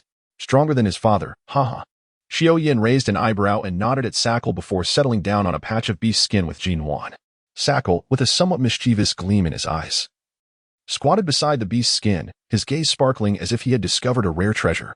Nuan cub, my aunt, and your tribe leaders and her sisters. Our tribes share a very close bond. Could you possibly share with us the method of safely crossing the river? With a hint of nervousness, he rubbed his hands together. Looking at her with eager anticipation, Gushing, too, glanced nervously at Nuan, who sat quietly on the beast's skin. Amused yet bemused by the earnestness of these two elder beastmen, Nuan smiled. I have no objections. As children of the beast god, as long as tribe leader Gushing agrees, I can certainly share it with your tribe. The two beasts were overjoyed. Sakal earnestly thanked Nuan, only to be pulled aside by tribe leader Gushing, where they began whispering to each other. Xiaoyan. A voice as gentle as spring breezes called out from the side, and turning to the sound, Xiaoyan beheld a tall beastman with golden hair and a strikingly bright countenance. At first glance, there was indeed a resemblance to Gutai, particularly in the warm, sunlit glimmer of his eyes. Upon being named by this stranger, Xiaoyan cast a puzzled look in his direction. The golden-haired beastman smiled even wider. I am Samuel, Sakal's son from the Qingshan tribe, and also a disciple of the tribe's shaman. We used to play together as children. My sister and I lived in the Watson tribe for a year. Didn't you once say you wanted to be my sister's mate when you grew up? Startled, Xiaoyan felt a chill at the ominous gaze beside him, a cold sweat breaking out along his spine. Slander. It is absolute slander. I have never said such a thing. Haha, Samuel still remembers that. That year when I brought you and Duo back to Qingshan. You cried and insisted on returning with us, Sakal chimed in with a hearty laugh. Xiaoyan felt as if he could hear the sound of his own dignity shattering. By the way, Xiaoyan, do you have a mate now? Duo still remembers what you said. She wants you to be her mate. Sakal mood soared at the thought of knowing how to safely cross the Ainala River, and this new idea took shape in his mind. Neither Sakal nor Samuel regarded Nuan as Xiaoyan's mate. In their eyes, she was merely a half-beast, a disciple of the tribe's shaman, unable to bear offspring. In the realm of beast men, many shamans chose not to take mates to devote themselves entirely to the study of herbs. Thus, in the eyes of these two beasts, Nuan was classified as one of those beast men. Xiaoyan's wolf-like eyes remained calm as he replied with a frigid tone devoid of emotion. Those were merely the words of a cub. They need not be taken to heart. I have long forgotten. Sakal and Samuel were taken aback by Xiaoyan's response. Shouldn't an ordinary beastman feel elated to be favored by a precious female, especially one from a chieftain's lineage? Samuel's smile gradually faded, his expression turning sharp as he regarded Xiaoyan with sunlit eyes. You may have forgotten, but my sister remembers. She has been waiting for you to become her male. Xiaoyan felt a flicker of anger rising within him at Samuel's persistence. His already deep and cold wolf eyes narrowed dangerously, an air of frostiness creeping into his usually composed demeanor, a menacing smile curling upon his lips. I have said, I do not remember. The atmosphere between the two beasts became tense, charged with unspoken hostility. Gushing, cheerfully approaching with 2 pieces of roasted meat, was momentarily taken aback by the charged atmosphere. Tossing the roasted meat to the onlooking beastmen, he turned to Sakal with a puzzled expression. Old friend, what is going on? Why are these 2 cubs quarreling? Sakal's expression darkened slightly. Xiaoyan claimed as a cub that he would be Duoer's mate, and she has been waiting for him. I never expected this little rascal to deny it now. Gushing's face fell into a bewildered expression as he looked at the 2 irate father and son. Have your heads been knocked by a humdrum beast? Sakal, taken aback by the remark, landed a playful punch on Gushing's chest. What nonsense are you saying, old fellow? Gushing pointed at Nuan and Samuel. Your Samuel and Duoer are both older than Xiaoyan. If I recall correctly, Duoer was 8 that year. Sakal raised an eyebrow. So what? Are you implying that I should be ashamed of my daughter being older than this little cub? Uncle, your local dialect is quite thick. Gushing rolled his eyes. Xiaoyan was less than a year old back then. What could he possibly remember? Sakal. Samuel. Xiaoyan. In the grand scheme of things, I was just a little milk wolf who knew nothing. The atmosphere grew awkwardly tense. Nuan, who had been feeling a bit downcast, nearly burst into laughter upon hearing Xiaoyan's age as a cub. Suppressing her mirth, she finally spoke. Uncle Sakal, does Duoer have a mate now? The inquiry posed by Nuan dispelled the somewhat awkward atmosphere. Soccer exhaled with relief. Duoer currently has only 3 companions. She has always reserved the position of her primary partner for that silver wolf cub. Xiaoyan furrowed his brow. My companion can have only 1 male. The implication was unmistakable. I shall not be Duoer's partner. After such a significant blunder, Soccer and Samuel realized they had perhaps overstepped, and they promptly shifted the conversation. Today, While I was out hunting with my kin, I encountered the orcs from the Touang tribe. By their appearance, it seems they suffered heavy losses while crossing the river. Soccer remarked with a hint of schadenfreude. Gushing scoffed. Nearly half must be dead. I learned something from the Mungli tribe and intended to share it during the tribal assembly. How fortuitous it is to meet you here. Soccer's expression grew serious. Gushing's gaze turned cold as he pulled Soccer toward the Ainalu riverbank. The sound of rushing water drowned out their voices. And the orcs remained oblivious to what Soccer had communicated to Chief Gushing, who wore a distinctly displeased expression. Ah, which tribe is that across the river? Suddenly, a loud call from across the river drew the attention of the orcs from the Watson tribe, who were resting by the riverbank. As Nuan turned her gaze, she beheld a group of over 30 orcish figures clad in grass skirts standing across the riverbank. Their numbers were so few that it astonished her. And the meager items they clutched, either cradled or carried, were pitifully scant. She then turned to her companion, the somewhat sulky yet prideful silver wolf, and inquired, Xiao Yan, which tribe do those orcs belong to? Upon hearing the little female cub express a desire to converse with him, Xiao Yan's mood experienced a remarkable transformation. His lips curled into a gentle smile, and with a reluctant glance towards the destitute-looking orcs, he replied, Those are the orcs from the Liaoshan tribe. Their territory consists primarily of barren mountains with scarce forests, resulting in a notable scarcity of prey. Nevertheless, the orcs of the Liaoshan tribe are quite valiant. They excel in hunting and annually exchange the food they procure for numerous pelts. Over there, Gushing has already engaged in conversation with the chief of the Liaoshan tribe. I am Gushing of the Watson tribe, he stated. Ped, why have your Liaoshan tribe arrived so late this year? Ped, an orc with brown hair and a bushy beard, appeared older and somewhat more disheveled than Gushing and Sakal. Nuan raised her brow in surprise. In this realm where male beasts generally exude a refreshing cleanliness, it is indeed rare to encounter an orc who appears somewhat unkempt. The orc before her possessed a cheerful demeanor, and upon hearing the name Gushing, he waved his hand joyously, exclaiming, Ah, so it's Chief Gushing. Our tribe has brought a substantial amount of sturdy stone tools this year, and we can exchange them with your Watson tribe later. Last year, at the conclusion of the gathering, the Liangshan tribe had been beset by robbers from the Touang tribe due to their dwindling numbers. And it was thanks to Gushing leading the orcs of the Watson tribe to their aid that they were able to return without loss. Thus, the honest and simple orcs of the Liangshan tribe held deep gratitude towards the Watson tribe for their assistance. Hearing this, Gushing's excitement was palpable. His brows danced with joy, and his broad chest shook with hearty laughter. He was more than willing to lend a hand to the Liangshan tribe, who were so appreciative. Be cautious when crossing the river, he advised. Watch out for the dead trees floating on the surface. Those signal the presence of monstrous fish. Do not let yourselves get injured. Any spilled blood will attract even more formidable creatures. Ped nodded gratefully at Chief Gushing, then organized his kin to safeguard their exchange goods in preparation for the river crossing. API call failed with status code 429. Error. Code 429. Message. Resource has been exhausted, e.g. check quota. Status. Resource exhausted. With a warm smile, Nuan nodded. Indeed, Chief Gushing. Could you dispatch a few orcs to assist the Liangshan tribe? Gushing, ever astute, instantly grasped the underlying significance of her request for aid. Unity is indeed a strength, making tasks far more manageable. A flicker of something mischievous crossed Chief Gushing's face as he caught Nuan's knowing glance.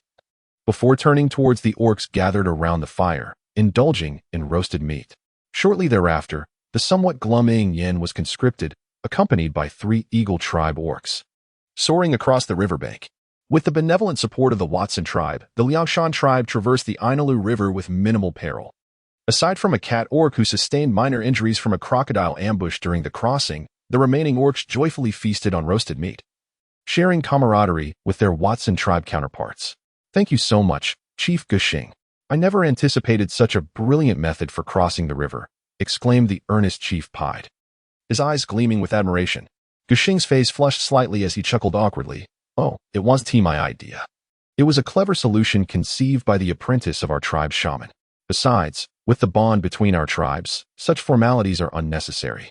Come, let us enjoy some roasted meat. Sakal was sitting beside a fire with his kin, learning the art of roasting meat. Though their attempts still resulted in somewhat undercooked fare, it was a vast improvement over the raw meat they had previously consumed, and they devoured it hungrily. Gushing approached the fire with Pied, taking a seat beside Sakal.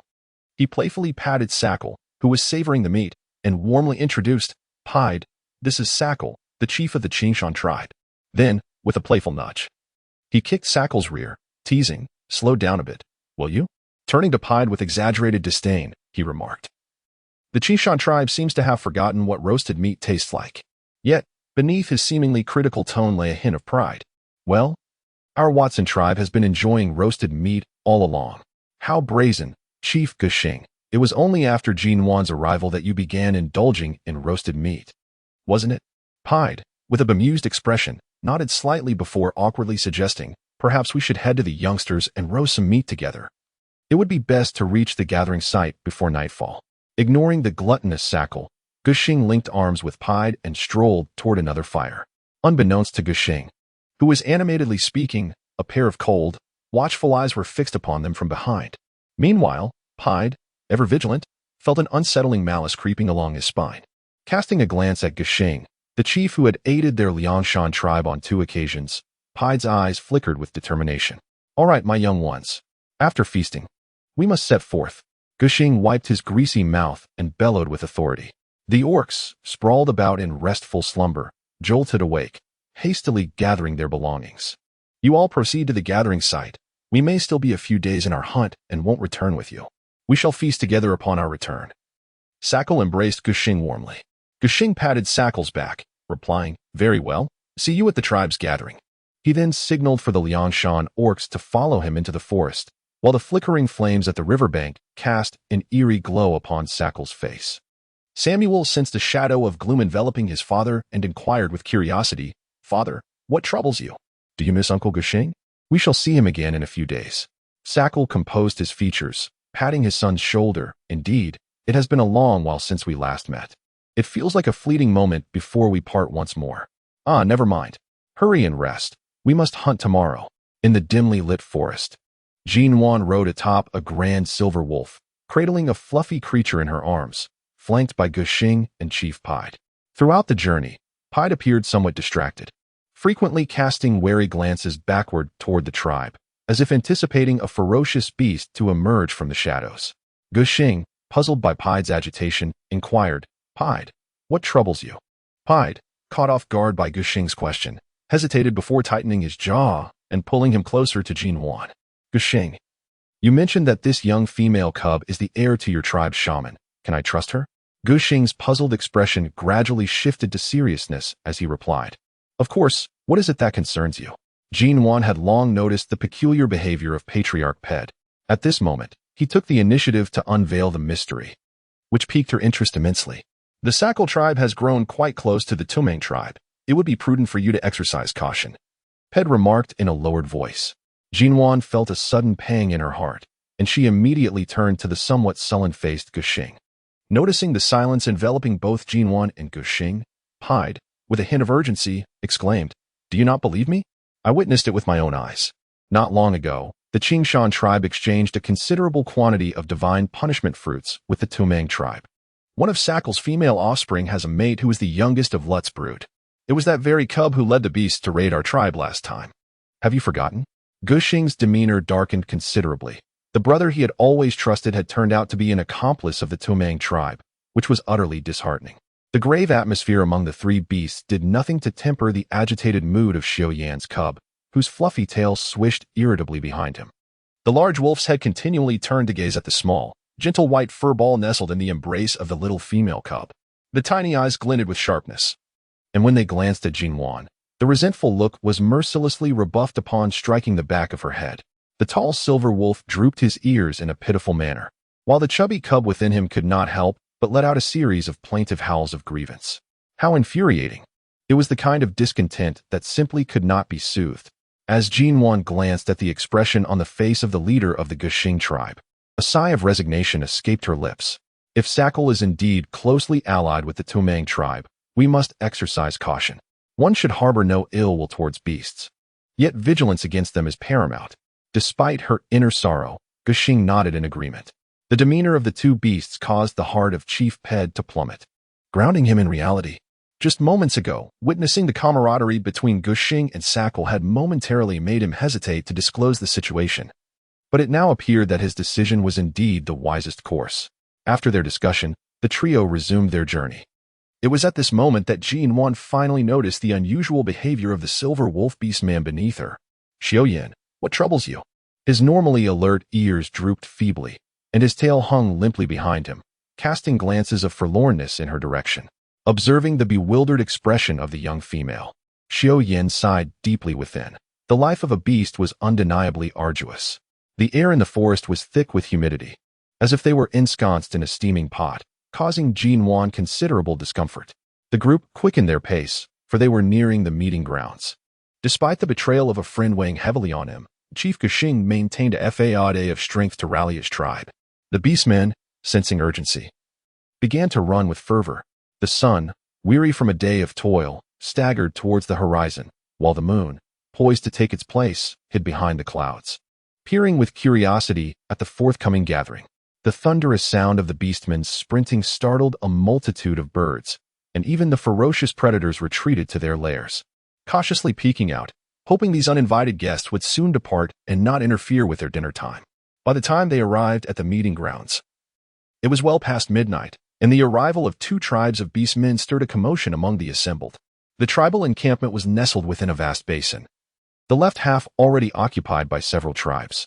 The ground was strewn with beds of hay and items for trade. The Watson and Liangshan tribes opted for a space on the right, deciding to camp close together after a brief discussion. The beastmen began gathering hay.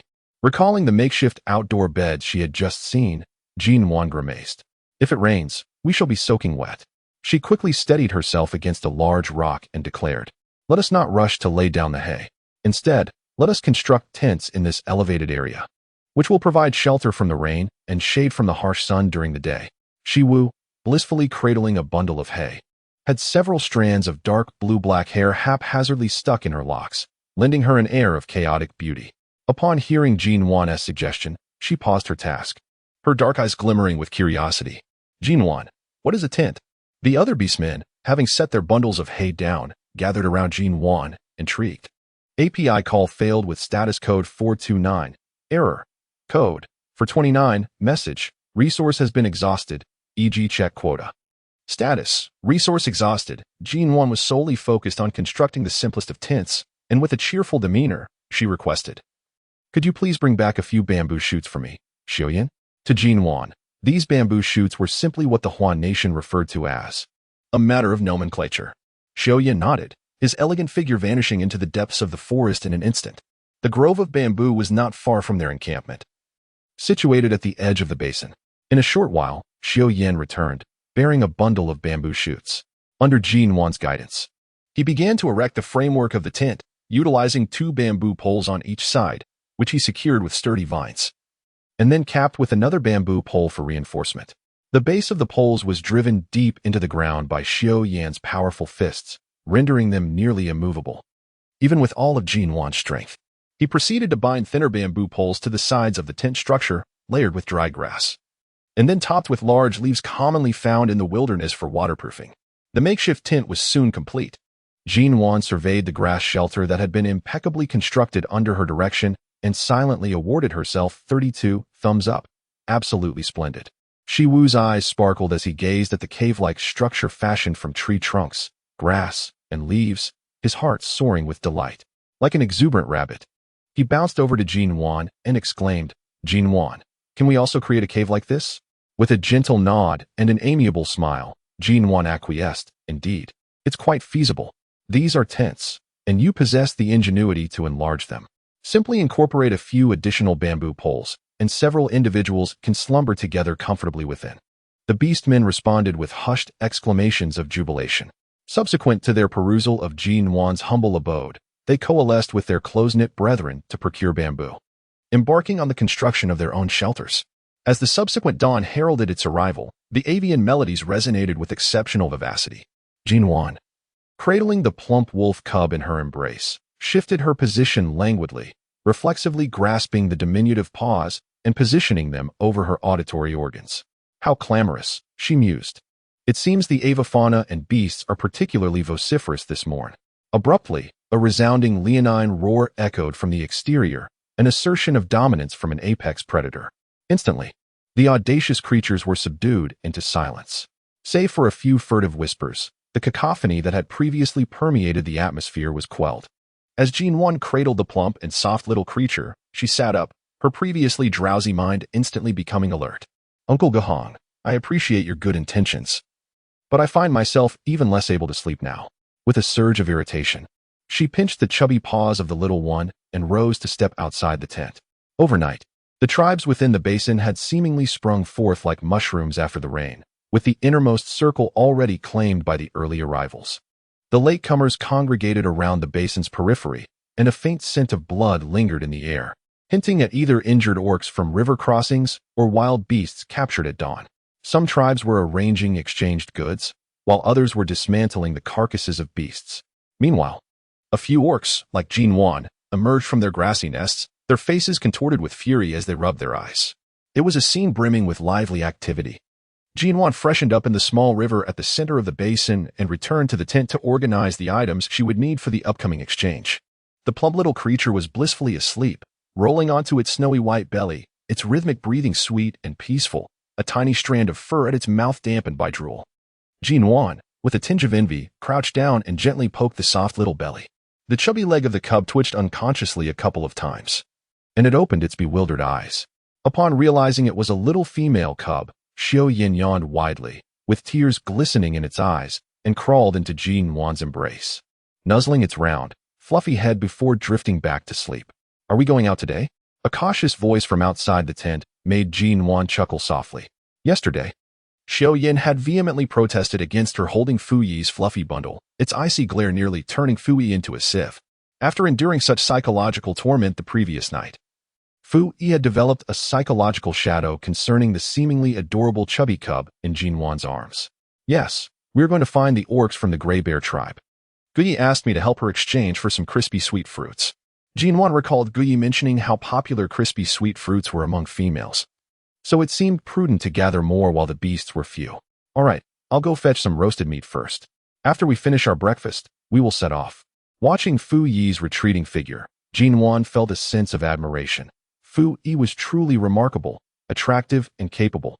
She wondered which female would eventually win his heart. With both of Xiaoyan's chubby front paws, she lifted the sleeping cub before shaking it awake. Come on, wake up. The sun is shining on your bottom. A slightly hoarse little voice, tinged with mild complaint, emerged from the cub, its round eyes glistening with drowsy tears as it gazed at Nuan. Nuan offered an awkward smile, feeling a twinge of guilt. Get up for some meat. After we eat, I'll be going out. You can continue sleeping if you wish. Still sleeping? Xiaoyan instantly perked up, gazing ardently at Nuan. Woof? Where are you going with which beast? How could you leave the cub behind? Nuan felt a twinge of apprehension, her eyes darting about as she murmured to herself. I shall venture out to take a look. I will seek the Gray Bear orc to exchange for some crisp and sweet fruits. The chubby little creature wriggled free from Nuan's grasp, and, upon landing, transformed into a tall and imposing figure of a stoic orc. I shall accompany you. Let us summon Fu Yi to gather supplies. With a huff, he added, how dare you flirt with my little female? I shall have you toil for your efforts. As the warmth of the season enveloped him, Nuan could not help but feel a sense of relief, having finally navigated the existence of the supports. I have come in search of the young female cub, a customary exchange that the Watson tribe would not refuse to the orc-seeking trade. A familiar voice, tinged with an almost delicate softness, drifted in from outside the tent. As Nuan felt a tightening reflex along her spine, she stood at the cliff's edge. The voice of the Goang tribe leader carried a frigid tone. We conduct our exchanges outside. You may verify that there is nothing of significance within Nuan's tent. With a languid demeanor, Yali smiled slyly, his cold serpent-like eyes fixating on the tent adorned with animal hides in the distance. The items I wish to exchange can only be found with Nuan. Leaning slightly forward, his physique appeared more slender compared to the other beastmen. A wicked smile playing upon his lips, the medicinal powder for treating insect ailments. Gohang's pupils constricted suddenly, and his hand instinctively clenched. His gaze, sharp as a blade, pierced through Yali's seemingly jovial facade, his heart racing with alarm. Had the spy already divulged the matter of the medicinal powder to the Touang tribe?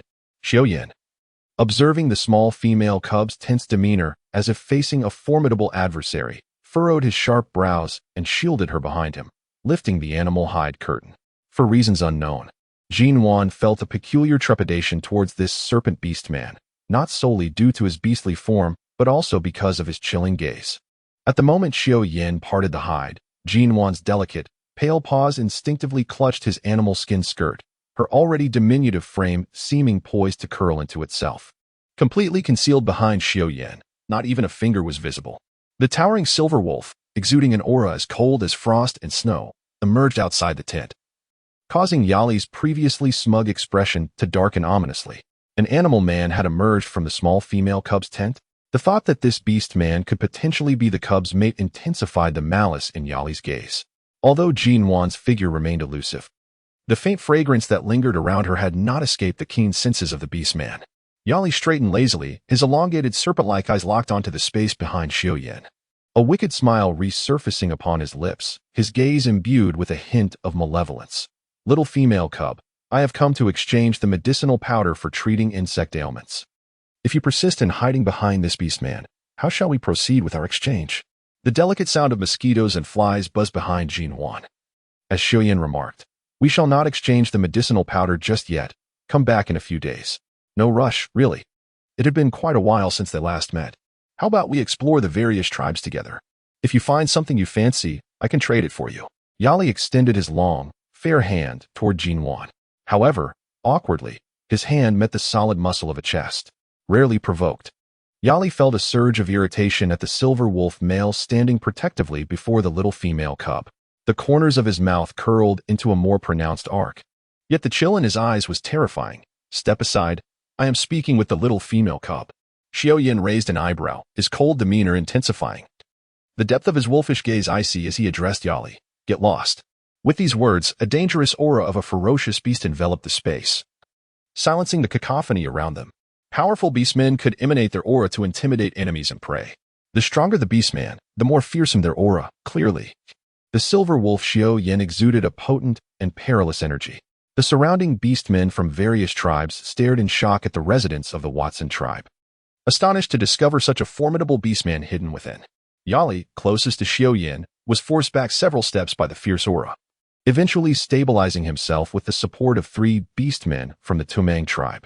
Breaking free from their grasp, he straightened up, casting a lingering glance at the imposing figure of the cold beastman. Yali, accompanied by the Touang beastmen, turned to leave, leaving only the sound of a dismissive scoff hanging in the air. Then I shall return when you are ready to exchange. Do not say I was not here. As the figures of the beastmen faded into the distance, Jinwan cautiously peeked out from behind Xiao Yin. Encountering the very beast she wished to avoid first thing in the morning dampened her spirits. Her rosy lips formed a slight pout, and her fluffy tail flicked back and forth in annoyance, while her little ears drooped slightly. How bothersome, to have my mood spoiled so early in the day. Turning to gently pat her furry little head, Xiao Yin maintained his calm and icy demeanor. Forget him. I am here. Now go enjoy the roasted meat. We still need to find the bear tribe's beastmen, right? Oh, right, Jinwan exclaimed, slapping her forehead. The annoying snake beastman had nearly made her forget their objective. Watching the little female cub hurriedly approach the roasting meat, Xiao Yin chose not to follow. Instead, he cast a dangerous glance at the dark-faced leader of the Guxing tribe. It seems Yali is quite well informed about our tribe's affairs. The leader of the Guxing tribe nodded, his expression grim. We shall deal with him sooner or later. The 2 beastmen were well aware of who he referred to.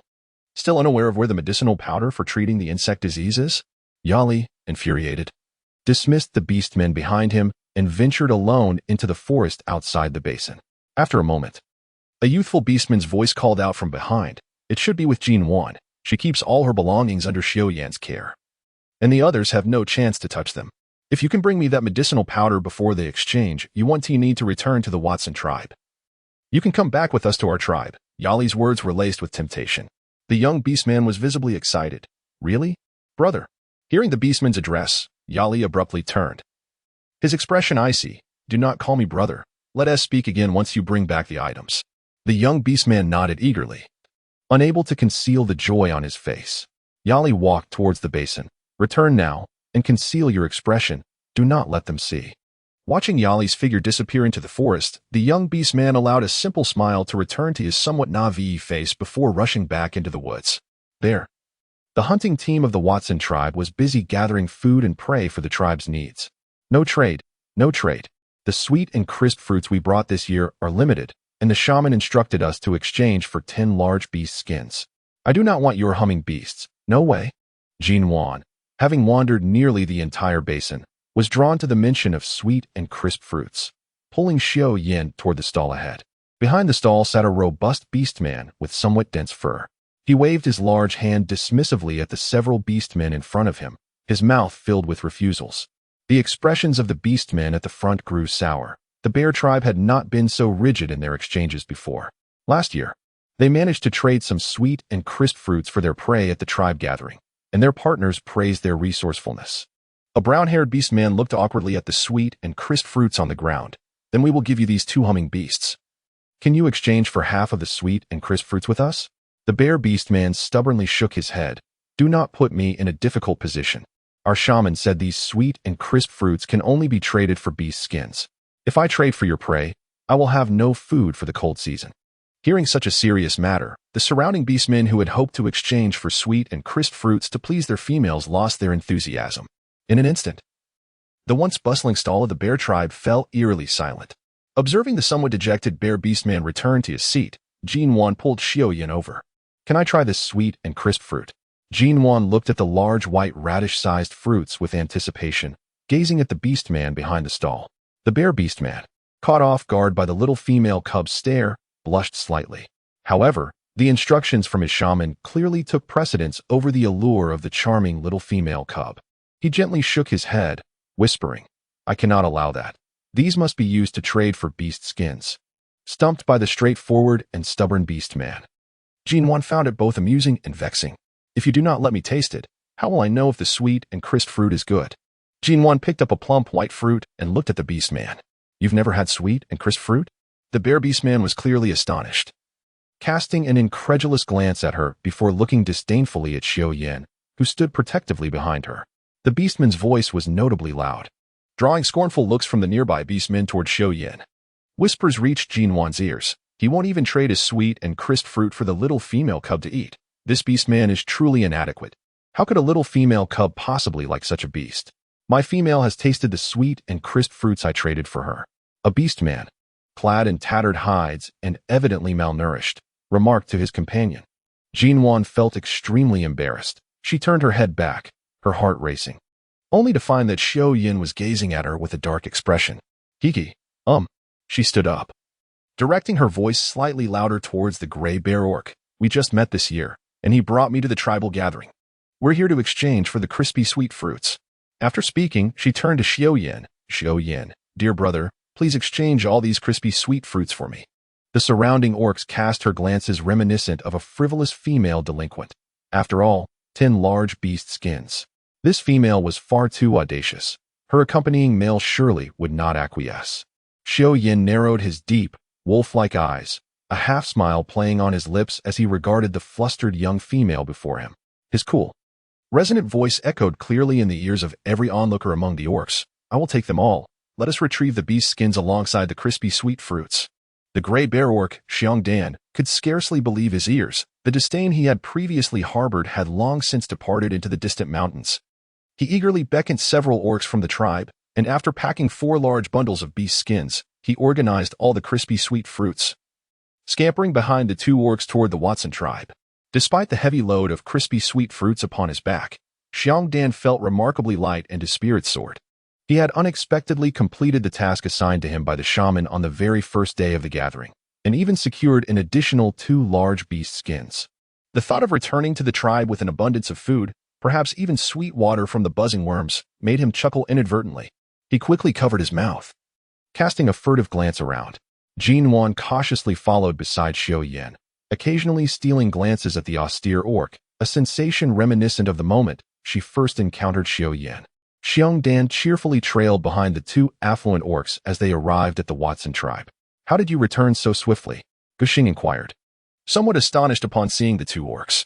Nuan chuckled softly twice and gestured towards the bears of the Xiang Dan tribe, who were burdened with large animal skin bundles behind them. Have we not discovered the sweet and delicate fruits? Let them bring them back for trade. Gushing glanced at the enormous animal skin bags trailing behind the beasts, his eyes widening in astonishment. Are we to exchange all of these? This is far too much. API call failed with status code 429. Error. Code. For 29, message. Resource has been exhausted, e.g. check quota. Status. Resource exhausted. Nuan swiftly waved his hand, saying, no need for that, Uncle Gushing. Xiaoya's animal skins have already been provided to me by Songyu. There is no requirement for yours. After speaking, he beckoned a few gray bear beastmen and hastily made his way to his tent. Uncle, you may continue with your tasks. I will escort them to retrieve the animal skins. As he watched the group depart, Gushing couldn't help but chuckle, shaking his head in amusement. Honestly, that little rascal. On the first day, each tribe merely displayed a portion of their exchange goods, and it was anticipated that everything would be properly organized by tomorrow, paving the way for the formal exchange to commence. All right, you can place them here. Nuan indicated the entrance of the tent, signaling for the beastmen to pour the sweet and crisp fruits from their animal skin bundles onto the ground. Xiongdan, observing the peculiar structure crafted from tree trunks and leaves, expressed curiosity. He set down the animal skin bundle in his hands and circled the tent twice, gazing in astonishment at the little female cub standing at the tent's entrance. What is this strange object?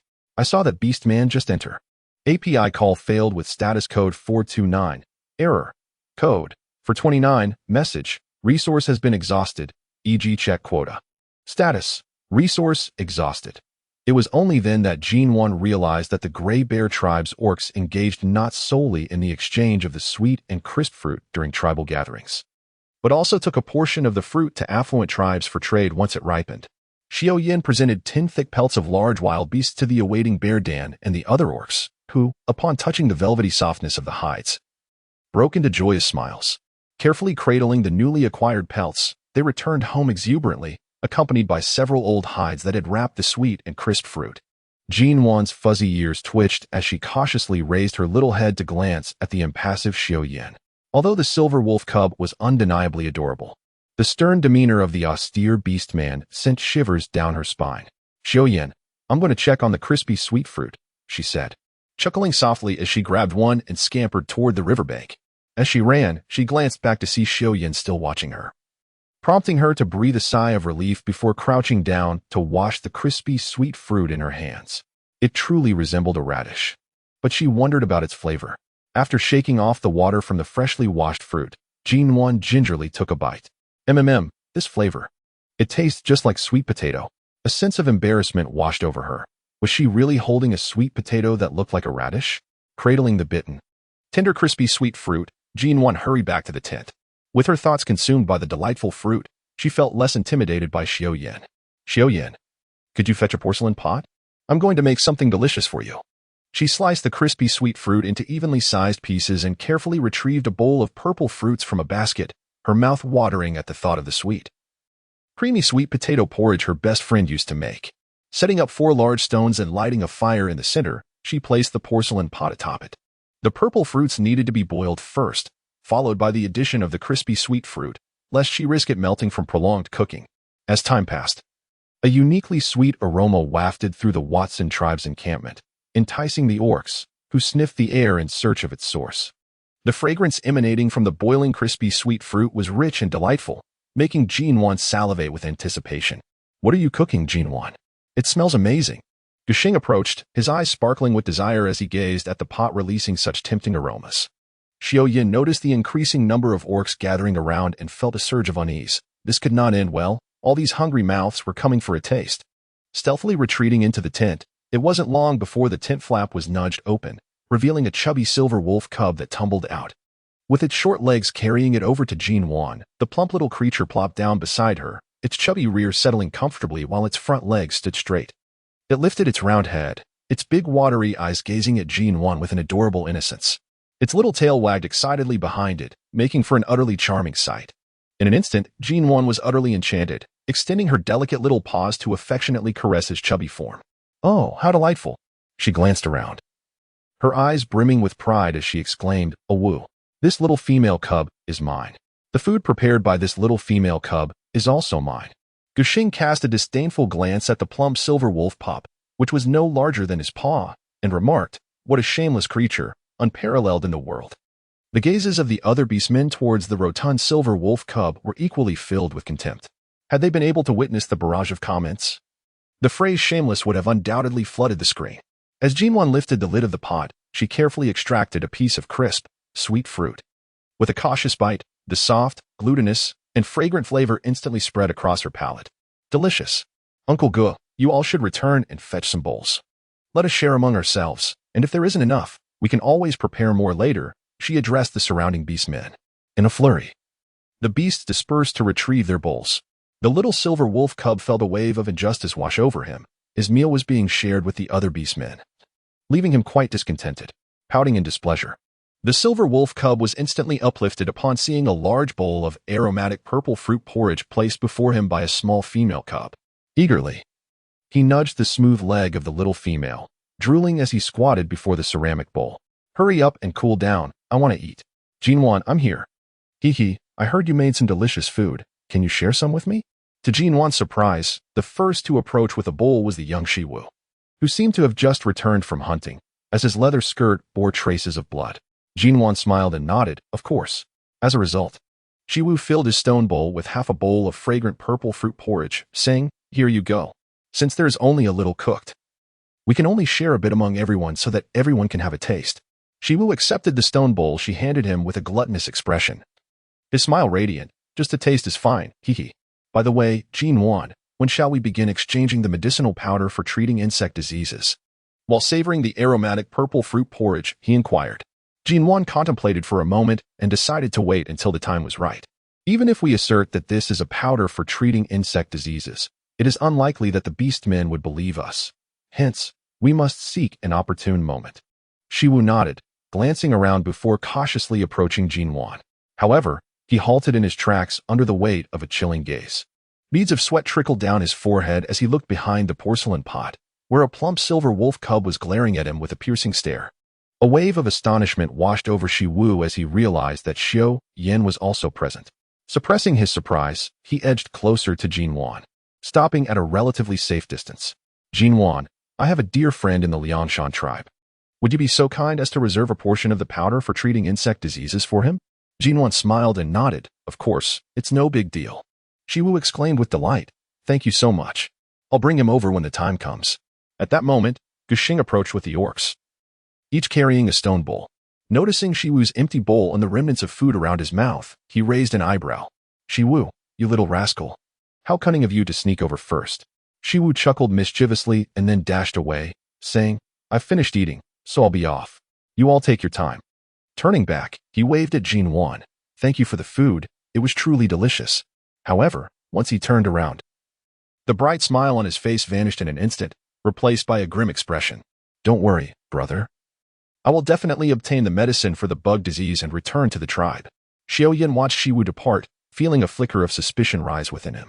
Just as he shifted his gaze, he was nearly infuriated by the sight before him, that white ball squatting beside Nuan, with a large bowl of purple fruit porridge before it. Damn Fui. Hey, foolish beast. You dare to compete with me for delicious food? You will soon learn why the flowers bloom so red. The fierce glare was fully received by the Fui ball, causing it to fluff up in fright and scamper behind Nuan's delicate white legs. API call failed with status code 429. Error. Code 429. Message. Resource has been exhausted, e.g. check quota.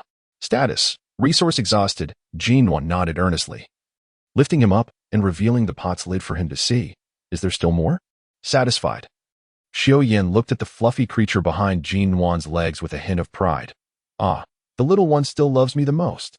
Fui, did I ever mention wanting to compete with you for Nuan? Why is it so difficult just to share a meal? As a busy day came to a close, having found the sweet and crispy fruit, Nuan chose not to venture out to other tribes for exchanges, instead settling down in the tent to organize her belongings, soon drifting into a peaceful slumber with her plump little silver wolf. While Nuan enjoyed delightful dreams, some beasts, under the cover of night, engaged in clandestine dealings. What have you concluded?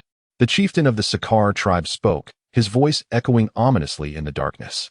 Standing beneath the towering tree, he and two trusted orc companions were obscured by its shade, their expressions shrouded in mystery. A slightly hoarse voice emanated from beneath the tree. I have already stated my demands. After you annex the Watson tribe, you must allocate their current territory to our Qingshan tribe. If you agree, we shall assist you. A shadow flickered in the depths of the chieftain's eyes, and the smile on his lips grew more profound. No problem, I can acquiesce to this condition.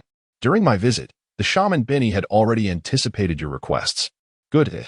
After the tribal assembly concludes, I will visit your Touang tribe, and at that time, both tribes shall pledge allegiance to the beast god. Excellent. Mommy, when will we reach the assembly site? Yaoa whimpered, her small voice quivering with hunger. A timid orc tribe was cautiously making its way through the forest in the dark. And at that moment, the small female's voice rang out. Instantly, her mother raised a hand to cover the little one's mouth. A gentle voice whispered in her ear, Yao Yao. Dear, we are almost there. I will trade for delicious fruits for you. But at night, fearsome beasts emerge, so please do not speak loudly. The little female named Yao Yao widened her round eyes in terror, covering her mouth with her tiny hands, tears shimmering in her eyes. It was too frightening. There were dreadful beasts that devoured others, and Yao Yao was scared, yearning to go home. Chieftain, we must select a powerful and affluent beastman tribe for these little ones. We cannot allow them to live in fear with us. An elder orc from the rabbit tribe expressed with hope. Rabbit Ben sighed. Let us hope a beast tribe is willing to exchange for these little ones. I heard from an orc of a beast tribe that the shamans have received revelations from the beast god, foretelling that this winter will be even harsher. We cannot let the young ones accompany us to their doom. The surrounding rabbit orcs lowered their heads, tears glistening in their eyes, observing the silent young ones beside them. The beast fathers and mothers felt reluctant to send their offspring to live in another tribe.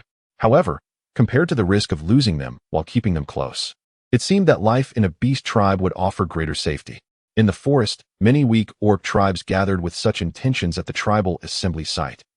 As dawn broke, perhaps due to yesterday's lesson, the birds and beasts in the forest cautiously exchanged tales and gossip from the previous day, no longer making the cacophonous sounds that had once filled the air. As the sun rose, Nuan awoke naturally, cradling the chubby little one in her arms, who was blissfully lost in sweet slumber, snoring softly. She donned a nearby animal hide and lifted the curtain made of fur to step outside. Compared to the previous day, the basin was even more crowded, with numerous tribes emerging like mushrooms after a rain. Near the riverbank, many orcs, distinctly different from the others, were gathered. This was Nuan's first encounter with a tribe that had brought along such a multitude of young ones. These orcs were generally shorter and more slender than the ones Nuan had previously seen, yet their skin was remarkably fair, giving them a delicate appearance. However, they seemed rather timid. When they caught the gaze of orcs from other tribes, their eyes would redden with fright, resembling startled little rabbits. Nuan, you're up quite early, came the inquiry from behind, the voice of Gushing turning around. Nuan nearly burst into laughter, usually meticulous about his golden hair. Gushing, the clan leader, would tend to it with utmost care, making it sleek and smooth, often eliciting envy from Nuan. Yet today, Uncle Gushing appeared with a rare tousled hairstyle, his sleep-laden eyes giving Nuan an irresistible urge to capture the moment forever. I went to bed early last night, so I woke up early. Look, many new tribes have arrived, she said, pointing to the orcs by the riverbank. By the way, Uncle, can you tell which tribe those orcs belong to? As Gushing, in his majestic golden lion form, groomed his beloved mane, he glanced curiously towards the river at Nuan as questioned. To his surprise, he stood up, exclaiming, Why has the weak beast tribe brought along so many young ones this time? Nuan glanced in surprise at the group of pale, slender orcs. Are they the weak beast clans? Gushing nodded his large head affirmatively. Yes, it seems they just arrived today. Let me see. There are the rabbit clan, the deer clan, and the cat clan. Some of the weaker beast clans have yet to arrive. These few have nearby habitats and probably traveled together. After we finish our breakfast, you can take Xiao Yin and Fui to have a look. Any orcs in need can be exchanged, and we can bring them back to the tribe to assist, as we certainly do not lack food this year. Gushing waved his hand, speaking with great generosity. Suddenly, a slightly disdainful, childlike voice came from behind, causing the boisterous Chief Gushing to flush with embarrassment. At last, Nuan could no longer contain her laughter, letting out a light chuckle. The little silver wolf cub continued to glare with its round, expressive eyes, casting a disdainful look at the boastful beast before it. What he had stated was, in fact, not inaccurate. The exchange of the little female cub was not conducted using his belongings, and even upon returning, it was the little female cub who sustained herself with her own provisions. The awkward leader of the Gushing tribe cleared his throat twice, suddenly clutching his abdomen and exclaiming in discomfort, It seems I may have upset my stomach. Oh dear. I must seek a patch of grass to rest. With that, he swiftly made his exit, his rapid pace betraying no signs of his supposed ailment. As Nuan cradled the plump cub in her arms and strolled back outside the tent, she fetched water from the wooden barrel to freshen up. She also tended to the little one's teeth and claws before kindling the fire to prepare their morning meal. A hearty laughter erupted as she remarked, "This female is destined for our Touang tribe. I traded a piece of beast hide for her." Not far from the riverbank, a cacophony of sounds captured Nuan's attention, resonating with a familiarity that piqued her curiosity. It seemed to be the raucous voice of the lecherous chieftain, Lud of the Touang tribe, with a curious expression. The little female cub stood on her tiptoes, peering in that direction. Xiaoyan playfully prodded her delicate calf with a pudgy paw, suggesting, "Shall we venture over to investigate?" With eyes gleaming, Nuan lowered herself to gather him up, proceeding swiftly towards the riverbank. Huddling in the tent's corner, the little white fur ball, Fui, conscientiously bounded forth, assuming his humanoid form.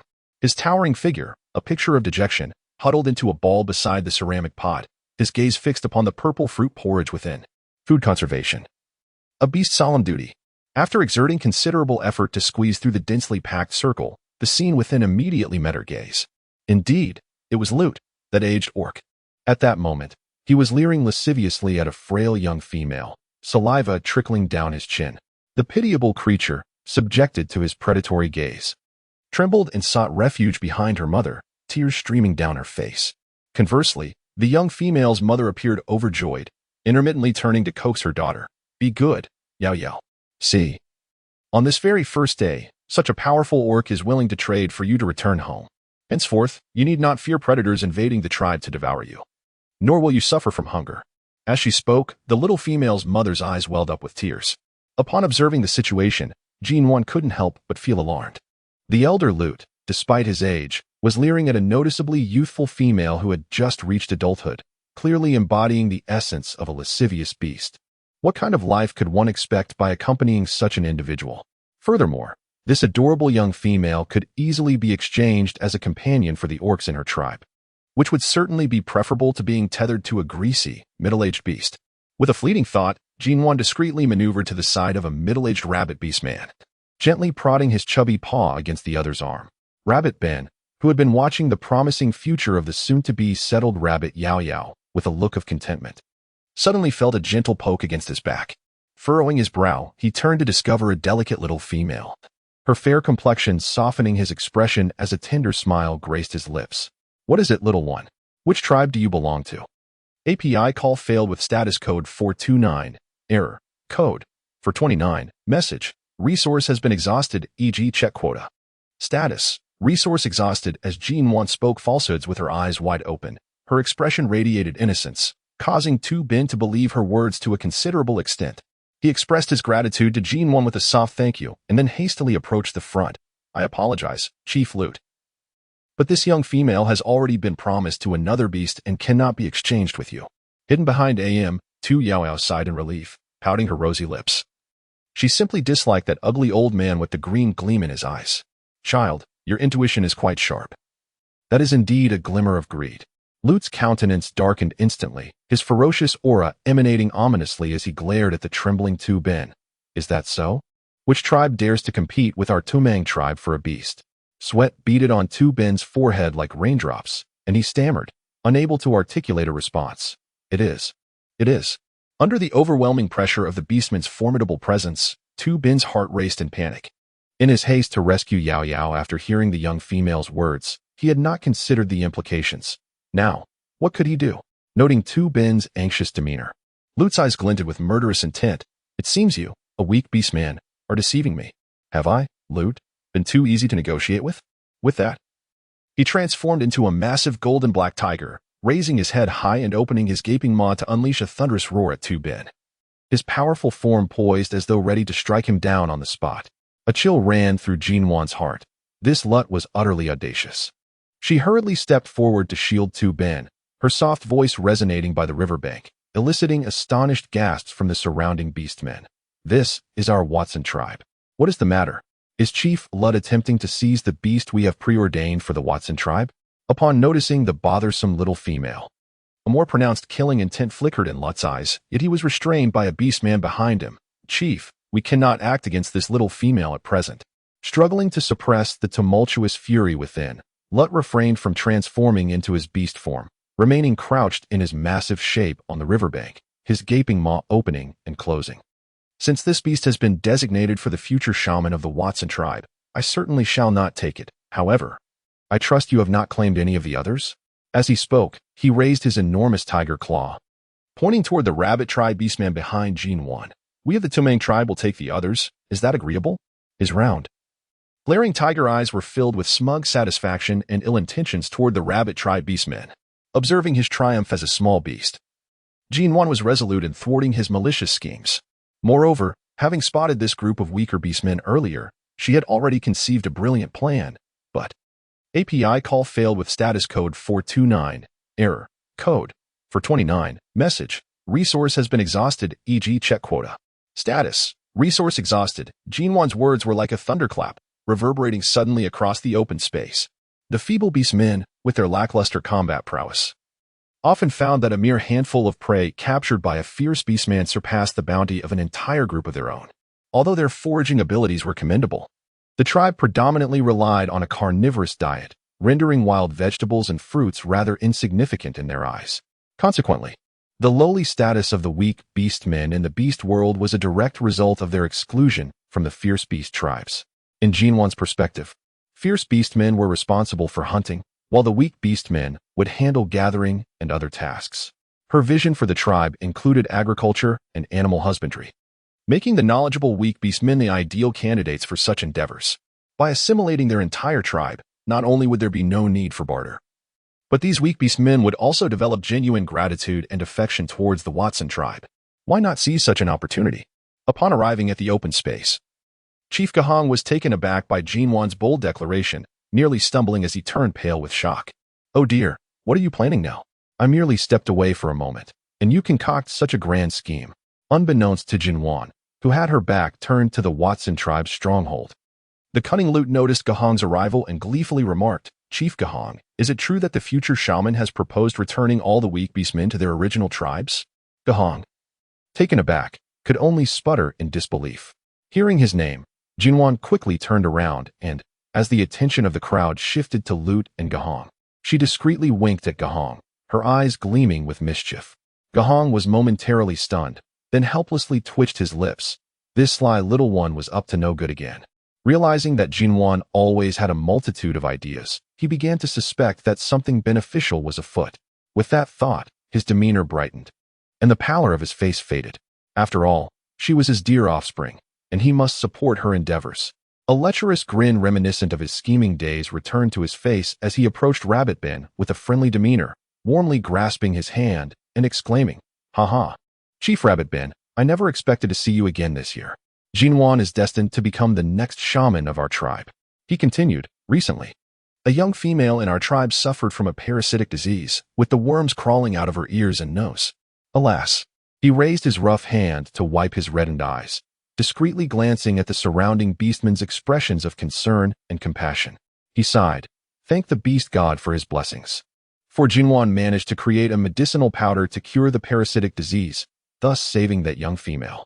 As Nuan listened on the side, her eyes sparkled with admiration for the chief of the Gushing tribe, who had effortlessly resolved the matter concerning the medicinal powder for treating the worm disease. Following a silent cue from Gushing, she promptly approached, cradling the plump cub in her arms, her expression radiating sincerity. The orcs in our tribe lack knowledge of herbal properties and often gather the wrong plants. The herbs required for treating worm disease are of utmost importance. They are a blend of several types. Therefore, I propose to the chief that we exchange some familiar with botany for weaker orcs to assist in herb gathering." Gushing, with a touch of narcissism, ran his fingers through his smooth golden hair. "No need to be picky, all of you may return with me. From now on, the rabbit tribe will be part of our Watson tribe, and we shall hold a ceremonial initiation upon your return." Yet, the large hand behind him trembled slightly, internally pleading, "Nuan, please do not lead me astray." The day's journey for Tu Ben had been nothing short of a roller coaster, akin to a descent from hell to a rise into paradise. Just moments ago, he had narrowly escaped death at the hands of a fierce beast man, and now he found himself embraced by a powerful tribe. He could not help but gaze skyward, wondering if the beast god had indeed descended. However, aside from an unknown bird chirping as it flew overhead, there was no divine presence to behold. While Tu Ben wrestled with existential doubts, The rabbit tribe orcs behind him hopped anxiously, with a few youngsters so overtaken by excitement that they transformed uncontrollably into their beast forms. A towering rabbit, with big, watery eyes and a quivering three-part mouth, was undeniably adorable. The conversation between Gushing and Nuan sent ripples of excitement through the gathered beasts, even catching the attention of Lut, who had previously been a mere spectator. He approached swiftly, now in his beast form, his skepticism palpable. Can this little female truly concoct the powder for treating worm disease? Surely, this cannot be a ruse? Despite his words of doubt, his gaze fixed on Nuan with an intensity that suggested he wished to consume her whole. Gushing stepped protectively in front of Nuan, his eyes filled with disdain as he addressed Lut. What makes you think I would exchange it with your Tuma tribe? Believe it or not, the surrounding orcs, drawn by curiosity, suddenly brightened at the mention of exchanging the medicinal powder. Their previous concerns about weaker orc tribes faded, replaced by eager inquiries about how to procure the treatment. Chief Gushing, how can we exchange for the powder? What items will be required? Gushing relished the attention, his demeanor brimming with theatrical flair. In a few days, we shall hold an exchange at our base. Tribes in need may come to trade, and we will announce the specific terms a day prior. With that, he disregarded Lut's displeasure, turning to lead Tu Bin and the rabbit orcs towards the Watson tribe's encampment. The sentinels guarding the tribe were momentarily taken aback by their chief returning with such a multitude of weaker orcs. What on earth is happening? Suddenly a soft, feminine voice interrupted Tu Bin's reverie. Uncle Tu Bin, I like this little cub. I want to go to the Watson tribe. It was the young rabbit Yao Yao, peeking out from behind her mother, her beautiful eyes sparkling with delight as she gazed at Nuan. This caused the previously docile cub nestled in Nuan's embrace to narrow its eyes in alertness. Tu Bin, feeling apprehensive, looked to Chief Gushing. Is it truly so? Are we genuinely allowed to join the Watson tribe? The rabbit orcs behind him looked on with hopeful anticipation at Gushing and Nuan.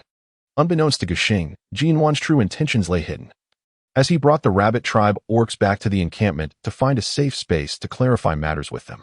Nuan tugged at Gushing's animal hide, signaling him to refrain from speaking for the moment. She then turned to address the leader of the rabbit clan, saying, Please have a seat here with your kin for a while. I shall discuss a matter with Uncle Clan leader, and once we conclude, I will arrange accommodations for you.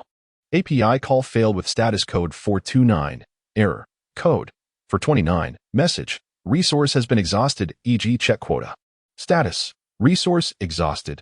Season Warm led Uncle Gushing to her tent and accepted 2 bowls of hot porridge from Fui, handing 1 bowl to the tribal leader before speaking.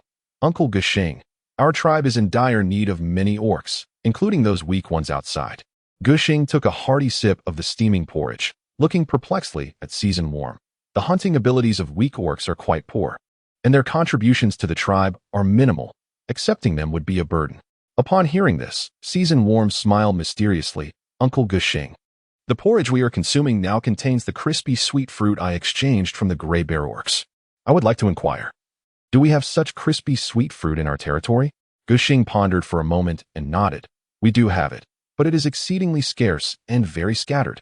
API call failed with status code 429, error, code, for 29, message, resource has been exhausted, e.g. check quota. Status, resource exhausted, API call failed with status code 429, error, code, for 29, message, resource has been exhausted, e.g. check quota.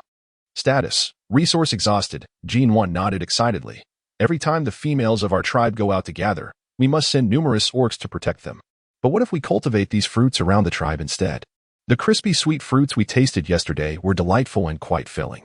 If we extensively plant these crispy sweet fruits around the tribe, will we still need to worry about diminishing prey and our kin going hungry in the future? Gushing listened with increasing enthusiasm, his eyes sparkling with excitement. Indeed. Haha, Nuan, you are truly a blessing for our Watson tribe. Nuan smiled and said, I merely wish for the betterment of our tribe. By exchanging these weaker beastmen, who possess a deeper understanding of the flora, we can entrust them with the cultivation of fruits, wild vegetables, and sweet, crisp delicacies. Our orc warriors would then be liberated to engage in hunting. During the cold season, we would not only have an abundance of game, but also an excess of sweet fruits and pickled vegetables. How splendid that would be. Gushing was also captivated by the beautiful vision painted by Nuan and couldn't help but chuckle in delight. Very well. I shall go forth and assign them their living quarters. the straightforward orc declared, departing without the slightest hesitation. API call failed with status code 429. Error. Code 429. Message. Resource has been exhausted, e.g. check quota. Status. Resource exhausted. Nuan smiled brightly and nodded, watching the tall figure of Guxing exit the tent. The clan leader was too busy. She hadn't even finished savoring the bowl of porridge. Just as she turned around, the sight of the empty bowl instantly pulled her concern from her heart, which she crushed underfoot without a second thought. With a twitching mouth, she lifted her own bowl filled with purple fruit porridge and mused internally. These orcs are all gluttons. She hadn't even seen Guxing consume any porridge. Yet, that empty bowl seemed to mock his naivety and glaring clarity. Outside the tent, the jubilant shouts of the rabbit clan orcs filled the air, causing Nuan to involuntarily smile. How wonderful! Old cat, what are your thoughts on today's events? By the riverbank, two orcs sat together under the moonlight, their expressions somewhat dazed. The orc known as Old Cat sighed. I wonder how the beast clan could possibly accept a weak beast tribe. Haven T, they always believed that we weak tribes are incapable of hunting and waste food. Lu Jiao gazed intently at the river surface. But today, the Watson clan didn't seem to be lying. If that little female cub can indeed concoct the powder to treat parasitic infections, then the rabbit tribe is genuinely needed to help her gather herbs. Old Cat looked at Lu Jiao with a sense of nostalgia. If the rabbit tribe were truly accepted by the Watson clan, perhaps your deer tribe might also have a chance to join them. Old Cat's words seemed to strike a chord with Lu Jiao. His eyes sparkled as he turned to Old Cat. If that is the case, then it would be splendid. We could enjoy the protection of a powerful clan and have a shaman to heal our ailments at this point. Both orcs found their eyes inexplicably misty. The weak beast tribes have long lived at the bottom of the food chain, suffering numerous losses when encountering fiercer beasts.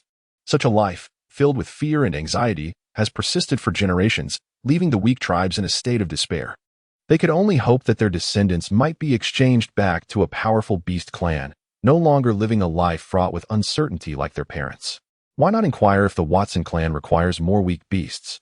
This could be a golden opportunity, Old Cat advised, patting his old friend's shoulder. After a moment of hesitation, Lu Jiao's gaze hardened with resolve. All right, I will ask tomorrow. If we cannot all join, it would still be beneficial for the young ones to be exchanged to the Watson clan. That shaman seems like a kind-hearted female cub. And Guxing has never bullied our weak tribe. The Watson clan is indeed a good place. Old Cat's eyes brimmed with envy. Their cat tribe, skilled in camouflage and concealment, possessed low combat strength and lacked the herb-identifying skills of the rabbit and deer tribes. Thus, they were among the weaker tribes. Had it not been for the care of the deer tribe over the years, their small clan might have been devoured by ferocious beasts long ago. If the deer tribe were to join the Watson clan, life for the cat tribe would become truly arduous. At the cliff, news spread that the clan leader had gone to the weak beast tribe to exchange for females, only to be outmatched by that little female cub from the Watson clan. Worse still, Guxing publicly announced the exchange of the powder for treating parasitic infections, prompting various clans to prepare for the upcoming exchange. Concern rippled through the orcs as one remarked, and because of the clan leader's situation, Guxing has sworn not to exchange the powder with him. I wonder how this will affect our clan's exchange. A glint of darkness flickered in the eyes of the orc at the cliff. Do not worry. This will not affect our matters. Moreover, the other major clans seem to be inactive, possibly observing the situation, as the effectiveness of this powder is still uncertain. Due to Guxing's announcement regarding the exchange of the parasitic treatment powder, that night, many clans at the encampment found themselves enveloped in a mix of excitement and skepticism.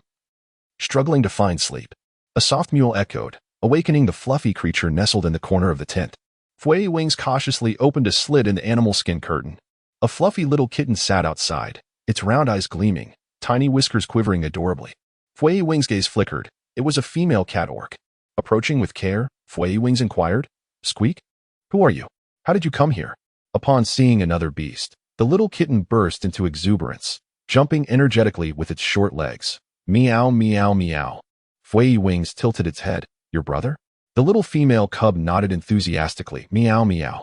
What is your brother's name? I can help you find him. Although there were indeed cat orcs in the clan, Fui Wings couldn't discern which one it was by appearance alone. Meow, meow, meow, the little kitten exclaimed, its round eyes sparkling as it excitedly shared its brother's name, Cat 3. Even Fui Wings, usually composed, couldn't help but twitch at the mention of Cat 3. As the memory was vividly clear, During the crossing of the Inalu River, Cat 3 had nearly fallen in due to fear and had sustained minor injuries. Fui Wings had pulled him back just in time, or he would have been the only beast to perish during the clan assembly. Waving a paw, Fui Wings said, "Squeak. Let us go find him." The little female cub was overjoyed, constantly expressing her thanks, while Fui Wings frowned at the incessant noise this kitten made. Cat 3 had just returned from his patrol and was gathered around a fire with his kin, savoring delicious roasted meat. Though his gaze occasionally drifted towards the river with a hint of sadness. "Cat 3, what troubles you?" A leopard orc, who had been patrolling alongside him, asked when noticing Cat 3's distracted demeanor. Chewing on his meat, Cat 3 replied softly, "I miss my father and mother. I heard that the cat tribe has also arrived, so I thought they might be here too. I'd like to take a moment to see them." The leopard orc patted his shoulder. "If you wish to go, then go. We've already taken our rest. I'll accompany you this afternoon." Cat 3 felt incredibly touched, biting into the savory roasted meat, nodding tearfully. "Squeak, Cat 3, a familiar voice called, prompting the orcs around the fire to turn towards the source of the sound. A lightning ferret stood not far away, right by the fire. "It's Fui Wings." The orcs enthusiastically gathered around. Cat 3, also somewhat bewildered, was pulled along by the leopard orc. As Nuan's standing in the tribe rose, Fui Wings, who protected her, became an object of envy among the orcs. As they drew closer, the orcs noticed a fluffy little bundle trailing behind Fui Wings. "It's a little female cat orc. How adorable. If only we could exchange for her as a partner." Fuyus felt an excruciating headache as he observed a group of infatuated beasts, completely entranced by a little female cub. They transformed into their beastly forms and seized the cub in their grasp. The poor little creature dangled helplessly, its soft belly resting in Fuyus's hand, utterly terrified. Upon spotting its elder brother squeezing through the throng of beasts, it immediately began to wail plaintively. Upon hearing that tender voice, Cat 3 recognized it as his dear sister and hurriedly rushed forward to rescue her from Fuyus's unyielding grasp, cradling the adorable cub in his arms while gently stroking her fur for comfort. "This little troublemaker has been mewing at the entrance of Nuan's tent since dawn. I feared she might disturb Nuan, so I brought her to you for your discretion," he said, exchanging polite nods with the other beasts before transforming into his beast form and vanishing in a flash of white light before their eyes. In the gathering of the weaker beasts, Cat regarded the little fluffball with a serious expression, while Cat 3 looked upon his obedient sister with sympathy. The impish cub had ventured out alone, and they were fortunate that she had encountered the good-natured Fuyus, had it been the ill-tempered silver wolf Xiaoyan. The mere thought sent a shiver down their spines. "Xiaoyan, Cat 3, come here and clarify for me where my temper is lacking. How could she dare to wander off alone? What if she had been captured? Why was she so disobedient?" Cat lamented, gazing exasperatedly at the little cub. "Mew." The little one blinked her round, glistening eyes, sincerely acknowledging her fault without a hint of defiance. Cat Da's irritation instantly dissipated, and he scooped the disobedient fluffball into his embrace, playfully ruffling her fur for a moment before setting her down and giving her a gentle nudge on her behind. "All right, go play. If you dare to run off again, I shall spank your little behind." "Mew." The cub took his words to heart, shielding her rear with her fluffy tail before scampering off to join her companions. "Father, mother, I never expected to see you again." As his little sister dashed outside, Cat 3 could no longer suppress his emotions and began to sob quietly. His mother sat nearby, wiping away her tears, while Cat Da's eyes glistened with unshed ones. "Do not cry. Are you well in the Nayu tribe?" Cat Da gently stroked the hair of the long-lost cub, his voice hoarse with emotion. Cat 3 shook his head. "Father, before I even arrived at the Nayu tribe, I was exchanged to the Watson tribe. Due to the early discovery of the beast tide last winter, the chieftain and the shaman conducted my initiation ceremony, and I am now a member of the Watson tribe." "Oh, that is simply wonderful." "Ha! Indeed, your father and I need not worry about your well-being any longer." The family shared joyous conversations as they sat together, and Cat 3 returned to the Watson tribe only after enjoying a hearty lunch. However, the weight of his father's words lingered heavily in his heart. Time flew by swiftly, and the tribal gathering had been ongoing for 3 days. Aside from exchanging a variety of unfamiliar fruits and seeds, Nuan's greatest achievement was acquiring several dairy cows. These cows were traded from the Ironhorn Bull tribe, who claimed that they were easy to care for, not picky about grass or hay. Among the few cows were both males and females, perfect for raising and enjoying fresh milk. Nuan prepared to begin the exchange of the deworming powder for treating bug disease the following day. The chief of the Gushing clan, accompanied by several tribe members, went to various tribal encampments to announce the news. The pumpkin seed powder was mixed with the flavorless herb powder, and instantly, the original taste of the pumpkin seeds transformed into a refreshing, crisp essence.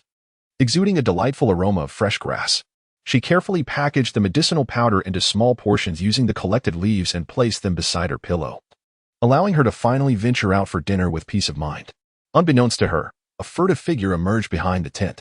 A serpentine tail cautiously slithered through the crevices of the tree, delicately unwrapping the package and stealthily pilfering the small sachets of medicinal powder, which were then concealed within a pre-prepared animal skin.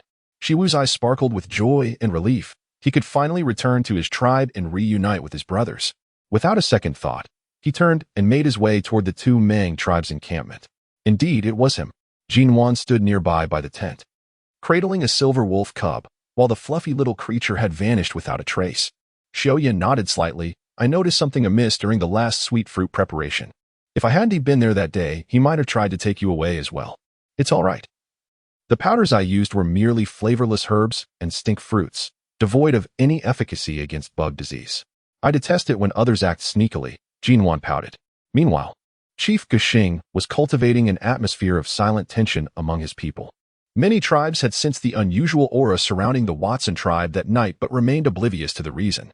The only one privy to the truth was Yuli, who lay comfortably in a grass hut modeled after the Watson tribe's structure, gazing with amusement at the youthful orc before him, whose face radiated delight, along with the fragrant parcel at his feet. Brother, this is the medicinal powder Nuan just prepared. I seized the opportunity to steal it while he went out for dinner, Shiwu said, looking up at Yuli with anticipation for praise. A rare, genuine smile graced Yuli's typically mischievous visage. Go rest. Tomorrow we shall witness the spectacle. Without the medicinal powder, let us see how the Watson tribe conducts their trade. Shiwu nodded and retreated to the grass hut that Yuli had arranged for him. Although the hut lacked the warmth and comfort of the Watson tribe, simply being near his brother filled him with inexplicable joy. The following morning, as the orcs stirred from their slumber, a sense of excitement and tension rippled through the basin. The orcs, with barely a moment to spare for breakfast, converged at the Watson tribe's encampment, their eyes brimming with anticipation as they gazed at the Watson tribe members, who were still leisurely enjoying their morning meal. API call failed with status code 429. Error. Code. For 29. Message. Resource has been exhausted. E.g. check quota. Status. Resource exhausted. API call failed with status code 429. Error. Code. For 29. Message. Resource has been exhausted. E.g. check quota. Status. Resource exhausted. As the warmth of the season enveloped them, Nuan exchanged a glance with the cat and proclaimed loudly, "This experiment does not require you to barter with items. Thus, are there any more beastmen willing to give it a try?" Upon hearing that no items were necessary for exchange, several tribes, slightly less affluent, eagerly stepped forward. Among them, an elderly beastman spoke with great anguish. "Oh, revered shaman, my parasitic affliction has already manifested once last month. It may soon erupt in full force. Since death is inevitable, I might as well take a gamble. Perhaps I may yet prolong my existence for a little while longer." Nuan handed a small pouch of medicine to him, assuring, "Rest assured, this powder will effectively cure your parasitic infection. Upon ingestion, it will eradicate the worms within your belly, thus causing some discomfort. You must endure it." The elderly orc trembled as he accepted the pouch, cautiously pouring its contents into his chipped stone bowl, mixing it with his finger before consuming it. Mauda and the remaining two orcs approached, taking the powder to dissolve it and drink as well. As time ticked away in a tense atmosphere, some orcs cast skeptical glances at Nuan. Yet, observing her calm demeanor as she sat there, nonchalantly stroking the chubby creature in her arms, they felt reassured. Perhaps this powder merely required a longer onset time. While they awaited the results, Nuan suddenly rose and approached the elderly orc, observing him for a moment before declaring, "Everyone, step back from the elder orc. He may soon expel the nearly lifeless worms, and we wouldn't want any of it splattering onto you." With that, she returned to her seat behind a large rock. Before long, the elderly orc began to groan, clutching his belly, occasionally gagging. Suddenly, he doubled over, and a mass of writhing white worms was expelled onto the ground, turning the faces of the surrounding orcs pale. The sight of the slowly ceasing wriggle of the white long worms plunged the camp into a profound silence. The elderly orc continued to retch out worms, while Mauda and another orc, their faces flushed, hurried into the nearby woods. Orcs infested with numerous worms would, after consuming the deworming powder, initially expel some like the elderly orc, and with a few more doses, would gradually eliminate the rest. Observing the bewildered expressions of the orcs around her, Nuan cleared her throat and said, "Just squat in the bushes. Orcs with fewer worms would, like the two just mentioned, merely need to squat a few times to resolve their issue." With a teasing smile, she added, "If any brave orcs wish to witness the spectacle, I believe one could take a look shortly." Once the elderly orc finished expelling the worms, he stood with the aid of his offspring, kneeling on the ground to express his gratitude to Nuan.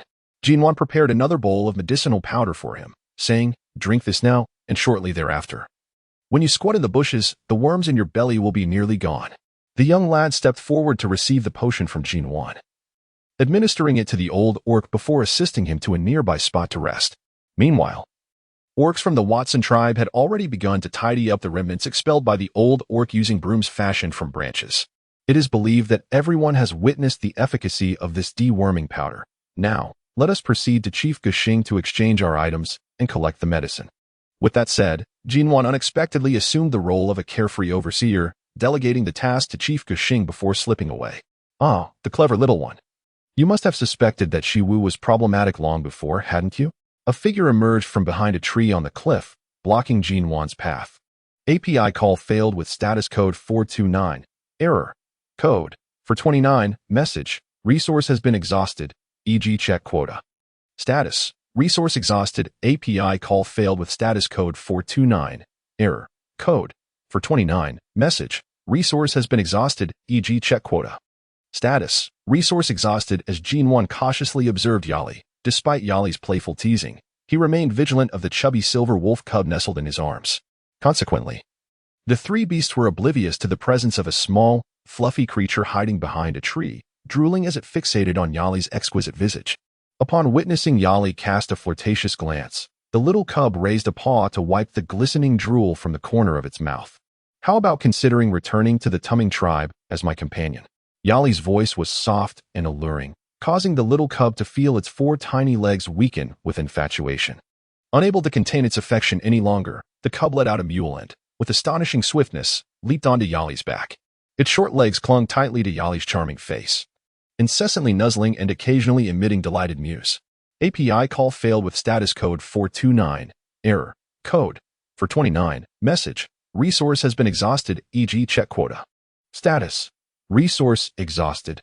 Nuan remained rooted to the spot, captivated by the unfolding spectacle, for the sinister antics of the serpentine beastman were indeed a rare sight. Moreover, she harbored concerns for the safety of the little milk cat.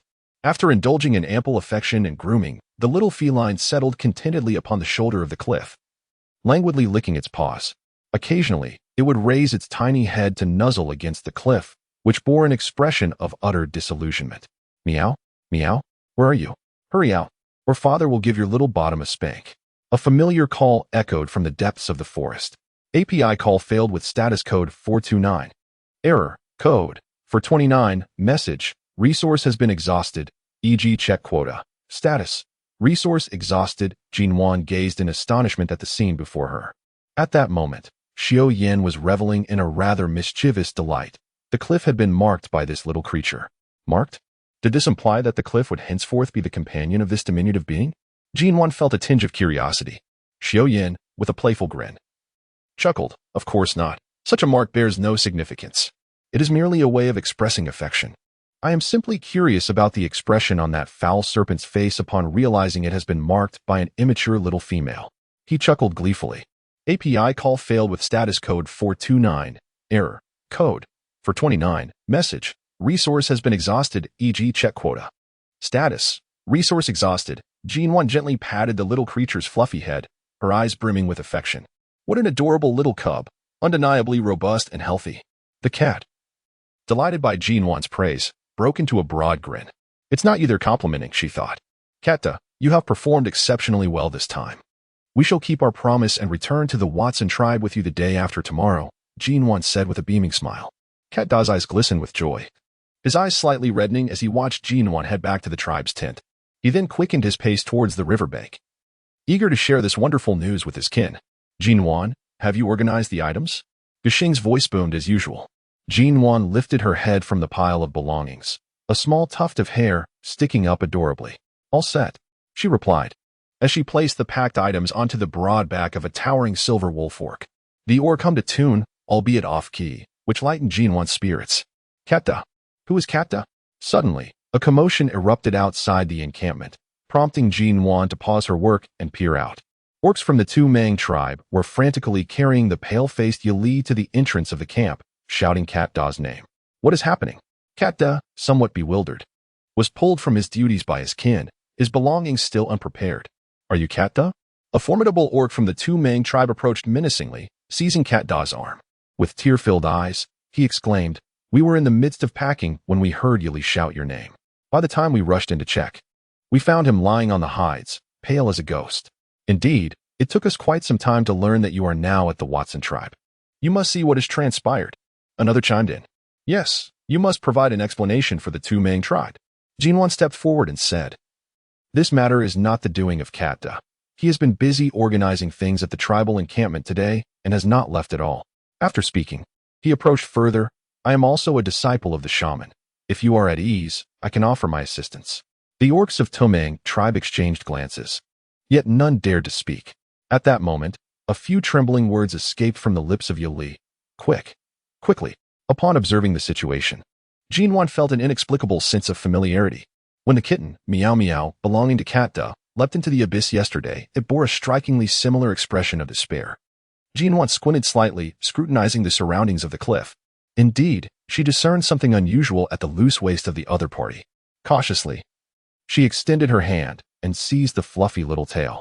With both hands, she delved in, extracting the culprit, a small, milky ball of fur. Meow.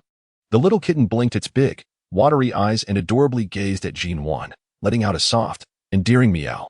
Meanwhile, the cliff dweller, who had appeared half-dead moments ago, suddenly jolted to life, casting a terrified glance at the small fur ball held captive by Nuan, and swiftly hid behind the robust beast man.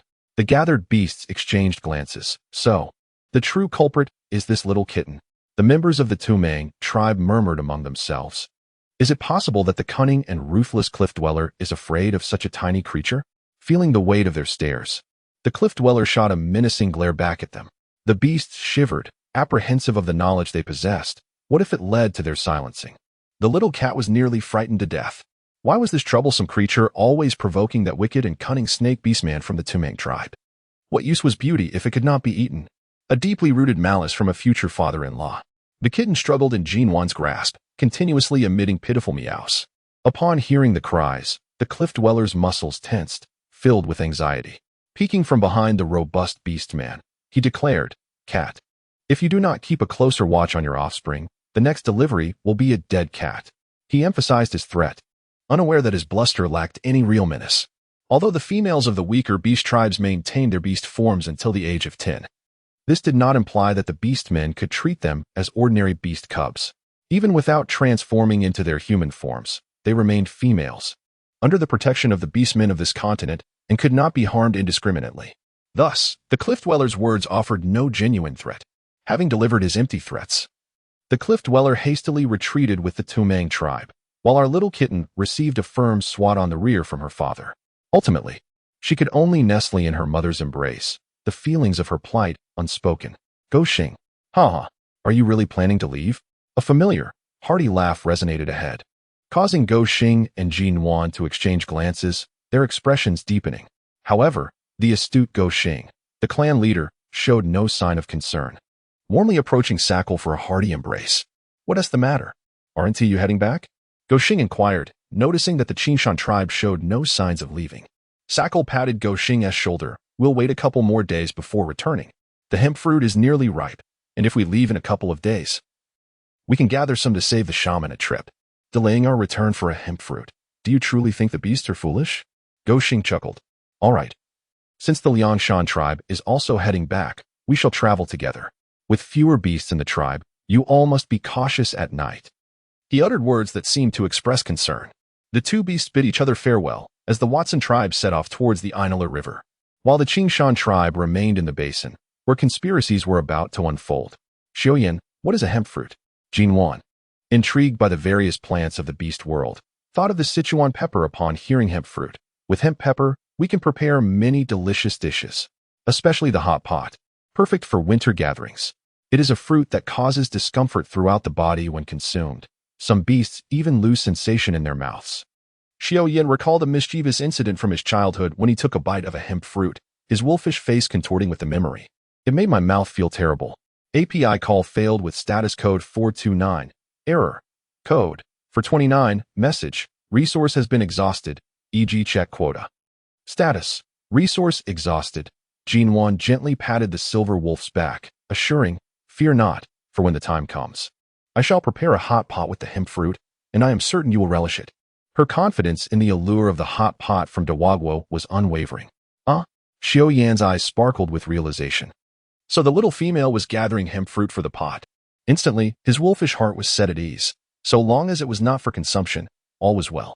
Child, you remain blissfully naive. When do you plan to strike the Watson tribe? Soccer asked calmly, seated across from the pale-faced Cliff, who had been startled by a small kitten that morning. After the cold season, they have taken in so many weak beast folk this year. The food during winter will surely be insufficient. We shall seize the opportunity before they have fully recuperated and attack their tribe. Cliff's gaze was deep with contemplation. Soccer rose, stating, very well, just send a beast to notify us when the time comes. With that, he turned and exited the tent. Brother, are we truly going to cede the Watson tribe's territory to them? Shiwu inquired, perplexed, as he sat upon a hide mat. Cliff glanced at him, then scoffed. Cede it to them? Huh. We intend to assault the Watson tribe precisely because the prey on our current territory is dwindling. Next year, there might not be enough for our kin. To share it with them would be akin to laboring for naught. But what about what you just said? The younger Shiwu failed to grasp the subtext of Cliff's words. Watching Soccer's figure fade into the distance, Cliff murmured quietly. Once they assist us in vanquishing the Watson tribe, they will serve no purpose. Why should we grant useless beasts a share of our territory? Shiwu's pupils constricted. Realizing the implication of his words, did it mean they intended to annihilate the Qing Shan tribe as well? Chief Gushing, I believe it would be prudent for you to prepare for your return. If all else fails, consider migration. Pite expressed his concerns. Where else could we migrate to? We have lived on this territory for generations. Gushing's tone was laced with melancholy. The prey in their lands had been diminishing year by year, and he feared the day would come when they could no longer hunt. Yet, migration was no trivial matter. First, they needed a suitable territory for habitation and reproduction. Otherwise, a hasty relocation would only lead their kin down a path to death. The conversation between the two beasts stirred Nuan's thoughts. Imagining the vast plains across the river ignited a fervent desire within her to voice her aspirations. However, considering the still unresolved housing situation, she ultimately swallowed her eagerness. Perhaps I shall wait a little longer. Once the houses are built and all challenges resolved, we can discuss migration, relieving every one of these worries. Crossing the river was remarkably smooth. The orcs, now accustomed to the process, navigated with greater ease, and the timid Cat 3 encountered no further mishaps. Unbeknownst to all, a small meatball tumbled from Cat Da's package, rolling and disappearing into the grass. Shaman Mama, Father and the others should be returning soon, right? Dee nestled against Shaman Mama, pouting slightly. Patting her small head, Shaman Mama nodded. Soon, they are likely on their way back now. In a few days, you will see Nuan and savor the crispy sweet fruit you have been clamoring for. In the communal area of the tribe, diligent females and orcs were busily engaged in hunting, curing meat, and pickling vegetables, thriving in their endeavors. The tribe flourished, with several food storage pits already brimming with provisions, while the orcs excavated a larger storage pit for additional supplies. Is this the hemp fruit? Nuan marveled at the palm-sized red apple in her hand, feeling her mouth water. What hemp fruit? This is clearly an apple. Reaching out, she squeezed the large apple. It was firm and smooth. Seizing the opportunity while Xiao Yin was distracted, she took a generous bite. To her dismay, it was not the crisp, sweet, and juicy flavor she had anticipated. Instead, an overwhelming sensation of numbing ecstasy exploded in her mouth, accompanied by a hint of spiciness that contorted her delicate face into a frown. Beads of sweat cascading down like a stream, while tears and snot uncontrollably streamed forth. Nuan's disheveled appearance frightened a multitude of beastmen. Upon witnessing her state, Xiao Yin instantly realized that this little creature had undoubtedly snuck a taste of the hemp fruit while he was momentarily distracted. He swiftly gathered the little female cub into his embrace and dashed towards the riverbank. API call failed with status code 429. Error. Code 429. Message. Resource has been exhausted, e.g. check quota. Status. Resource exhausted. In the warmth of the season, Nuan found herself in tears. Her appearance utterly unflattering. Initially, she had contemplated preparing a dish containing hemp fruit for dinner, but now, it seemed prudent to take a rest instead. The hemp fruit incident had turned into an amusing tale along the journey back to the tribe.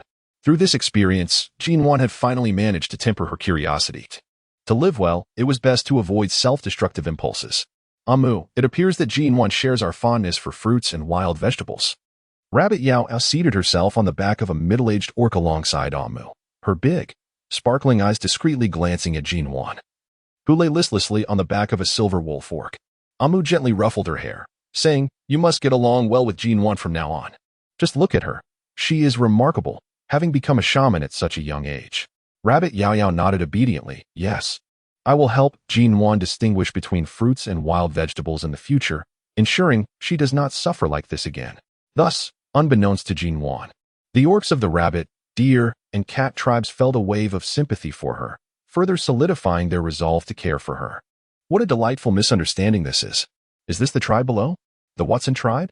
Within the forest not far from the Watson tribe, several hyena orcs lay concealed, their eyes gleaming with greed as they observed the bustling activities of the Watson tribe. "Higi, boss? This is the tribe I've been keeping an eye on these past few days. Half of their orcs must have gone to the tribal assembly, leaving only a portion behind. I see them returning daily with an abundance of game. It's enough to make my mouth water." As he spoke, he gulped, his gaze glistening with desire.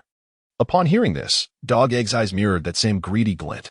The two orcs' stomachs growled thunderously, the sound echoing distinctly in the silent forest. "While you keep watch here, make sure to ascertain precisely how many orcs they have.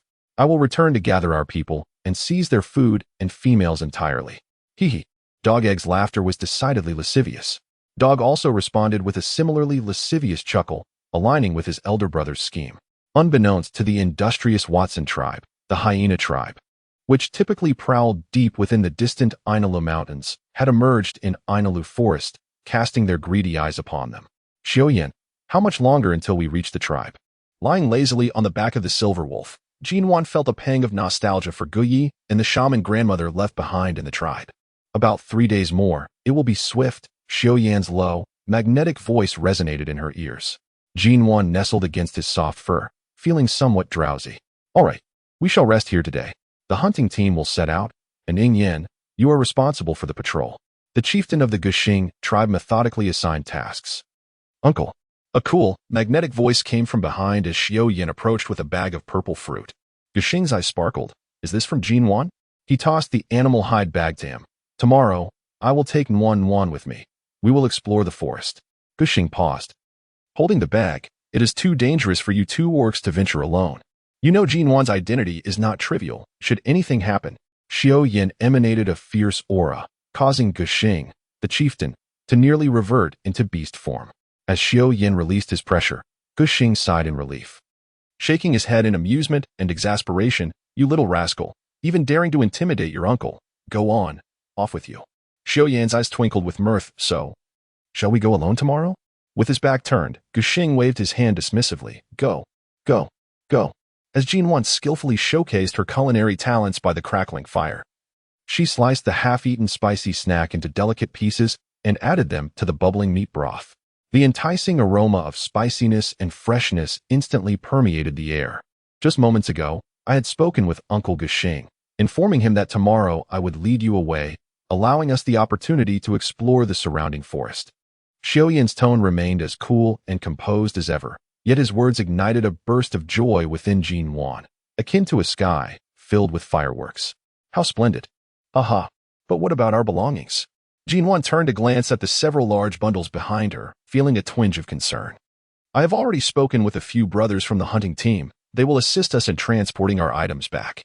The arrangements had been made long before the decision to venture forth together had even taken shape.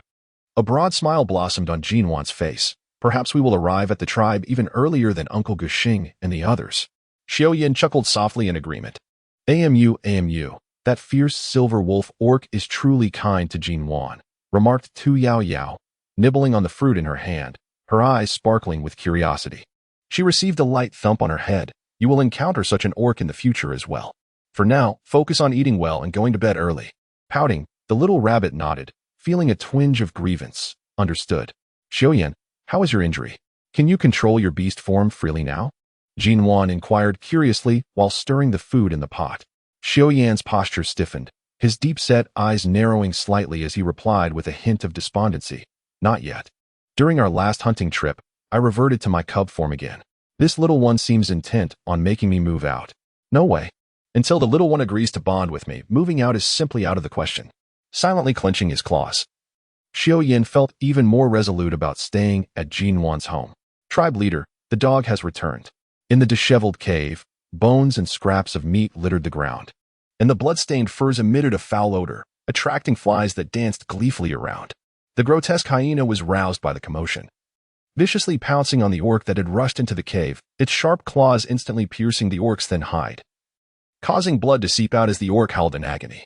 The initial irritability dissipated from the dog's mind, and it wagged its tail, releasing the injured tribesman beneath it. Stop your wailing. Did you say the dog has returned? The orc scrambled to his feet, clutching his wounded arm. Fear etched on his face. Yes, it's inside the food storage cave. With that, he shrank back a bit, terror evident in his demeanor. Indeed. The previously agitated hyena orc sprang up like a lit fuse, its furious voice echoing throughout the tribe. How dare he touch the food in my storage cave? That is mine. Mine.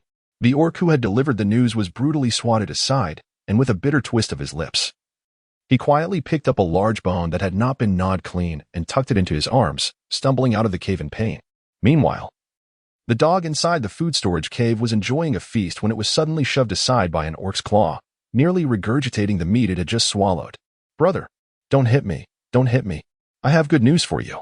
Seeing the fierce demeanor of the dog, it was nearly paralyzed with fear, instinctively curling into a ball and shouting loudly. The dog took a deep breath, retracting its sharp claws, growling menacingly. You better have good news, or I will make you part of this food storage cave too. Shaking in terror, the dog scrambled to its feet. Brother, didn't you ask me to keep an eye on the Watson tribe? Today, I finally found out how many beasts they have. The dog impatiently tore into a piece of meat, casually chewing. And then, remembering the delightful aroma of food wafting from around the Watson tribe, the dog swallowed hard several times. They currently have over 500 beasts, but every morning, over 100 go out hunting, and another 100 female beasts go out to gather. The rest stay in the tribe. Pushing the meat aside, the dog slowly paced, then turned to the dog. So that means they have the fewest beasts around noon? The dog beamed eagerly. Brother, you are amazing. Yes, there will be fewer than 300 beasts left. We could easily take them down. Moreover, the orcs of the Watson tribe make a delicious dish. Every day, the aroma wafts out, making me nearly drool. With excitement glimmering in his eyes at the mention of the delectable food, the dog chuckled. Let us gather everyone and head to the Watson tribe to bring back some food for the cold season. The dog followed eagerly behind, despite the lingering pain in its body. In a short time, the grim and foul-smelling tribe was filled with the raucous howls of hyenas, their voices brimming with bloodthirsty excitement.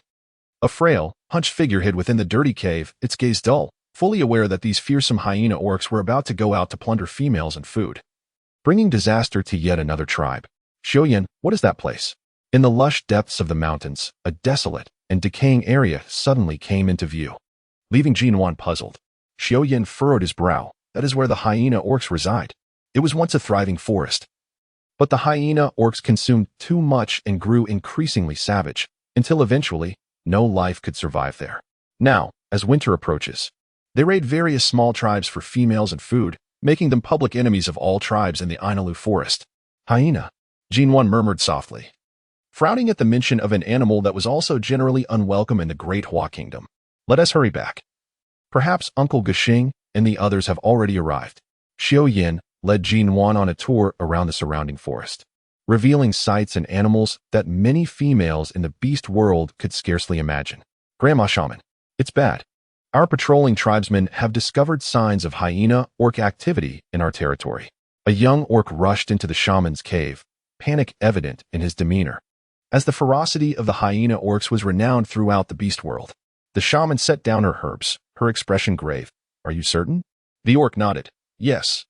It was when Mouse Qian went out to dig roots that he caught the scent of hyena orc urine, just not far from the tribe. The shaman's heart sank, quickly. light the beast dung, and gather the hunting and gathering tribesmen back. We may have already been targeted by the hyena orcs. The orc hurriedly obeyed and dashed out. The shaman picked up a wooden stick and strode purposefully toward the tribe's open area. Today, the hunting team was led by Lyre, and Gutai was assisting with processing the game. Upon seeing the shaman's anxious demeanor, he quickly approached. "Grandma, what's wrong?" Grabbing Gutai's hand. The shaman spoke breathlessly from her hurried pace. "Our tribe has been targeted by the hyena orcs. Quickly organize the females, children, and elder orcs to retreat through the back door of the third food storage cave to the mountains. I have already arranged for the beasts to light the dung, and I hope Lyre and the others can return in time." The two orcs spoke without lowering their voices. And soon the news of the impending attack by the hyena orcs spread among the orcs in the open area, a tense atmosphere instantly enveloping them. "Tribesmen, the hunting and gathering orcs may need some time to return. Until then, all females and elder orcs with young ones should follow Gutai." The old shaman's unprecedented seriousness settled the tribesmen's hearts immediately. "Grandma Shaman, we must stay to protect the tribe," the females asserted, their voices choked yet resolute. The shaman leaned on her stick. "Taking care of the young ones in the tribe is your greatest contribution, allowing the orcs to fight without worry. Quickly prepare." The females wiped away their tears, gritting their teeth as they hurried back to their respective homes. They gathered some provisions and, cradling their bewildered little furballs, followed behind Defen into the third food storage cave. This concealed entrance, established by the tribe's elders, led to the back mountain, effectively sealing off the exit, rendering it inaccessible for anyone attempting to breach it in haste. With their concerns alleviated, the orcs remaining in the Watson tribe commenced their preparation for battle with fervor. "Hey, brother, once we cross this mountain, we will arrive." They had brought back a substantial amount of game over the past few days. Yet they continued to venture out for hunting each day, undoubtedly possessing methods for preserving their catches. The dog slouched beside Dog Dan, his demeanor one of subservience. "All right, when we return, I'll share a blue bull beast with you, so you can feast to your heart's content." Dog Dan cast a disdainful glance at this half-brother, filled with contempt. To think he only cared about eating. Truly, he was inferior even to the humble grunt beasts. "Xiao Yan, upon our return, I wish to first fire the bricks and tiles, then construct the house." Nuan slowly articulated her aspirations for life, as his long and agile limbs bounded through the forest. A glimmer of amusement flickered in the wolf's gaze upon hearing her words. "I could enlist a few weaker beastmen to assist you. It would expedite the process considerably." Suddenly, as if sensing something, the silver wolf veered and concealed itself behind a large tree. "Stay silent. There is movement." API call failed with status code 429. Error. Code 429. Message. Resource has been exhausted, e.g. check quota. Status. Resource exhausted. API call failed with status code 429. Error. Code 429. Message. Resource has been exhausted, e.g. check quota. Status. Resource exhausted. Season's warm gaze brightened. "Are you intending to gather the sharp-toothed grass?" His elegantly arched brows formed a delightful curve, and a rare smile graced his lips, resembling a crescent moon, his eyes filled with admiration. "Indeed." He then regarded her with a measure of seriousness. "In a moment, I shall escort you to the back mountain where you must conceal yourself while I extract the sap from the sharp-toothed grass." API call failed with status code 429. Error. Code 429. Message. Resource has been exhausted, e.g. check quota. Status. Resource exhausted, Nuan. "Hey, are you mocking me?" "Clearly yes. You are not too foolish. The sharp-toothed grass at the end of the warm season has begun to wither, and Nuan and Xiao Yan have gathered many large leaves to wrap it, nearly half of the grass collected by the two beasts. In a rush, they hurried towards the direction of the tribe. "Hyena tribe, our Watson tribe bears no enmity with you. What do you intend to do?" The shaman Ama leaned on his wooden staff, his face dark as he glared at the massive horde of hyena orcs before him. Dog Egg lazily scratched his belly with a paw. "No enmity. You have food and females, and we happen to need them, so here we are." This statement from Dog Egg rendered the orcs of the Watson tribe extremely furious. Damn the hyena tribe. It was one thing to plunder smaller tribes, but now they dared to set their sights on the Watson tribe. "Today, we will make sure you have no strength to crawl back." The rage of the orcs surged, as if they were about to charge and tear apart the wretched hyenas. "Shaman Ama, let us rush in and kill them." Dog Egg remained calm, squatting lazily in the clearing, as if awaiting something. Tribe leader, there are no females in the Watson tribe." But we do have plenty of food, 5 storage holes full of meat, and it's all fresh.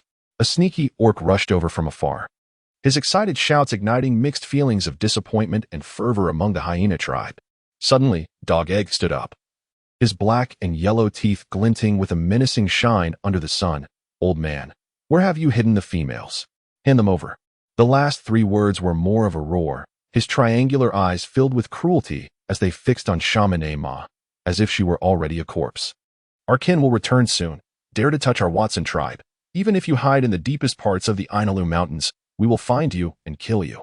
Shamanee Ma, having lived a long life and witnessed many storms, was not intimidated by Dog Egg's petty tricks. By supporting her, she stepped back, leaving the battlefield to the orcs led by Gutai.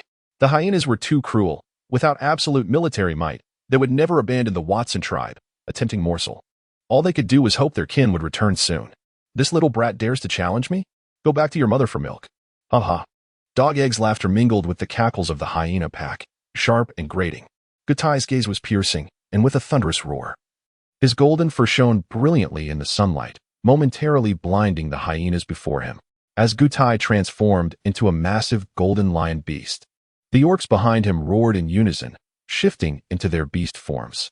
In an instant, the clearing was filled with the roars of 100 beasts, their presence overwhelming. The hyenas instinctively took a step back, their legs trembling at the sight of the formidable beast orcs. Dog Egg's expression finally turned serious. "What are you afraid of? There are 5 storage holes filled with food waiting for us. With that food, we won't starve this cold season. Charge." The hyenas' calls sounded like a rising cheer, sharp and piercing as they surrounded the area. Roar. The massive golden lion clashed with the leading hyena in a frenzy. "Little brat, soon you will be a piece of meat in my storage hole." Dog Egg extended his crimson tongue and licked his teeth, his eyes filled with ferocity. He lunged toward the golden lion. Gutai's limbs surged as he raised his front paw high, but Dog Egg dodged and suddenly turned to bite Gutai's hind leg. In that moment, Gutai, who had never fought a hyena before, realized that they were notorious not just for their ferocity, but also for their powerful bite. Roar. A painful cry erupted as Gutai, his eyes bloodshot, fell back, using all his strength to swat at Dog Egg's head, which was tightly clinging to his hind leg. The sharp claws left a spray of blood, and Dog Egg's piercing screams echoed through the clearing. Gutai's hind leg was drenched in blood, and a chunk of meat the size of an orc's palm fell from Dog Egg's mouth, which continued to howl in agony. Despite the excruciating pain, Gutai raised his front paw and flung off the round object stuck to his claws. That was one of Dog Egg's eyes. With one eye lost, Dog Egg seemed to unleash his full savagery, recklessly charging at Gutai. Oh, oh, oh. As Dog Egg emitted a series of continuous cries, 5 massive hyenas suddenly appeared beside Gutai. Together, whoever kills him won't go hungry this cold season. The hyenas howled and charged forth. Gutai swatted away the hyena in front of him, but a gust of wind rushed past him. Too late to dodge, he rolled over and swung his paw. But the pain and blood loss weakened him, and the strike lacked its earlier power. All he managed to leave were a few bloody claw marks on the hyena's back. Meanwhile, the wound inflicted by Dog Egg was torn further by another hyena. Ignoring the injury on his leg, Gutai lunged forward and bit down on the neck of the dog hiding behind the pack of hyenas, collapsing atop the still gasping dog. He clung tightly with his jaws. Gutai's vision blurred, his limbs growing weak from blood loss. Is this it? A high-pitched wolf howl reverberated through the forest as a massive silver wolf charged into the pack. With a snap, it crushed the approaching hyena, brutally tossing the corpse aside, breaking through the hyena ranks to reach Gutai's side. "Gutai, are you all right?" A deep and cold voice pierced through Gutai's impending unconsciousness, bringing him a flicker of clarity. Xiao Yin, kill these hyenas, our kin and food." Calm returned. Xiao Yan's aura surged, his gaze cold enough to freeze the air around him. Every hyena orc that approached him was swiftly dispatched with a clean bite to the neck, leaving them twitching and howling in agony until their cries faded away. More and more hyenas rushed forward, and Xiao Yan's once beautiful silver coat was stained a deep crimson, appearing bloody and ruthless, like a god of slaughter. Wisps of white smoke began to drift from the edge of the clearing near the forest. Xiao Yan howled. With a howl, he grasped the spear and slung it across his back, turning to charge in the opposite direction. Only the one-eyed Dog Egg and a pack of hyenas, momentarily bewildered by the sudden retreat of the Watson tribe's orcs, remained in the clearing. A delicate haze of smoke gradually enveloped the space from the clearing to the tribe. Dog Egg licked the blood from his face. Fellow tribesmen, we have driven the Watson tribe away. What are we waiting for? Let us rush in and seize their provisions. Suddenly, the excited hyenas collapsed one by one, their limbs powerless, falling to the ground without a sound. Perhaps the only one who felt relatively well was Dog Egg. Though a sudden weakness coursed through him, instilling fear, yet the fading pain in his eye brought him a peculiar sense of comfort. No worries. The pleasant sensations are yet to come. What has happened to Brother Gutai? Xiao Yan, accompanied by the tribesmen, rushed to the spot where Nuan had kindled the fire. Nuan immediately spotted the large lion on Gutai's back, its body drenched in blood. Gutai had been besieged by a pack of hyenas, sustaining injuries to his body and hind legs, bleeding profusely. Xiao Yan slightly bent forward. Quickly get on. We must hasten back to the tribe and see how those hyenas are faring. As the warmth of the season faded, Nuan ascended the broad back of Xiao Yan, while the beasts hurriedly dashed back to the entrance of the tribe. The hyenas could now be aptly described as lifeless, sprawled on the ground, helpless as the warriors of the Watson tribe dragged them to the central clearing. The shaman, Granny, sparkled with excitement, mentally bestowing 32 praises upon the efficacy of the bloodletting herb. Leaning on her cane, she hurried back to the cave. Cautiously retrieving another bundle of the herb from the corner's hide-wrapped parcel, she instructed the warriors to construct a makeshift hearth in the clearing and placed a stone pot upon it, directing them to brew the herbs into a potion to prevent the hyenas from awakening and fleeing. The warriors, igniting the fire and assembling the hearth, exchanged knowing glances, their bellies churning with unease. With eyes glinting with greed, they accepted the herb wrapped in hide from Granny and tossed it into the pot along with water. As they brewed the concoction, they cast sinister glances at the fallen hyenas, punctuating the air with malevolent chuckles. The surrounding warriors, having gleaned the significance of the herbal brew from their two companions, meaningfully chose to remain and assist. Granny, how is Gutai's injury? Nama and Guyu knelt on the opposite side of the hide, wiping their tears. The severity of Gutai's wounds had greatly diluted the tribe's joy in vanquishing the hyena clan. The massive lion lay quietly on the hide, its belly rising and falling weakly, its bloodied form evoking deep sympathy among the beasts. Gutai's leg wound continued to bleed, the hide beneath him gradually darkening. The wound on his leg is too large and deep. The hemostatic herbs are proving ineffective. I fear Gutai may not endure much longer. The shaman's eyes glistened with unshed tears. She had applied all available hemostatic herbs as a paste to Gutai's leg, but the bleeding merely slowed. It did not cease entirely. If this continued, she feared that Gutai would not be able to withstand the passage of time. Nuan gazed at the piece of animal hide, stained with blood, her eyes misty with emotion. Gritting her teeth, she turned to the anxious shaman. Grandmother shaman, Gutai's injuries are too grave. We are left with but one course of action. Speak, and as long as it can save Gutai's life, I shall heed your words. API call failed with status code 429. Error. Code. 429. Message. Resource has been exhausted, e.g. check quota. Status. Resource exhausted.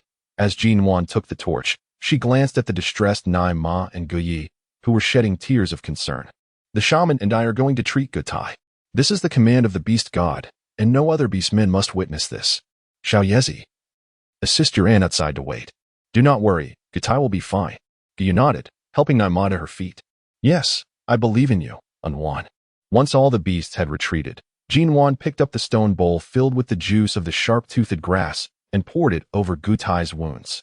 Meeting the shaman's gaze, Nuan took a deep breath, but as she gazed at the mangled flesh, her hand holding the torch began to tremble uncontrollably. Meanwhile, Xiao Yan had already discerned the intentions of the two beasts. He took the burning stick from Nuan's hand. What should we do? Allow me. His cool voice brought a sense of relief to Nuan, who gratefully looked at Xiao Yan as he grasped the torch. We will cauterize Gutai's wounds. Xiao Yan raised an eyebrow, but did not inquire further. With the trembling eyes of the shaman and Nuan upon him, he pressed the torch against the wound. Thanks to the sharp-toothed grass, Gutai endured the agony without any visible discomfort. Just as Nuan had predicted, all the cauterized wounds ceased to bleed. Even the area where chunks of flesh had been torn away from his hind leg. As long as the bleeding was halted, with the beastman's formidable healing abilities, Gutai would soon be back on his feet. Seeing that the wounds had indeed stopped bleeding, the three beasts exchanged relieved glances. Xiao Yan stood up and watched as the shaman and Nuan applied fresh herbs to Gutai's wounds, concealing the ghastly marks left by the fire. He then turned and exited the cave. Aunt Naima, Gutai's wounds have stopped bleeding. The tribe members awaited anxiously outside, with Lyre leading the hunting party and those who had gone foraging returning to the village. Apart from those guarding the hyena tribe in the open ground, everyone was concerned about Gutai's condition, gathering at the cave entrance. Upon hearing Xiao Yan's good news, the beasts erupted in cheers, dispelling the earlier tension. Naima and Guyi quietly rushed into the cave, sitting beside the beast's skin. They exchanged glances between Gutai and the clean beast skin beneath him, and upon confirming that he was no longer bleeding, they let out soft cries of joy. Why is the village so quiet today? My female hasn't come to greet me. Indeed, it's already evening, and I haven't caught a whiff of food. Suddenly, Guxing, who was leading the group, halted, his expression shifting dramatically. There's a smell of blood and the sin of hyenas. The beasts instantly tensed, their muscles taut with vigilance and worry. Chieftain, you have returned. A somewhat surprised voice called from the entrance of the village. Guxing turned to see a patrolling beastman. What happened today? Why is there such a strong smell of blood and a pungent hyena scent? The beastman's face turned serious. Today, the village was attacked by hyenas. Gutai was injured, but Nuan and Xiao Yan used the sharp-toothed grass to sedate them. They are lying in the clearing. Guxing sighed in relief, but suddenly recalled something and asked urgently, You said Gutai was injured? Is it serious? The beastman scratched his head. It's quite severe. He was taken to the shaman. Nuan is there as well, but I just heard cheers from inside, so he should be all right. Despite this reassurance, Guxing could not shake his worries for his offspring.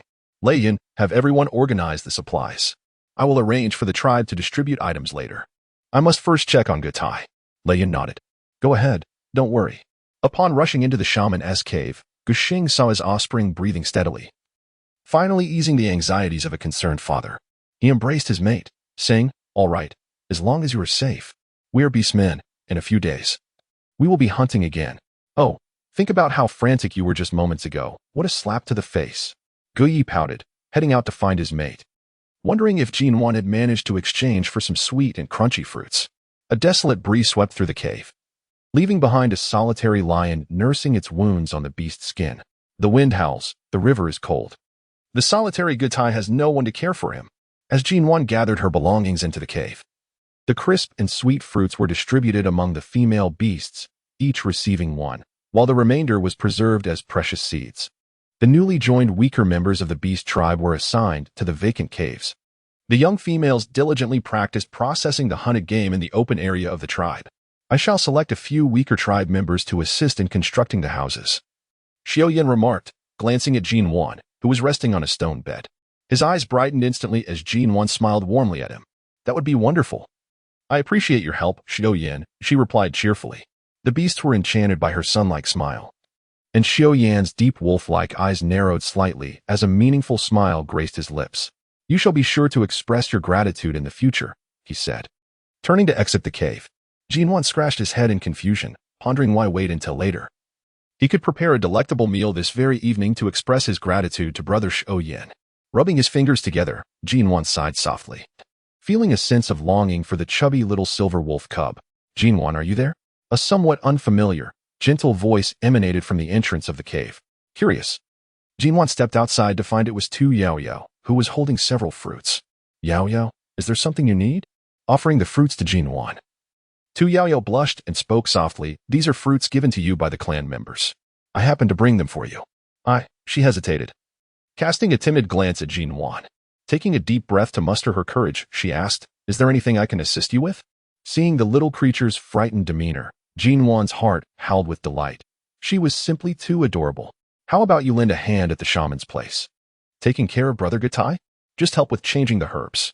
Tu Yao Yao's eyes sparkled instantly with excitement. Is he the one who was attacked by those fearsome hyena beasts and managed to slay them, the golden lion beastman? Noticing the admiration almost spilling from her gaze, it seemed Brother Gutai was gaining a devoted admirer. Nodding affirmatively, Nuan replied, Yes, that's him. All right, I'll go right away. Before she could finish her sentence, the little beast had already dashed far away. Nuan extended her claw and trembled slightly, her lips twitching as she swallowed back the words she was about to utter. Little bunny, it's not that I am unwilling to assist you, but your impulsiveness has led you astray. Do not blame me for your misdirection. Adjusting the fur garment she wore, Nuan furrowed her brow slightly. The temperature in recent days had been rather high, leaving her with an incessant feeling of stickiness, causing her body heat to rise significantly compared to usual. On several occasions, she had felt dizzy, and amidst the bumpy journey, she had dozed off multiple times on the back of Su Yin Gu. She scratched her fluffy ears again, which had been itching intermittently and felt quite warm. Could it be that she was falling ill? API call failed with status code 429. Error. Code. For 29. Message. Resource has been exhausted, e.g. check quota. Status. Resource exhausted. API call failed with status code 429. Error. Code. For 29. Message. Resource has been exhausted, e.g. check quota. Status. Resource exhausted. It was evident that Granny Shaman was encountering the situation with Nuan for the first time. I shall take my leave for now. Should any issues arise, I will return to seek your guidance, she stated. The shaman nodded. That is all we can do for now. You few, proceed to forge these bricks. The rest of you, focus on crafting tiles. During the firing process, I shall take care of your meals. The one who produces the most bricks shall be rewarded with an additional piglet as a token of my gratitude.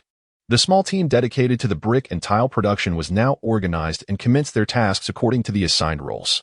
Meanwhile, Nuan lay weakly upon the stone bed in the small cave, her body ablaze with discomfort, rendering her utterly miserable. Gradually, she succumbed to a state of unconsciousness. Preoccupied with the construction of the dwelling, Yin busied himself in the small clearing, oblivious to the fact that Nuan, now in a deep slumber, was losing her ears and tail slowly but surely. Awakening amidst a cacophony, Nuan stirred uncomfortably, reflecting on the unusual hardness of the stone bed today. Blinking groggily, she instinctively lifted her hand to shield her eyes, murmuring softly, Yin, why haven't you lowered the animal skin curtain? The clamor ceased abruptly, and the gentle voice of Granny Shaman reached her ears. Nuan, my dear, you have awakened. Yin swiftly gathered the small female cub into his embrace. Leaning against him, his usually cool voice now tinged with concern. How are you feeling? Are you still in discomfort?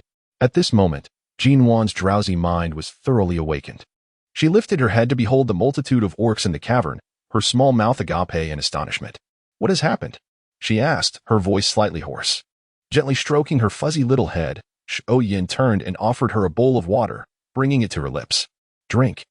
The dryness in her throat prompted Nuan to obediently lower her head and sip the sweet, soothing water that flowed down her throat, bringing immense comfort. You little rascal. You had us all worried sick. You've been asleep for a full 3 days. The shamaness lamented, wiping away a tear from the corner of her eye. Her tone a mix of reproach and concern. API call failed with status code 429. Error. Code. For 29. Message. Resource has been exhausted, e.g. check quota. Status. Resource exhausted. As the season warmed, Nuan instinctively shook her ears, only to discover, She flicked her tail, and lo and behold, unable to contain her excitement any longer, she sat up straight, extending her delicate, fair hand to touch her head and rear, her eyes instantly brimming with astonishment. In disbelief, she turned to the silver wolf beside her. Have my ears and tail vanished? Indeed, they had, perfectly mirroring those of the females in the tribe. Observing her expression of joy, Yin nodded in affirmation. Yes. The news of Nuan's complete transformation into a female spread through the tribe like a whispering breeze, igniting a fervor among the orcs. Silver Wolf Yin, who fancied himself as Nuan's companion, found himself exceedingly busy, juggling hunting expeditions with the challenges posed by other orcs vying for Nuan's affection. Meanwhile, our little Nuan delightedly embarked on her grand endeavor of constructing a house. The orcs, known for their industriousness, wasted no time, and even though she was merely a weaker orc, within 3 days, the small clearing was nearly filled with bricks and tiles ready for firing. The diligent Nuan began excavating the foundation alongside the orcs. Nuan, do you think we have enough sticky grass? Sticky grass, a food source for small insects, was absent from the Watson tribe, prompting Nuan to trade some game from the Liang mountain tribe for it, and she even enlisted the help of Xiaoya's partner for transportation. Sticky grass resembled the chives of Huagua, growing in slender stalks with thick leaves that exuded an astonishingly adhesive liquid. Areas where sticky grass thrived were often littered with small creatures trapped and left to perish, rendering them off-limits to both orcs and animals. Carefully extracting the sticky grass from the baskets, Nuan curiously prodded it with a small stick, setting it on a nearby stone, only to find it utterly unyielding moments later. The remarkable adhesive quality sparked a glimmer of excitement in Nuan's eyes. Sticky grass could be exchanged for game. This revelation sent ripples through the young mountain tribe, igniting a fervent harvest of sticky grass, with orcs diligently collecting it daily to barter for game at the Watson tribe. However, Xiao Yin was overwhelmed with the ensuing demands, transforming from a plump little creature into a noticeably slimmer version of himself. The construction of the house commenced amidst the eager anticipation of the orcs. The azure-hued bricks, crafted from clay, dazzled the eyes of the Watson tribe members. And as the bricks formed orderly walls, their warm hue was pleasing to behold. Some of the little females couldn't resist asking Nuan for a few bricks to decorate their caves. Once the roof was assembled, Nuan found herself in a moment of bewilderment. She had completely forgotten to weave the grass mats. What a scatterbrain moment! In a flurry, she sought the assistance of Guyi and several skilled grandmothers from the tribe, who worked tirelessly for 4 days to craft enough mats to cover the roofs of 8 houses. Once the mats were laid, she smeared them with a mixture of sticky grass and mud, layering the tiles meticulously. The finished house was breathtaking from the outside, eliciting continuous gasps of admiration from the tribe. Guyi buzzed around Nuan like a little bee, exclaiming, "Nuan, is this the house you spoke of? It's so beautiful. Can beasts really live in it? Will it collapse with the wind? Will it be very cold during the winter season?" API call failed with status code 429. Error. Code 429. Message. Resource has been exhausted, e.g. check quota. Status. Resource exhausted. API call failed with status code 429. Error. Code 429. Message. Resource has been exhausted, e.g. check quota. Status. Resource exhausted. API call failed with status code 429. Error. Code 429. Message. Resource has been exhausted, e.g. check quota. Status. Resource exhausted. As Nuan tugged at his large hand, Xiao Yin hesitantly lowered his head, the soft voice of the little female cub echoing in his ear. "Let them try. You already know how sturdy the house is, right?" Xiao Yan's eyes sparkled with realization, a mischievous thought bubbling up within him as he obediently nodded. "Very well then. Ti Wu, you shall give it a go. You possess great strength. Let's see just how solid this house really is." Ti Wu, the bear beastman singled out, looked pleasantly surprised and approached the wall. He slightly exerted himself and bumped against the structure. After a moment of awkwardness, he scratched his head. I didn't put in much effort. Wow, this thing is surprisingly sturdy." Stepping back a few paces, Ti Wu genuinely summoned all his might and charged forward, his robust physique colliding with the wall, producing a muffled thud. The burly man, with a large bump forming on his head, squatted down with tears welling in his eyes. Ti Wu lamented inwardly. "What in the world is this? Why is it so hard? I could have been crushed." Nuan laughed heartily, considering the ferocious nature of this beastly world. She deliberately made the walls twice as thick as those in Huagua, and with the robust materials, if one could still manage to break through, it would indeed be better to reside in a cave. Xiao Yin couldn't help but reveal a hint of amusement at the corner of his eye, pondering how foolish Ti Wu was to use his head for such a collision. That hefty impact. Did it not hurt? Not hurt. You go try. Goodness. How incredibly solid it is. Ti Wu couldn't even break through. This was undoubtedly far safer than a cave. I too desire such a beautiful and sturdy house. The orcs were in a frenzy, as Nuan had laid down large, fired clay bricks on the floor, creating a clean and comfortable appearance that left her kin in awe. Xiao Yin followed closely behind Nuan, brimming with pride as he listened to her introduce the house to the shaman and the leader of the Guxing tribe. "This room will be for Xiao Yin in the future." Upon hearing his name, the silver wolf's ears perked up instantly. "I will reside here, and henceforth, each beast will have their own room. This is quite satisfactory. But why must we live separately?" He pouted. API call failed with status code 429. Error. Code 429. Message. Resource has been exhausted, e.g. check quota. Status. Resource exhausted, Nuan. Your question leaves me at a loss. We are not companions. Living together would tarnish your reputation. After casting a deep glance at Nuan, Xiao Yin fell silent, a surge of discontent bubbling within him. Did she think it so simple to rid herself of this matter? How naive. Nuan. Will this house be cold during the winter season? The shaman grandmother inquired with a hint of concern, shaking her head. Nuan smiled mysteriously. This house still lacks something, a substance that would keep us warm even in the coldest of winters. Upon hearing this, not only the shaman grandmother, but also the tribe's people were intrigued, their eyes filled with anticipation as they looked at her. Nuan smiled apologetically. The materials are not yet prepared. so we can only begin the production tomorrow. Everyone is welcome to come and take a look then. From the left house, Guxing's voice called out, Nuan, why is there such a large open space in your house without any green mud bricks laid? Nuan supported the shaman grandmother as she walked over. The empty space mentioned by Guxing was designated by Nuan for constructing a heated bed. Outside, the orcs were laboring diligently to flatten the ground mixed with sticky grass and green mud. Once the mud was dried through the heat, they could begin assembling the heated bed. During the construction of the house, Nuan had ensured that the orcs left openings for the stove, smoke vent, and chimney. Initially, she had planned to create a bathroom in another room, but ultimately decided it more convenient to partition off a small area at the back of the living room, where the orcs fashioned a bathtub from green mud. As the cold season approached, hot water was boiled daily on the stove, allowing for warm baths at any time. Not to mention the delight of soaking in the tub, truly a blissful experience. After touring Nuan's house, the orcs departed with expressions of envy. No doubt, the day's discussions would revolve around how to acquire such a beautiful and sturdy home. With the completion of the house, a significant concern had finally been addressed for Nuan. Yet her thoughts turned to the matter of the tribe's migration. The shaman grandmother, Uncle Guxing, and the elder orcs of the tribe shared a common worry, the dwindling prey in the forest. As the population of game continued to decline, many smaller tribes relied on gathering wild fruits and vegetables for sustenance, apart from their larger tribe.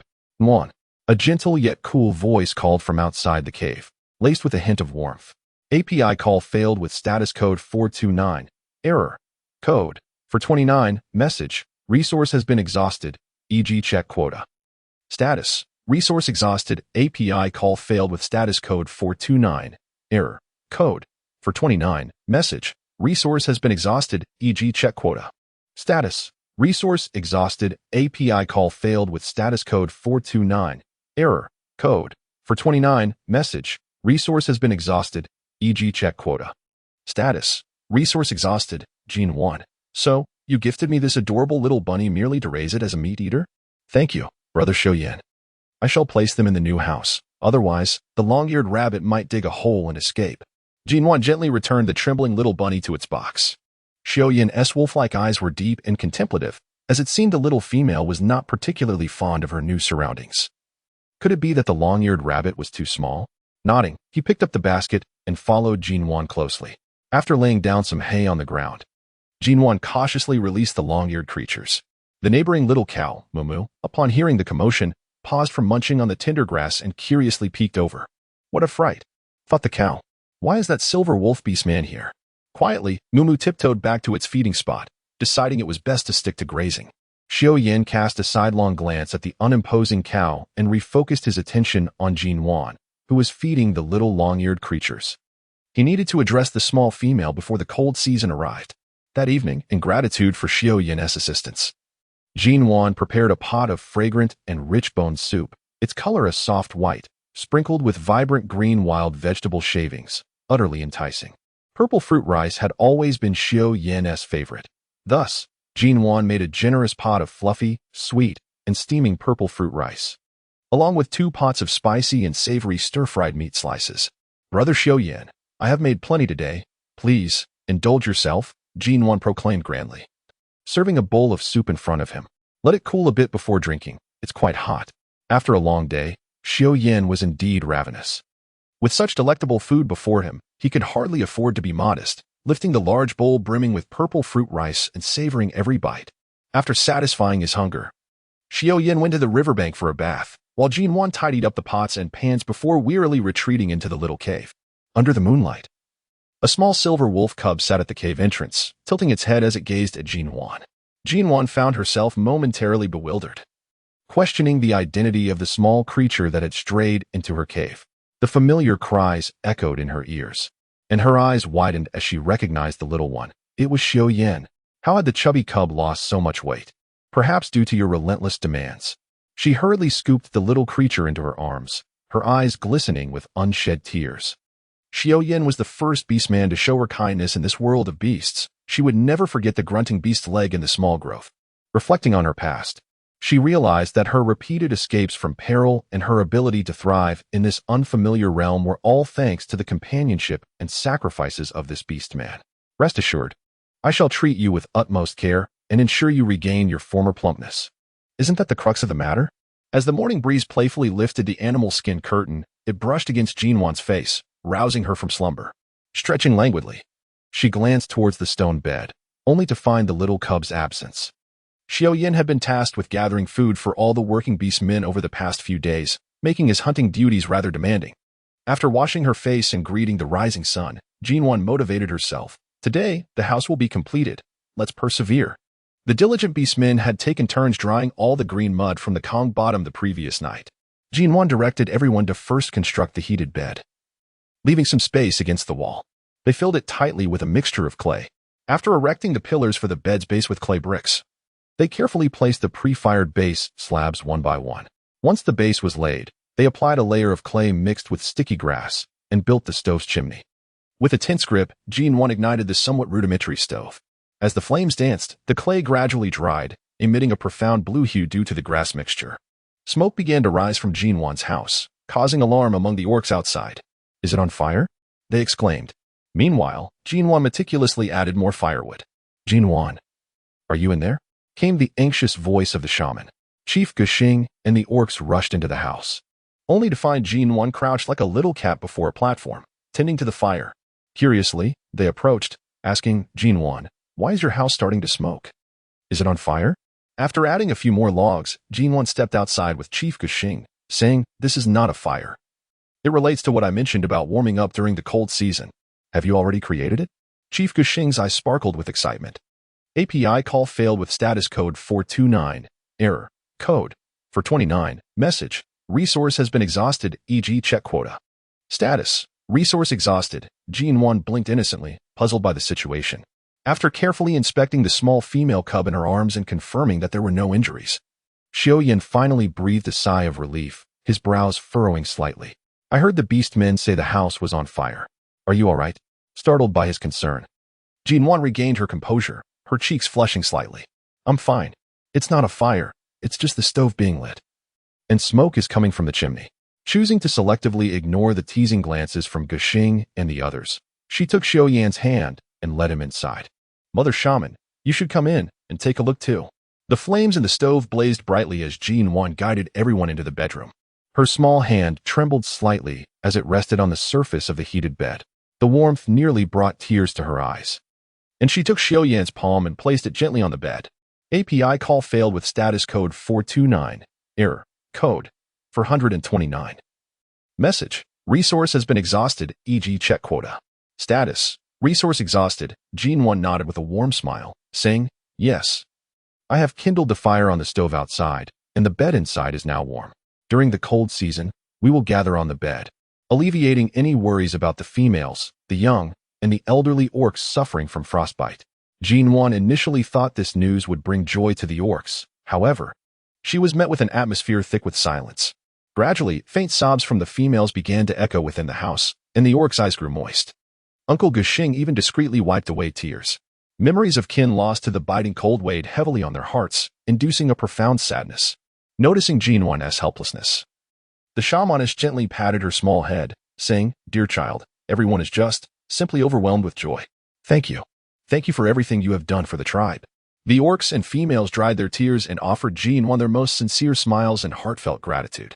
As the warmth of the season lingered, Jinwan turned to address the assembled beasts. "Though winter's arrival is still some time away, let us all strive together, so that before it arrives, we may dwell in sturdy and warm abodes." Instantly, the eyes of the beasts sparkled with excitement, engaging in animated discussions about the structures of their homes. The Watson tribe was bustling with fervor, while the distant Touang tribe appeared rather bleak and desolate. It was now the second day, and the orcs had failed to capture any large game for 2 consecutive days. If this continued, they would not survive the winter. Luke growled irritably within the cave. Crouched upon the animal hide, the pale-faced Yali was brazenly perched with a small, fluffy kitten nestled in her lap. That familiar visage unmistakably belonged to the runaway feline, the big female cat-seeking beauty. The healer, Benny, sat with a furrowed brow, reflecting on the tribe's dire circumstances. Reduced to living like a small tribe, relying on forage fruits and wild vegetables, "Benny, I have decided to launch an attack on the Watson tribe. If we wait any longer, our Touang tribe will vanish from the Inalu forest," Luke declared. The Touang tribe, overwhelmed by excessive hunting, had depleted their territory of large prey and now set their sights on their neighboring Watson tribe. Benny's gaze flickered momentarily before he sighed deeply. Then prepare yourselves. Lute's eyes gleamed with madness, a sinister smile curling at the corners of his mouth. I shall flatten the Watson tribe. The Touang tribe cannot perish at my hands. Unbeknownst to the orcs within the cave, the small kitten in Yali's arms rolled its round eyes and, with a little wiggle of its rear, scampered away into the outside world. In the forest of the Touang tribe's territory, a little furball lounged lazily atop a log, basking in the sunlight, its tail swaying contentedly. Meow? Meow meow? A faint mewing reached its ears, prompting the little furball to dart down from the tree like a streak of white light. Squeak. Meow meow. I'm here. The small kitten rushed towards the familiar sound of squeaking.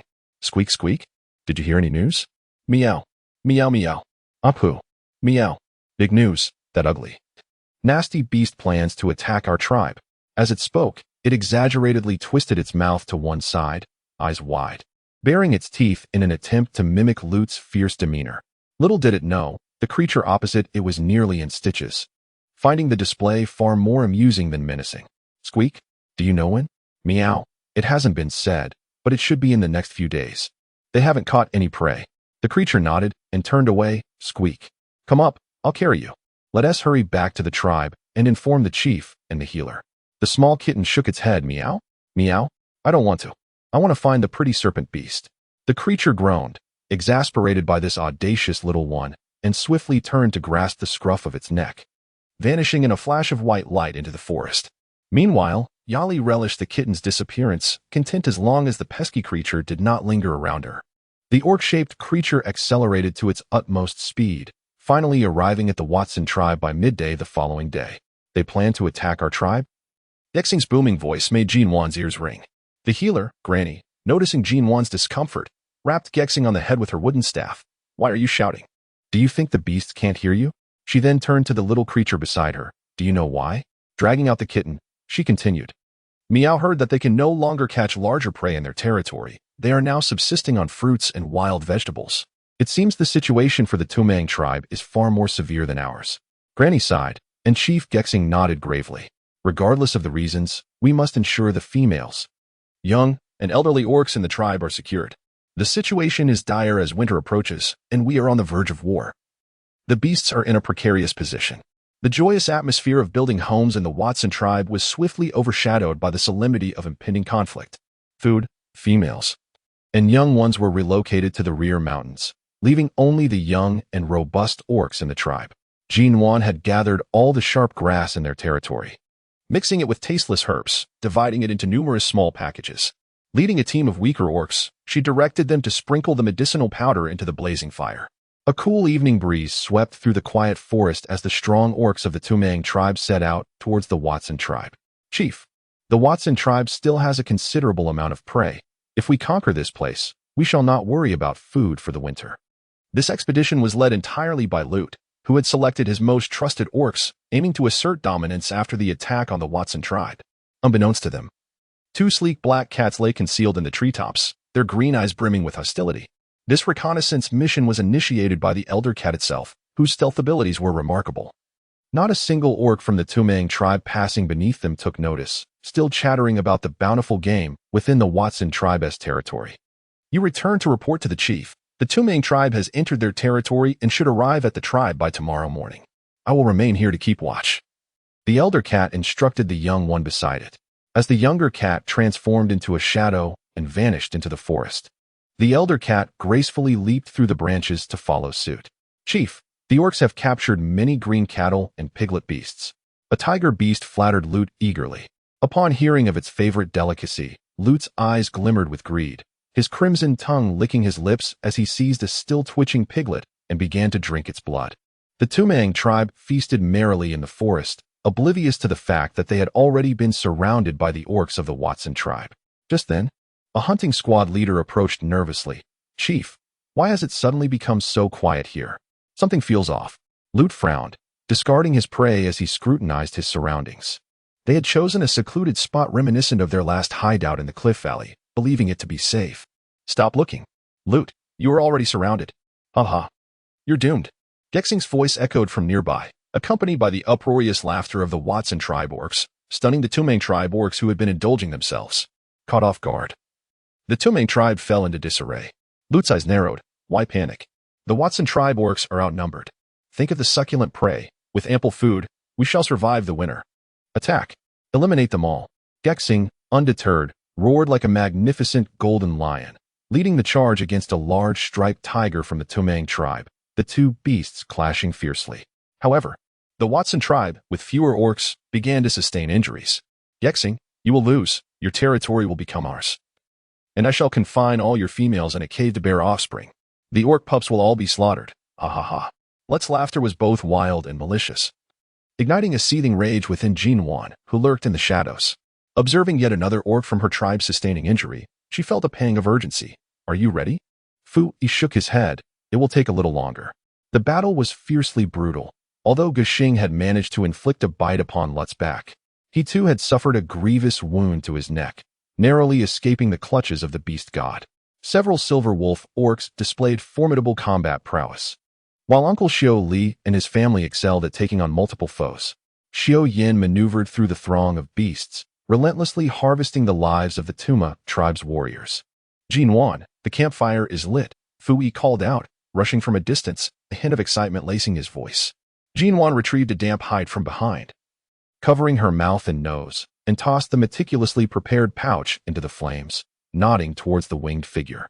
The small, fluffy creature opened its mouth, emitting the piercing yelp characteristic of the lightning weasel, prompting the orcs of the Watson tribe to hastily pull their injured comrades away from the adversary, while covering their own mouths and noses with hides. Lut, taken aback by this sudden retreat, was soon overwhelmed with joy. Gushing, are you now leading the remaining beasts to seek new territory? Huh, how impressive you are. Gushing stood nearby, his face ablaze with fury, a ghastly wound on his neck rendering him particularly disheveled. Lut, you wretched beast, I shall return. With that, he awkwardly led the orcs of the Watson tribe into the depths of the forest. Chief, are we simply allowing them to escape? The tiger beast approached, its tone insufferably smug. Observing its pristine condition, unblemished by injury, Lut's own wounds throbbed painfully, igniting a fire within him. He kicked the tiger beast to the ground. Are you a mere whimpering creature? The tribe's orcs are injured, and you dare to hunt? Without beasts to hunt, will you feast on dung? His eyes gleamed with pride. Moreover, a wandering tribe without territory may struggle to survive the cold season. Ha ha. Just before collapsing weakly to the ground, Lut was certain he had not misjudged the distant, poorly concealed, dung-colored head peeking from behind the hill. It must be that accursed foul lion. Once the lethal lychee grass was unleashed, would not the entire Touang tribe fall? The orcs of the Watson tribe. Yes. Huh. Dead tiger, prance all you like. Gushing pranced over from behind a small hill, plopping down onto the prostrate Lut, swaying back and forth in a display of sheer immaturity. Nuan, tending to the wounded orcs, was rendered speechless by Gushing's childish antics. Haha, dead tiger. Your Touang tribe now consists only of a few elderly orcs, females, and cubs, doesn't it? Gushing glared at the feeble Lut with a menacing expression, eyes brimming with provocation. Lut, feeling a tumult of anger, urgency, and fear, couldn't he comprehend how the Touang tribe had achieved victory only to inexplicably lose all strength at the last moment. Was this the wrath of the beast god? Contemplating this, Lut slumped into utter despondency, his pitiful demeanor stripping Gushing of any amusement. Tribe members, transport these Touang orcs back in batches. The majestic golden lion sat powerfully atop the imposing black-striped tiger. As Nuan handed the herbs to the nearby deer tribe orc, she stepped forward, declaring, I shall return with them. It is prudent to brew some potions for their consumption. The orcs of the Watson tribe immediately exchanged knowing glances. The nature of the potion shrouded in intrigue, as they silently conveyed that some things are better left unspoken. Brahma Shaman. It appears that the Touang tribe has summoned all the orcs, and the hyena tribe's members are still resting in the cave. How shall we manage such a multitude? Nuan expressed her concern, realizing that even in victory, complications abound. The shaman, with an unflinching demeanor, replied, I have already instructed the orcs to handle the hyena tribe. We cannot afford to waste provisions. Thus, matters were being addressed. Nuan's expression was somewhat dazed. They must all be eliminated. The shaman sighed. You must learn to be ruthless when the situation demands it. The hyena tribe poses a threat to the neighboring tribes, and to us as well. Nuan regained her composure and nodded. The principle of survival of the fittest was not lost on her. In such a harsh environment, war was inevitable. Had she not discovered the sharp toothgrass, the casualties in the previous skirmishes would have undoubtedly been the orcs of the Watson tribe. With this thought, Nuan felt a sense of relief wash over her. And what about the Touang tribe? Inquired Guyi, who had approached with evident curiosity. The shaman, Granny Wu, cast her a disapproving glance and said, "Let them transport the green mud for us. The nearby supply has been exhausted, and the orcs must venture far each day to extract it, which consumes a considerable amount of time." As the warmth of the season illuminated his eyes, Nuan remarked, "Indeed, it is best to divide them into 3 groups for the task. The Touang tribe possesses a greater number of orcs than we do. We must not allow them to escape." The Touang orcs, who lay languidly on the ground, remained oblivious to the fact that their fates had already been predetermined. With the Touang tribe's orcs serving as laborers, the construction endeavor of the Watson tribe joyfully commenced. Houses began to rise, and warm hearths were established. Loot. While begrudgingly mixing mud, inwardly cursed that old codger, Gushing. Nonetheless, in order to secure a meal for the evening, he diligently continued his work, unwilling to slacken. Each beast in this place was assigned a task. Failure to complete it would result in hunger. In the initial days, he defiantly shirked his duties on several occasions, only to find himself famished and his vision blurred by hunger, prompting him to work diligently thereafter. Approximately 3 weeks later, the houses within the tribe had been completed. After conferring with the shaman, Uncle Gushing decided to send the significantly weakened Touang orcs back home. During this time, Yili had brought some orcs for a visit, but they were blocked at the tribe's entrance by Uncle Gushing. Furthermore, at the sight of him, the cat, Meow Meow, would light up with excitement, causing Yili to turn back with a few orcs in tow, their expressions reflecting sheer terror, as if pursued by a fearsome beast. The Touang orcs stood outside the Watson tribe's territory in the forest, some carrying their kin, their expressions a mixture of disbelief and astonishment at being released. Although half of their number had been administered a potion laced with the beast god's curse, Lute felt a chill in his heart. The impending harsh winter loomed, and they had yet to gather sufficient provisions. How many beasts would survive until next year? Grandmother Shaman, the first snowfall will arrive in half a month, won't it? Nuan said, carefully packing the dried herbs into a beast hide pouch. The shaman nodded in agreement. Yes, after the final hunt, the orcs will not venture out again. The first snowfall will be heavy and frigid. Father, the Touang tribe has been defeated by the Watson tribe, rendering your plans unfeasible. Samuel frowned at his father, his eyes brimming with disapproval. Sackle sighed, gazing skyward. The prey within our territory is becoming increasingly scarce. Samuel fell silent, fully aware of this reality. The anticipated first snowfall arrived as expected. Large, fluffy snowflakes danced down upon the Anilu forest, transforming the landscape into a sea of white within mere minutes. Nuan, peering out the window, could scarcely discern the distant scenery of the forest. The snow had already covered the lowest 2 steps of the staircase and continued to rise. The gently flowing stream had silently donned a thick layer of cotton-like snow, succumbing to a deep winter slumber.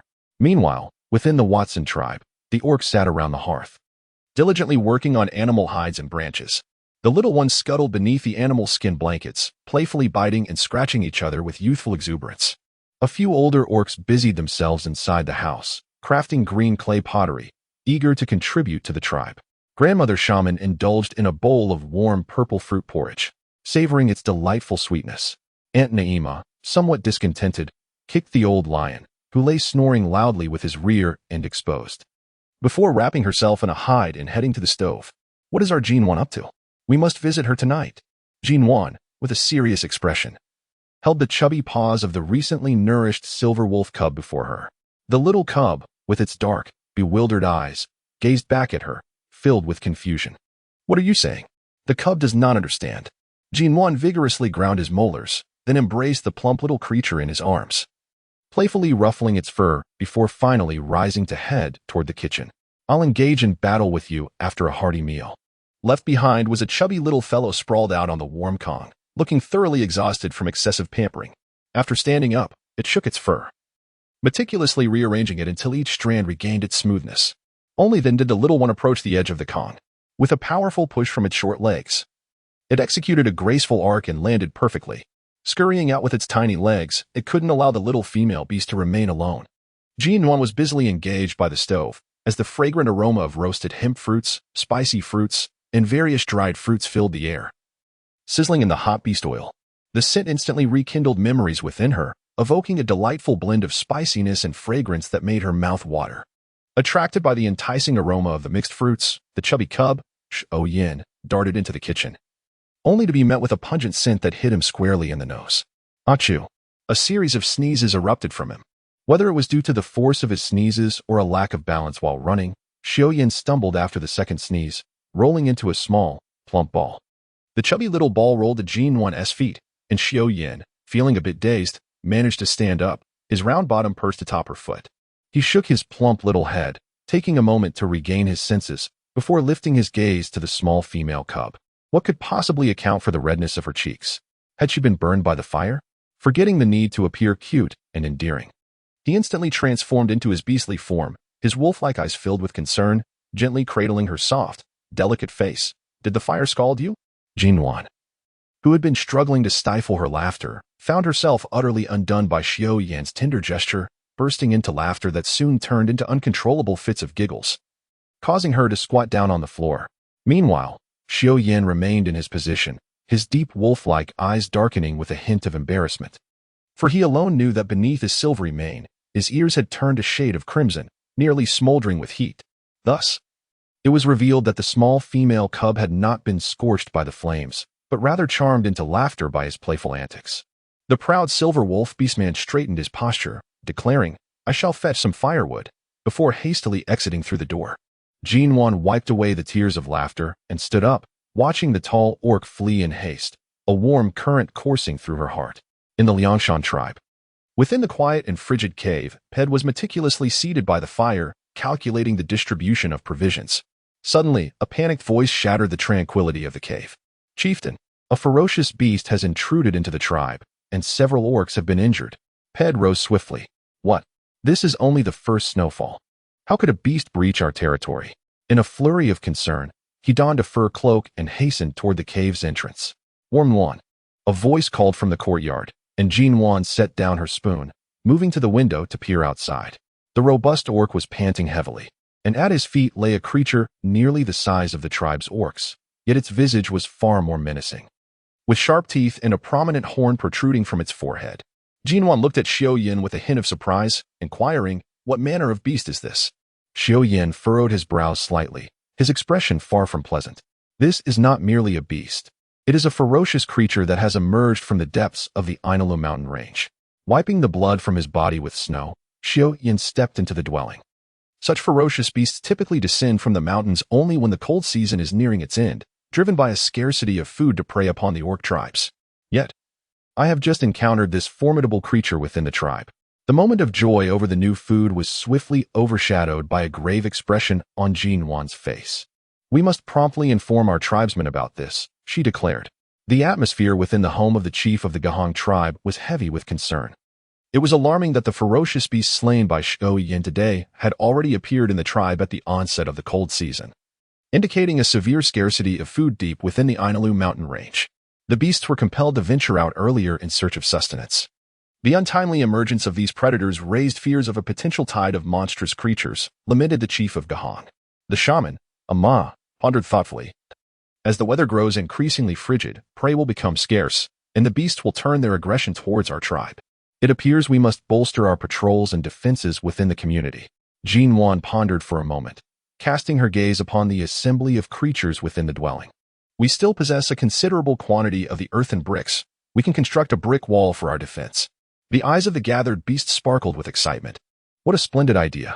This way, we need not fear that ferocious beasts will intrude upon our tribe and cause harm." Xiaoyan lifted his profound wolfish gaze toward the assembly. "The remaining earthen bricks in the tribe are limited. If we were to use them all for the wall, we would not achieve great height. Instead, let us raise the walls on either side with the earthen bricks, filling the center with soil and stones." Nuan gazed with surprise at the stern-faced orc, marveling at her portly companion's unexpected cleverness. It seemed that within his mind resided more than just a craving for delectable morsels. She nodded in agreement, expressing her support for Xiaoyan's proposal. "By doing so, our orcs can patrol atop the newly constructed walls, observing the distant surroundings." Xiaoyan's suggestion was unanimously embraced by the orc community. For the safety of their tribe, The orcs wrapped themselves in animal hides and braved the biting cold to commence their work. The females and elder orcs busied themselves within the shelter, concocting sticky grass water and preparing sustenance. The orcs worked in cooperation. Some laid bricks while others transported sand and stones. Viewed from above, the Watson tribe's territory resembled a fallen concave shape, its smooth cliffs facilitating the excavation of dwellings. The ancestors of the Watson tribe had endured considerable hardship to claim this land. This advantageous terrain simplified the construction of the walls. They merely needed to erect a barrier to seal the opening. The looming threat of the beast tide hung over the orcs like a massive stone, endangering their very lives. Regardless of strength or gender, every member of the tribe poured their efforts into the endeavor, with none shirking their responsibilities. After 5 arduous days, the outline of the tribe's walls was finally completed, rising to a height equivalent to 4 orcs, resembling a slumbering beast that guarded the Watson tribe. A gateway was left at the base of the wall, constructed from 6 substantial black rock timbers that Xiao Yin and a few robust orcs had braved the storm to retrieve from the forest, securing the entrance tightly. Due to material constraints, the gate was designed as a drawbridge. It would be lowered for passage and kept raised to shield against external dangers. Inside the walls, a staircase led up to the battlements. The orcs were pouring sand and stones mixed with sticky grass water, gradually filling the center of the wall. Uncle Gushing, let us build a small shelter here, where the orcs can rotate for rest and nourishment. It is far too cold outside. Nuan's idea stemmed from her memories of various television dramas. Uncle Gushing saw no reason to disagree and promptly nodded. The remaining green mud bricks are insufficient. Let the orcs fire a few at home over the next couple of days. Each family can produce a few. After all, which orc family lacked youthful members? Upon hearing the proposal to construct a shelter atop the imposing walls for the patrolling orcs, the tribe members unanimously supported the idea, as their own kin would also partake in the watch. With the walls completed, the gateway secured, and the shelter built, the orcs began their organized patrols. The panic that had gripped the tribe due to the emergence of wild beasts finally subsided, allowing life within the tribe to return to its previous rhythm. As the warmth of the season enveloped her, Nuan arrived at the abode of the shaman grandmother. Uncle Gushing soon followed, and in a delightful transformation. Xiao Yin nestled in Nuan's arms, contentedly stretching his limbs. Uncle Gushing, shaman grandmother, Nuan began, the prey is becoming increasingly scarce. Yet the number of beasts in our tribe continues to rise daily. If this persists, what shall we do about the conflicts between tribes and the attacks from ferocious beasts? She merely posed the question without mentioning the prospect of migration. The shaman grandmother nodded solemnly. The decline in prey has been a concern for quite some time. Even during my apprenticeship under the previous shaman, the elder had forewarned that the game within the Ainalu forest was gradually diminishing. It remains uncertain whether our descendants will have enough to sustain themselves. I never anticipated that the situation would escalate to such a critical extent. Should our territory yield no prey, our only recourse would be to migrate. Uncle Gushing's words resonated with a profound sense of melancholy, plunging the room into a profound silence. In the warmth of the season, the chubby little creature in Nuan's embrace let out a loud yawn, shattering the silence that enveloped the air. API call failed with status code 429, error, code, for 29, message, resource has been exhausted, e.g. check quota. Status, resource exhausted, Nuan nodded. Long before we attended the tribal gathering, I had already set my sights on the vast plains by the Ainalu River. However, since the houses had not yet been constructed, I refrained from mentioning it. I believe it would serve as an excellent new dwelling place. Gushing furrowed his brow. That area is indeed spacious, yet it lacks large game and forests. What shall we eat? The shamaness remained silent, merely casting a trusting glance towards Nuan. Nuan smiled mysteriously. Uncle Gushing, what do you think I intend for you to bring back all the weak orcs? Gushing still appeared somewhat bewildered. Did you not say to have them cultivate herbs and sweet fruits? The shaman's eyes had already brightened, gazing at Nuan with admiration. API call failed with status code 429, error, code, for 29, message, resource has been exhausted, e.g. check quota. Status, resource exhausted, Nuan remarked. Let us capture some young prey to rear, allowing them to breed and grow. In this manner, our orc kin will have sustenance without the need to venture out for hunting. Are you still worried about a lack of food? Gushing clapped his hands, his hearty laughter resonating throughout the room. Indeed, this food seems inexhaustible. How could we fear a shortage? We have been hunting continuously, and even now, many orcs do not spare the young of the prey, resulting in a tragic decline of the young creatures in the Ainalu forest. Without the birth of young, the prey will inevitably dwindle.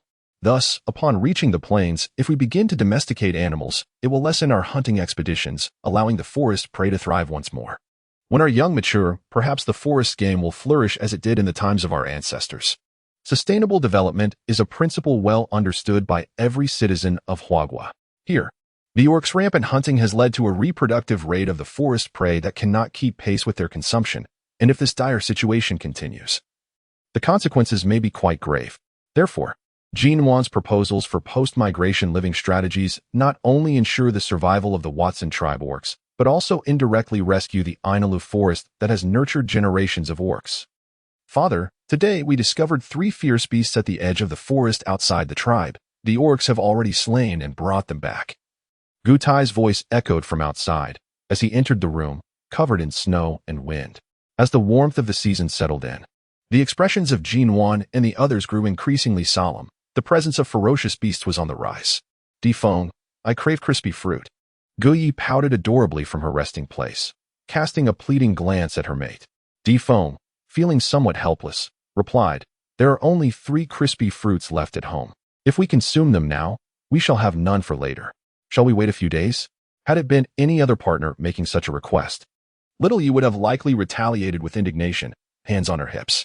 Yet, in this instance, Yi shrank her neck, as she had always held a certain trepidation toward her esteemed mate, and could only nod in a disheartened manner, retreating beneath the covers. Seeing her woeful expression, Feng felt a surge of affection and gently stroked her little head. He then removed the animal skin that enveloped his feet, preparing to embrace his female companion for a brief slumber. As he lifted the animal skin, his demeanor shifted abruptly. He inhaled deeply, his eyes sparkling as they fell upon Guyi, who remained nestled under the animal pelts, still pouting. With utmost care, he gathered her into his arms, exuberantly kissing her plump little face, leaving Guyi momentarily bewildered by his sudden fervor. What is happening? Why is my male so unexpectedly affectionate? Feng's excited voice whispered in her ear, Little Yi, you are carrying my little cub. We are going to have a cub. Nanny? Guyi's mind buzzed as she tentatively placed her hands on her round belly, feeling the soft flesh beneath her palm. Was it truly possible? Had she, barely a year into their union, already conceived? A radiant smile blossomed on her face as she declared, I must tell father and mother, I am to have a cub. Before long, the joyous news of Guyi's pregnancy spread like wildfire throughout every corner of the tribe, leaving childless couples filled with envy and admiration. Nuan was also delighted that her best friend was about to become a mother. Only in the embrace of her chubby little one did she notice the glimmer of mischief in its round, sparkling eyes. The plump tail behind it wagged joyfully, forming a cheerful arc sensing its happiness. Nuan gently patted its round little head. Aren't you happy too? Oh woo. The little one, Xiao Yin, eagerly nodded in agreement. How could it not be happy when it played a part in this joy? Hearing that Guyi craved sweet and crispy fruits during her pregnancy, Nuan reluctantly divided her precious stash of crispy fruits, giving half to her. Guyi's eyes brimmed with tears of gratitude. The atmosphere in the cave grew increasingly tense. Fear began to permeate the hearts of every member of the Liaoshan tribe as they learned that 2 more patrolling orcs had fallen prey to ferocious beasts. Pied sat by the fire, his body marred with gruesome wounds, presenting a terrifying sight. Peichi, tomorrow I shall lead a few tribesmen to the Watson tribe. During this time, you must not venture outside. Gather everyone in the central cave and relocate all our food there. We must hold on until our return, Pied instructed, lifting his head and patting his child beside him. Peichi, with reddened eyes, looked up at her father. Father, it's too dangerous to go out now. What if we encounter a beast? Pied gazed up at the dark ceiling of the cave. We have no choice but to seek assistance from the Watson tribe. Our tribe is too small, and it appears that ferocious beasts are targeting us, intending to trap us here as a source of food. If this continues, we will only see more of our kin perish. Peichi fell silent, and the orcs within the cave were equally hushed. The chief's words felt like a heavy stone dropping onto their hearts, bringing pain and gravity. Chief, I will accompany you, a tiger beast spoke up after a moment. I will go too. Count me in, another added. Pied nodded. Very well, prepare yourselves. We shall depart by noon tomorrow, when the beasts are likely to be resting. It will be our best opportunity to break free. He turned to Peichi. Once we leave, seal the cave entrance with large stones, and do not venture outside. Understood? Peichi nodded, her eyes glistening. I understand, father. Please return safely. Pied tenderly stroked her hair, his own eyes moist with emotion, and the other tribesmen mirrored their sorrow. Chief, 2 more old ones have died, a scruffy tiger beast whispered, leaning close to Lut's ear. With a casual wave of his hand, Lut responded indifferently. Drag them out into the snow and bury them. If more beasts appear, throw them out. The tiger beast nodded and retreated, a sinister glint flashing in Lut's eyes. Damn Benny and Yali, why waste precious food on those decrepit old fools? In the end, they only die and waste our resources. Shaman. Lut has been secretly feeding the corpses of the deceased tribe members to the beasts, although they no longer attack our tribe. More and more beasts are appearing outside our borders, Yali said, leaning against the cave wall with a grim expression. Benny abruptly tossed a beast leg onto a large leaf before him, his chest heaving with frustration. This Lut truly lacks foresight. Once the frail old orcs are gone, does he plan to feed our tribe members to the beasts? Yali rose and collected the beast leg from the hide. We must devise a plan quickly. If we remain here, we will be surrounded by the increasing number of beasts that Lut is attracting. The shaman nodded. In the coming days, reach out to those willing to follow us, gather supplies, and let us leave this place post-haste. In stark contrast to the dangers posed by other tribes in the forest, the Watson tribe enjoyed a serene and peaceful existence. Protected by sturdy walls, the ferocious beasts were kept at bay. When the orcs discovered traces of beasts, if the numbers were few, they would rally together to strike, dividing the spoils among themselves, often allowing for an extra meal. In recent days, Nuan has gathered a plethora of animal hides, spending her time nestled on the heated platform, diligently contemplating how to fashion garments. Each day, she wraps herself in a hide, venturing out with the risk of it slipping away if not secured properly. The image of the composed females in the tribe, nonchalantly adjusting their garments, makes Nuan's lips twitch in amusement. They are undeniably audacious. Retrieving the string she had meticulously prepared the previous day to measure Xiaoyan, Nuan began to cautiously sketch on the hide. She resolved to craft a hoodie-style garment, folding the hide in half and requesting, "May I borrow your large hands for a moment?" She cast a furtive glance at the eager young female beside her, as Xiaoyan's slender fingers revealed sharp claws. He grasped the hide, first creating an opening large enough for a head, and then meticulously cutting out the remaining sections. Once he released his claws from the hide, Nuan cradled the trimmed piece and began stitching it together. The bone needle was no match for the needles of Huagua, making it exceedingly difficult to pierce the hide. Nuan threaded one side of the hide before passing through to the other. By the time she completed one sleeve, her delicate hands were reddened and sore, with her index and thumb throbbing painfully. Unable to watch her struggle any longer, Xiaoyan took the tools from her grasp and, following her earlier method, began sewing the hide with remarkable ease.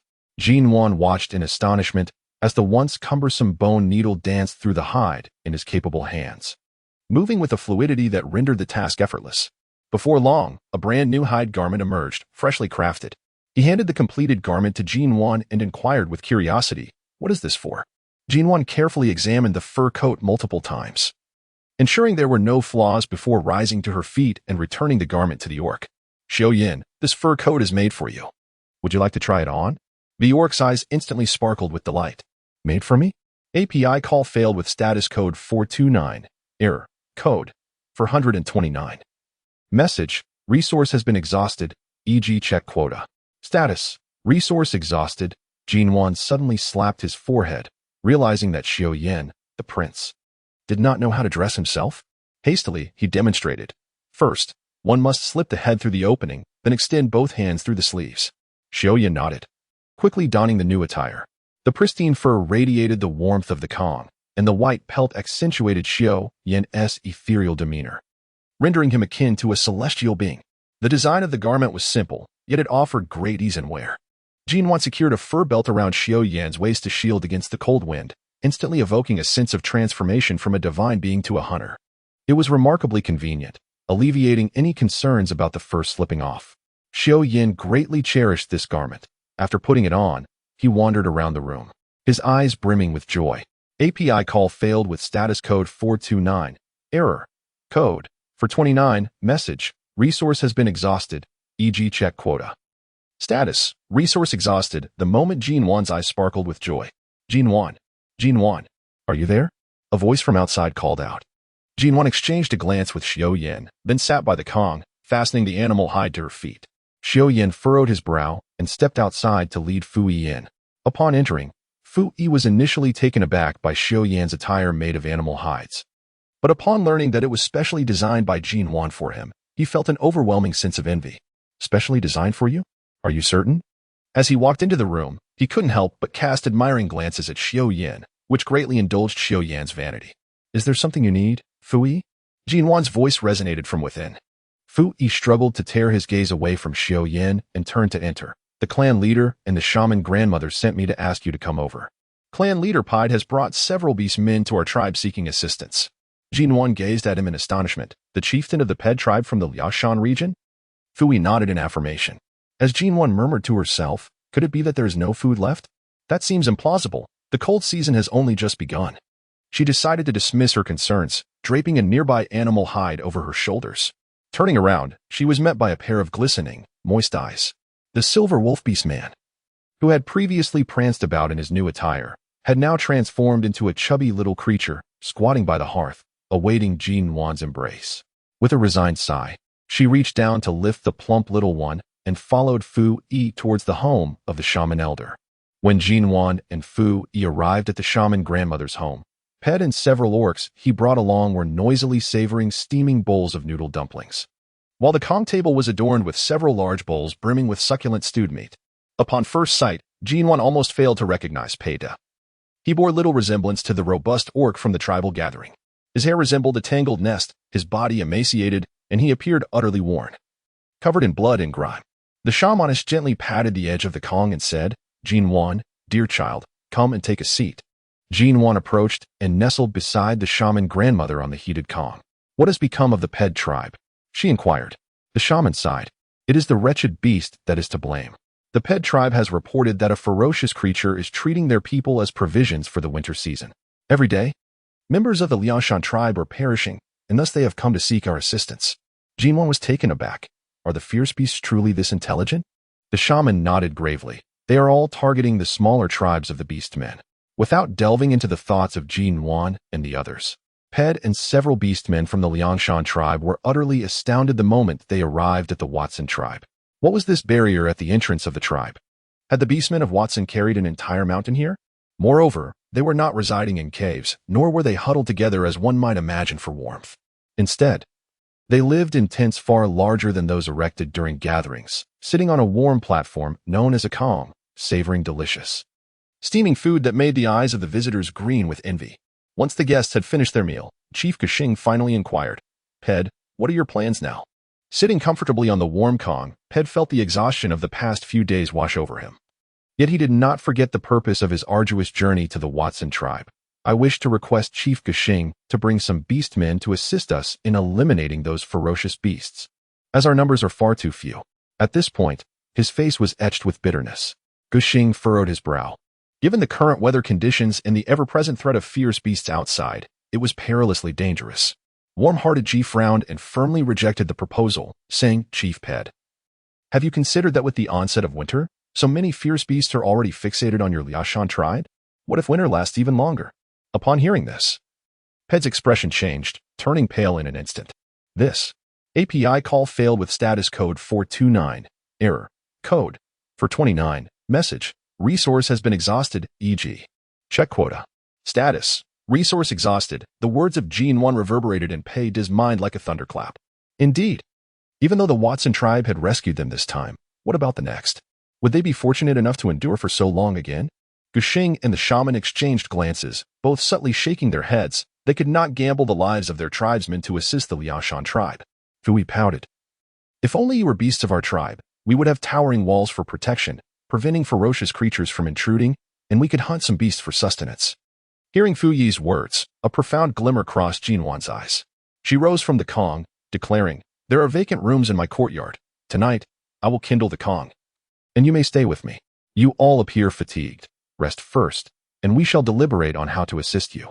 Even if we decide to send orcs, we must prioritize the safety of our tribesmen. Upon hearing this, the expressions of Peida and his companions brightened with a flicker of hope, and they nodded eagerly. Fu Yi, could you kindly escort them and help prepare the kong? If they wish to bathe, please heat some water for them. I will discuss matters with the chieftain and the shaman, and upon your return, I shall prepare a delicious meal for you, Jinwan said, winking at Fu Yi. Fu Yi nodded and led the group towards the door, but as they were about to exit, she suddenly recalled something and turned back to Jinwan, her eyes brimming with hope. I wish to have a garment like the one worn by Brother Xiaoyan today. Nuan smiled and nodded. All right. I can assist you with the cutting, but you must sew it yourself. Fu Yi nodded in agreement. No problem. However, Fat Zai Zai felt an overwhelming discomfort in his heart, and with his chubby paw, he scratched Nuan's arm, letting out a soft whimper. Comforting him by stroking his sleek fur, Nuan softly said, I will make you an even more beautiful outfit when we return. Oh woo. That sounds much better. Once the few beasts had walked away, Chief Guxing inquired with a hint of confusion, Nuan, the outside world is quite perilous at the moment. Both the shaman and I do not agree with our clansmen venturing out into danger. Are you suggesting that you wish to assist the Liangshan tribe? The shaman also nodded in assent. Indeed, we are not close to the Liangshan tribe, and with the current cold weather and the presence of fierce beasts, it is far too dangerous. API call failed with status code 429. Error. Code. 429. Message. Resource has been exhausted, e.g. check quota. Status. Resource exhausted. API call failed with status code 429. Error. Code. 429. Message. Resource has been exhausted, e.g. check quota. Status. Resource exhausted. Nuan smiled and said, Of course, we cannot directly mention our intentions. We shall take our kin to rescue the people of the Liangshan tribe and bring them to our own settlement, providing them with warm shelters. After some time, we can gently inquire about their plans after the cold season. It is imperative that we communicate clearly with our people. The Liangshan tribe does not share our bloodline, and we must keep the matters of housing and warm beds strictly confidential. The shaman, with a glint of wisdom in his aged eyes, remarked, Once they have grown accustomed to the warmth and comfort of our homes and the cozy embrace of our heated beds, we shall see if they are still willing to return to those dark, frigid caves. Nuan nodded with a smile, conveying exactly that sentiment. The patriarch of the Guxing tribe quickly grasped the implication, repeatedly calling Nuan cunning. Meanwhile, the chubby cub proudly raised his head and howled, as if he were receiving praise. Setting aside Nuan's intricate plans to subdue the Liangshan tribe, Fu Yi led Peida and the other beasts through a series of newly constructed houses, finally arriving at Nuan's home. Upon entering a guest room on the left, he lit a torch, illuminating the otherwise empty space, which contained only a cold, large Kong. Fu Yi ignited the stove in a small compartment and filled a large pot with water. As the flames danced, the Kong gradually warmed up. Peida and the others stood in awe, mesmerized by Fu Yi's deft maneuvers, their eyes brimming with wonder. It wasn't until Fu Yi returned with a stack of animal skins that the others snapped back to reality, eagerly rushing to assist. Having previously seen the Kong at the shaman's home, they understood that these skins were meant to cover it. Working together, they swiftly laid a thick layer of animal skins over the expansive Kong. Oh, Peida, come here, Fu Yi called, turning towards the small compartment. Peida followed him, somewhat shy, as Fu Yi poured steaming water from a stone stove into a deep stone trough, adding some snow from outside. The water is just right. You can wash up before sleeping. It will be much more comfortable. After bathing, pull the plug beneath the tub, and the water will drain itself. Remember to refill the pot afterward. Add 2 pieces of firewood before bed, and you'll be set. Peida and the others nodded in unison, indicating their understanding. Oh, right. Fu Yi exclaimed, slapping his forehead before darting outside. As Peida and the others exchanged puzzled glances, footsteps echoed outside, and soon Fu Yi reappeared at the door, carrying 2 thick, large animal skins. These are the blankets that Uncle and I made. There are only 2. It's cold at night, so only you 2 can share one. The tiger beast felt deeply touched and stepped forward to accept the blanket. Thank you. Fu Yi, with a simple smile, ruffled his head, saying, It's my duty. Nuan asked me to take good care of you. Now, you all wash and rest. I'll be heading back. After flashing a smile at the beasts, he turned and ran off.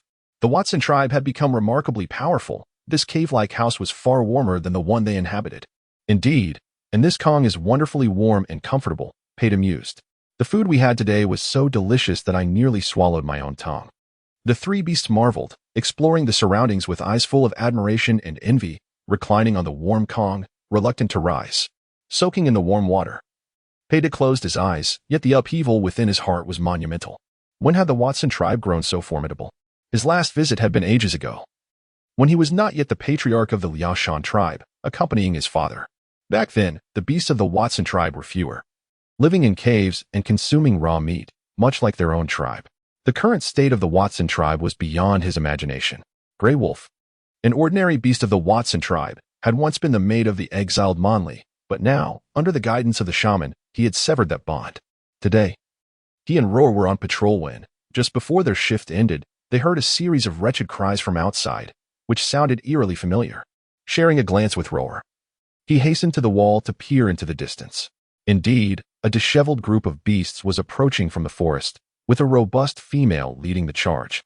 Howling pitifully, it was none other than Monli. Exchanging glances, Roar motioned with his chin. "I'll keep watch here. You go inform the patriarch." Grey Wolf managed a wry smile and nodded. Although Roar had once been Monli's partner, he had never treated her well, unlike Grey Wolf, who had always been kind to her. Watching Grey Wolf depart, Roar's amber eyes fixated on the approaching figure, a chilling smirk playing on his lips. Delighted, Monli waved her arms at Roar, who stood atop the wall. "Roar, it's me, Monli. Let us in quickly. There are fierce beasts chasing us." She danced anxiously, but there was no response from the wall.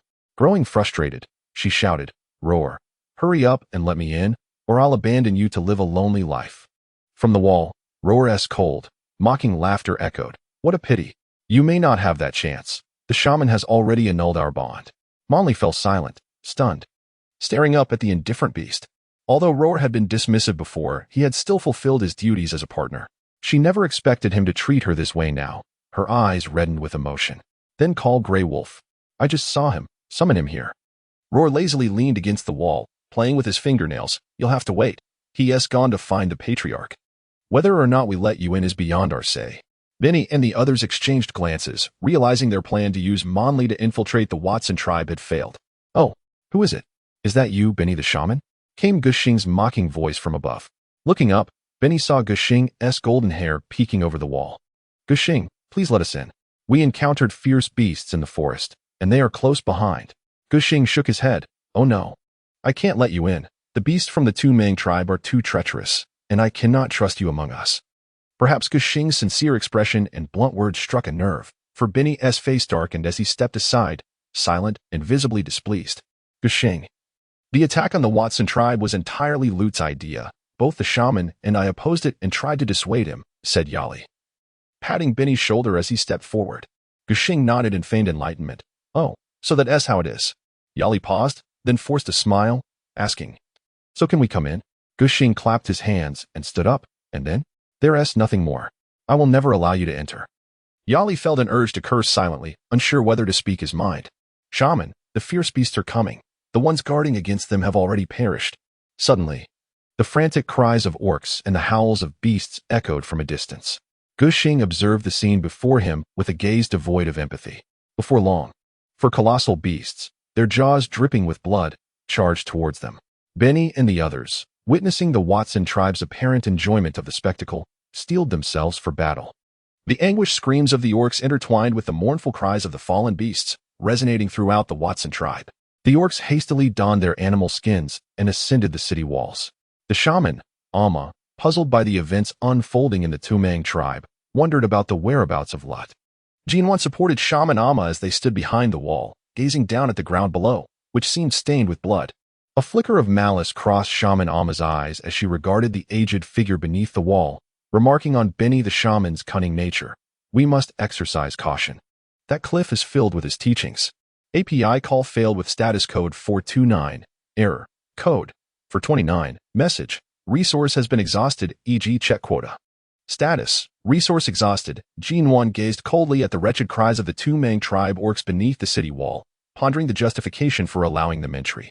The old shaman, Amma, smiled broadly, her face blooming like a chrysanthemum. Indeed, some acts of mercy should not exist. Suddenly, a soft and endearing meow pierced the ears of the assembled beasts. While the orcs of the Watson tribe leaned over the city wall to watch the spectacle, a small kitten seized the opportunity to sneak up. Spotting the handsome beast she had long admired, the little feline could not resist. Her eyes sparkled with excitement as she leaped down from the wall, aiming directly for the cliff below. Upon hearing the familiar meow, the orc in the cliff felt an ominous premonition. Indeed, tears streamed down his face as he beheld the white fluff ball soaring from the wall, although he inwardly resisted. As an orc, he grimaced but still extended his hand to catch the falling kitten. Katta glared at the little creature nestled in the orc's arms, wishing fervently to seize it and give its bottom a thorough spanking. Meanwhile, Benny the shaman cast a somewhat flustered glance at the old shaman Ma on the wall. Pony, let us in. I will seek guidance from the beast god here. And once inside, I vow not to engage in any actions detrimental to the Watson tribe. Nuan heard the name of the shaman Amama for the first time. And the beast called out, Pony? Benny, you may enter, but the Lord of Beasts would not permit me to stand idly by as his can perish. However, you must swear to abide by the arrangements of the Watson tribe upon entering. Should you breach this oath or commit any wrongdoing, we shall expel you or even take your lives. The beasts of the Touang tribe were already suffering from cold, hunger, and pain, their spirits greatly diminished. Upon hearing these words, they looked at the shaman Benny with hopeful eyes. Benny's gaze darkened as he surveyed the wounded kin around him. Ultimately, he gritted his teeth and nodded in agreement. Thus, the orcs of the Touang tribe swore their oaths under the watchful eye of the shaman Amama before being allowed to pass beyond the stone walls that loomed like mountains. The array of houses and the tranquil atmosphere evoked envy in the hearts of the Touang orcs, not to mention the tantalizing aroma of food wafting from those homes. Chief Gushing allocated a storage cave for these Touang orcs, while arrangements were made for the orcs to drag several massive beast carcasses from outside the city walls. The provisions they had brought were long discarded during their flight. Sister. Nuan had just helped the shaman Amama sit on the Kong when she stumbled at the sound of Benny's address from behind her. Chief Gushing, unfazed, removed his beast's skin and settled down beside them. The shaman Amama tugged at her lips and said, Do not call me sister. You will leave after the snow ceases. And you must find food on your own. Benny chuckled bitterly. Sister, it has been so long since we last met. Can we not have a proper conversation? The shaman Amama scoffed. Benny, I know you too well. Such tricks will not work on me. Speak plainly. Benny's expression shifted, the nostalgic look fading as he assumed a calm demeanor befitting an elder. I wish for the remaining orcs of the Touang tribe to join the Watson tribe. At last, the shaman Amama lifted her gaze to regard her brother, but her eyes lacked the warmth of familial affection. You know that is impossible. Benny, now agitated, raised his voice. It is possible, sister. If you agree, it can be done. I know you resent our father and mother for abandoning you, but there was no other choice back then. Now, it is merely the two of us left alive. The Touang tribe is surrounded by ferocious beasts. That fool Lud is feeding them with our kin's bodies. I could only lead a portion of my followers out, and they bear no ill towards the Watson tribe. I swear it before the Lord of Beasts. If you grant us permission to join, I am willing to forsake my identity as a shaman and become a healer, dedicating ourselves wholeheartedly to the Watson tribe. Both Nuan and Gushing felt a stir of emotion, yet they refrained from speaking. The matter was intertwined with the concerns of the shaman grandmother, and they did not wish to cause sorrow to this venerable figure who had devoted her life to the tribe. You may stay in the tribe for now.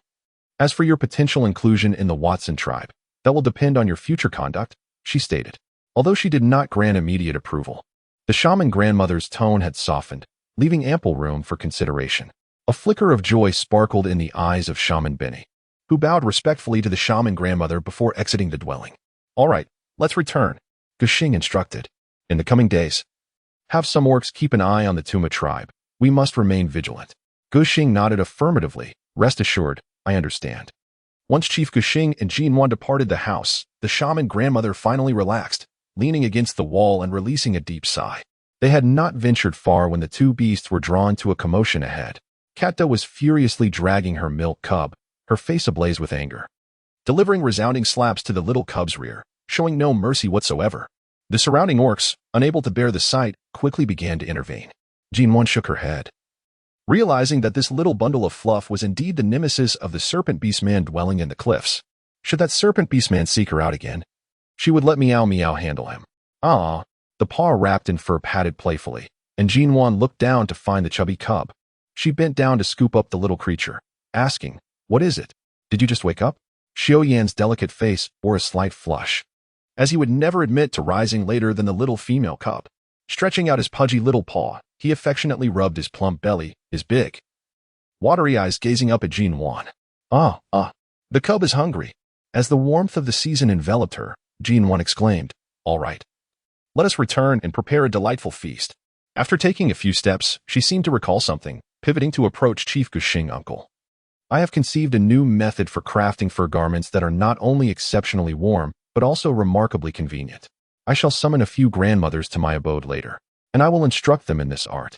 Upon hearing this, Gushing's eyes sparkled with enthusiasm, and he eagerly nodded in agreement. After all, anything produced by Nuan is guaranteed to be of exquisite quality. Humming a tune that she herself could hardly comprehend, she hastened home, eager to share such splendid news with her mate and younger sister. As for the pitiful little furball mewing behind her, Guxing thought to himself that his mischievous daughter, Guyi, had often faced her fair share of discipline from her mother in her youth. With a contented sigh, Nuan nestled into her warm fur blanket, reluctant to rise. Is there truly anywhere in this world more comfortable than a cozy bed? No, there is not. API call failed with status code 429. Error. Code 429. Message. Resource has been exhausted, e.g. check quota. Status. Resource exhausted. API call failed with status code 429. Error. Code 429. Message. Resource has been exhausted, e.g. check quota. Status. Resource exhausted. As Nuan swiftly threw off the covers and sat up, her gaze fell upon a broad chest, taut with muscle. Blinking in surprise, she looked upward, and there he was, Xiaoyan, his strikingly handsome face illuminated by the morning light. Gone was the chubby visage of her earlier memories. Instead, a formidable male lay beside her. Nuan felt a wave of discomfort wash over her, hastily donning her animal hide before leaping from the bed. Hearing the light patter of the female's footsteps as she exited the dwelling, Xiaoyan allowed a smile to grace his lips, slowly opening his eyes, a hint of pride flickering within their depths. How could one continuously view this beast as merely a cub? He was, after all, a powerful beastman. Nuan, might you accompany us to seek the shaman and the chieftain of the Guxing tribe? As Nuan stepped outside, she encountered Chieftain Pied, who had been lingering outside for quite some time. Upon seeing Nuan, he approached her, a hint of awkwardness evident as he rubbed his hands together and spoke. Nuan smiled gently and said, "Of course, you may go have your lunch first. The chieftain and the shaman are also dining at this hour. After the shaman finishes her meal, she will take a moment to rest. I will take you to see them later. It will be a good opportunity to discuss matters concerning your tribe." Pied's eyes sparkled with excitement as he nodded eagerly. The appearance of the Touang tribe that morning had indeed taken him by surprise. He never anticipated that such a formidable tribe would be compelled to seek aid from the Watson tribe.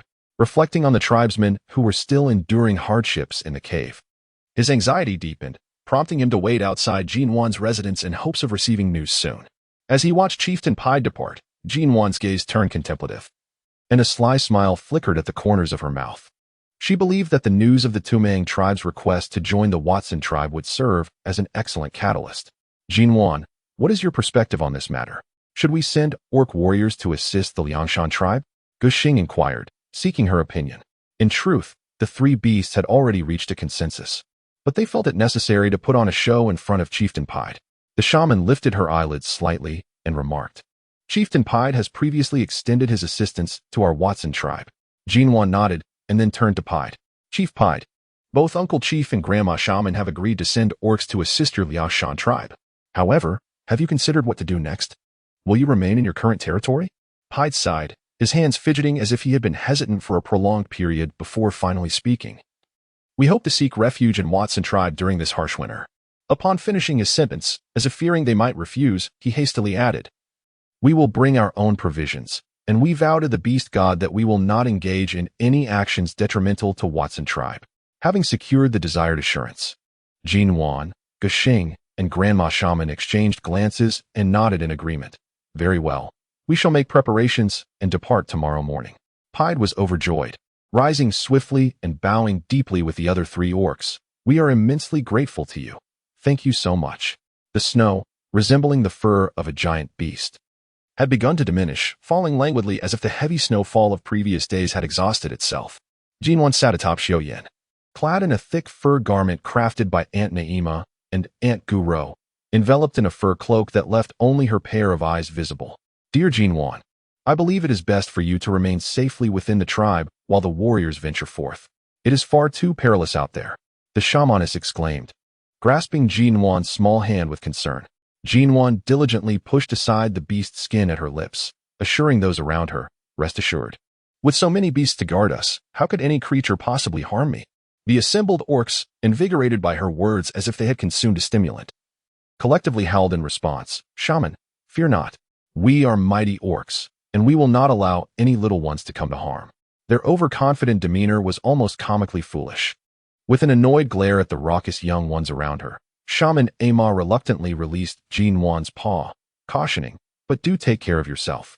She then patted Xiao Yan's wolfish head, saying, "Protect Nuan well." The wolf nodded, his cold, deep voice resonating. "You need not worry. I shall ensure her safety." The heavy gate, with the combined strength of the orcs, slowly descended, creaking ominously until it crashed down with a resounding thud.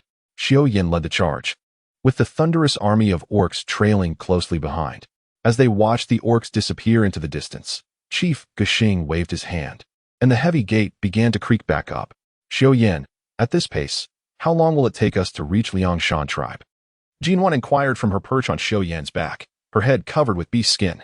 Xiao Yan considered for a moment before replying, with the speed.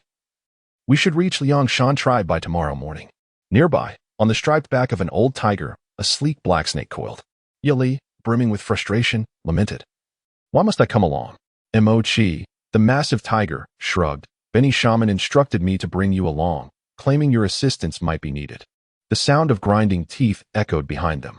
"So, you disturb my winter slumber?" Yili grumbled. After finally finding a safe corner to hibernate, he was unceremoniously dragged into the cold to assist in rescuing beasts from another tribe. "Pei Chi, when will the chief return? I'm so scared. Will we be devoured by ferocious beasts?" The atmosphere within the dark cave was heavy and foreboding. The beasts, having gone days without sustenance, were agitated, relentlessly battering against the boulders blocking the cave entrance, their furious roars tugging at the orcs' hearts. Pei Chi sat at the cave's entrance, determined to protect the tribe in his father's absence, even as his trembling hands struggled to reassure his kin. "Just hold on a little longer. My father may have just reached Watson tribe. Perhaps he is already on his way back. Shaman, please drink some water." Dana, Peita's wife, brought some melted snow water in large leaves. The shaman had grown weak and unable to eat, causing great concern among the tribe. However, the only response was silence, not even a feeble breath. Dana's heart raced as her trembling hand reached out to touch the shaman's thin arm, his sunken cheeks, and the whiskers above his lifeless lips. She felt no breath, her heart constricted in the darkness, and the leaves trembled in her grip. Had the shaman passed away? "AMU. Is Shaman Uncle all right?" Dana's mind buzzed, completely missing Pei Chi's calls. "AMU? AMU?" Pei Chi raised his voice, finally rousing Dana from her stupor. She wiped her tears and steadied herself, turning to the direction of her child's voice. "What is it? Pei Chi, is Shaman Uncle okay?" She forced a smile and replied, "Much better. He just drank some water. Don't worry." Pei Chi sighed in relief. If anything happened to Shaman Uncle now, the tribe would be thrown into panic. Boom, boom. The outside of the cave erupted in another round of impacts. The orcs braced behind the boulder, ready to sacrifice their lives to protect the females and young ones should the beast break through. The females clutched their offspring tightly, huddled together, trembling. As night fell, the tribe descended into an eerie silence. Outside the cave, a pair of glowing green eyes glimmered with malevolence, fixated on the boulders that had shielded them for days. The sound of heavy breathing pierced the stillness, and the watchful orcs shared glances before rousing their resting kin. Pei Chi clenched his jaw, filled with rage against the ferocious beasts. It seemed there would be no restful night for them. Roar, roar. The sounds of beastly howls erupted from outside, followed by deafening crashes against the cave. The orcs felt a heavy weight in their hearts as cracks began to spread across the boulder. "It is nearly time," Peita remarked, his voice laden with unspoken anticipation and concern. His limbs flailed as he yearned to reach the tribe instantly. Sensing their urgency, the orcs quickened their pace, the thundering of their footsteps causing the lurking beasts to hesitate. Crack! The sound of stones slowly fracturing echoed in the silent cave, as if the hearts of the Liangshan tribe members were cracking under the weight of fear. "Orcs, the stone will not hold much longer. Prepare your claws. And when I give the signal, we will charge out and slay these damned beasts." Pei Chi growled, his eyes ablaze with determination. Roar! The orcs responded with low growls, their eyes burning with vengeance as they fixed their gazes upon the boulder. Pei Chi turned to the orcs on watch. "Once we breach the cave, you will move the nearby stones to block the entrance again. We cannot let any harm come to the females and young ones. Understood?" His voice reverberated within the cave as the orcs nodded, tears of apprehension filling their eyes, echoing the sobs of the females. Boom. The boulder finally succumbed to the relentless assaults of the beasts, shattering under their force. Pei Chi surged forth, claws drawn, lunging at the nearest beast, sending a spray of crimson mist into the air. The orcs behind him roared and charged at the other beasts. The watchful orcs hastily moved aside to shift another boulder into place at the cave's entrance. In their frantic efforts, none noticed a solitary beast circumventing them, racing toward the unguarded cave. The chilling screams of females and younglings echoed from within. The orcs turned in shock, faces stricken with fear. At the cave entrance, a long-haired beast emerged, its jaws clamped around his severed body, gnashing its teeth with a sickening crunch. Pei-Chi bellowed in fury. Turning back to confront the beast, sinking his teeth into its neck with a force born of vengeance, penetrating its thick hide. Roar! The beast howled in agony, its cry reverberating through the trees, causing snow to tumble from the branches. However, the beast Pei-Chi had restrained lunged at him, its limbs thrashing wildly. Pei-Chi, watch out! A howl echoed in the night, the tension palpable as the battle unfolded. The sudden roar of a beast shattered the silence, causing the creature that had lunged towards Pei-Chi to stumble, shaking its ears and tucking its tail between its legs as it turned to flee. Yet, perhaps fortune smiled upon them, for its recent furtive attack had not gone unnoticed by the other beasts. Ped and a dozen others charged forth, and within moments, the beast lay lifeless upon the ground, having met its demise before it could even savor its anticipated meal. Pei-Chi released her grip and leapt to a safe distance, her furry face alight with astonishment as she beheld the unfamiliar beastmen who had suddenly materialized around her. The beastmen surged forward, overwhelming the lone beast in a matter of moments. "Father, you have finally returned," Pei-Chi exclaimed, rushing to nuzzle against her father, her heart finding solace once more. "Pet, let us first check on the females and the younglings in the cave." A delicate voice, belonging to his small cub, broke through the tumult, drawing the astonished gazes of Pei-Chi and the beastmen of Liangshan tribe. Perched upon the back of an exceptionally large and robust silver wolf beastman was a petite female cub, her anxious gaze directed towards the cave. Pei-Chi snapped back to reality. A fierce beast has just entered the cave. Upon hearing this, Ped was taken aback and swiftly made his way inside. The cave was filled with cries, a gruesome scene of bloodshed unfolding before him. Several elderly beastmen lay sprawled on the ground, drenched in blood, while the females huddled together, clutching stones in their hands, shielding their younglings behind them. Upon seeing their clan leader enter, a wave of relief washed over them, and they collapsed, weeping uncontrollably. The fluffy little cubs, witnessing their mother's distress, pouted their tiny mouths and joined in the cacophony of wails. Ped felt a throbbing ache in his head as the beastmen continued to filter in, offering comfort to their own females and young. Dina, her eyes red and swollen, approached Ped and embraced him tightly, her voice trembling as she uttered, "The shaman has passed away." Ped's pupils dilated in shock. How can this be? The herbs were given to the females and cubs. The shaman had been feverish for several days and refused to use the herbs for herself, ultimately unable to eat. She could only drink some snowmelt each day, and now. Dina's voice rose, unrestrained. Another wave of sorrowful cries erupted within the cave, and this time, even Ped's eyes brimmed with tears. As the gentle warmth of the season enveloped the land, Nuan tended to the wounds of the orcs, while Pied led them in laying the shaman to rest within the territory that had nurtured him. "We must hasten our departure. The scent of blood is too pungent here and may attract more ferocious beasts," Xiaoyan remarked with a furrowed brow, casting a wary glance toward the mist-laden forest. Aware of how acutely beasts are drawn to the scent of blood, the orcs swiftly hoisted the females and elder orcs upon their backs, and under Xiaoyan's guidance, they surged forth like a torrent, vanishing from this land where the Liangshan tribe had flourished for generations. The cold wind stirred the snowflakes upon the ground, resembling a delicate veil that stood in stark contrast to the sanguinary aura of the surroundings. The crisp sounds of snow cascading from the treetops mingled with the heavy breaths and low growls of the beasts lurking in the depths of the forest, gradually encroaching upon this territory. The crimson eyes of the beast fixated upon the caverns of the Liangshan tribe, their moist noses twitching intermittently, leaving trails of viscous saliva at the corners of their mouths. "Bosan, there are too many beasts here. This small tribe may have already perished." Several imposing figures quietly concealed themselves among the lofty treetops, engaging in hushed dialogue. A snow-white leopard, with golden eyes reflecting a hint of regret, nodded slightly. "There are still traces of orc scent in the air. Let us follow these scents."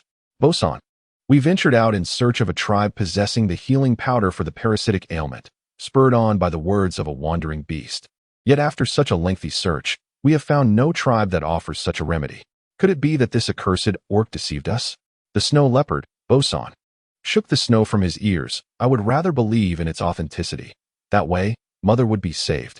Unbeknownst to Xiuyin and the others, who had already distanced themselves, several unfamiliar orcs had arrived alongside the beasts at the Liangshan tribe, their objective being the healing powder that Nuan had presented during the tribal assembly.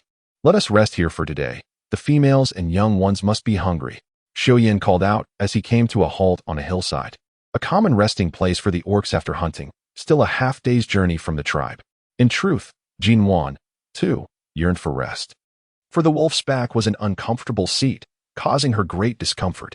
As they departed from the Liangshan tribe, they brought along the provisions collected by Hanji. And Pied expressed his gratitude towards the warriors of the Watson tribe, inviting them to share in the sustenance. Nuan shook his head and said, "We have brought our own provisions. The orcs of the Touang tribe will dine with us. You may keep your food. For it is exceedingly difficult to gather provisions in the cold season." As he spoke, he retrieved a medium-sized porcelain pot from the fur bag on Xiuyan's back. The orcs of the Watson tribe skillfully gathered firewood from a cave behind the hillside, igniting a fire and constructing a rudimentary stove, while several orcs formed a circle around it. Amidst the astonished gazes of the Touang and Liangshan tribesmen, they placed clean snow into the porcelain pot to melt, then added sparkling purple fruit fragments and morsels of meat, covering the pot and engaging in light conversation. Kylie, wrapped in thick furs and seated by the fire, inhaled the alluring aroma wafting from the pot and swallowed hard. "What are you cooking?" he inquired. Defeng replied with a mysterious smile. "It is a newly discovered delicacy of our tribe. As you are not a member of the Watson tribe, I cannot divulge its secrets." Kylie choked slightly, his beguiling eyes narrowing as he raised his voice slightly. "Our Benny shaman has said that once we pass the tribe's trials, we too will belong to the Watson tribe. Why must you withhold this from us?"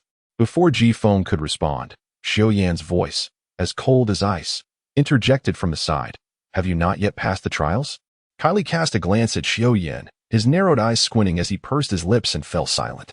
After all, he had already achieved his objective and was indifferent to the caustic remarks of this foul wolf. As Nuan urged Xiuyan to take a seat, he cast a meaningful glance towards the cliff, recognizing the cunning intelligence of the serpent beast. It had likely discerned the intentions of the Watson tribe to persuade the Liangshan tribe to join their ranks, deliberately elevating the status of the Watson tribe in the presence of the Liangshan tribe. The purple fruit porridge in the ceramic pot bubbled and simmered, releasing a rich aroma that made the orcs salivate. I also wish to partake," whimpered the little female orc, Mihua, as she sucked on her finger, her gaunt face brimming with longing. Around her, the other young orcs tugged at their father's and mother's garments, pitifully crying out for attention. The orcs remained silent, merely retrieving the frozen meat apportioned to them, chewing it into a paste, and then feeding it to the little ones. The youngsters eagerly accepted the morsels, their previous clamor silenced as they obediently consumed the offered food. After the beasts finished eating, Nuan washed the porcelain bowls with snow water and filled them with meat porridge, which she then delivered to the parents of the young beast men. "We do not have much food left. These provisions are warm. Let the little ones have some. It will help prevent illness." Pied nodded in acknowledgement, and the beastmen gratefully accepted the offering, hurriedly feeding the clamorous little ones. As they fed the eager cubs, they silently swallowed their own saliva, a sight that filled Nuan with deep sorrow. "Nuan, what you mentioned earlier about your willingness for the Touang tribe to join the Watson tribe, was that true?" Pied hesitated for a long time before finally voicing the question. Nuan nodded slightly, saying, "The Benny shaman and the Yali tribe did not partake in the assault against our Watson tribe. This time, they abandoned those wretched beasts from loot and came to seek our aid, as you are aware." Pied nodded, recalling that he was present during the events of that fateful morning. Nuan continued, "The Benny shaman subsequently proposed the idea of joining our tribe. However, the shaman grandmother asserted that they must undergo a trial, for the Watson tribe does not permit entry to just anyone." Nuan spoke with an expression of calm indifference. Pied, in alignment with Nuan and Yali's sentiments, felt a surge of emotions within him. The Benny shaman's request to join the Watson tribe, contingent upon a trial, suggested that the Watson tribe had grown formidable indeed. Observing Pied's ever-changing countenance, Nuan felt a sense of covert delight. Sometimes, there is no need for excessive words, for the human imagination can conjure notions far more potent than mere speech. A hint of awkwardness crossed her face as she smiled and stood up, saying, "I have matters to attend to." Xiuyan rose to accompany her, saying, "Where are you going?" "I shall go with you, It is too perilous outside. As the warmth of spring graced her cheeks, Nuan expressed her desire to crouch in the underbrush. Xiao, with his profound gaze, offered a subtle smile, assuring her, "I shall accompany you. The cave behind us will suffice." Following Xiao to the vicinity of the cave, Nuan found a suitable spot, prompting him to take a vigilant stance a short distance away. The sound of heavy breathing reached their ears, and Xiaoyan's claws extended instinctively as he cast a wary glance toward the gently swaying grass nearby. Suddenly, a small creature burst forth from the thicket, colliding with Xiaoyan's leg. The beast, sensing the aura of a predator, widened its beady eyes in terror before fainting from fright. At that moment, while Nuan was busy securing the beast's hide, a creature covered her mouth and dragged her into the depths of the forest. The biting cold wind sent shivers down her spine, as the robust arm around her waist constricted tightly, making any movement exceedingly difficult. Watching the familiar forest recede into the distance, Nuan felt a wave of despondency wash over her. Why did she always find herself in such predicaments?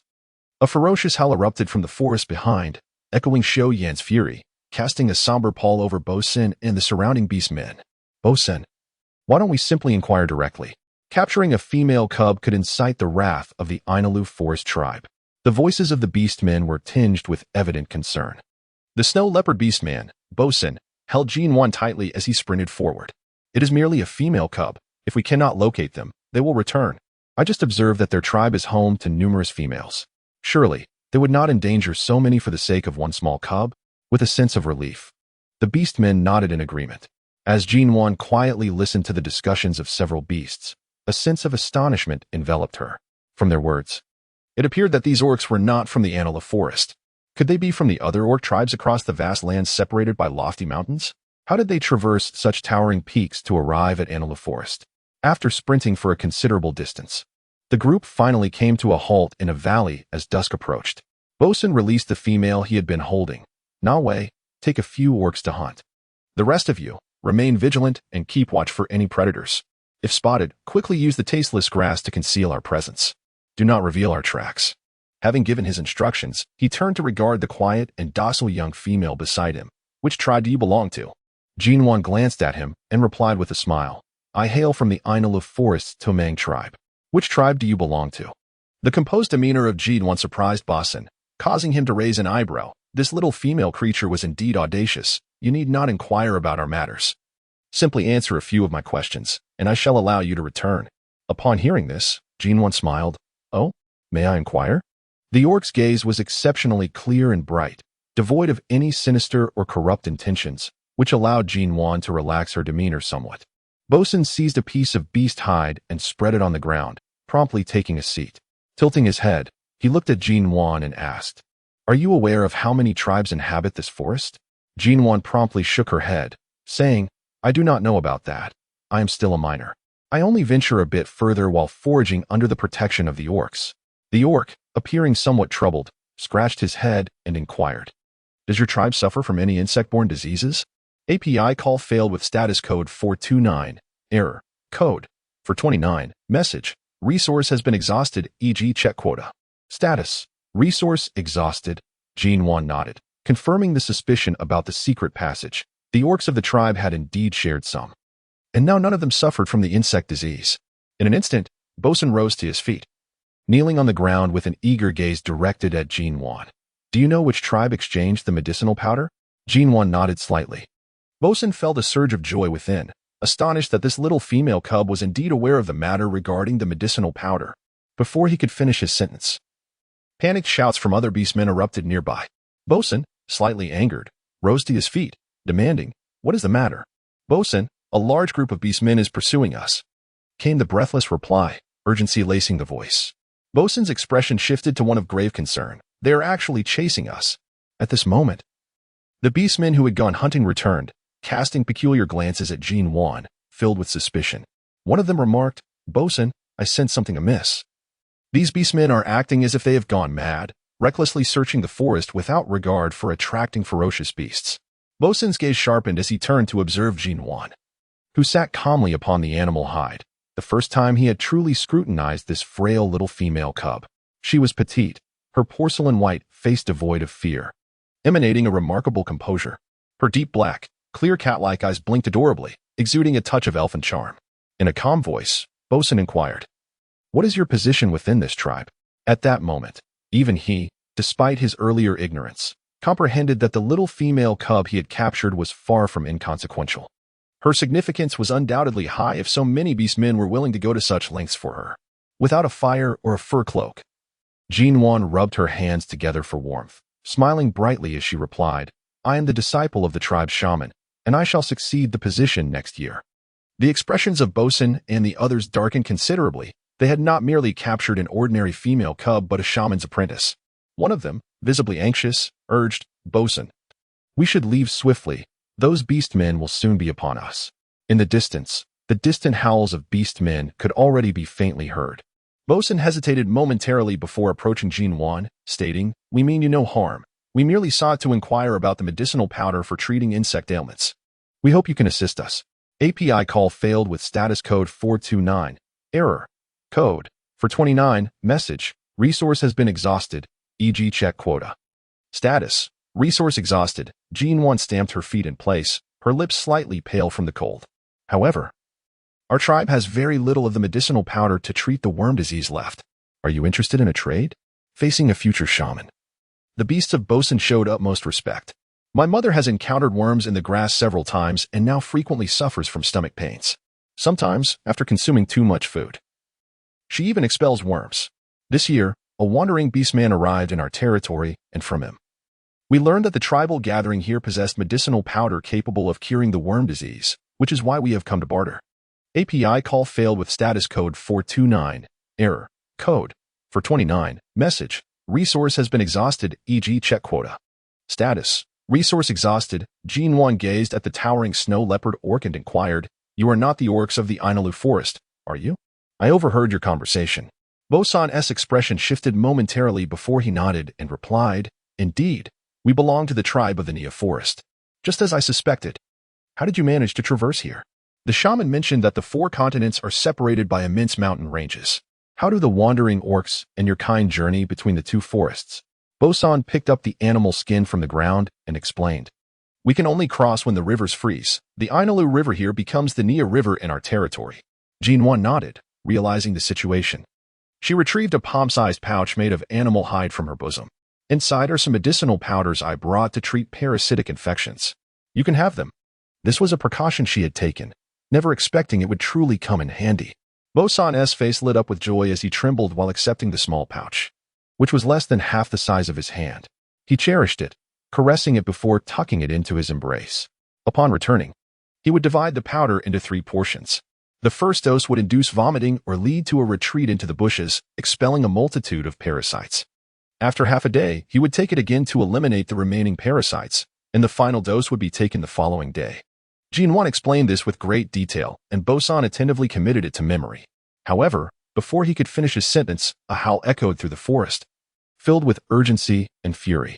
The surrounding bushes parted swiftly, as the orcs from the Watson and Touang tribes emitted low, dangerous growls, encircling the unfamiliar orcs. A tall and majestic silver wolf stepped forward, its sharp fangs slightly exposed, and its piercing eyes glinted with cold menace. "Release the female cub, or you will all perish here." Nuan had never heard such a frigid tone from Xiaoyan, yet the thought that it was because of her warmed her heart.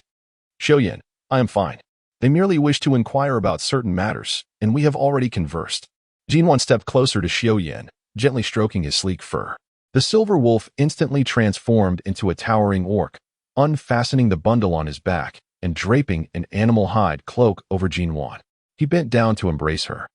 The chill emanating from the little female cub intensified the coldness of Xiaoyan's aura. "I understand. You should go with Feng and the others to warm yourselves by the fire. I will join you shortly." With that, he placed her onto Feng's back and watched as she moved away. Then, with a leap, he lunged toward Bosun, who still bore the scent of the little female cub he had abducted. As Nuan savored the fragrant hot porridge, a warm sensation enveloped her body, prompting a long sigh of relief. In that moment, a flicker of trepidation coursed through her. Fortunately, it was merely an orc devoid of ill intentions. What if? No, she decided not to dwell on that thought. "Are you feeling better?" A cool, magnetic voice resonated from behind her. Filled with delight, Nuan turned around. Indeed, Xiaoyan was striding towards her. Much better, though I still feel a bit cold. Otherwise, I am well. What about those orcs? Nuan glanced back at his retreating figure. Gently ruffling her hair, Xiaoyan's lips curled into a sharp, icy smile. They mentioned they wish to return to the tribe swiftly. They have already departed. API call failed with status code 429. Error. Code 429.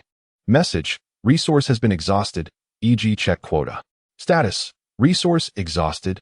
Nuan nodded slightly and obediently returned to the warmth of the campfire. On the other side, Bosan and a few beasts hung limply from the branches, battered and bruised, shivering in the cold wind, feeling both the sting of pain and the chill of despair. The poor creature, with its snot frozen into icicles beneath its nose, looked up with teary eyes. Bosan, think of a way to get down. We're freezing to death. Bosan, with a swollen face resembling that of a grumbling beast, bared its teeth and began to sever the vines with its claws. Hearing the plea, it cast a disdainful glance at the creature with the long drooping snot and retorted, "Just wait a moment, it will be done soon. What were you doing just now?" "Xiaoyan, dear brother," Nuan inquired, handing over a bowl of warm porridge. Concerned that the little female might scald herself, Xiaoyan quickly reached out to take it. "I went to inquire about which tribe they belonged to," he replied. With eyes gleaming, Nuan exclaimed, "I only knew they were beastmen from another land, hailing from the Nia forest. They traversed the frozen Enilu River. Before I could inquire about their tribe's name, you arrived." Xiaoyan sipped the warm porridge, a contented sigh escaping him as the warmth enveloped his stomach. "Indeed," he affirmed. "They are beastmen from a large tribe called Gru in the Nia forest, seeking medicinal powder to cure the insect-borne disease." Nuan nodded, affirming what they had informed her. She had mentioned to them that they were orcs from the Touang tribe and had provided a packet of medicinal powder to treat insect bites. Xiaoyan raised an eyebrow, noting how cunning the young female had become. The orcs swiftly gathered their belongings, and Nuan, once again wrapped like a dumpling, climbed onto the back of the silver wolf. The group of orcs continued their journey towards the Watson tribe. As the silhouettes of the orcs gradually faded into the vast, wide expanse of the forest, a rustle in the thicket revealed several orc figures. "Chief, it appears that the shaman Benny and his companions have indeed gone to the Watson tribe. What shall we do now?" A furtive voice echoed through the woods. Lute snapped a dry twig in half, a sinister grin spreading across his gaunt face. "Didn't they say there are orcs from the Nia continent here? Since this little female has claimed to be from our Touang tribe and even provided them with medicine for insect ailments, we should request their hospitality." A chorus of lecherous laughter arose from the surrounding orcs. "Chief, what about the younglings and females in that tribe?" One orc voiced his concern hesitantly. Lute scoffed dismissively. "The tribe is already surrounded by ferocious beasts. Do you expect to rescue them? Once we reach the Nia tribe, as long as you hunt bravely, do you think the females will look down upon you?" The orcs exchanged glances, disappointment etched in their eyes. "All right, everyone. Split up and search for those orcs from the Nia tribe. Then regroup here," Lute commanded, gesturing grandly as he led a few orcs sprinting into the snowy wilderness. The remaining orcs shared a look before pursuing the direction the Watson tribe had departed. "Chief, let us eliminate those traitors." A fierce voice rumbled in the forest. Lute and a few orcs who had departed earlier reappeared at the scene. "Let them go. Do they truly believe the Watson tribe would shelter orcs who once attacked their own? Let us depart." The snow lay thick, concealing the powerful orcs' limbs as they ran through the white blanket, making the return journey particularly jarring. Nuan found herself gripping the silver wolf's fur tightly as Xiaoyan leaped over a deep pit, causing her heart to race. By the time she realized it, she was clutching a substantial tuft of wolf fur. Stealing a glance at the focused Xiaoyan, Nuan discreetly tucked the fur into the pocket of her beast hide clothing, letting out a quiet sigh of relief. Gazing at the bare patch on the wolf's neck, her heart sank further. Would T transforming into an orc result in a similar bald spot on her head? She pondered the image of the striking silver wolf with a bald patch on its head. As the warmth of the season gave way to a shiver of cold, a sense of disillusionment enveloped the atmosphere. The charm had dissipated, never to return. "Grandmother Shaman. Benny the shaman has urgent matters to discuss with you." A voice echoed from outside as the shaman diligently tended to her herbs. Dusting off her hands, she beckoned.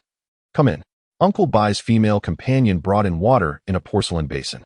After meticulously washing her hands, the shaman settled onto the heated platform. "Sister, there are matters I wish to consult with you," Benny the shaman stated, having adopted a more humble demeanor since arriving at the Watson tribe. "Haha, shaman. You say there are matters to discuss? Wait. Benny the shaman has already arrived. Chief Gushing, unceremoniously shedding his animal skin, made himself comfortable on the platform. Noticing the chief's presence, Benny finally spoke. I would like to inquire if it is possible to allocate a few rooms for us. The cave is far too cold. The shaman scoffed. In times when there were no houses, we also resided in caves, yet you did not freeze like a dog. Benny's face twitched, silently shedding tears at her sister's sharp tongue. You see, we plan to return and bring the females and young ones with us. So we wish to provide them with shelter. The little ones and females are frail. They could not accompany us in our search for a dwelling. Of course, we will exchange prey for this. The beastmen have hunted several ferocious creatures these past few days. We can offer that as our payment. Is that acceptable? Benny approached the matter with a tentative spirit, knowing that residing in the Watson tribe's cave was preferable to living in a place where danger lurked at every turn. Chief Gushing nodded. That is feasible, but we only have 3 rooms remaining. We have little else. Benny beamed with delight. 3 rooms are more than sufficient. That will do nicely. I shall have the beastmen bring the prey shortly. As Benny's figure faded from view, the shaman's expression became contemplative. Her thoughts veiled in mystery. Back. They have returned. A commotion erupted outside as the beastmen arrived. The shaman and Chief Gushing exchanged glances, hastily donning their animal skins and making their way outside. Oh, it seems the young ones have returned. Huh. Chief Gushing strode forward with enthusiasm, while the shaman, aided by Uncle Bai's female, followed with a sense of urgency. The heavy door creaked as it was lowered, allowing a throng of beastmen to surge inside, before being pulled shut again, securing the tribe's safety. Molly stood among the throng. Sniffling, her face, swollen and blue from the cold, glared with envy at the females escorted by the beastmen at the city gates. Curse that mountain brat. Why does she not just perish? Wherever she is, the beastmen will never see me, Monley.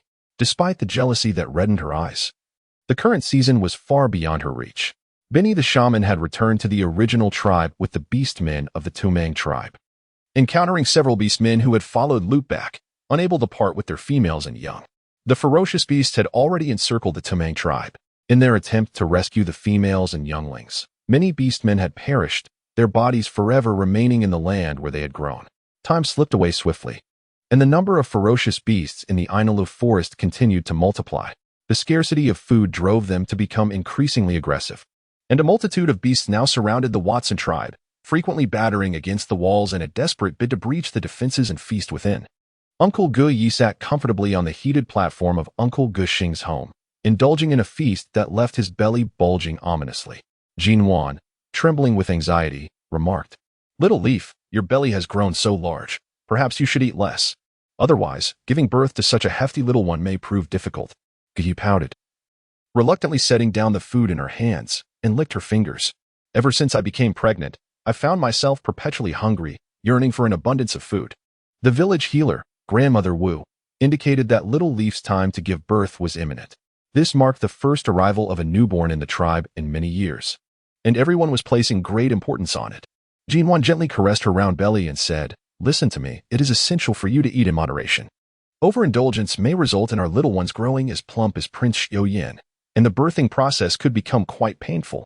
As the cadence of Jinwan's words dissipated, an immediate hush descended upon the abode. A sudden premonition of unease caused Jinwan to reflexively draw her neck inward, as if warding off an unforeseen chill. "Resembling me? Indeed? Plump and cherubic? Indeed?" The crystalline timbre ascended with each utterance, and Jinwan could almost discern the grinding of the beastman's teeth in vexation.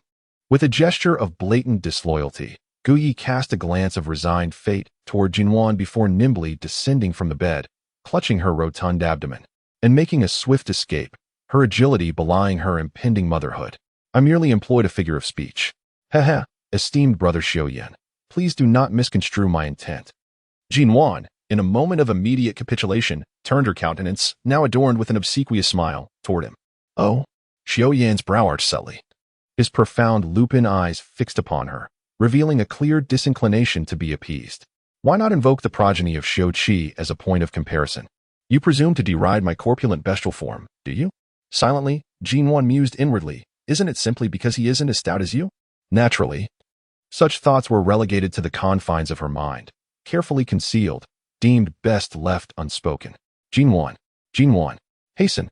Little Yezi has just been shoved by that unsightly female, Monley, and now suffers from abdominal pain and is bleeding. Hong Ama's anxious voice echoed from beyond the doorway. Disregarding Xiao Yan's sentiments, Jinwan's heart constricted with worry, and she promptly dashed outside. A glint of coldness flashed in Xiao Yan's eyes.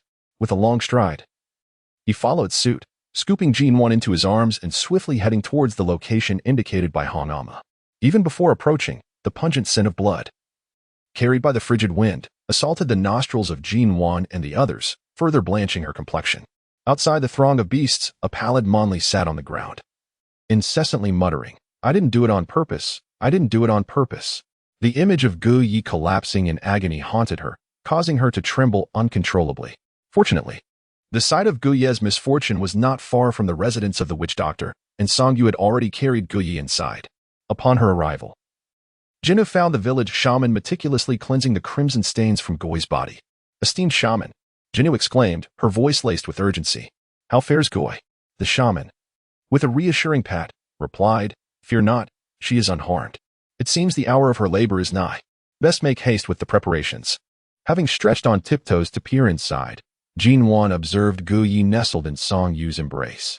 Though occasional whimpers escaped her, it was evident she was largely unharmed, which brought Jinwan a wave of relief. "Granny Witch Doctor, I shall prepare some warm water and sustenance." Never having witnessed a birth in the beast world, Jinwan confessed to feeling somewhat flustered.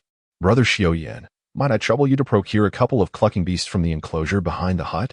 Jinwan intended to prepare a broth from the clucking beasts for Gu Yi, recalling that chicken soup was a highly nourishing dish back in China. "Shall I assist you in their preparation?" Xiao Yan readily offered. Nuan acquiesced. That would be optimal. She positioned the ceramic pot from Granny Witch Doctor's abode atop the stove, adding tepid water for Little Leaf's later use. Xiao Yan expedited his task, swiftly delivering 2 thoroughly cleansed cluck-cluck beasts. Nuan directed Xiao Yan to cleave the beasts into uniform pieces using a stone blade. Simultaneously, she placed the ceramic pot on the stove, pouring in frigid water, and blanched the prepared fowl segments. Subsequently, she retrieved the blanched pieces, rinsing them under cool water to eradicate any residual impurities. After replenishing the pot with pristine water, she introduced the fowl, cautiously adding fuel to allow for a gradual simmer. "Nuan, dear one, incorporate a few sweet fruits. Females in parturition invariably seek these from me." Nuan accepted the fist-sized, tangerine-hued fruit from Granny Witch Doctor. After a brief inspection, unable to discern its variety, she diced the sweet fruit with a stone blade, adding it to the pot alongside the fowl. She sampled the remaining fragment, savoring its tender texture and pronounced sweetness, reminiscent of sun-dried jujubes from her homeland. "Oh, it hurts." Gu Ye's exclamation disrupted Nuan's reverie. Startled, she hastened indoors, where Song Yu was tearfully perched at the edge of the platform, clutching Gu Ye's plump hand, visibly anxious. Conversely, Granny Witch Doctor remained composed, seated by the platform, meticulously gathering herbs, which perplexed Nuan. "Granny Witch Doctor, is Little Leaf all right?" Granny Witch Doctor glanced at Nuan, replying with a genial smile, "She is well." Little Leaf carries a diminutive beast person. Beast people are invariably born as beast cubs. She will be well momentarily. Jane gestured towards Goyle's abdomen, inquiring, "Pray tell, how many cubs does the little sprout carry within?" The village's wise woman cast a glance in her direction, a hint of amusement playing on her lips as she responded, "How many could there possibly be?" "Assuredly, only one." Startled, Jinwan stared in disbelief. "Is it possible that Yeezy's enormous belly only contains a single cub?" The tribal healer, with a touch of exasperation, cast a glare at Gu Yi, who was still wailing loudly. "Tiger cubs are quite small. Yeezy has simply overindulged.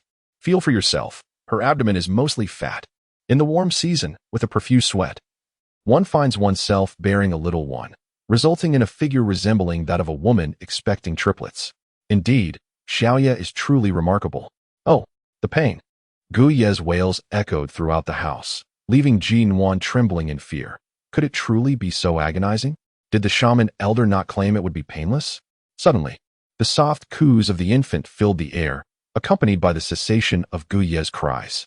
Jinwan glanced over, and her eyes widened in astonishment. This little creature is undeniably plump, nourished splendidly. Just as she had surmised, his mother had indulged herself abundantly. At this rate, he would surely surpass brother Xiao Yan in size, resembling a diminutive ball of flesh. Yet, why must it be a male? I had hoped for a female. Guy lay on the bed, grumbling softly in discontent. Bearing a vessel of heated water, Jinwan cast an irascible glance towards Gu Yi, remarking, A young male is quite advantageous, for should a female offspring follow, she shall have an elder brother to safeguard her. Gu Ye's eyes illuminated upon hearing this, exclaiming, "Indeed. Nuan, your perspicacity is truly remarkable." Presenting the dampened, supple animal hide to Songyu, Nuan cast her gaze upon the diminutive bundle of flesh nestled upon the balmy platform, its eyes yet unopened, nuzzling against Gu Ye and emitting delicate, infantile cries. An epitome of endearment. As the warm season turned, Nuan inquired, "Grandma Shaman, does the little cub not require a hide for wrapping?" The shaman chuckled softly.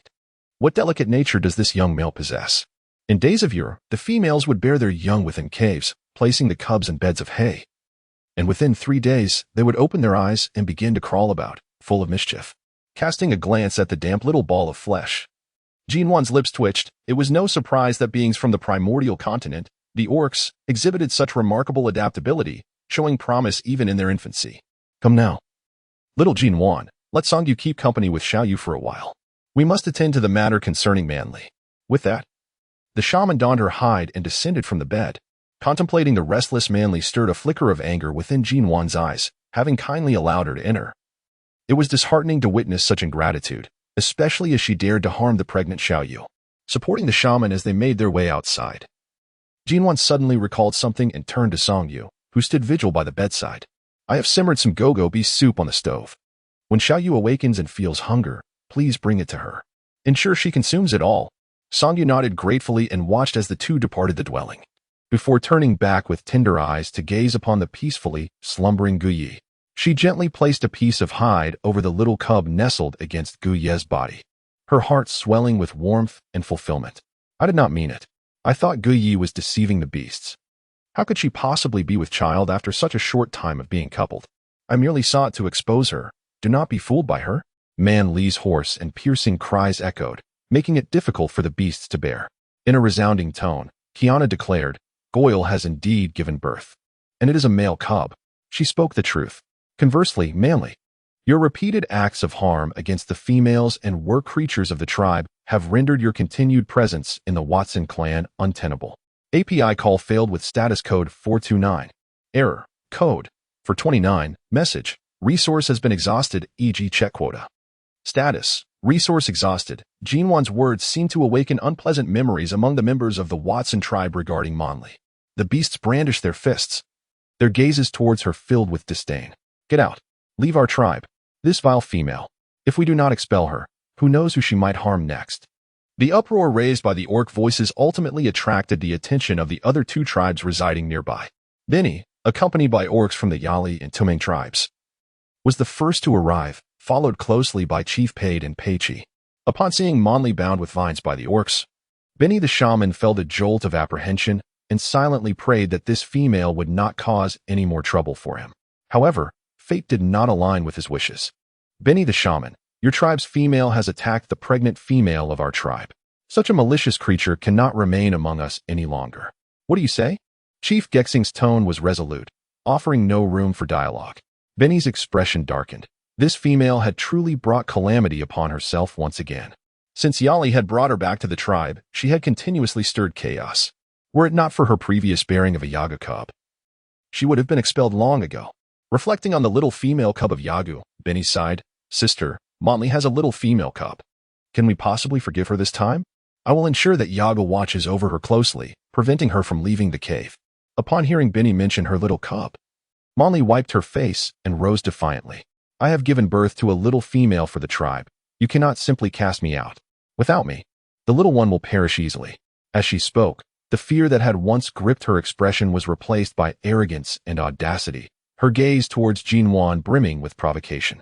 Nuan ground his back molars in frustration. "Damn it. I refuse to believe that I cannot rid myself of you. Keeping you around may allow your offspring to survive. But what then? Will you sneak out to perpetrate further harm against the tribe? Will you continue to inflict suffering upon the females within the community?" As Nuan gazed into the distance at the cliff valley cradling a plump little cub, she inquired, "Cliff Valley, do you wish for your little female offspring to grow up to resemble Manly?" The orcs fell silent, their wavering thoughts swiftly solidifying. Cliff Valley glanced at the disheveled Manly, just having risen from the ground, and was overwhelmed with unease at the thought of her precious cub potentially becoming such an unsightly creature. Holding the little female cub tightly in her arms, she declared, I agree to expel her, but I wish for the shaman to officiate the dissolution of our partnership. I shall be the one to raise the little female cub. The tribe believed that males were incapable of independently nurturing female offspring. Thus all cubs without a mother were entrusted to the care of the tribe's designated grandmothers. The shaman grandmother cast a glance at her, stating, How you raise your little female cub is a matter for your Touang tribe. The dissolution of your partnership is also a concern for your Touang tribe. We, the Watson tribe, will not permit such a female to remain within our ranks. Throughout this ordeal, Monley savored her fleeting moment of triumph, which lasted scarcely a minute. Standing outside the cold city gates, she shivered violently, not just in body, but her heart felt as though it had been filled with icy winds, rendering her unable to accept this reality. The midday sun shone brightly. The ferocious beast that despised sunlight retreated to the safety of the forest. Draped in a simple garment of animal hide and carrying a bag of provisions, Monley cast one last resentful glance at the towering walls of the tribe before trudging away, gradually disappearing into the vast expanse of white snow. After Guyez's little friend awoke, she clung to her cub, reluctant to let go. The chubby little creature, well-fed and content, nestled against its mother's embrace and drifted into a peaceful slumber, appearing utterly delightful. Nuan, please help us name the little cub, Guyi exclaimed, her eyes sparkling as she looked at her dear friend seated by the hearth. Nuan waved his hands in a flustered manner, exclaiming, That cannot be right. It should be his father and mother who bestow the name. At that moment, Songyu entered, bearing food. The name bestowed by the future shaman will surely be cherished by the little one. As she spoke, she playfully poked the chubby face of the little creature, asking, Isn't that so, dear cub? The small head, no larger than a fist, nuzzled against Songyu's hand before burrowing back into Guyez's embrace, sleeping soundly. When will Defei return? Nuan inquired, a hint of curiosity in his tone. The little cub has been born, and yet his biological father is not here, Songyu replied, tucking the animal skins around Guyi and the little cub. My brother has gone out to hunt for some tender game. Soon, the little one will begin to eat meat porridge, for the tribe is stocked with jerky and salted meat. Nuan nodded, contemplating the challenges of nurturing this little creature. He decided to name the young one Di Ling, reminiscent of his father's surname. In the past, while in Huagua, a friend named Xiao Yi had once remarked that Ling signifies intelligence and cleverness, and phonetically resembles Ling, symbolizing a lifelong bond with one's beloved, akin to a red thread connecting them until old age. It is his hope that this beautiful connotation will accompany the name, granting the little one the fortune of finding a devoted companion in this world, where males are abundant and females scarce. Di Ling, he mused, contemplating how the name sounded somewhat feminine. Yet, to his surprise, the little creature responded with eager cries, its chubby little paws enthusiastically waving in excitement. Nuan raised an eyebrow, her expression tinged with a hint of pride. What do you think? The little one seems to enjoy it too. All right then. Guyi smacked his lips and reached out to lift the little creature, shaking it gently. A Ling, my little darling. The little one, discomforted by Guyez's motions, began to wail in protest. Songyu swiftly reclaimed the little creature, tenderly placing it back on the bed. Her affectionate demeanor surpassed even Guyez's, resembling a devoted mother more than anything else. This rough and tumble mother juxtaposed with the refined father left Nuan at a loss for words, prompting her to make a hasty exit. Nuan. Just as she stepped out the door, a cold voice interrupted her. Nuan looked up to see Xiaoyan standing there, his expression somewhat grim. Tilting her head in confusion, Nuan asked, What is the matter? Xiaoyan's lips moved, his brow furrowed tightly as if he could crush a buzzing insect. Sackle from the Qingshan tribe has arrived. Sackle? Nuan pondered for a moment, and suddenly, a vision of a blond man flashed through her mind. Is he the one? The orc who conspired with the Touang tribe? The brother of the chief of the Guxing tribe? Xiaoyan nodded. He has come with the orcs from the Qingshan tribe. Their settlement was attacked by ferocious beasts, leaving only over 300 orcs to safeguard the younglings and females who managed to escape. They are seeking our tribe's assistance. This matter ultimately depended on the opinion of Uncle Guxing. It was best not to interfere.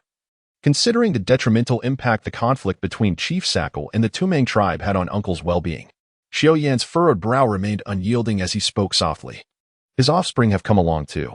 Nuan pondered for a moment and exclaimed, Ah, is it Samuel? He bears a striking resemblance to Gu Tai Go. Xiaoyan nodded absent-mindedly and replied, Not just him, but there are other offspring as well. API call failed with status code 429. Error. Code 429. Message. Resource has been exhausted, e.g. check quota. Status. Resource exhausted as Nuan turned to look. A petite and delightful female with sun-kissed skin was joyfully sprinting towards her. Her golden hair flowed behind her, dancing in the breeze with each step, captivating Nuan with its beauty. Following closely behind the young female were two tall males. One was Samuel, whom Nuan had encountered before, and the other was a notably large and robust orc who appeared somewhat familiar. The young female, Dodo, rushed over, eager to embrace Xiaoyan's arm, only to be met with his disdainful evasion. In an instant, her eyes reddened, tears shimmering within them. Observing this, the towering orc swiftly approached, cradling his tearful companion in his arms, his gaze towards Xiaoyan filled with hostility. "How dare you make Dodo cry?" He appeared intimidating and fierce, as if ready to confront Xiaoyan in battle. Xiaoyan's aura turned icy in an instant, his deep wolf-like gaze narrowing dangerously, his presence becoming increasingly formidable.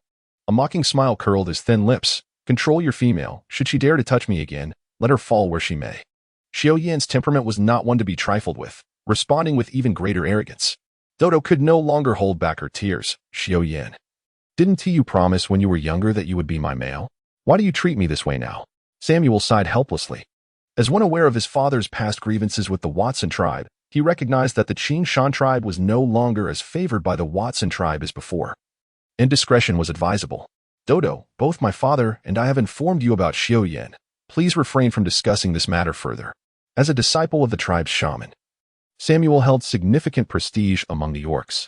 Dodo pouted, burying her head in the orc's embrace, softly sobbing. "Hello, Nuan. I heard that you will be succeeding the shaman of the Watson tribe after the cold season. Congratulations." API call failed with status code 429.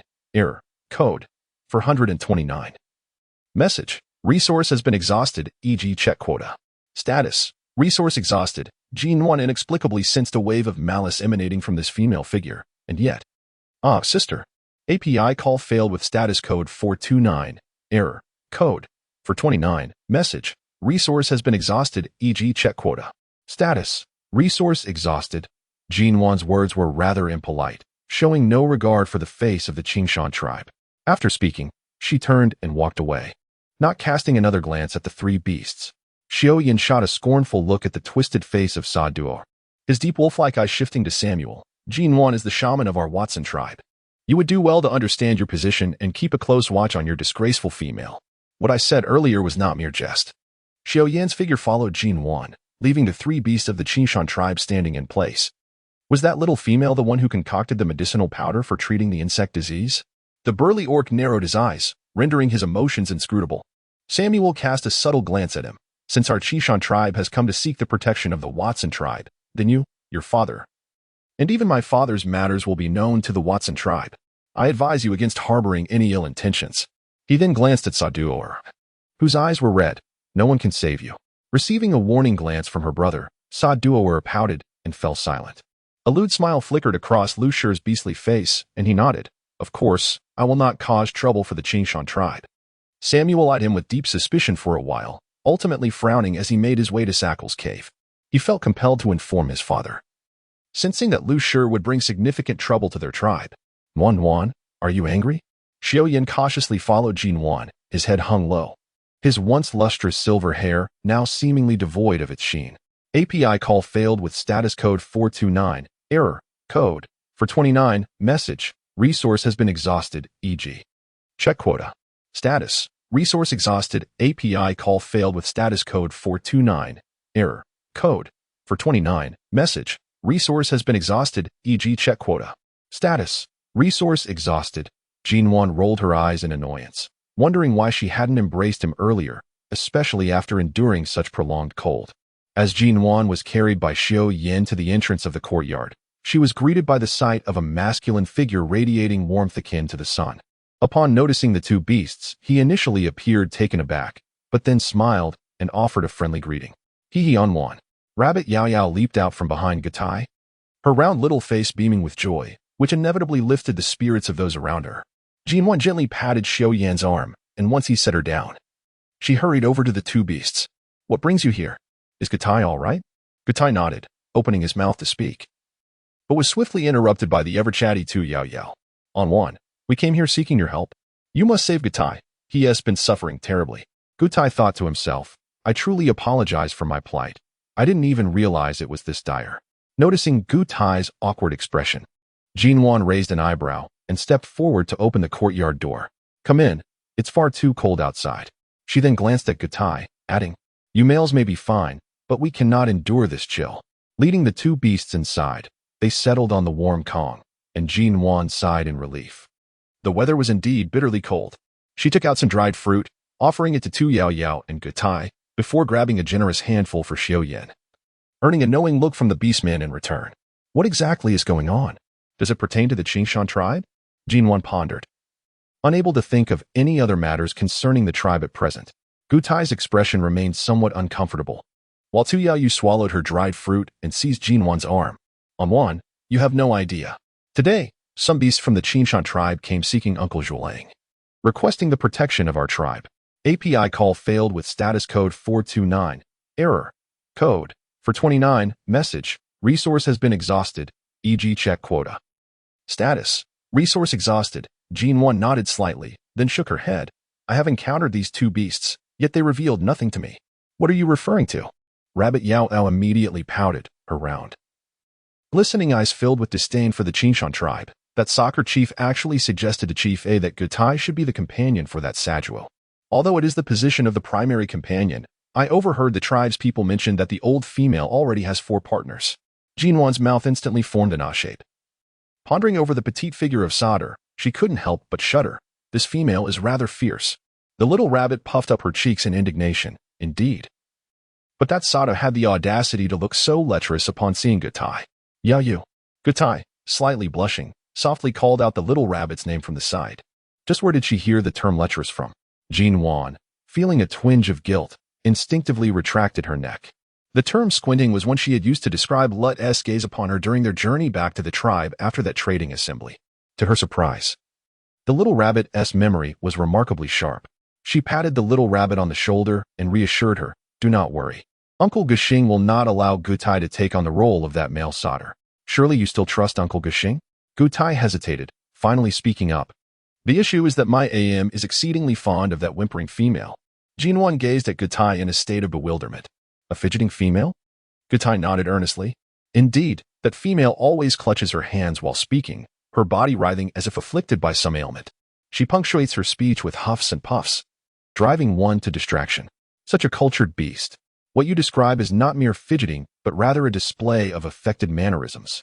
With a sudden puff, Nuan spat out the dried fruit from her mouth, fully grasping the essence of the moment, compelling her to give a thumbs up to Gutai. It seems Aunt Naimai remains unaware of the conspiracy between the Sakal and Tumen tribes. Once she learns of it, do you believe she will still acquiesce? Gutai's eyes sparkled. Indeed. Although AMU often reprimands both my father and me, her affection for us is undeniable. Should she discover the past transgressions of Chief Sakal, she would surely prevent me from becoming Saddle's partner. Child, is it truly wise to so casually disclose your family standing? Rabbit Yao Yao also brightened, seizing the dried fruit before Gutai and stuffing it into her mouth, her cheeks puffing adorably. Gutai smiled indulgently and placed the remaining dried fruit before Rabbit Yao Yao, who, without hesitation, wrapped her delicate little paws around the treat, looking utterly precious. As Nuan's eyes glinted with mischief, she quietly shifted closer to Gutai and whispered, Gutai, do you harbor feelings for Yao Yao? Gutai, as if stung by an unseen force, leapt from the bed in astonishment, exclaiming, Impossible. I regard her merely as a younger sister. Observing the blush creeping up his neck, Nuan could not suppress a teasing laugh. Really? To me. It seems as though the two of you are akin to newlywed partners. Startled, the lion could no longer remain seated. He hastily donned a fur hide and dashed out of the dwelling, declaring, I must return and inform MU about Sakal. No sooner had he spoken than he vanished into the shadows. Meanwhile, Rabbit Yao Yao, her cheeks stuffed with dried fruit, gazed around with round, bewildered eyes and mumbled, What is happening? API call failed with status code 429. Error. Code. For 29. Message. Resource has been exhausted, e.g. check quota. Status. Resource exhausted, Nuan. I truly appreciate your thoughtfulness. Removing that little paw from my body, I did not provoke his anger. I merely mentioned the female he favors, which made him a bit shy, thus he departed. Is that so? I shall inquire about the identity of the female he adores, for I intend to bestow upon him an abundance of dried fruits when he finds a mate." The little rabbit spoke with growing excitement. Upon glancing at the empty table, Nuan began to sweat profusely. "Are you certain you can spare dried fruits from your own mouth? Nuan, are you there?" A voice from outside called, belonging to the shaman elder. Nuan turned and walked toward the door. Chief Gushing was assisting the shaman elder as they entered the house. "I thought you were absent. Come on, let us converse inside." The assembled beasts settled on the Kong. The Qingshan tribe has also been besieged by ferocious beasts. Their numbers are increasing, and preparations for the impending beast tide must commence. With a sigh, Gushing spoke. The shaman elder nodded. "The beast god has not only imparted revelations for the cold season, but has also warned me that this year's beast tide will be perilous. Thus we must expedite our arrangements. With the recent addition of 3 tribes and a sturdy wall, I believe we shall fare a bit better. The beast tide typically occurs during the rainy season due to food scarcity, as ferocious beasts from the depths of the Inalur Mountains swarm the beastmen tribes, often manifesting during the transitional rainy season. However, the emergence of these beasts this year has been alarmingly premature. It is evident that, with the extended cold season and dwindling food supplies, the rainy season's beast tide will be exceedingly severe. Therefore, while we still have time before the beast tide descends upon us, let us excavate a trench outside the tribe." As soon as Nuan thought of the moat, she realized it was devoid of water, rendering it a dry ditch. The orcs sharpened wooden stakes to insert into it, ensuring that any ferocious beast that drew near would fall and be impaled. Nuan's idea was quite astute. The orcs, having little to occupy their time, hastened to prepare, excavating the trench before the impending beast tide. Both Chief Gushing and the shaman, Granny Ama, unanimously endorsed Nuan's plan. "Uncle Chief, Aunt Naima wishes for Brother Gutai to become the companion of that solder," Rabbit Yao Yao interjected, her fluffy little head peeking in, with remnants of dried fruit adorning the corners of her mouth. Granny Ama, somewhat exasperated, gently tapped her little nose and assisted in clearing the fruit debris from her lips. Chief Gushing grimaced slightly, expressing his disdain. "I would never allow Gutai to be that solder's companion. They're the ones seeking our protection. And that solder's whimpering demeanor is truly bothersome." "Oh, Uncle Chief, you and Gutai are indeed cut from the same cloth, sharing the same exasperated tone. However, Aunt Naima is quite fond of that female." Rabbit Yao Yao pouted in protest. Gushing shrank his neck slightly, a hint of lewdness appearing on his aged face, and whispered, "Rest assured, your Aunt Naima is far more astute than I. We merely find the male beside solder somewhat questionable and wish to observe him through solder." As Nuan and Tu Yao Yao exchanged knowing glances, they directed their admiration towards the chieftain, Gushing, who immediately straightened his back in response. "Nuan, you and your companions must exercise caution in your daily activities. Do not venture out alone, understand?" urged the shaman, grasping Nuan and Tu Yao Yao's hands with concern. At that moment, Xiao Yan, who had been quietly consuming dried fruits nearby, spoke up. "That beast man is named Lu Shi. I encountered him during the last tribal gathering. He is the youngest son of Lu Te and is quite favored by him. I later heard that he has developed feelings for Sa Duor and has since gone to the Qingshan tribe. API call failed with status code 429. Error. Code 429. Message. Resource has been exhausted, e.g. check quota. Status. Resource exhausted, paused, perplexed. How had she been oblivious? The shaman and Guhang exchanged grave glances. The tribe's progress and survival through the harsh, predator-ridden winter were attributed to Nuan's ingenious ideas. The notion of a creature daring to covet Nuan was intolerable. The wizened shaman delved into the expansive sleeve of her animal hide robe, retrieving a ball of fluff the size of a fist. Startled by the sudden light, the fluffy creature blinked, dislodging debris from its eyes, and chirped inquisitively. The shaman placed it on the table, and the tiny fluff immediately captivated Tu Yao Yao, who reached out with a somewhat impish gesture to poke Fu Yi's round posterior. This elicited a startled squeak from Fu Yi, who retreated behind the shaman, clutching its behind. Tu Yao Yao merely chuckled, retracting her mischievous hand. "Fu Yi, my little one. These next few days, tail that Lu Shi, the beast accompanying Sa Duor. If he attempts anything detrimental to the tribe or its members, feed him this powdered serrated grass and bring him back to us. We shall deal with him. Father, weren't you planning to seek refuge with a larger tribe in the Nia forest? Why are you still lingering in the Ani Road forest?" Lu Shi, having finally lulled the bothersome Sa Duo to sleep, stealthily ventured into the forest, following a familiar scent, only to encounter his father. Lu Te cast a chilling glare at the towering Lu Shi, the sinister smile causing the surrounding beasts to recoil involuntarily. What? Did your father mistreat you in the past? Now, when summoned, you dawdle. Lu Shi's face twitched, and he forced a smile. You're unaware. The Wasin tribe is vigilant over us from the Green Mountain tribe. We're constantly watched. It took a fabricated hunting trip to shake them off. High in the boughs, the small white fluff scratched its chin, a hint of disdain flickering in its round eyes. You think you shook me off, you simpleton. Did you think a sable is a herbivore? I am formidable. I tell you. Shaking off the snowflakes from its plump behind, it lamented the chilly breeze. When will this imbecile return? Lu Te chuckled cryptically. I need you to seize an opportunity to abduct that young female from the Wasin tribe named Nuan. This little female is intelligent. The Wasin tribe's current strength is due to her. We'll take her with us when we seek refuge with the Grand Tribe in the Nia Forest. Does father mean that the beastmen of the Grand Tribe haven't agreed to your inclusion? Lu Shi inquired, surprised. TCH, Lu Te scoffed. Once I seize that clever little female, I'll seek refuge with a rival tribe of the Gulu tribe and slay that beast named Bosin and all his tribesmen.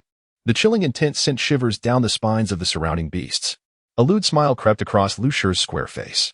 Father, I can help you abduct that little female. But I demand to be her mate, her only mate. Mate? Lu Te's voice rose in disbelief. You're already Saduo's mate. You desire another female? Without the shaman's blessing. You'll be cursed by the beast god and revert to your primal form. Lu Shi's laughter was peculiar, like bones grinding against each other, sending a chill through the snowy landscape. I'm no longer bound by the constraints of a mate, father. He slowly raised the animal hide tightly wrapped around his arm, revealing a strange black pattern. Lu Te's sinister eyes widened in horror upon seeing the bizarre mark. He stumbled back, nearly tripping over a protruding root. His voice filled with dread. You become a fallen beast. Have father, what's wrong with being a fallen beast? It allows one to do many things previously impossible. Lu Shi was now utterly grotesque. The small fluff hidden in the canopy straightened up upon hearing the term fallen beast. Its white fur bristling, a pile of snow accumulating on its rump. You violated an underage female? And, Lu Shi, you. Lu Te was overwhelmed, gazing at his favorite offspring. Lu Shi licked his lips with a scarlet tongue, his eyes filled with reminiscence. Heh, young females taste exquisite, tender and sweet. Lu Shi's chilling words sent shivers down Fu Yi's spine, heightening his wariness of the beast man. This beast was dangerous. He had not only violated underage females but also devoured them. Child, you won't live past 50. Why? Lu Te couldn't comprehend why his favorite offspring had become like this. Lu Shi seemed unwilling to discuss the matter, rewrapping the animal hide around his arm and waving dismissively. Father, rest assured, leave the abduction of the little female to me. You should depart first to avoid detection. He turned and vanished into the snowy expanse, ignoring Lu Te and the others. Lu Te remained stunned for a long while, his towering figure seemingly stooped. He rallied himself. Let's return and await Lu Shi's news. Snowflakes fell, quickly concealing the tense scene. A rustling sound came from the canopy. Fu Yi shook off the snow, shivering. Damn, freezing to death. Heh. I sensed someone following me. I didn't expect it to be a little rat beast. A familiar, chilling voice came from the tree trunk behind, causing Fu Yi to whirl around. The previously departed Lu Shi stood calmly on the thick trunk, his square face contorted with cruel bloodlust as he stared at the small fluff. Since you overheard, I can't let you leave. Such cold weather must have made you less agile. With a swift movement, a massive tiger, its fur a mix of yellow and black, lunged at Fu Yi with surprising speed. Its limbs stiff, Fu Yi leaped to the left, but was struck by Lu Shi's tiger tail, a sharp pain shooting through its hind leg. The small fluff yelped and tumbled to the ground. The small fluff fell into the snow, which was barely over a beastman's calf, and vanished instantly. Lu Shi slammed his powerful tiger claws into the hole created by Fu Yi's fall, sending snow flying but finding no trace of the fluff, only a faint snow tunnel leading in an unknown direction. Roar! Lu Shi roared in fury. After calming himself, he quickly donned his animal hide and hurried towards the tribe. He would intercept the beastman at the tribe's entrance and kill him to keep his secret safe. Fu Yi's hind leg was struck by Lu Shi's tiger tail, and the pain was unbearable. Relying on its small size, it fled through the snow tunnels, eventually reaching the tribe's back mountain. The excruciating pain caused him to break out in a cold sweat. He struggled to climb a tree and nestled in an abandoned bird's nest to rest. Nuan, something's amiss. Lu Shi has returned. But Fu Yi is nowhere to be seen. The chilling voice of Xiao Yin interrupted Nuan's work, casting aside the beast bone needle in her hand. Jinwan hastily leaped off the bed. Are you still fixated on Lu Shi? Xiaoyan furrowed his brows slightly. Absolutely not. I do not sense the aura of Fui surrounding Lu Shi. Jinwan grasped the distinctly boned hand of Xiaoyan and urged, let us go. We must seek out Uncle Zuchang and Grandmother Wui. It is imperative that we discreetly send the orcs to search for the lost winged cub. And we must ensure that the Qing Shan tribe remains oblivious. The disappearance of the winged cub is undoubtedly connected to this Lu Shi. Yixing mused. Stroking his chin thoughtfully, Jinwan nodded. Brother Xiao Yan mentioned that this Lu Shi has been lingering at the entrance of the tribe since he returned from the hunt today. Instead of staying by Sa Duo's side as usual, a flicker of murderous intent crossed Xiaoyan's eyes. There is something exceedingly strange about this beast. His unusual behavior must be connected to the disappearance of Fui. The shamaness gently caressed the broad sleeves of her fur robe, the emptiness of it causing her eyes to glisten with unshed tears. We must find him quickly, that little one Fui. Whenever danger loomed, he was always the one sent to confront it. I had forgotten that the little one is not as nimble in winter as he usually is. The atmosphere in the dwelling was heavy with despair. Lu Shi's agitation grew with the passing hours. Night was approaching, and still, this beast had not returned. Had he been devoured by the ferocious beasts lurking outside? At this moment, silence enveloped the rear mountains of the Watson tribe. So when a faint rustling sound emerged from beneath the trees, the small fluff ball opened its eyes wide. Its round, glimmering eyes reflected a dark green hue in the night. Clearly observing the unsteady little figure below. I want to go back. Father is insufferable, insisting that I seek a mate among the likes of man's son, who resembles the Anila Mountains, not cute at all. No way. A soft, petulant voice echoed in the night, tinged with a tremor of fear. At this moment, Chiemo felt a twinge of regret. She hadn't anticipated the forest would be so terrifying at night, both hungry and cold. Her usually bright eyes were brimming with tears, and her cracked little mouth pouted in distress, clinging tightly to her only piece of fur. She felt as if a fearsome beast might leap out at any moment. Woo-woo, father, mother, Chi-Chi is scared. Chi-Chi is hungry. I want to eat meat. The sobs of the little female resonated clearly in the silent night. And Fui had already heard the heavy breathing of a predator emerging from the forest not far away, suppressing the pain in his hind legs. The little fluffball maneuvered to the edge of the tree trunk, peering down. With a swift roll, he tumbled from the tree and landed in the little female's embrace. Chirp. Quickly, climb the tree. A beast is coming. Chiemo looked at the little fluffball that had fallen into her arms with delight. It was simply adorable. Not understanding the urgency in its words, she tilted her head. What are you saying? I don't understand. Fui. Is it still possible to communicate joyfully? A heavy growl resonated behind them, causing Fui to bristle as he turned around. Indeed, a gray forest bear. Saliva dripping from its jaws, was eyeing the two delectable morsels. Tears finally spilled from Chimo's eyes. Oh no, mother. A beast wants to eat Chi-Chi. Wah. The ear-splitting wail startled Fui, nearly causing him to tumble from the little female's grasp. Even the drooling bear could not help but shake its fluffy ears and take a few steps back. You are the one scaring the beast. The bear, now wary of the noisemaker, paced back and forth in the snow, hesitating whether to devour this creature that produced such uncomfortable sounds. The fluffball, momentarily calmed by the bear's indecision, bore the pain of retreat and exerted its inherent dominance. The powerful aura of a top-tier predator suddenly enveloped the unfortunate bear. The hungry creature, eyes turning green with greed, lowered its round ears and shrank its plump rear in fear. With a yelp, it spun around and fled, howling mournfully as it ran, leaving the two beasts beneath the tree in stunned silence. It had indeed been a long time since they had seen such a cowardly bear. Was it due to its youth? Fui leaped into the snow and transformed into a human form. Why are you, a little female, out here alone? Quickly. Come with me up the tree. It's dangerous to encounter fierce beasts. The poor Chiemo, still reeling from the shock of the fluffball's transformation into a human, was enveloped in the strong arms of the man, struggling to climb the large tree beside her. Seeing the pallor on the man's face and his labored breathing, tears welled uncontrollably in Chimo's eyes. I'm sorry. Am I too heavy? I'll eat less from now on. Fui, enduring his own pain, raised a large hand to wipe the little female's tears and snot. Stop crying. I was injured before. It's not because you were too heavy. His clear and bright eyes conveyed emotions that were unmistakable. Chiemo nodded, her little head bobbing as she broke into a smile. A big snot bubble forming on her nose. This comical and messy sight elicited a smile from Fui. This little one was truly endearing. Which tribe do you belong to? It's dangerous to be out here alone in the cold season. Fui inquired, handing a fruit to Chiemo swallowing hard. Chi took a bite of the wilted fruit, the sweet flavor bursting in her mouth, causing her to squint in delight. What kind of fruit is this? It's so delicious. I am from the Lumo tribe deep within the Anila Mountains. This year, the beasts from the mountains have gone mad, attacking the tribe. So my father brought us here. And your kin? Thui scanned the surroundings warily. Chi lowered her head. Looking pitiful, my father wanted me to mate with a beast I don't like, so I ran away. The little female's sorrowful expression made Fu-Yi swallow the reprimand that nearly escaped his lips.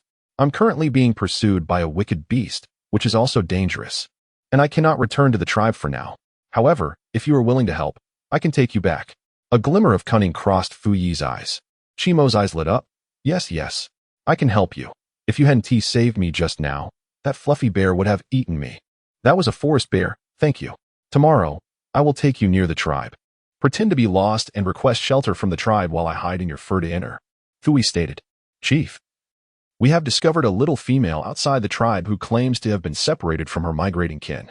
Should we let her in? As Nuan conversed with the plump Geya within the confines of the room, the voices of the orcs drifted in from outside, prompting a shared glance of concern between them. In such perilous winter months, a tribe is migrating? Geya remarked nonchalantly, playfully toying with the chubby little creature in her embrace. Perhaps they are a tribe like the Qingshan tribe, tormented by fierce beasts. As Nuan contemplated, it dawned on her that this year's circumstances were indeed quite unique. Bring her in. Let us go directly to the shaman and see if the little one is unwell, spoke the chieftain with a hint of sympathy.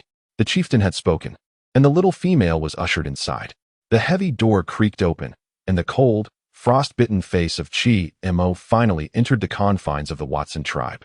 Protected by its lofty walls, Chi swore she had never encountered such a magnificent and powerful tribe. The towering barriers surrounding it resembled mountains. Was it a blessing from the beast god? Where did this little female come from? How could a beast appear outside the tribe? A masculine voice jolted Chi from her astonishment. Remembering what Brother Fu-Yi had said, the little one burst into a loud wail. Woo-woo, I can't find my father. Though Chimo's words were fragmented, the orcs present grasped the situation. This little female had become separated from her father. What is that beast's skin you are wearing? Shouldn't we examine it? The male who had spoken earlier inquired again. Chi raised her reddened eyes to glance at the towering orc, causing her to nervously retreat a few steps.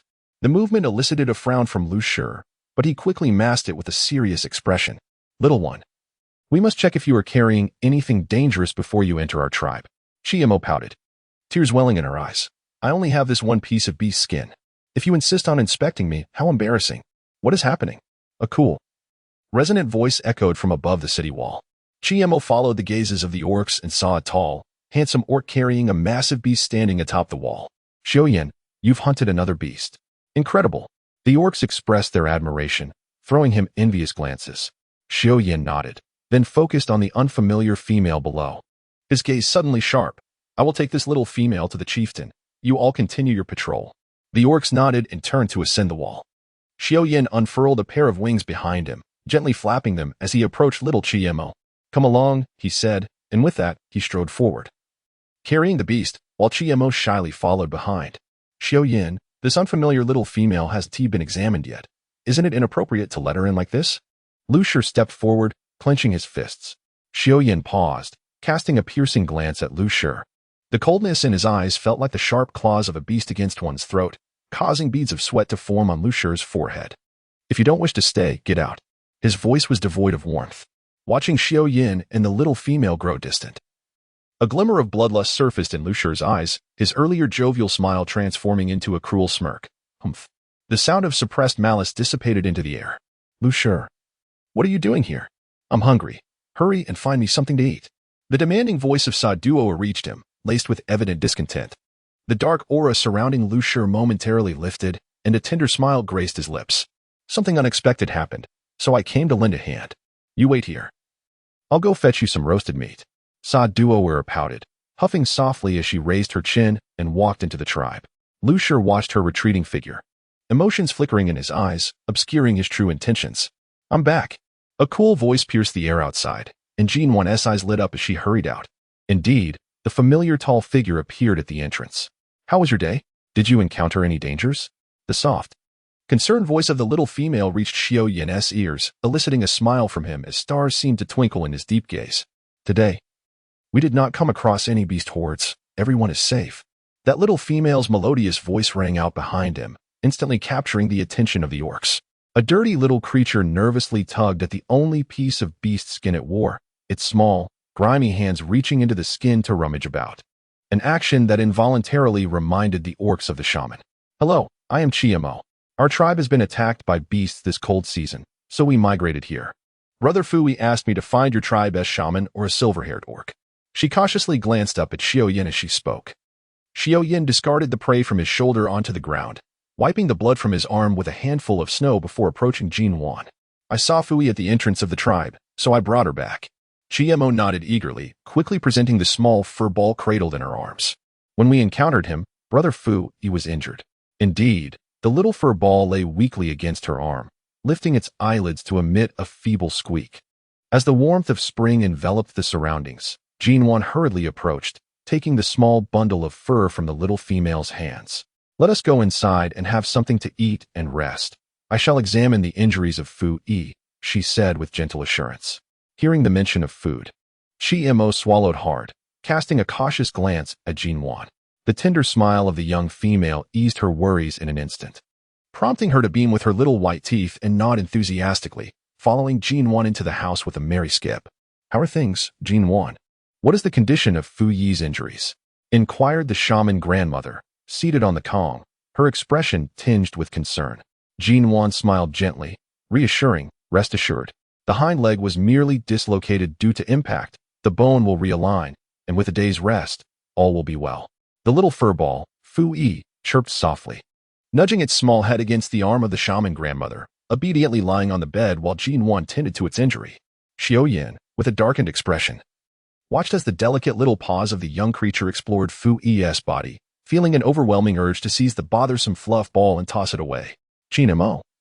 The little glutton sat comfortably on the warm bed, both hands busy, her mouth stuffed to the brim, her big, dark eyes darting about with a clever glint. Fui, how did you get hurt? The shaman grandmother inquired, gently stroking the little furball's head with concern.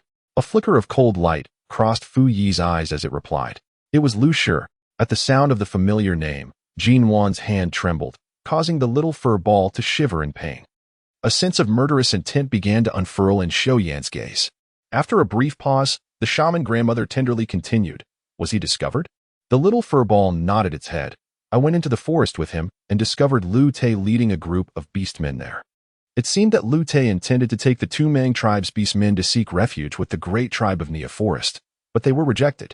Lu Shi promised to help Lu Te capture Nuan and then join the great tribe of Nia Forest. I also heard something about the Gru tribe wanting to kill Bo Senator. Most importantly, we must eliminate Lu Shi, that beast. Just then, an unfamiliar beastman's anxious voice called from outside, interrupting Fui's words, causing the beasts inside to frown. Xiao swiftly approached the bed, placing the already bandaged little fur ball into the spacious pocket of his fur coat. Fui felt a dizzying sensation, finding itself enveloped in a dark, musky space filled with Xiao masculine scent, displeased by the contrast to the fragrant and soft little female. Fui wrinkled its brow but ultimately thought of the beast outside and curled up quietly within the pocket. A satisfied glimmer passed through Xiaoyan's eyes, as if to say, at least you're sensible, otherwise, my fist the size of a stone pot is not for show. Once Nuan had tidied up the treatment supplies, the shaman grandmother leisurely remarked, Who is it? Come in. The sound of hurried footsteps echoed as Samuel and Lu Shi anxiously entered the room. The exceptionally tall Lu Shi knelt with a thud before the bed, his big, earnest eyes brimming with tears and anguish. Shaman, please check on Duo Air. I do not know why, but after she ate, she has been crying about her stomach hurting and has even vomited blood. Samuel nodded with concern, saying, after she vomited blood. It was as if she fell into a deep sleep, but no matter how we called her, she wouldn't awaken. Our shaman and the Beni shaman have already examined her, yet there is no remedy. As he spoke, both beasts began to sob sorrowfully within the room. Nuan and Xiao exchanged glances, both feeling a peculiar sensation within. The little furball, Fui, fidgeted anxiously, yet was forcefully subdued by a large hand. Please bring Sador over. Nuan's voice resonated within the room. The shaman grandmother is unwell and cannot venture far. If we need to examine her, just bring her here. Lu Shi and Samuel wiped their tears and turned their gaze towards the shaman, who nodded in agreement. Bring her over. The two beasts gritted their teeth and finally stood up. Please wait a moment. We shall fetch Sato immediately. As they watched the figures of the two beasts vanish at the doorway, the clan leader, Gushing, slowly made his entrance into view. The Fu'i child has still not been found. I exchanged places with Gutai, brought some food back for the clan, and then we shall continue. His words trailed off upon seeing a small fur ball straining to peek out from Xiaoyan's pocket. Then, with a flick of its golden whiskers, its frown vanished in an instant, and its eyes widened in surprise. What are you doing, little one, hiding in Xiaoyan's fur coat? Nuan chuckled softly, stepping forward to draw the chieftain of the Gexing tribe into the room, briefly discussing the matter of the supporting wings. This loot is truly. He should have been eliminated last time. The chieftain of the Gexing tribe slammed his palm against the Kong, his expression grim as he spoke. The small fluff ball from the pocket of the Jiji Xiaoyan beast's skin coat struggled for a while before finally emerging, calling out anxiously and capturing the attention of all the beasts in the room. Nuan extended her hand to receive the winged creature and gently placed it on the Kong table. What troubles you, Fu'i? The small, fluffy ball, under the gaze of the other beasts, grew larger and leaned upon the table, saying, That Lu Shur is a fallen beast. He desires to be your only companion. What? Oh, divine beast. Upon hearing the term fallen beast, Nuan's heart felt as though it were being crushed by some heavy weight, burdened beyond measure. Growing up in the cub den, she had encountered many mischievous little ones, notorious for their pranks, to instill a sense of fear in them.